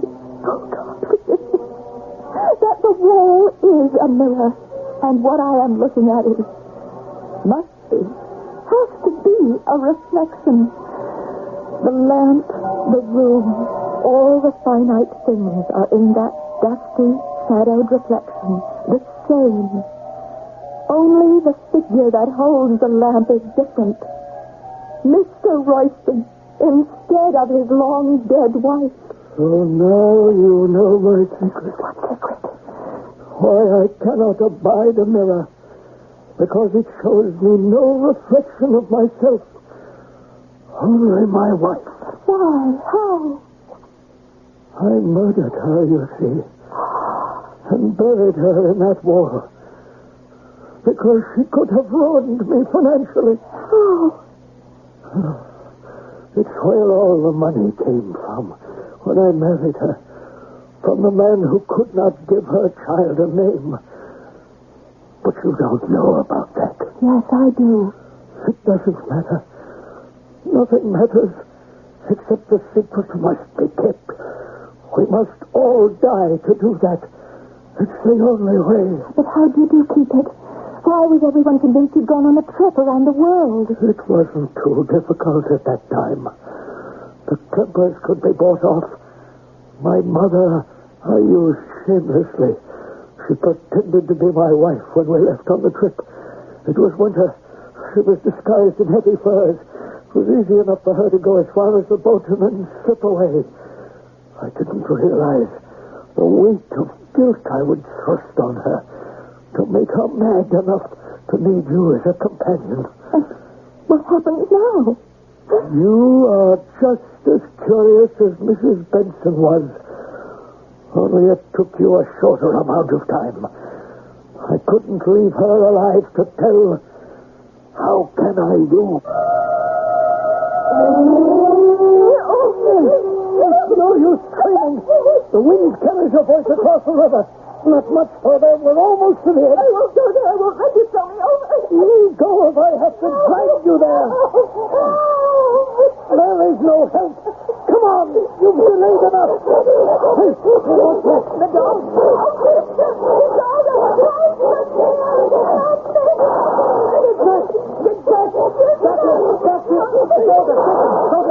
Don't get him.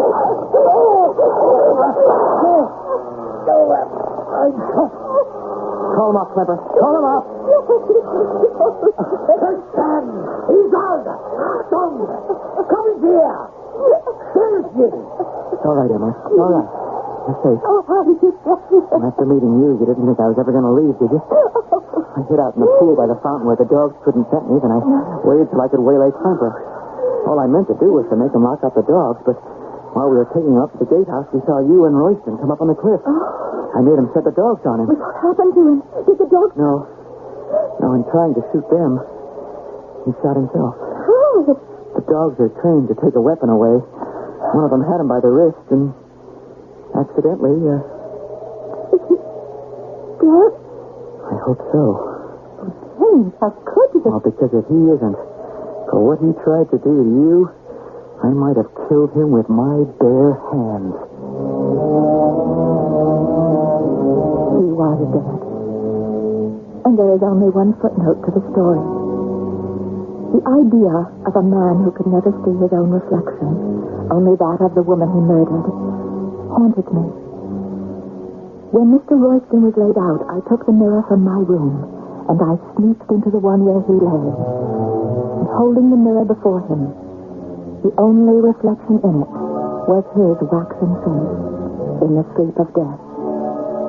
And I hoped, beyond the curtain, that his wife's restless soul has found its own peace at last.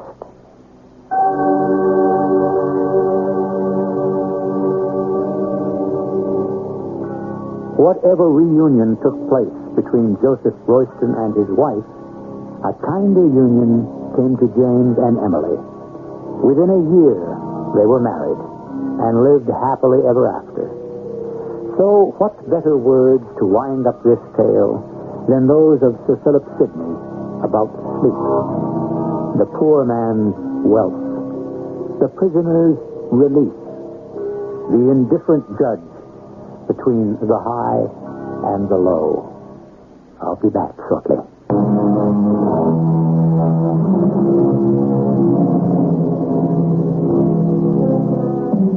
A gloomy setting, grotesque and violent events, and an atmosphere of degeneration and decay. In the beginning, I promised you all of these, and I hope I have kept my promise. For these are the ingredients of what is known as the Gothic tale. Our cast included Marion Seldes, Russell Horton, Court Benson, and Bryna Rayburn. The entire production was under the direction of Himan Brown. Radio Mystery Theater was sponsored in part by True Value Hardware Stores. This is E.G. Marshall inviting you to return to our Mystery Theater for another adventure in the macabre. Until next time, pleasant dreams.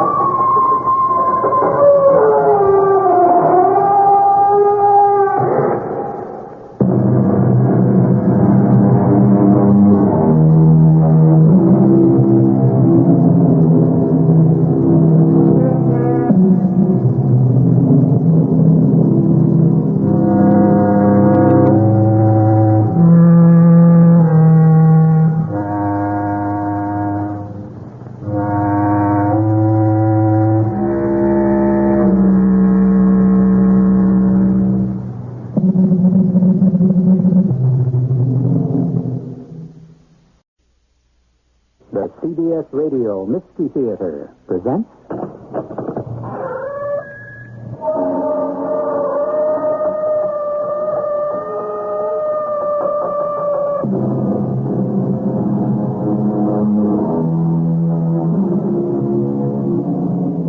Come in. Welcome. I'm E.G. Marshall. The night has 1,000 eyes, said the poet. And see how they twinkle in the darkness. For they are but bright jewels that sparkle in the gloom. And they are not made for seeing, but only to light the traveler's way in the deep and eternal blackness, from whence all of us came, and to which all of us must return. Richard, the detective wanted to know if there was anything between me and Mr. Forrest. What could there possibly be between you, Lorna, and Mr. Forrest? I told him we were having an affair. Now, Laura, that isn't true. You didn't even know Mr. Forrest. Why did you say a thing like that? Your reputation? Better for me to lose my reputation than to have you accused of murder.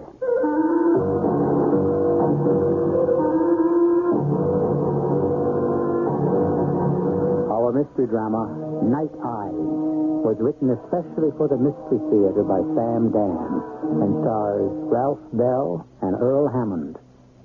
It is sponsored in part by Buick Motor Division. I'll be back shortly with Act One.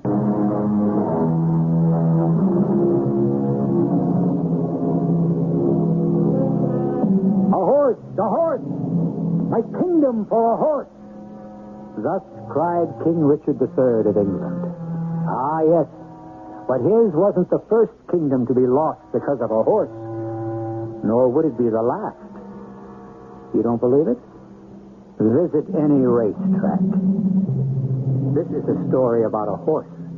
And it begins on a most fashionable street, in a most fashionable neighborhood.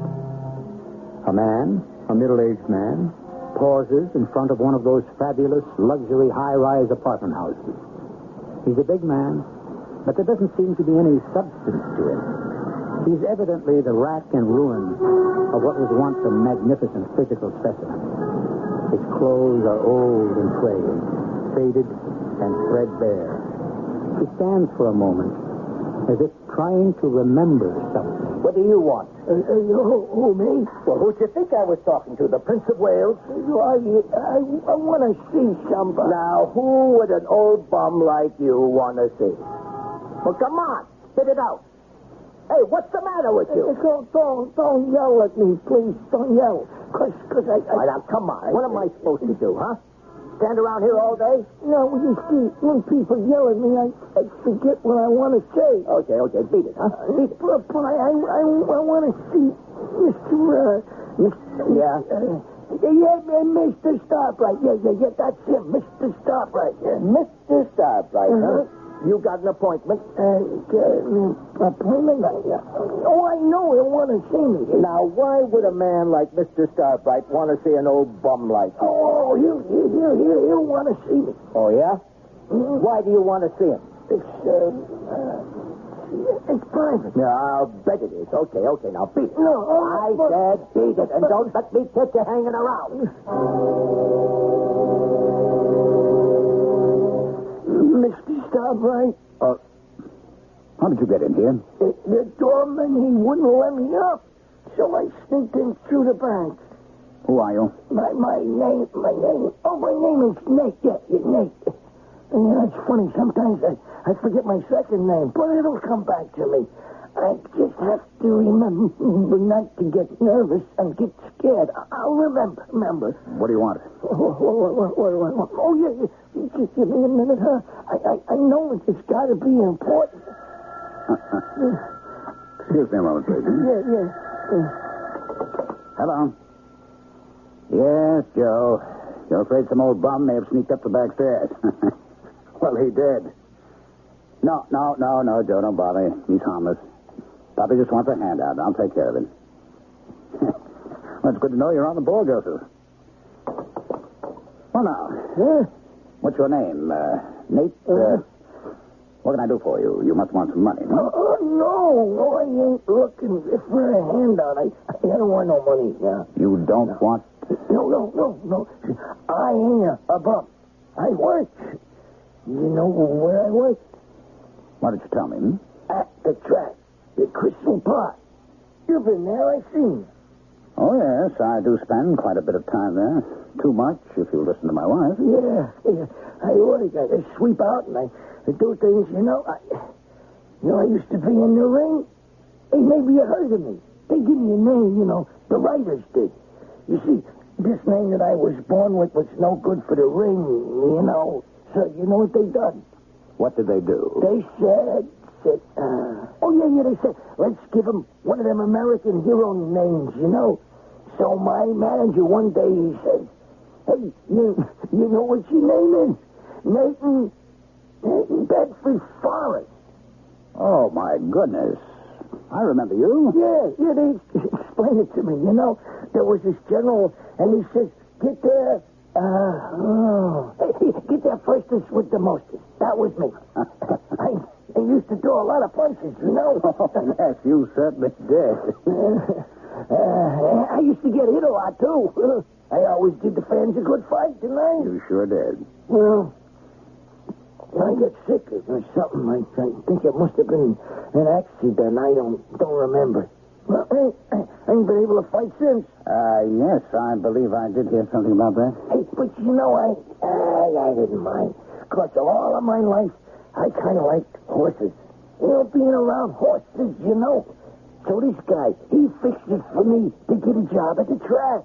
Well, that was very nice. Yeah, there's an old shed down near the barns that they give me. And I fixed it up real nice. Hey, you ought to see it. Well, next time I'm at the track, perhaps I will. Hey, gee, that'll be great.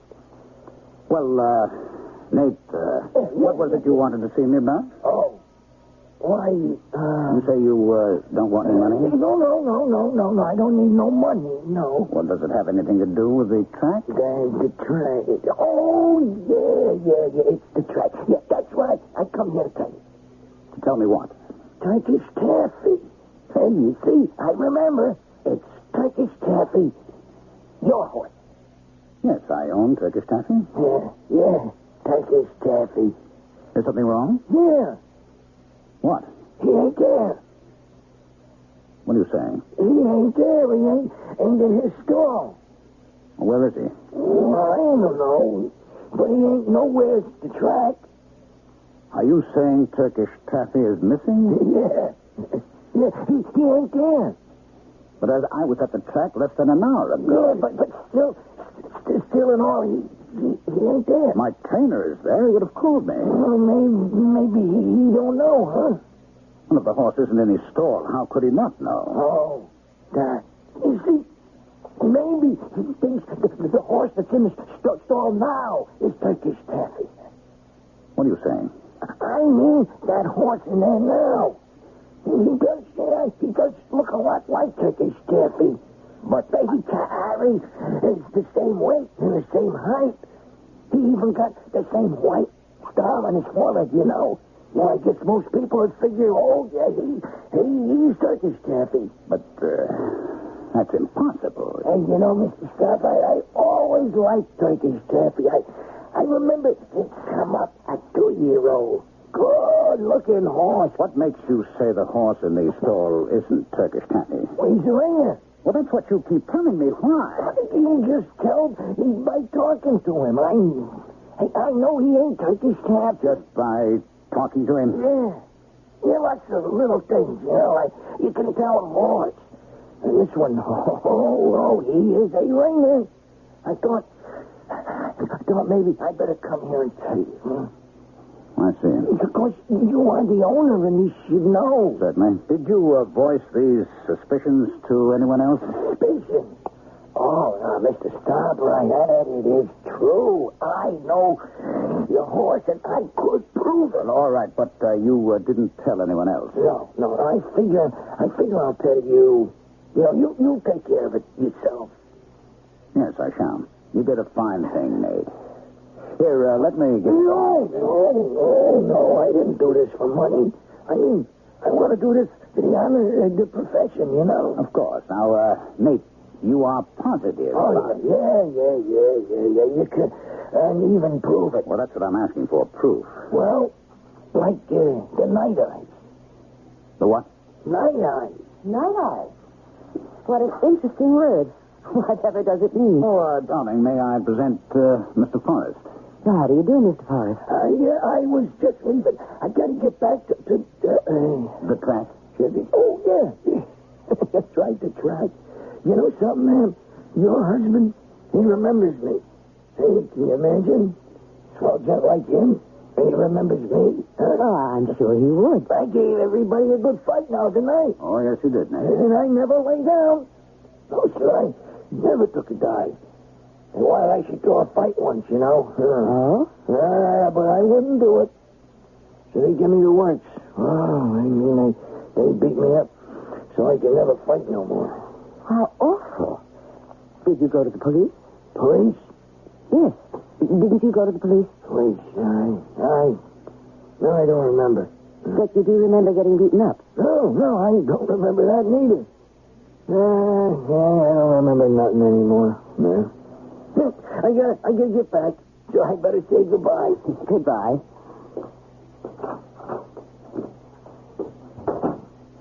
Oh, that poor man. I suppose he was up here hoping you'd give him some money. Yes. I hope you gave it to him. I did. So that's what they call being punch drunk. Oh, poor fellow. He's massive scars and bruises. He's lucky to be alive. And yet, there's something magnificent about him. You look in his eyes and you see the true light of tragedy.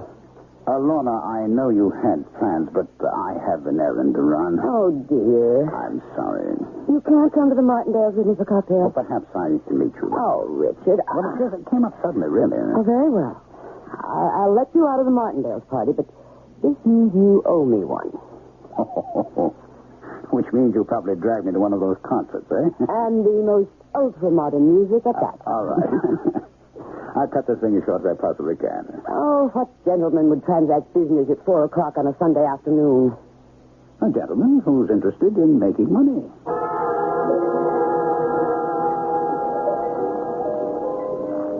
And this old bum, he knows? He's not an old bum, Frazier. But he knows. Yes, he knows.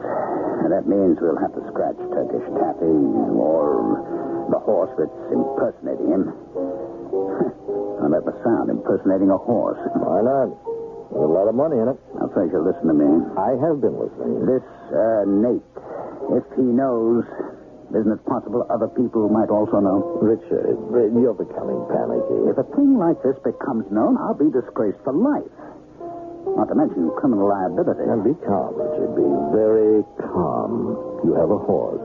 His name is Turkish Taffy. He couldn't run. Well, he could run if he was in the mood, but he was very seldom in the mood. You see? Now, look, Frazier, So he never wins. Therefore, every time he runs, the odds get heavier. His weight allowance gets lighter. I understand all that. No, not really. That's why I have to review it. So we have a horse that looks just like Turkish Taffy and can run 6 furlongs in 1 minute 11, which is good enough to win on Saturday, especially since he'll be carrying Turkish Taffy's weight allowance of 102 pounds. We have to call it off. We can't call it off. What do you mean we can't? It's out of our hands. I don't understand. It's my horse. You see, the betting arrangements have already been made. But this old-time fighter, he knows. Yes. Well, what? He'll be taken care of. He'll be taken care of? What does that mean? What does that mean, he'll be taken care of? Don't expect me to answer that question.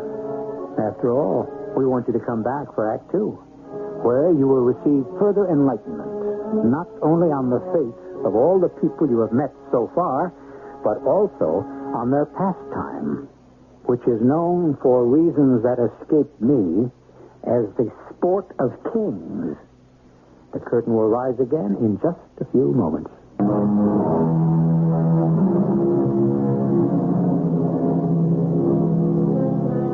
Know ye not, says the book, that they which run in a race run all, but only one receiveth the prize. Of course, it's the nature of the game. There must be winners, and therefore it follows that there must also be losers. This concept is as old as mankind. But then a new ingredient was added. For the sake of convenience, let's call it insurance. What does that mean, Fraser?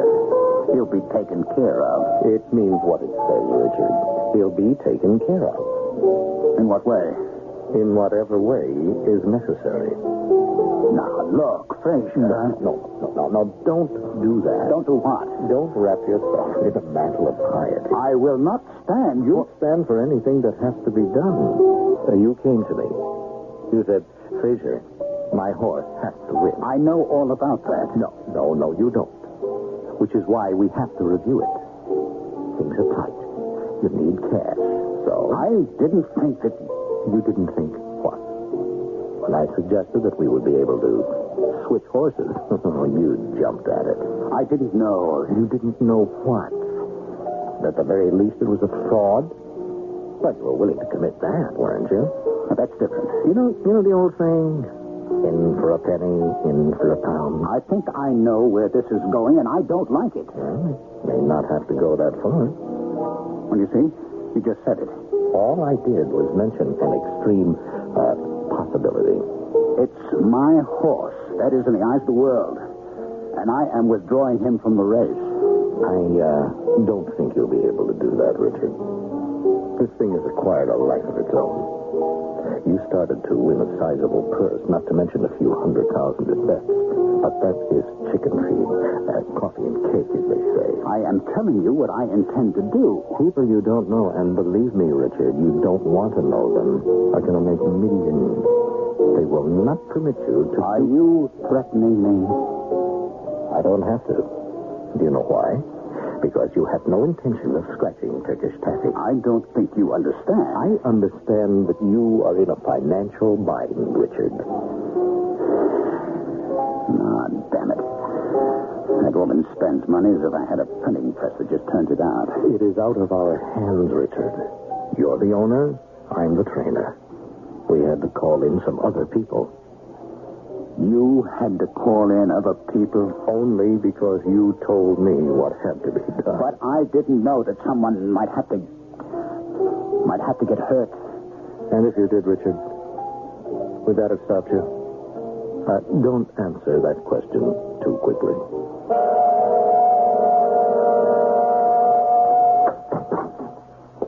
Richard, darling. Hello, Lola. Come here, let me get you a drink.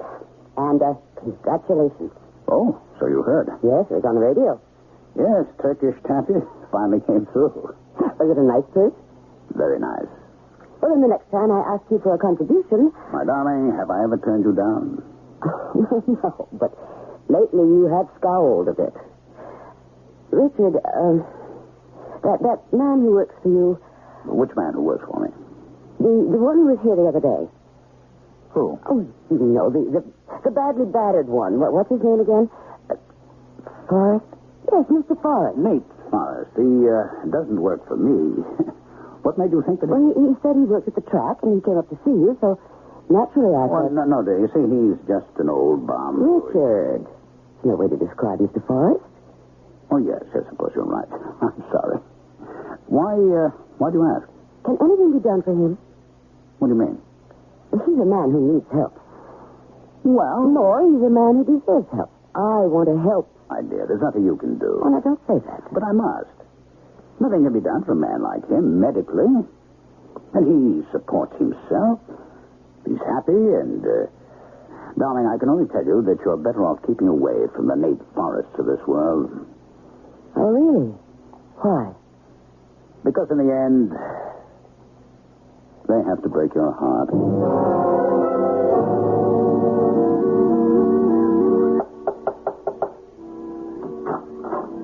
Yeah? Oh, well, does Mr. Forrest live here? Mr. Forrest, huh? Why do you ask? Well, some people pointed out this shack, and they said that Mr. Forrest... Do you know Mr. Forrest? Well, I met him once. You've met him once? But does he live here? Because if he doesn't...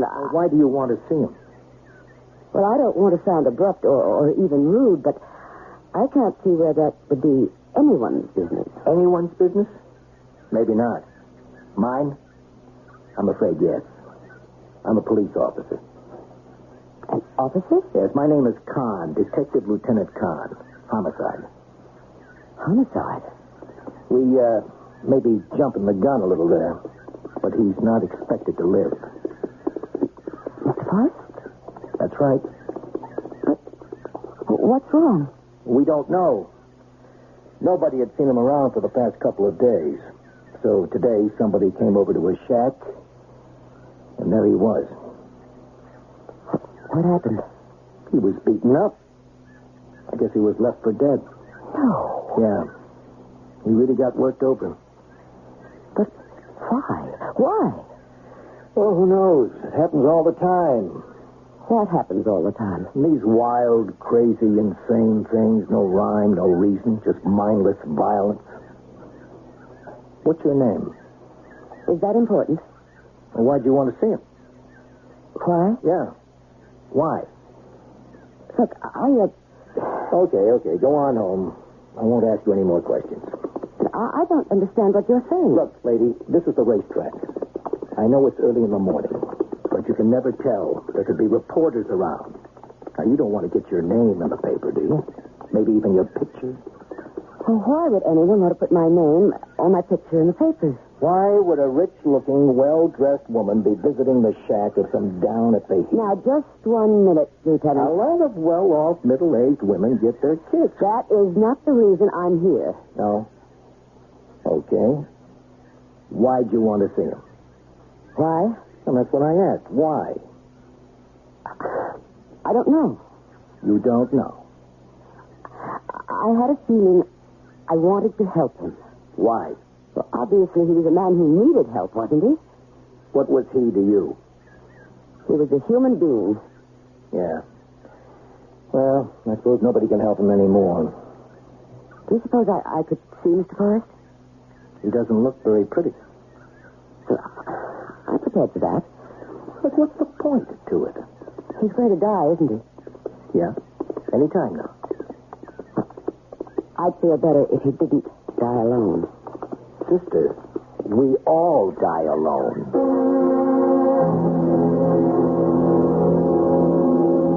Nurse says it's okay to go in.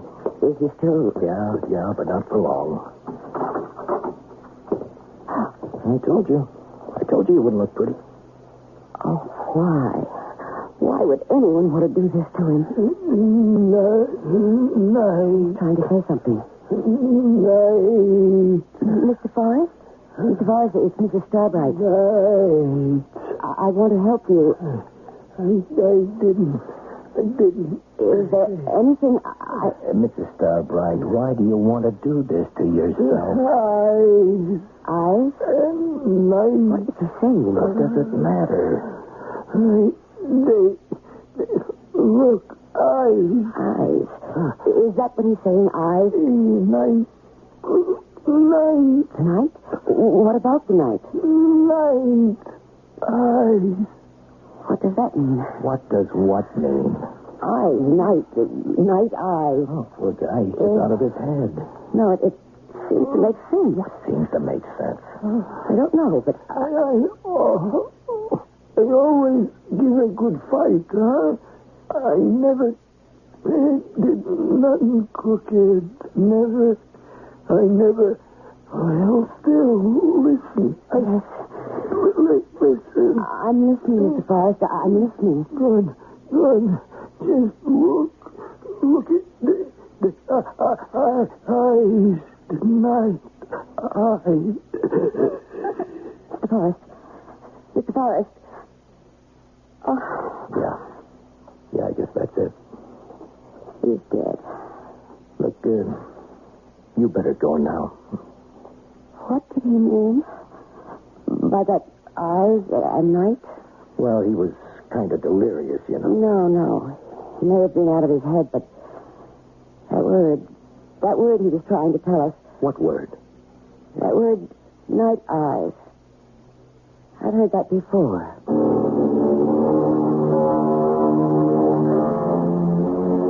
And so did you. So did all of us. If you think back on our first act, yes, we did hear it. But what does it mean? What can it mean? Well, it has a close involvement with the sport of kings, to give you that much of a hint. And if you want complete enlightenment, you know you'll have to wait till I return with Act 3.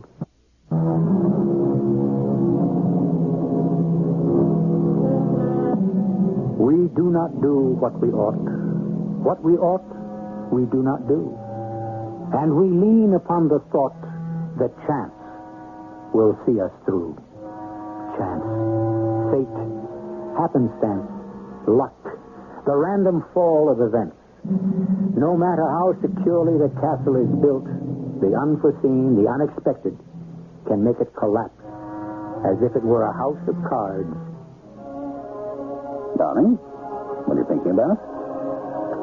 I'm trying to recall something. Oh, yes, what? Would you know of any poem or saying or anything that would combine the words eyes and night? Well, the first thing that occurs to me, that thing, the night has 1,000 eyes. No, that doesn't make sense. Neither does the eyes of night, or I see the night in your eyes, my beloved. What's all this about? You know that Mr. Forrest is dead. He's dead? I didn't see it in the paper. I didn't see it in the paper either. Well, then, how did you know? I went to the track today. You did? To look for him. To look for Nate Forrest? Yes. Was that wise? I thought I could do something for him. Oh, my dear. There are times when I got there, and it was too late. There was a detective in the shack. A police detective? Mr. Forrest had been murdered. Murdered? Isn't that shocking? That poor man. The police are sure of this now? Oh, yes. He'd been brutally beaten to death. That's so bad. How did you account for your presence? Well, this was so tragic, it might even be funny. I'm sure that detective actually believes. Oh, no, I won't tell you. Well, you know, with a build-up like that, you'll have to tell me. Well, he thought that I was one of those thrill-seeking matrons. Ah, you see. I told you not to go poking around trying to do good. Do you realize what that sounds like? I didn't mean it that way. How did you mean it? The world always suspects your motives. Do you suspect my motives? Well, of course not, no. That's all that matters to me. You say he's dead? Yes. I went to the hospital. You went to the hospital? I saw him just a few minutes before he died. I heard his last words. He was delirious. Well, why did you feel you had to... I wanted to bring him comfort. But if he was delirious, he would know the difference. Can you be sure of that? My dear, there are times when I wish you... There are times when you wish I... What? Are these activities of yours, really?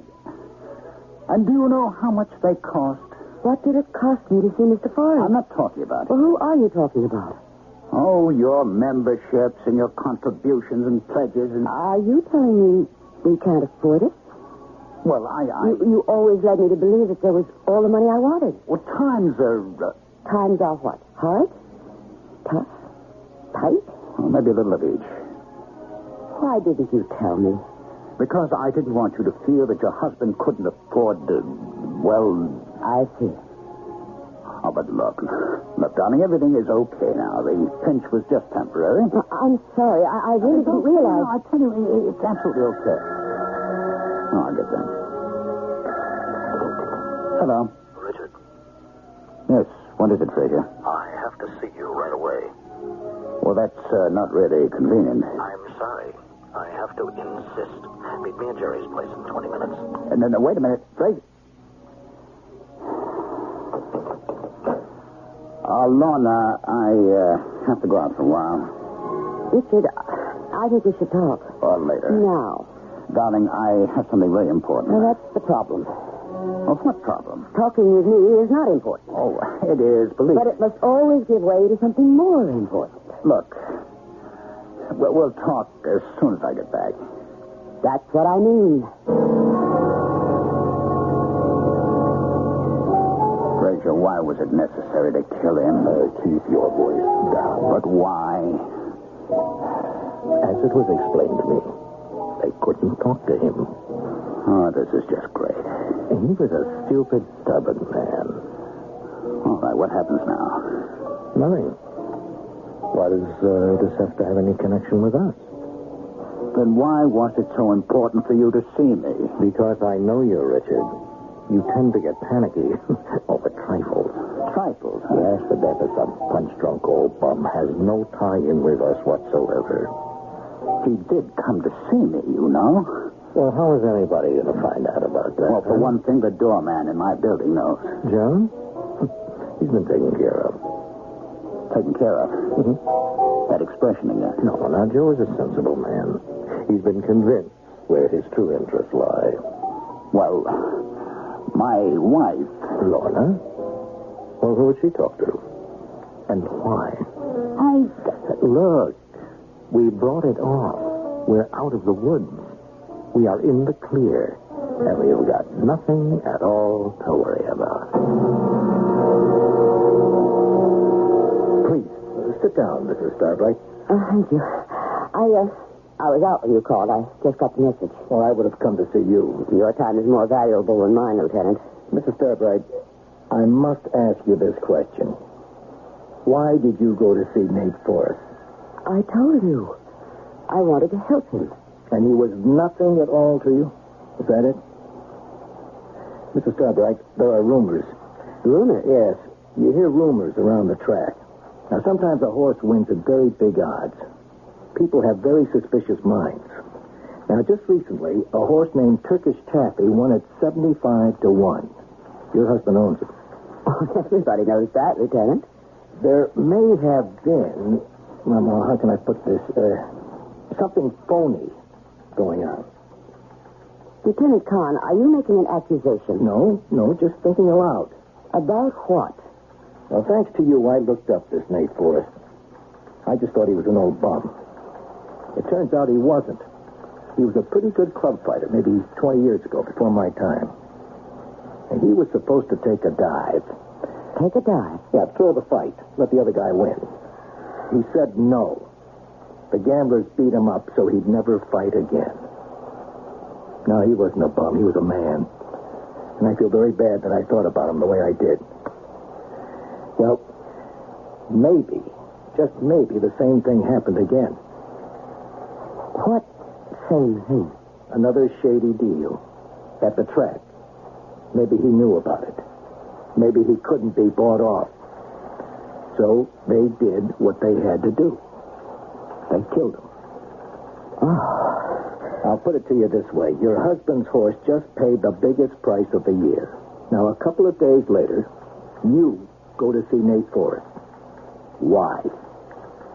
Why? I have to know the connection between the two of you. But I told you, I find that hard to believe. Well, maybe you guessed it the minute you saw me. What do you mean? In your own words, a lot of well-off, middle-aged women get their kicks. Oh, I don't believe that. You don't? You don't look the type. You, an experienced detective, and you judge by looks?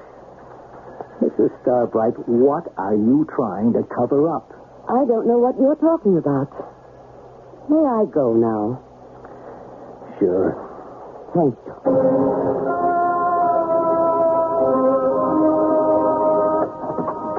Lorna, is that you?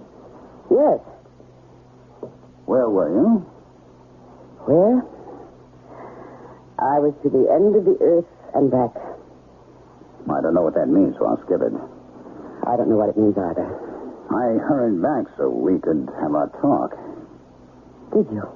But you weren't home. Yes, I know. I was at the police station. The police station? The detective wanted to see me. About what? He wanted to know why I wanted to see Mr. Forrest. You see, dear, how you can get into all kinds You know what I told him? I as much as told him that I went to see Mr. Forrest because I was having an affair with him. What did you say? I think you heard me. Laura, the police are not to be trifled with. You know, sometimes your sense You of humor... see, something very suspicious happened there recently. A horse named Turkish Taffy won an unexpected victory, paid fantastic odds. Laura, I still don't... Lieutenant Kahn thinks there's a connection between Turkish Taffy's victory and Mr. Forrest's murder. But why on earth... So to push suspicion away from you, I decided to tell the lieutenant that it was a tawdry little affair. What made you fear this? Mr. Forrest was murdered because he knew something. Do you know what he knew? He knew that horse that was supposed to be Turkish Taffy really wasn't Turkish Taffy. Lorna... He's what's known as a ringer. You see, when Mr. Forrest was here to see you, he didn't come for money, did he? No. So he must have come here to tell you about the switch in horse. He did, didn't he? Yes. He said something about night eyes. I didn't know what they were. Before I could ask, he left. Then as he lay dying, he tried to say that word again. Night eyes. You know what they are, don't you, Richard? Yes. Well, I didn't. And I spent a long time trying to find out. Finally, I decided it had to do with horse racing slang. So I asked some likely-looking people at the track. And I found out. Lorna... You don't have to say anything, Richard. Night eyes. Those are the special growths that a horse has behind his knees. No two horses have the same kind. And that can help identify it. Lorna, And that's... Well, that's the way it was with Nate. He knew. After I learned that, I was called down to the police station. And you let that cop believe that you were having an affair with Nate? I had to get his mind off you. And any connection that you might have had with Mr. Forrest's death. Why did you do this, Lorna? Why did you do it? I didn't know they would kill him. I swear. You did it because you were pressed for money. You being Richard Starbright III have to keep up appearances. And I had to keep up appearances, too. I never asked if you could spare the money. Oh, please, Lorna. The second reason is I love you. I'm willing to do anything to help you. Even to ruining your reputation? Lorna, what are you going to do? I don't know. What do you want to do, Richard? I know what I ought to do. Yes. I just don't know if I have the courage to do it. I'll help you. Lorna... So much of it was my fault. You don't have to pretend to be wealthy, Mr. Starbright, for me any longer. And I don't have to pretend either. Just think of Mr. Forrest. It would be terrible if he died for nothing. It can be very difficult. Our names will be dragged through the mud. I don't care. We're going to lose our friends. Maybe we'll find out who our friends really are. I'm going to answer it, Richard. Hello, Mrs. Starbright. Mr. Starbright, may I come in? Richard, this is Detective Kahn. We've had the Racing Commission check on the night eyes on that horse in Turkish Taffy's stall. So, Mr. Starbright, Mrs. Starbright, do you want to cooperate with us? Yes, Lieutenant. We want to cooperate. Don't we, Richard? Yes. All the way.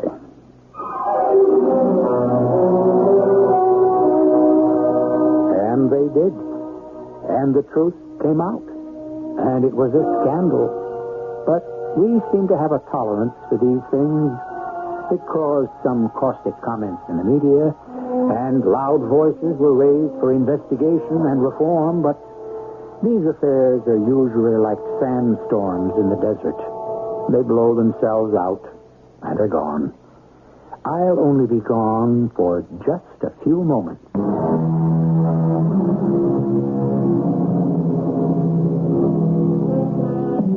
Chance. How it rules our affairs and molds our destiny. If Lorna Starbright had stayed 10 minutes longer at the committee meeting for some good charity or other, she would have never encountered poor Nate Forrest, and never set a chain of suspicions rolling in Detective Lieutenant Kahn's mind that ultimately led to one of the biggest scandals in racing history. Chance. Don't you leave anything to chance. Our cast included Ralph Bell, Earl Hammond, Joan Lovejoy, and Sam Gray. The entire production is under the direction of Himan Brown. This is E.G. Marshall inviting you to return to our Mystery Theater for another adventure in the macabre. Until next time, pleasant dreams.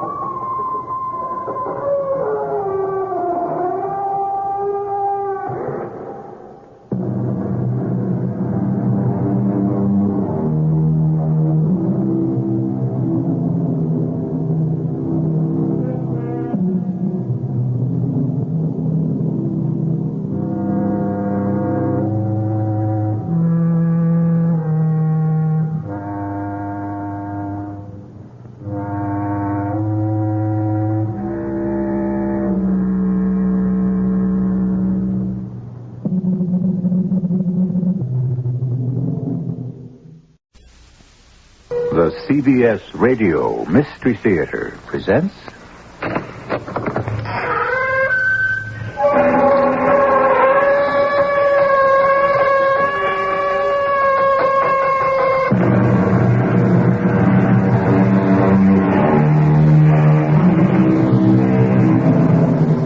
Come in. Welcome. I'm E.G. Marshall. Has it ever happened to you to read a story and one fine day what you thought was fiction has become a fantastic fact? Such a happening I'm about to relate to you. The original was a tale by that great French writer Guy de Maupassant. It was about a man who lost his reputation over a piece of string. But embroidering upon this piece of fantasy came life itself, with unpredictable and horrifying reality. Peter, neither Mrs. Mantell or I think you'd do a dumb thing like that. Are you saying I'm too smart to steal? Too clever to be a criminal? Yes. I wish you'd said it differently. Differently? How? I wish you'd said you thought I was too honest to be a criminal.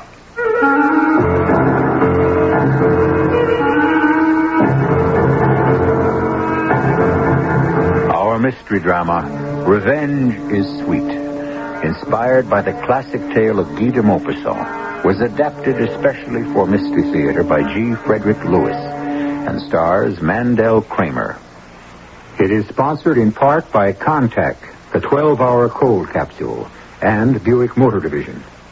I'll be back shortly with Act One.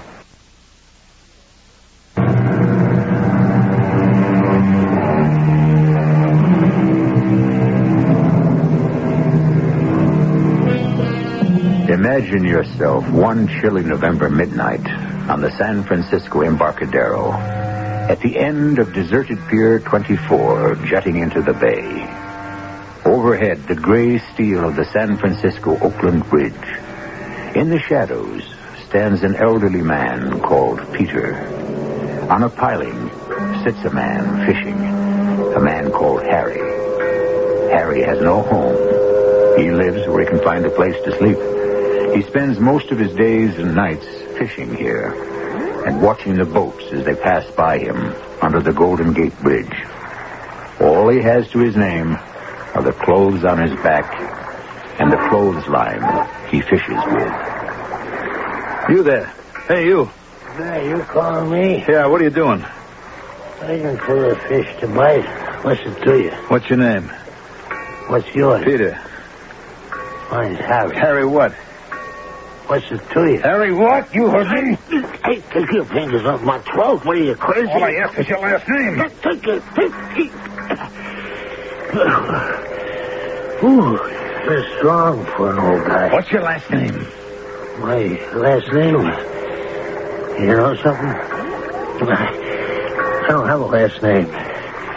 There is Harry, the fisherman. You've got to. You've got to. Maybe I did once have a last name, but that was so long ago I just plumb forgotten. You've forgotten? You too? Forgotten? Yeah. Well, don't you believe me?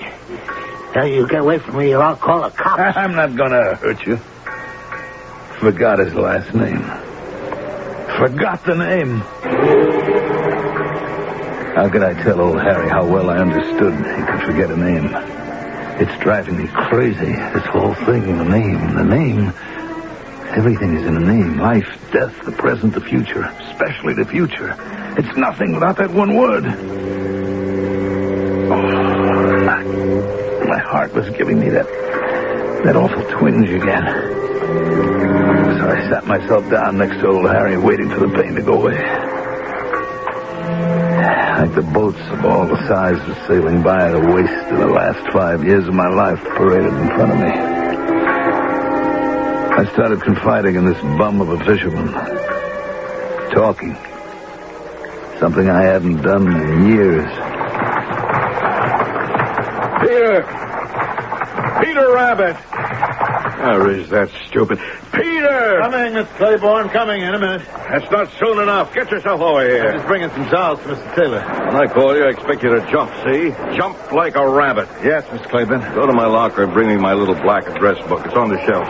Look, can I do it in 1 minute? One of the sun lamps went dead and I have to change it. No, you cannot do it in a minute. I have an important phone call to make. Do it now. That was my life, Harry. That was my job. General assistant and gopher and cleanup boy at Leo Mantell's health club. A 55-year-old bat boy, chief cook and bottle washer, errand boy, what have you. Job I was glad to get, but it was sure getting harder every day to keep. So I went to Charlie Claiborne's locker. I opened it with my pass key, and next to his keys and his ring and his wallet, I found his black book. What in heaven's name took you so long? Here, give me that. Wait a minute. Where are you going? To the sunroom, Mr. Claiborne, like I told you. Oh, all right. Tell Leo I told a friend of mine about the club, and he'll be showing up today. Yes, sir, I will. Well, don't you want to know his name? Oh, yes, sir. Bill Roberts. You got that straight? Roberts. Bill Roberts. He's a friend of mine. You tell Leo that, get it? Yes, sir. And when you've changed the sun lamp, come right back here. I want you to put this back in my locker. This Claiborne character never had a tough minute in his life. Married money. Married into the presidency of a corporation, acted like he owned the world, me as well. Couldn't stand guys like that. When you're in the spot I'm in, you got no choice. On the plus side, it was my boss, Leo Mantell. Gruff, but a real sweet man. Peter! Hey, Peter, on the double. Yeah, here I am, Miss Mantell. Mr. Roberts' towel and sneakers and show him to his locker. Mr. Roberts is a new member, and I want you to take good care of him. Yes, Miss Mantell. Well, the health club busy today? Oh, yes, Mr. Roberts. I'm busy every day. Folks come here mornings, and a crowd during the lunch hour, afternoons, even in the evenings. Number 24. That's going to be your locker. Oh, fine. Hangers in here for your pants and jacket, and that shelf for your wallet and keys or whatever. Thank you, Peter. Here. This is for you. Oh, thank you. Well, I'm not too familiar with the club. Well, when you've changed, then I come and lock up. Well, I mean, where is everything? From here to get to the pool? Well, you go down past this row of lockers, and on your left is the sun lamp room. On the other side of that is the pool. Yeah, well, it's the exercise place I want to know. Oh, sure. Well, instead of left to the sun lamp room, you make a right past the pool, and then you'll find a workout room. They got everything you need in there. Fine. And I need. Ooh, look at the shape I'm in. Oh, you're okay? I've seen a lot worse. Yeah. How old are you, Peter? About 40? 55. 50. You are, huh? No. Oh, and look at you. I mean, I'm 53. You look young, fit as a fiddle. Full shock of hair. I mean, I'm younger than you. I've led an indoor life behind a desk, haven't a hair on my head, and a lot of corporate fat to get rid of. Well, you came to the right place, Mr. Roberts. Hey, Dave. Coming, Mr. Mantell. Oh, I almost forgot. Your sneakers. Size 8. Bill, hey, boy, welcome to the club. I wasn't about to tell Mr. Roberts where I'd developed my muscles. I wasn't about to tell anybody how and where I'd been keeping in shape. 20 years of it. So, Harry, that's about what my life was like at Leo Mantell's health club. When the lunchtime big-bellied big shots went back to their offices, I mopped the floors, checked the lockers, took towels to the basement washing machines. 40 lockers, 40 towels, 4 times a day. 160 towels. Changed the light bulbs, and taking messages, sometimes insults. Peter, come into my office. Sit down. Anything the matter, Mr. Mantell? Don't you know? Yeah, something I did wrong, I guess. You guess, but you don't know. Well, did I forget to do something? I know I've been a little slow with the towels. Oh, I know. I didn't get that new customer, Mr. Roberts. I didn't get his towel when he wanted it. I know I did that. Anything else about Mr. Roberts you'd like to tell me? What about Mr. Roberts' locker? Oh, yeah, the lock won't work. It got stuck. I told him I'd clear one of the old lockers so he could have that. You know, Peter, when I took you on, it was really as a favor to my wife. She said to me, you're not going to let a man who served time and paid his debt to society waste away, are you? No, I know. Look, Mrs. Mantell is really nice. I mean, whatever she wants me to do in the yard or around the house, believe me, it's a pleasure. She had faith in you, Peter. So I said to myself, man's done 20 years. He still says he was innocent, that he was framed. Well, anyhow, he's been penalized enough. So I'm going to take him on in my health club. You said that, sir? Is that all you have to say? I don't know what you want me to say. That you took it, and you'll give it back. Took what? Mr. Roberts' wallet. But I didn't. Mr. Claiborne saw you taking it. He couldn't have. I didn't. He saw you fiddling with the lock on Mr. Roberts' locker, open it, and take out his wallet and put it in your pocket. That's impossible. Wait a minute. When did he say that? Middle of the day. He says he saw you about 1:30. Mr. Roberts was in the workout room, and Mr. Claiborne happened to come back. He saw you, Peter, put the wallet into your pocket. It was a comb. A black pocket comb. Oh, come on, Peter. I'll understand. At least I'll try to. It was a comb. Honest. Here, I'll show it to you. See? Why would you take Mr. Roberts' comb? It's not his comb. I mean, how could it be? The man's bald. Look, I told him I'd get him another locker. And I was trying to figure out what made his lock jam like that. And then up on the shelf, over the clothes, I saw this comb. And I thought, hey, that's Mr. Salig's comb. You know Mr. Salig, who had the locker before? I mean, what'll Mr. Roberts think if he finds somebody else's comb in his locker? We don't do things right here at the club, right? That's what I took, Mr. Mantell. Here, look at it. Come in. Oh, come in, Mr. Roberts. Hey, you too, Mr. Claiborne. Peter and I were just talking. Well, did you locate my wallet yet? No, I'm just asking Peter if he knew anything about it. I haven't seen it, Mr. Roberts. Honest. Well, now, Mr. Claiborne, please let me handle this. You can go now, Peter. I'll talk to you later. Yes, Mr. Mantell. And close the door behind you, please. Well, what did your man say? He told me he took a comb from the locker. Have you looked everywhere, Mr. Roberts? Turn the place inside out. It's not just the money. It's the credit cards. Everything. So Peter says he took a comb. Is that what you said, Leo? That's what he told me. He showed it to me. What does he think? I can't see? I know the difference between a black comb and a black wallet. Well, actually, it's a brown wallet. Oh, whatever. I tell you, Leo, I don't like it. Has this man been with you very long? Almost a year. Good references? Well, he worked for us as a sort of handyman. My wife... Look, I I can't take any more time for this. If it turns up, Mr. Mantell, call my office. And will you? I've got meetings scheduled all afternoon, but I'll tell my girl to put you through right away. I might as well go along with you, Bill. What are you going to do about this, Leo? Have a good look myself. That's the first thing. We've looked. Bill and I spent an hour of our valuable time looking. I think you ought to report this to the police.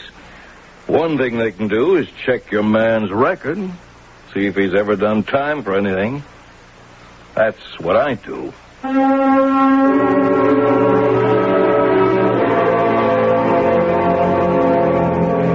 Who is guilty?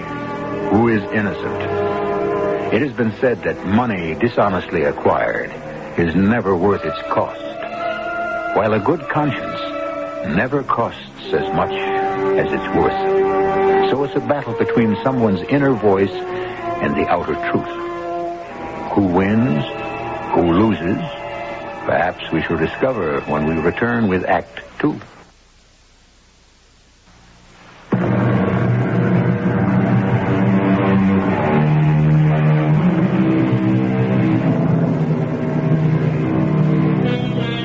The great poet has written that a good name in a man is a jewel, that he who steals my purse steals trash, but he who robs me of my good name robs me of that which enriches him not.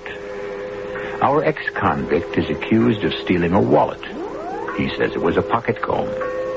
Who, indeed, is robbing whom? I don't know if I told you, Harry, but Mr. and Mrs. Mantell had me staying with them on the top floor of their place. The business of the missing wallet happened on a Friday. Saturday was generally slow. Business offices around are closed. Most of our clients were home for the weekend. Mr. Mantell didn't say much to me Saturday, and Sunday I came down for breakfast like I usually did. Good morning, Peter. Morning, Mr. Mantell. There's coffee. You can fry yourself a couple of eggs if you like. I've already had mine. Mr. Mantell, you want me to leave? I mean, go someplace else, find another job? And we'll talk about that later. Make yourself some breakfast. Mrs. Mantell's not feeling well, so I told her to stay in bed. Well, I'm not hungry. You told her about the missing wallet? I told her. What'd she say? She's very upset. But, like me, Peter, she just can't bring herself to believe you'd do a dumb thing like that. You think I'm too smart to steal? I guess so. Mr. Mantell, I wish you'd said it different. How do you mean? I wish you'd said you thought I was too honest to steal. Don't ever get caught holding the short end of the stick, Harry. If people suspect something, they never let you forget it. And no matter what I did or who I spoke to, they just look at me with a fisheye. In a few days, no one even asked me to do an errand, even asked for a towel. They'd ask Mr. Mantell. And that Charlie Claiborne, he was the worst. He wouldn't let go. Leo, I'd like a few words. Mind if I close the door? No, sure. Come on in. Here it is, Friday again. I hope you realize 1 week has gone by, nothing's been done about the theft. Well, I'm still hoping the wallet will turn up. I know you haven't reported it to the police. I wondered why. Mr. Roberts told me he's reported it to his insurance company and that they were dealing with it. Well, I'm not the kind of person who enjoys being taken advantage of. Or see it happen to a friend of mine. I spoke to the lieutenant of our precinct the day before yesterday. I happen to know him personally. He did a little investigation for me. Your man, Peter, did you know he's done time? Been in prison 20 years, only got out a year ago? Yes, I knew that. And you didn't report him? Why? It was very hard for me to believe that he'd steal a wallet. Oh, I see. Well, you made it quite plain you prefer his word to mine. So far as Peter is concerned, you'll be hearing from the police. But so far as I'm concerned, myself, Bill Roberts, and a good dozen guys who are here on my say-so, we're checking out. I don't think the kind of health club you run here, Mantell, is particularly good for the health. Mr. Mantell stood by me. He refused to believe I could be a thief. The police never showed up, and neither did Mr. Claiborne. Then Mr. Roberts left. One by one, we lost about 10 customers in all. And one day, we were having the locker room retiled. And the workman found the wallet wedged behind a radiator. I knew you hadn't stolen it, Peter. Hey, wait a minute. I just hope he's in his office. I'm calling Mr. Roberts. You don't know how relieved I feel. Me too. Barbara, will you get me an open line, please? Mr. Roberts. Who is this? Leo Mantell of the Health Club. They found your wallet. No kidding. Where? Behind a radiator. We've been putting down new tile in the locker room, and the men found it. Well, I'll be darned. Hey, listen, I wonder if I ought to say something to Peter. You know, your man... Yeah, sure. As a matter of fact, he's right here. Well, I'll tell you what I'll do. I'll be in tomorrow and see him myself. Okay?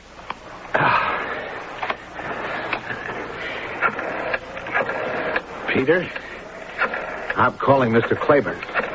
He's the one who's really conducted a vendetta against you. But why? What did I do to him? He has the instinct of the wolf. See a weakness and go for the jugular. Hello, Claiborne here. Mr. Claiborne, this is Leo Mantell of the Health Club. Yes, Leo. I've just been talking to Mr. Roberts. They found his wallet. I'll be darned. Where'd it turn up? Behind a radiator in the locker room. So that's the way he played it, huh? What do you mean? That's not too hard to figure out. Your guy, Peter, got too hot for him, so he made sure it'd be found. Mr. Claiborne, are you saying he just put it there? Leo, old boy, what do you think? Well, anyway, now that it's back, turned up, I hope you'll be coming back to the health club.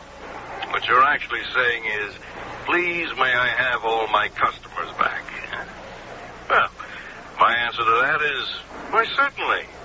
You got a great plant there, Leo. The only thing I ask is, do yourself a favor. Get rid of the jail burden. I'll give you 2 guesses, Harry. 3 guesses. What do you suppose happened? Right. Mr. Mantell let me go. He had to. Word was whispered around that I'd gotten scared and hidden the wallet behind the radiator. You know, once a criminal, always a criminal. You can't win. You do understand, don't you, Peter? Yeah. I'll keep in touch to try to get you another job, okay? I can still come to your home, though, can I? I mean, keep on doing the chores around like I was? Well, I meant to talk to you about that. Mrs. Mantell was saying last night we're having her younger brother come stay with us, and it'd be good training for him to make himself useful around the house. Oh. Well, will I still be living up in that attic room? As a matter of fact, that's the room we'll be giving her brother. He'll be arriving tonight. I see. But don't forget, Peter. Keep in touch. Sure.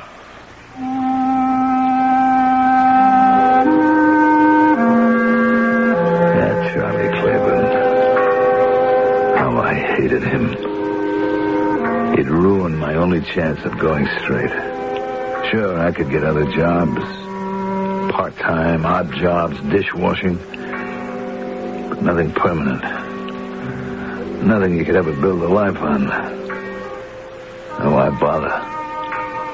Why go on living? I remember I came here to the foot of Pier 24 and... Hey, now, wait a minute. Listen, friend, you wasn't thinking of doing anything foolish. Yes, I was.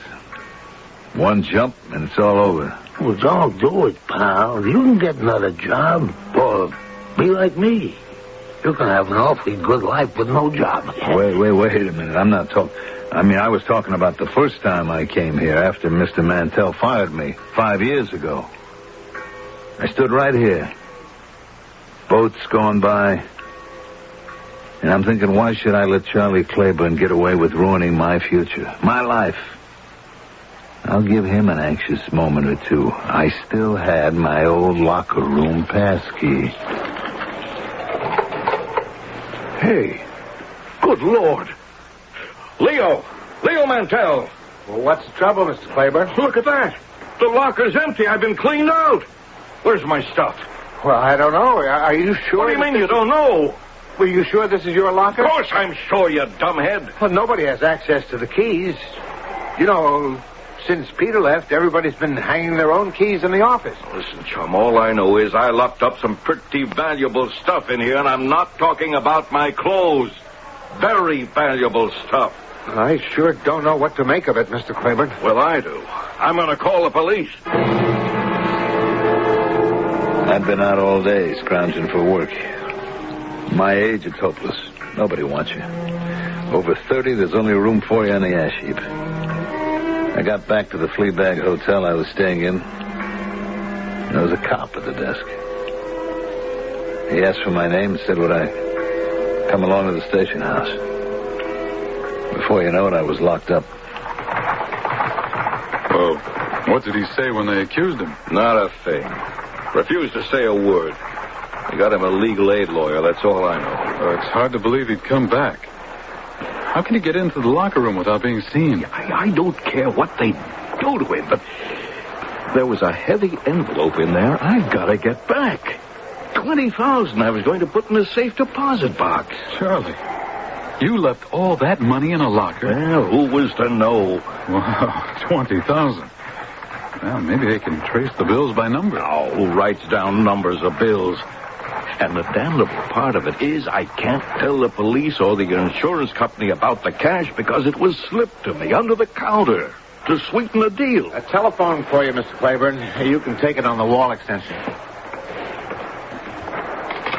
Claiborne here. I'm insured, Mr. Roberts. They'll make good anything of his that was taken. Yeah. Well, put the lieutenant on. Well, if they've got the man, it's only a matter of time, isn't it? No kidding. That's good news. You bet, Lieutenant. Keep me posted. Well, what do you know? They found the guy's fingerprints all over my locker. Peter's? Everywhere. The handle, the door, the shelf. Of course, that could have been done when he worked here. It could not. I never had that guy open my locker for anything. I never trusted him from the word go. I'm sorry to hear that. That's one thing I know. Character. Once somebody does something underhanded or dishonest, it's a dead giveaway. Will you gentlemen excuse me? I have to go back to the office. Of course, it's all Leo's fault. He knew Peter had done a 20-year stretch. Charlie, you did ask Peter to get your black book out of your locker. I was with you. Oh, you're crazy. I never did. Now, believe me, Bill, I'm not going to rest until I get that guy back into the salt mines where he belongs. Well, that's not going to get back what you lost. Yeah, so far he won't say anything. Even to the lawyer they got him. Strange, isn't it? As though he'd given up hope. It looks like he wants to go back to jail. I did want to go back to jail. Freedom to me was worthless, Harry. One thing I found out, in the world as it is, nobody cares. Nobody helps. Your life is your baby. I figured if I refused to say anything one way or the other, they'd send me up. In 2 days, the trial was over, and the jury went out. I hoped and prayed they'd come back with the verdict I wanted.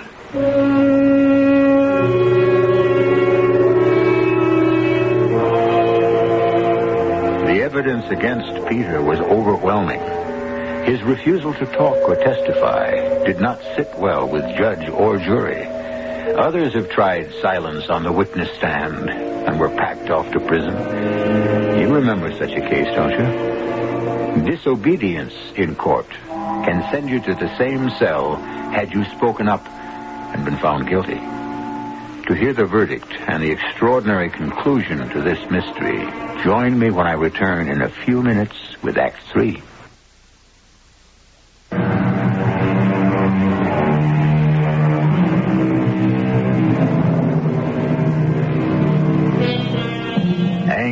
and bitterness make an ugly brew. And inside the ex-convict, Peter, raged a hatred for all those who had caused his downfall. How much he had learned in the past months.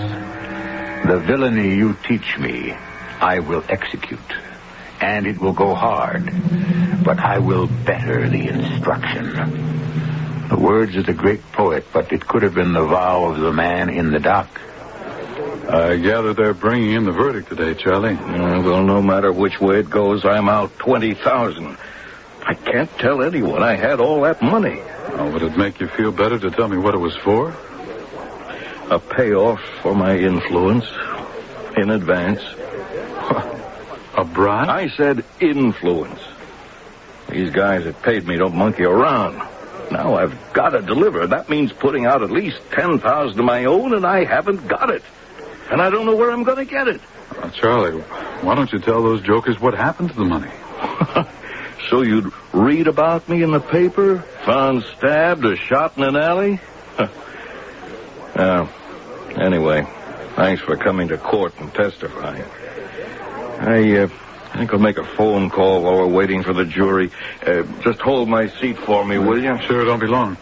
Mind if I join you, Mr. Roberts? Oh, Leo, not at all.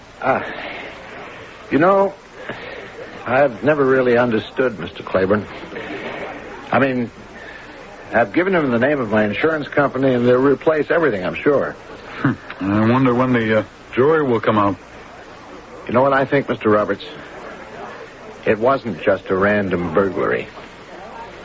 Taking everything out of that locker smacks of some kind of revenge, I'd say.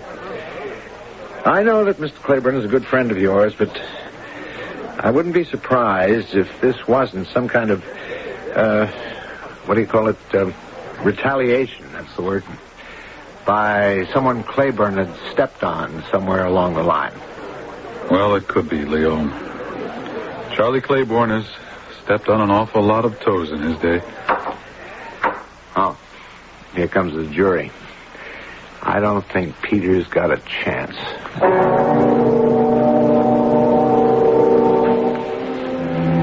Of course they found me guilty, Harry.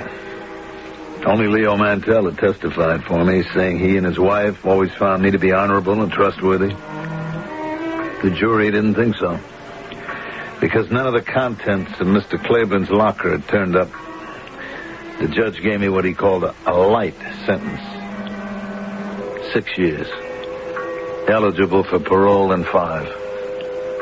When did you get out, Peter? A couple of days ago.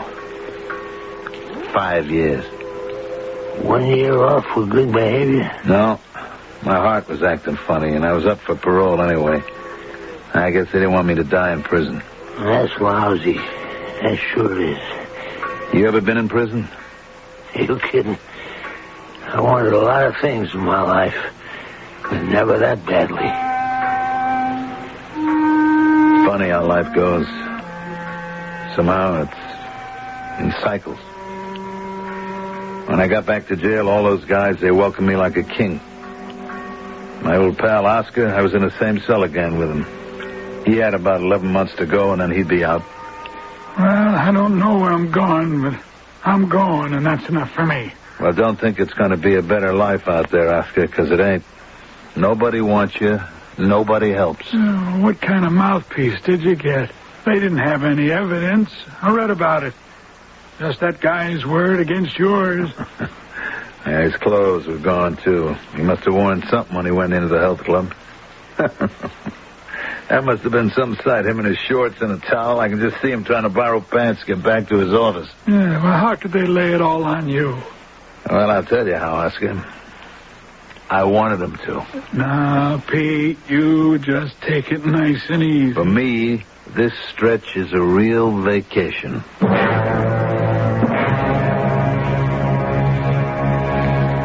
I'm sure you had a reason. I did, Harry. Now, look, I trust you. I'll tell you the truth. Sure, it was me. I took everything out of Claiborne's locker. I was just going to open it and mess up his clothes. I was so mad at him. But there was this fat envelope on the shelf. And I look inside. There was money. $100 bills. Lots of it. So I grabbed everything and I took the bus right out here. And I dumped all the clothes and the wallet, the rings, and everything into the bay, but I kept the envelope. Well, what did you do with it?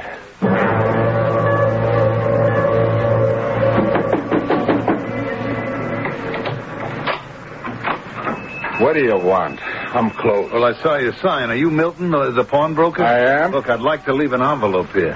Has it got some value? Well, yeah, sort of. To me, it has. I'm going away, you see, and I want to leave it in a safe place. Go get a safe deposit box in the bank someplace. Well, the banks are closed now. Look, will you do it for $100? Will I? Come in. Come right in. Okay, now look, here's your 100.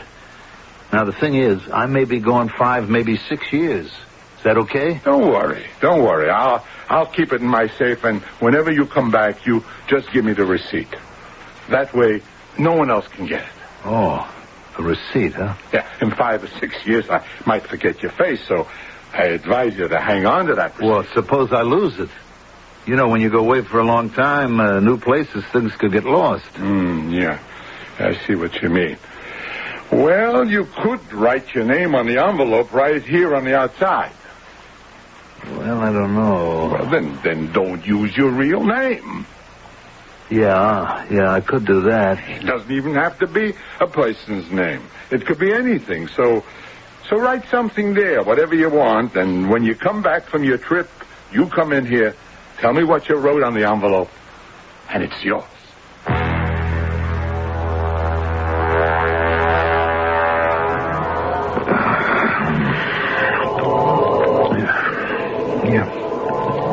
You see, Milton, what I gotta do is leave this envelope with you. And you take care of the envelope for me, okay, Milton? I'm gonna take a trip, but I'll be back for it. I'm gonna write a code word on the outside of the envelope. So when I tell you what it is, then you'll hand it over to me. Okay? Pete, what did you write? What'd you write on the envelope, Pete? What was it, Pete?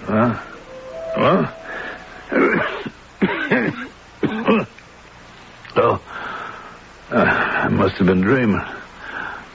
What time is it? Early. They haven't called showers and breakfast yet. What are you doing over here by my bunk? Oh, you were groaning and moaning. I thought you were sick. What do you mean sick? I'm fine. You were talking. I thought you were talking to me. What did I say? Well, who knows? What do people say when they're asleep? Nothing that makes much sense. I'd been talking in my sleep. Dreaming I was in Milton's pawn shop and he was putting away my envelope. My insurance policy for a decent life when I got out. Money, so I wouldn't have to take guff and insults from anybody for my last years. I didn't know what I might have let slip or what Oscar could have heard, so I just forced myself to forget. Forget what I'd written on that envelope. Then the day came when he was sprung. Well, how'd I look, pal? At the clothes they give you, Oscar? Not bad. Yeah, and a couple of bucks plus all I made in the shop. Even a newspaper. Well, it's been nice knowing you. Hold on a minute. Let me see that paper a second. I just thought I saw some. What do you know? What'd you do? Inherit $1 million, Pete? Yeah, in a way. You remember that guy Claiborne I told you about? That vicious guy? Oh, yeah, kinda. Look at this here. Yeah? Found him in an alley. Shot to death. Nice friends you got on the outside, I must say. Time passed. The months ran into each other, into years. And I'd smile and think of all that money and what I'd do with it. Maybe build a cabin in the woods somewhere. Maybe have my own houseboat down in Florida. Then last week, parole. First thing I did when I hit San Francisco was to head for Milton's pawn shop. Yes? May I help you? Who are you? Oh, what do you mean? I run this place. Where's Milton? Oh, you mean my Uncle Milton? Yeah, that's right. Oh, he died 2 years ago. I'm his nephew. Oh, I'm sorry to hear that. You knew him, huh? Oh, I guess you did. Well, I've been away for a couple of years. Gee, that's too bad. You know, your uncle was a swell guy. Yeah, he had a bad heart. Oh, I didn't know that. Anyway, I left a package with him, an envelope. I said I'd be by when I got back, so here I am. Well, it's okay with me. Let me have the receipt and I'll look for it. The receipt? Sure, the slip of paper with a number on it. That's how we file things, by number. I didn't take a receipt. Afraid I'd lose it. Oh. Your uncle said for me to write something down on the envelope to identify it. Oh. Then when I came by, just to tell him what I'd written, and it'd be okay. Well, how big an envelope? Oh, maybe so long, about 10 inches. Yeah?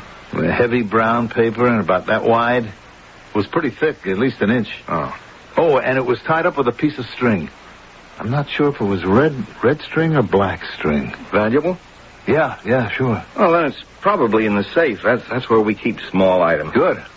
Fine, okay. Well, what's written on the envelope? Written? I wrote, you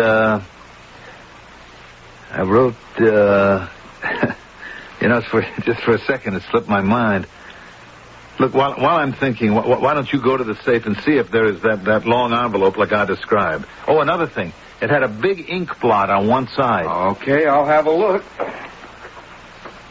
What did I write? Was it one word, 2 words? I better take it easy. Anyway, I described the envelope, so that's all right. You're in luck. It was right on top. This is it, isn't it? Yeah, that's it. There's a note in my uncle's handwriting here, tucked under the string.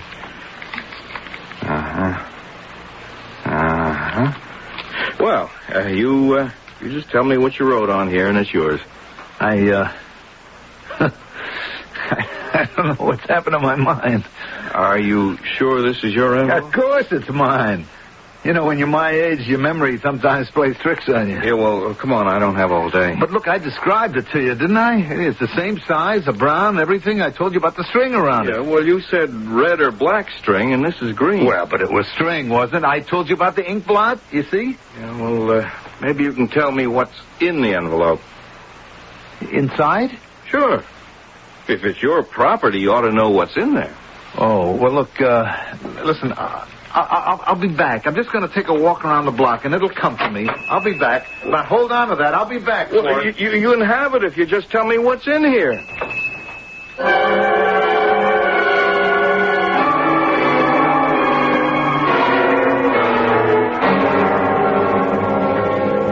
Harry, that was 3 days ago. I've been walking around like a crazy man. I look at the stores for names. I read the papers for names, the names of horses at the track. I was all of today standing in a phone booth looking through the phone book. My whole life, Harry, has turned into a joke. And the joke's on me. Oh, I see.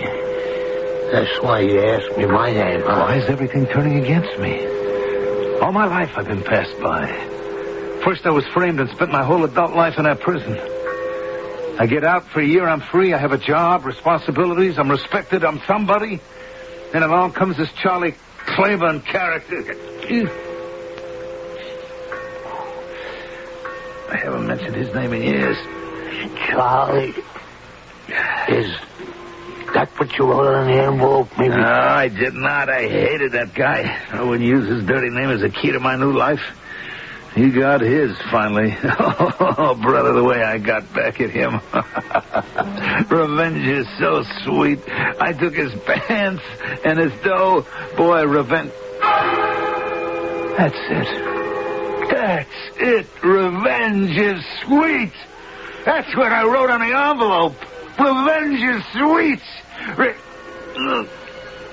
Oh, my head. My head is spinning. My chest. I don't feel so good, Harry.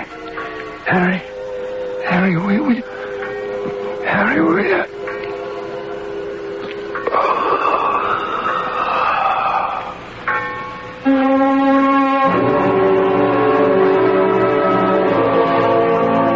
It's too bad.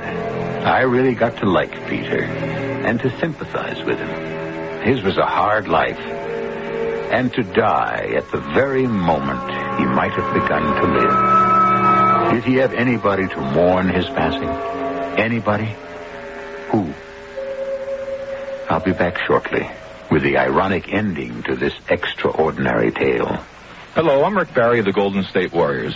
As a professional basketball player, I know that good defense makes a winner. Cancer chemotherapy is one of the most important kinds of defense I can think of. It helps arrest and control cancer, the ravaging disease that afflicts 1/3 of our adult population. Chemotherapy treatment, which means the medicinal use of chemical agents, can control some of the most common forms of cancer.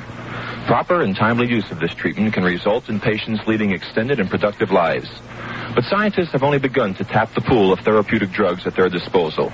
To continue this costly process, your support is needed. Send a check today to Chemotherapy, Box 8, New York 10028. Remember, the best offense against cancer is a good defense, like chemotherapy. Rick Barry is right. Chemotherapy can relieve suffering from cancer while it checks the growth of the runaway cancer cells. Your donation will continue this relief. Think about it. Then send a check to Chemotherapy, Box 8, New York 10028.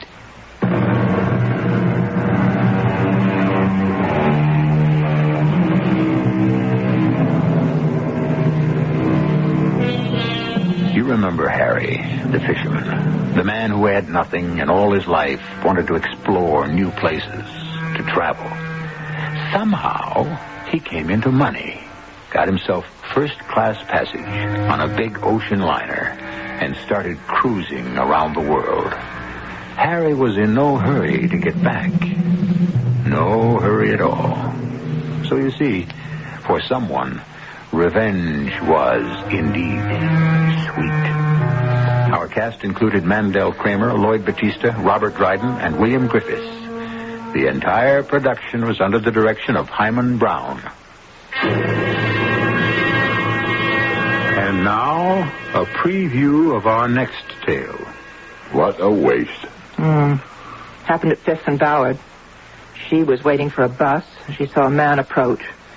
There was a phone booth at the corner, and she was able to dial the police. Could she tell them anything? Oh, poor woman. She was paralyzed with fear. I can imagine. And she managed to say he was big, black raincoat, black mustache. That's all? Yeah, except for the usual little note placed on the victim's chest with just the words, "Thou shalt kill." Let me look at that newspaper for a moment, if you please. Oh, sir, your coffee's getting cold. Where do they describe the killer? Oh, yes, yeah. Big, black raincoat, black mustache. Why, bless my soul. The woman could be describing me.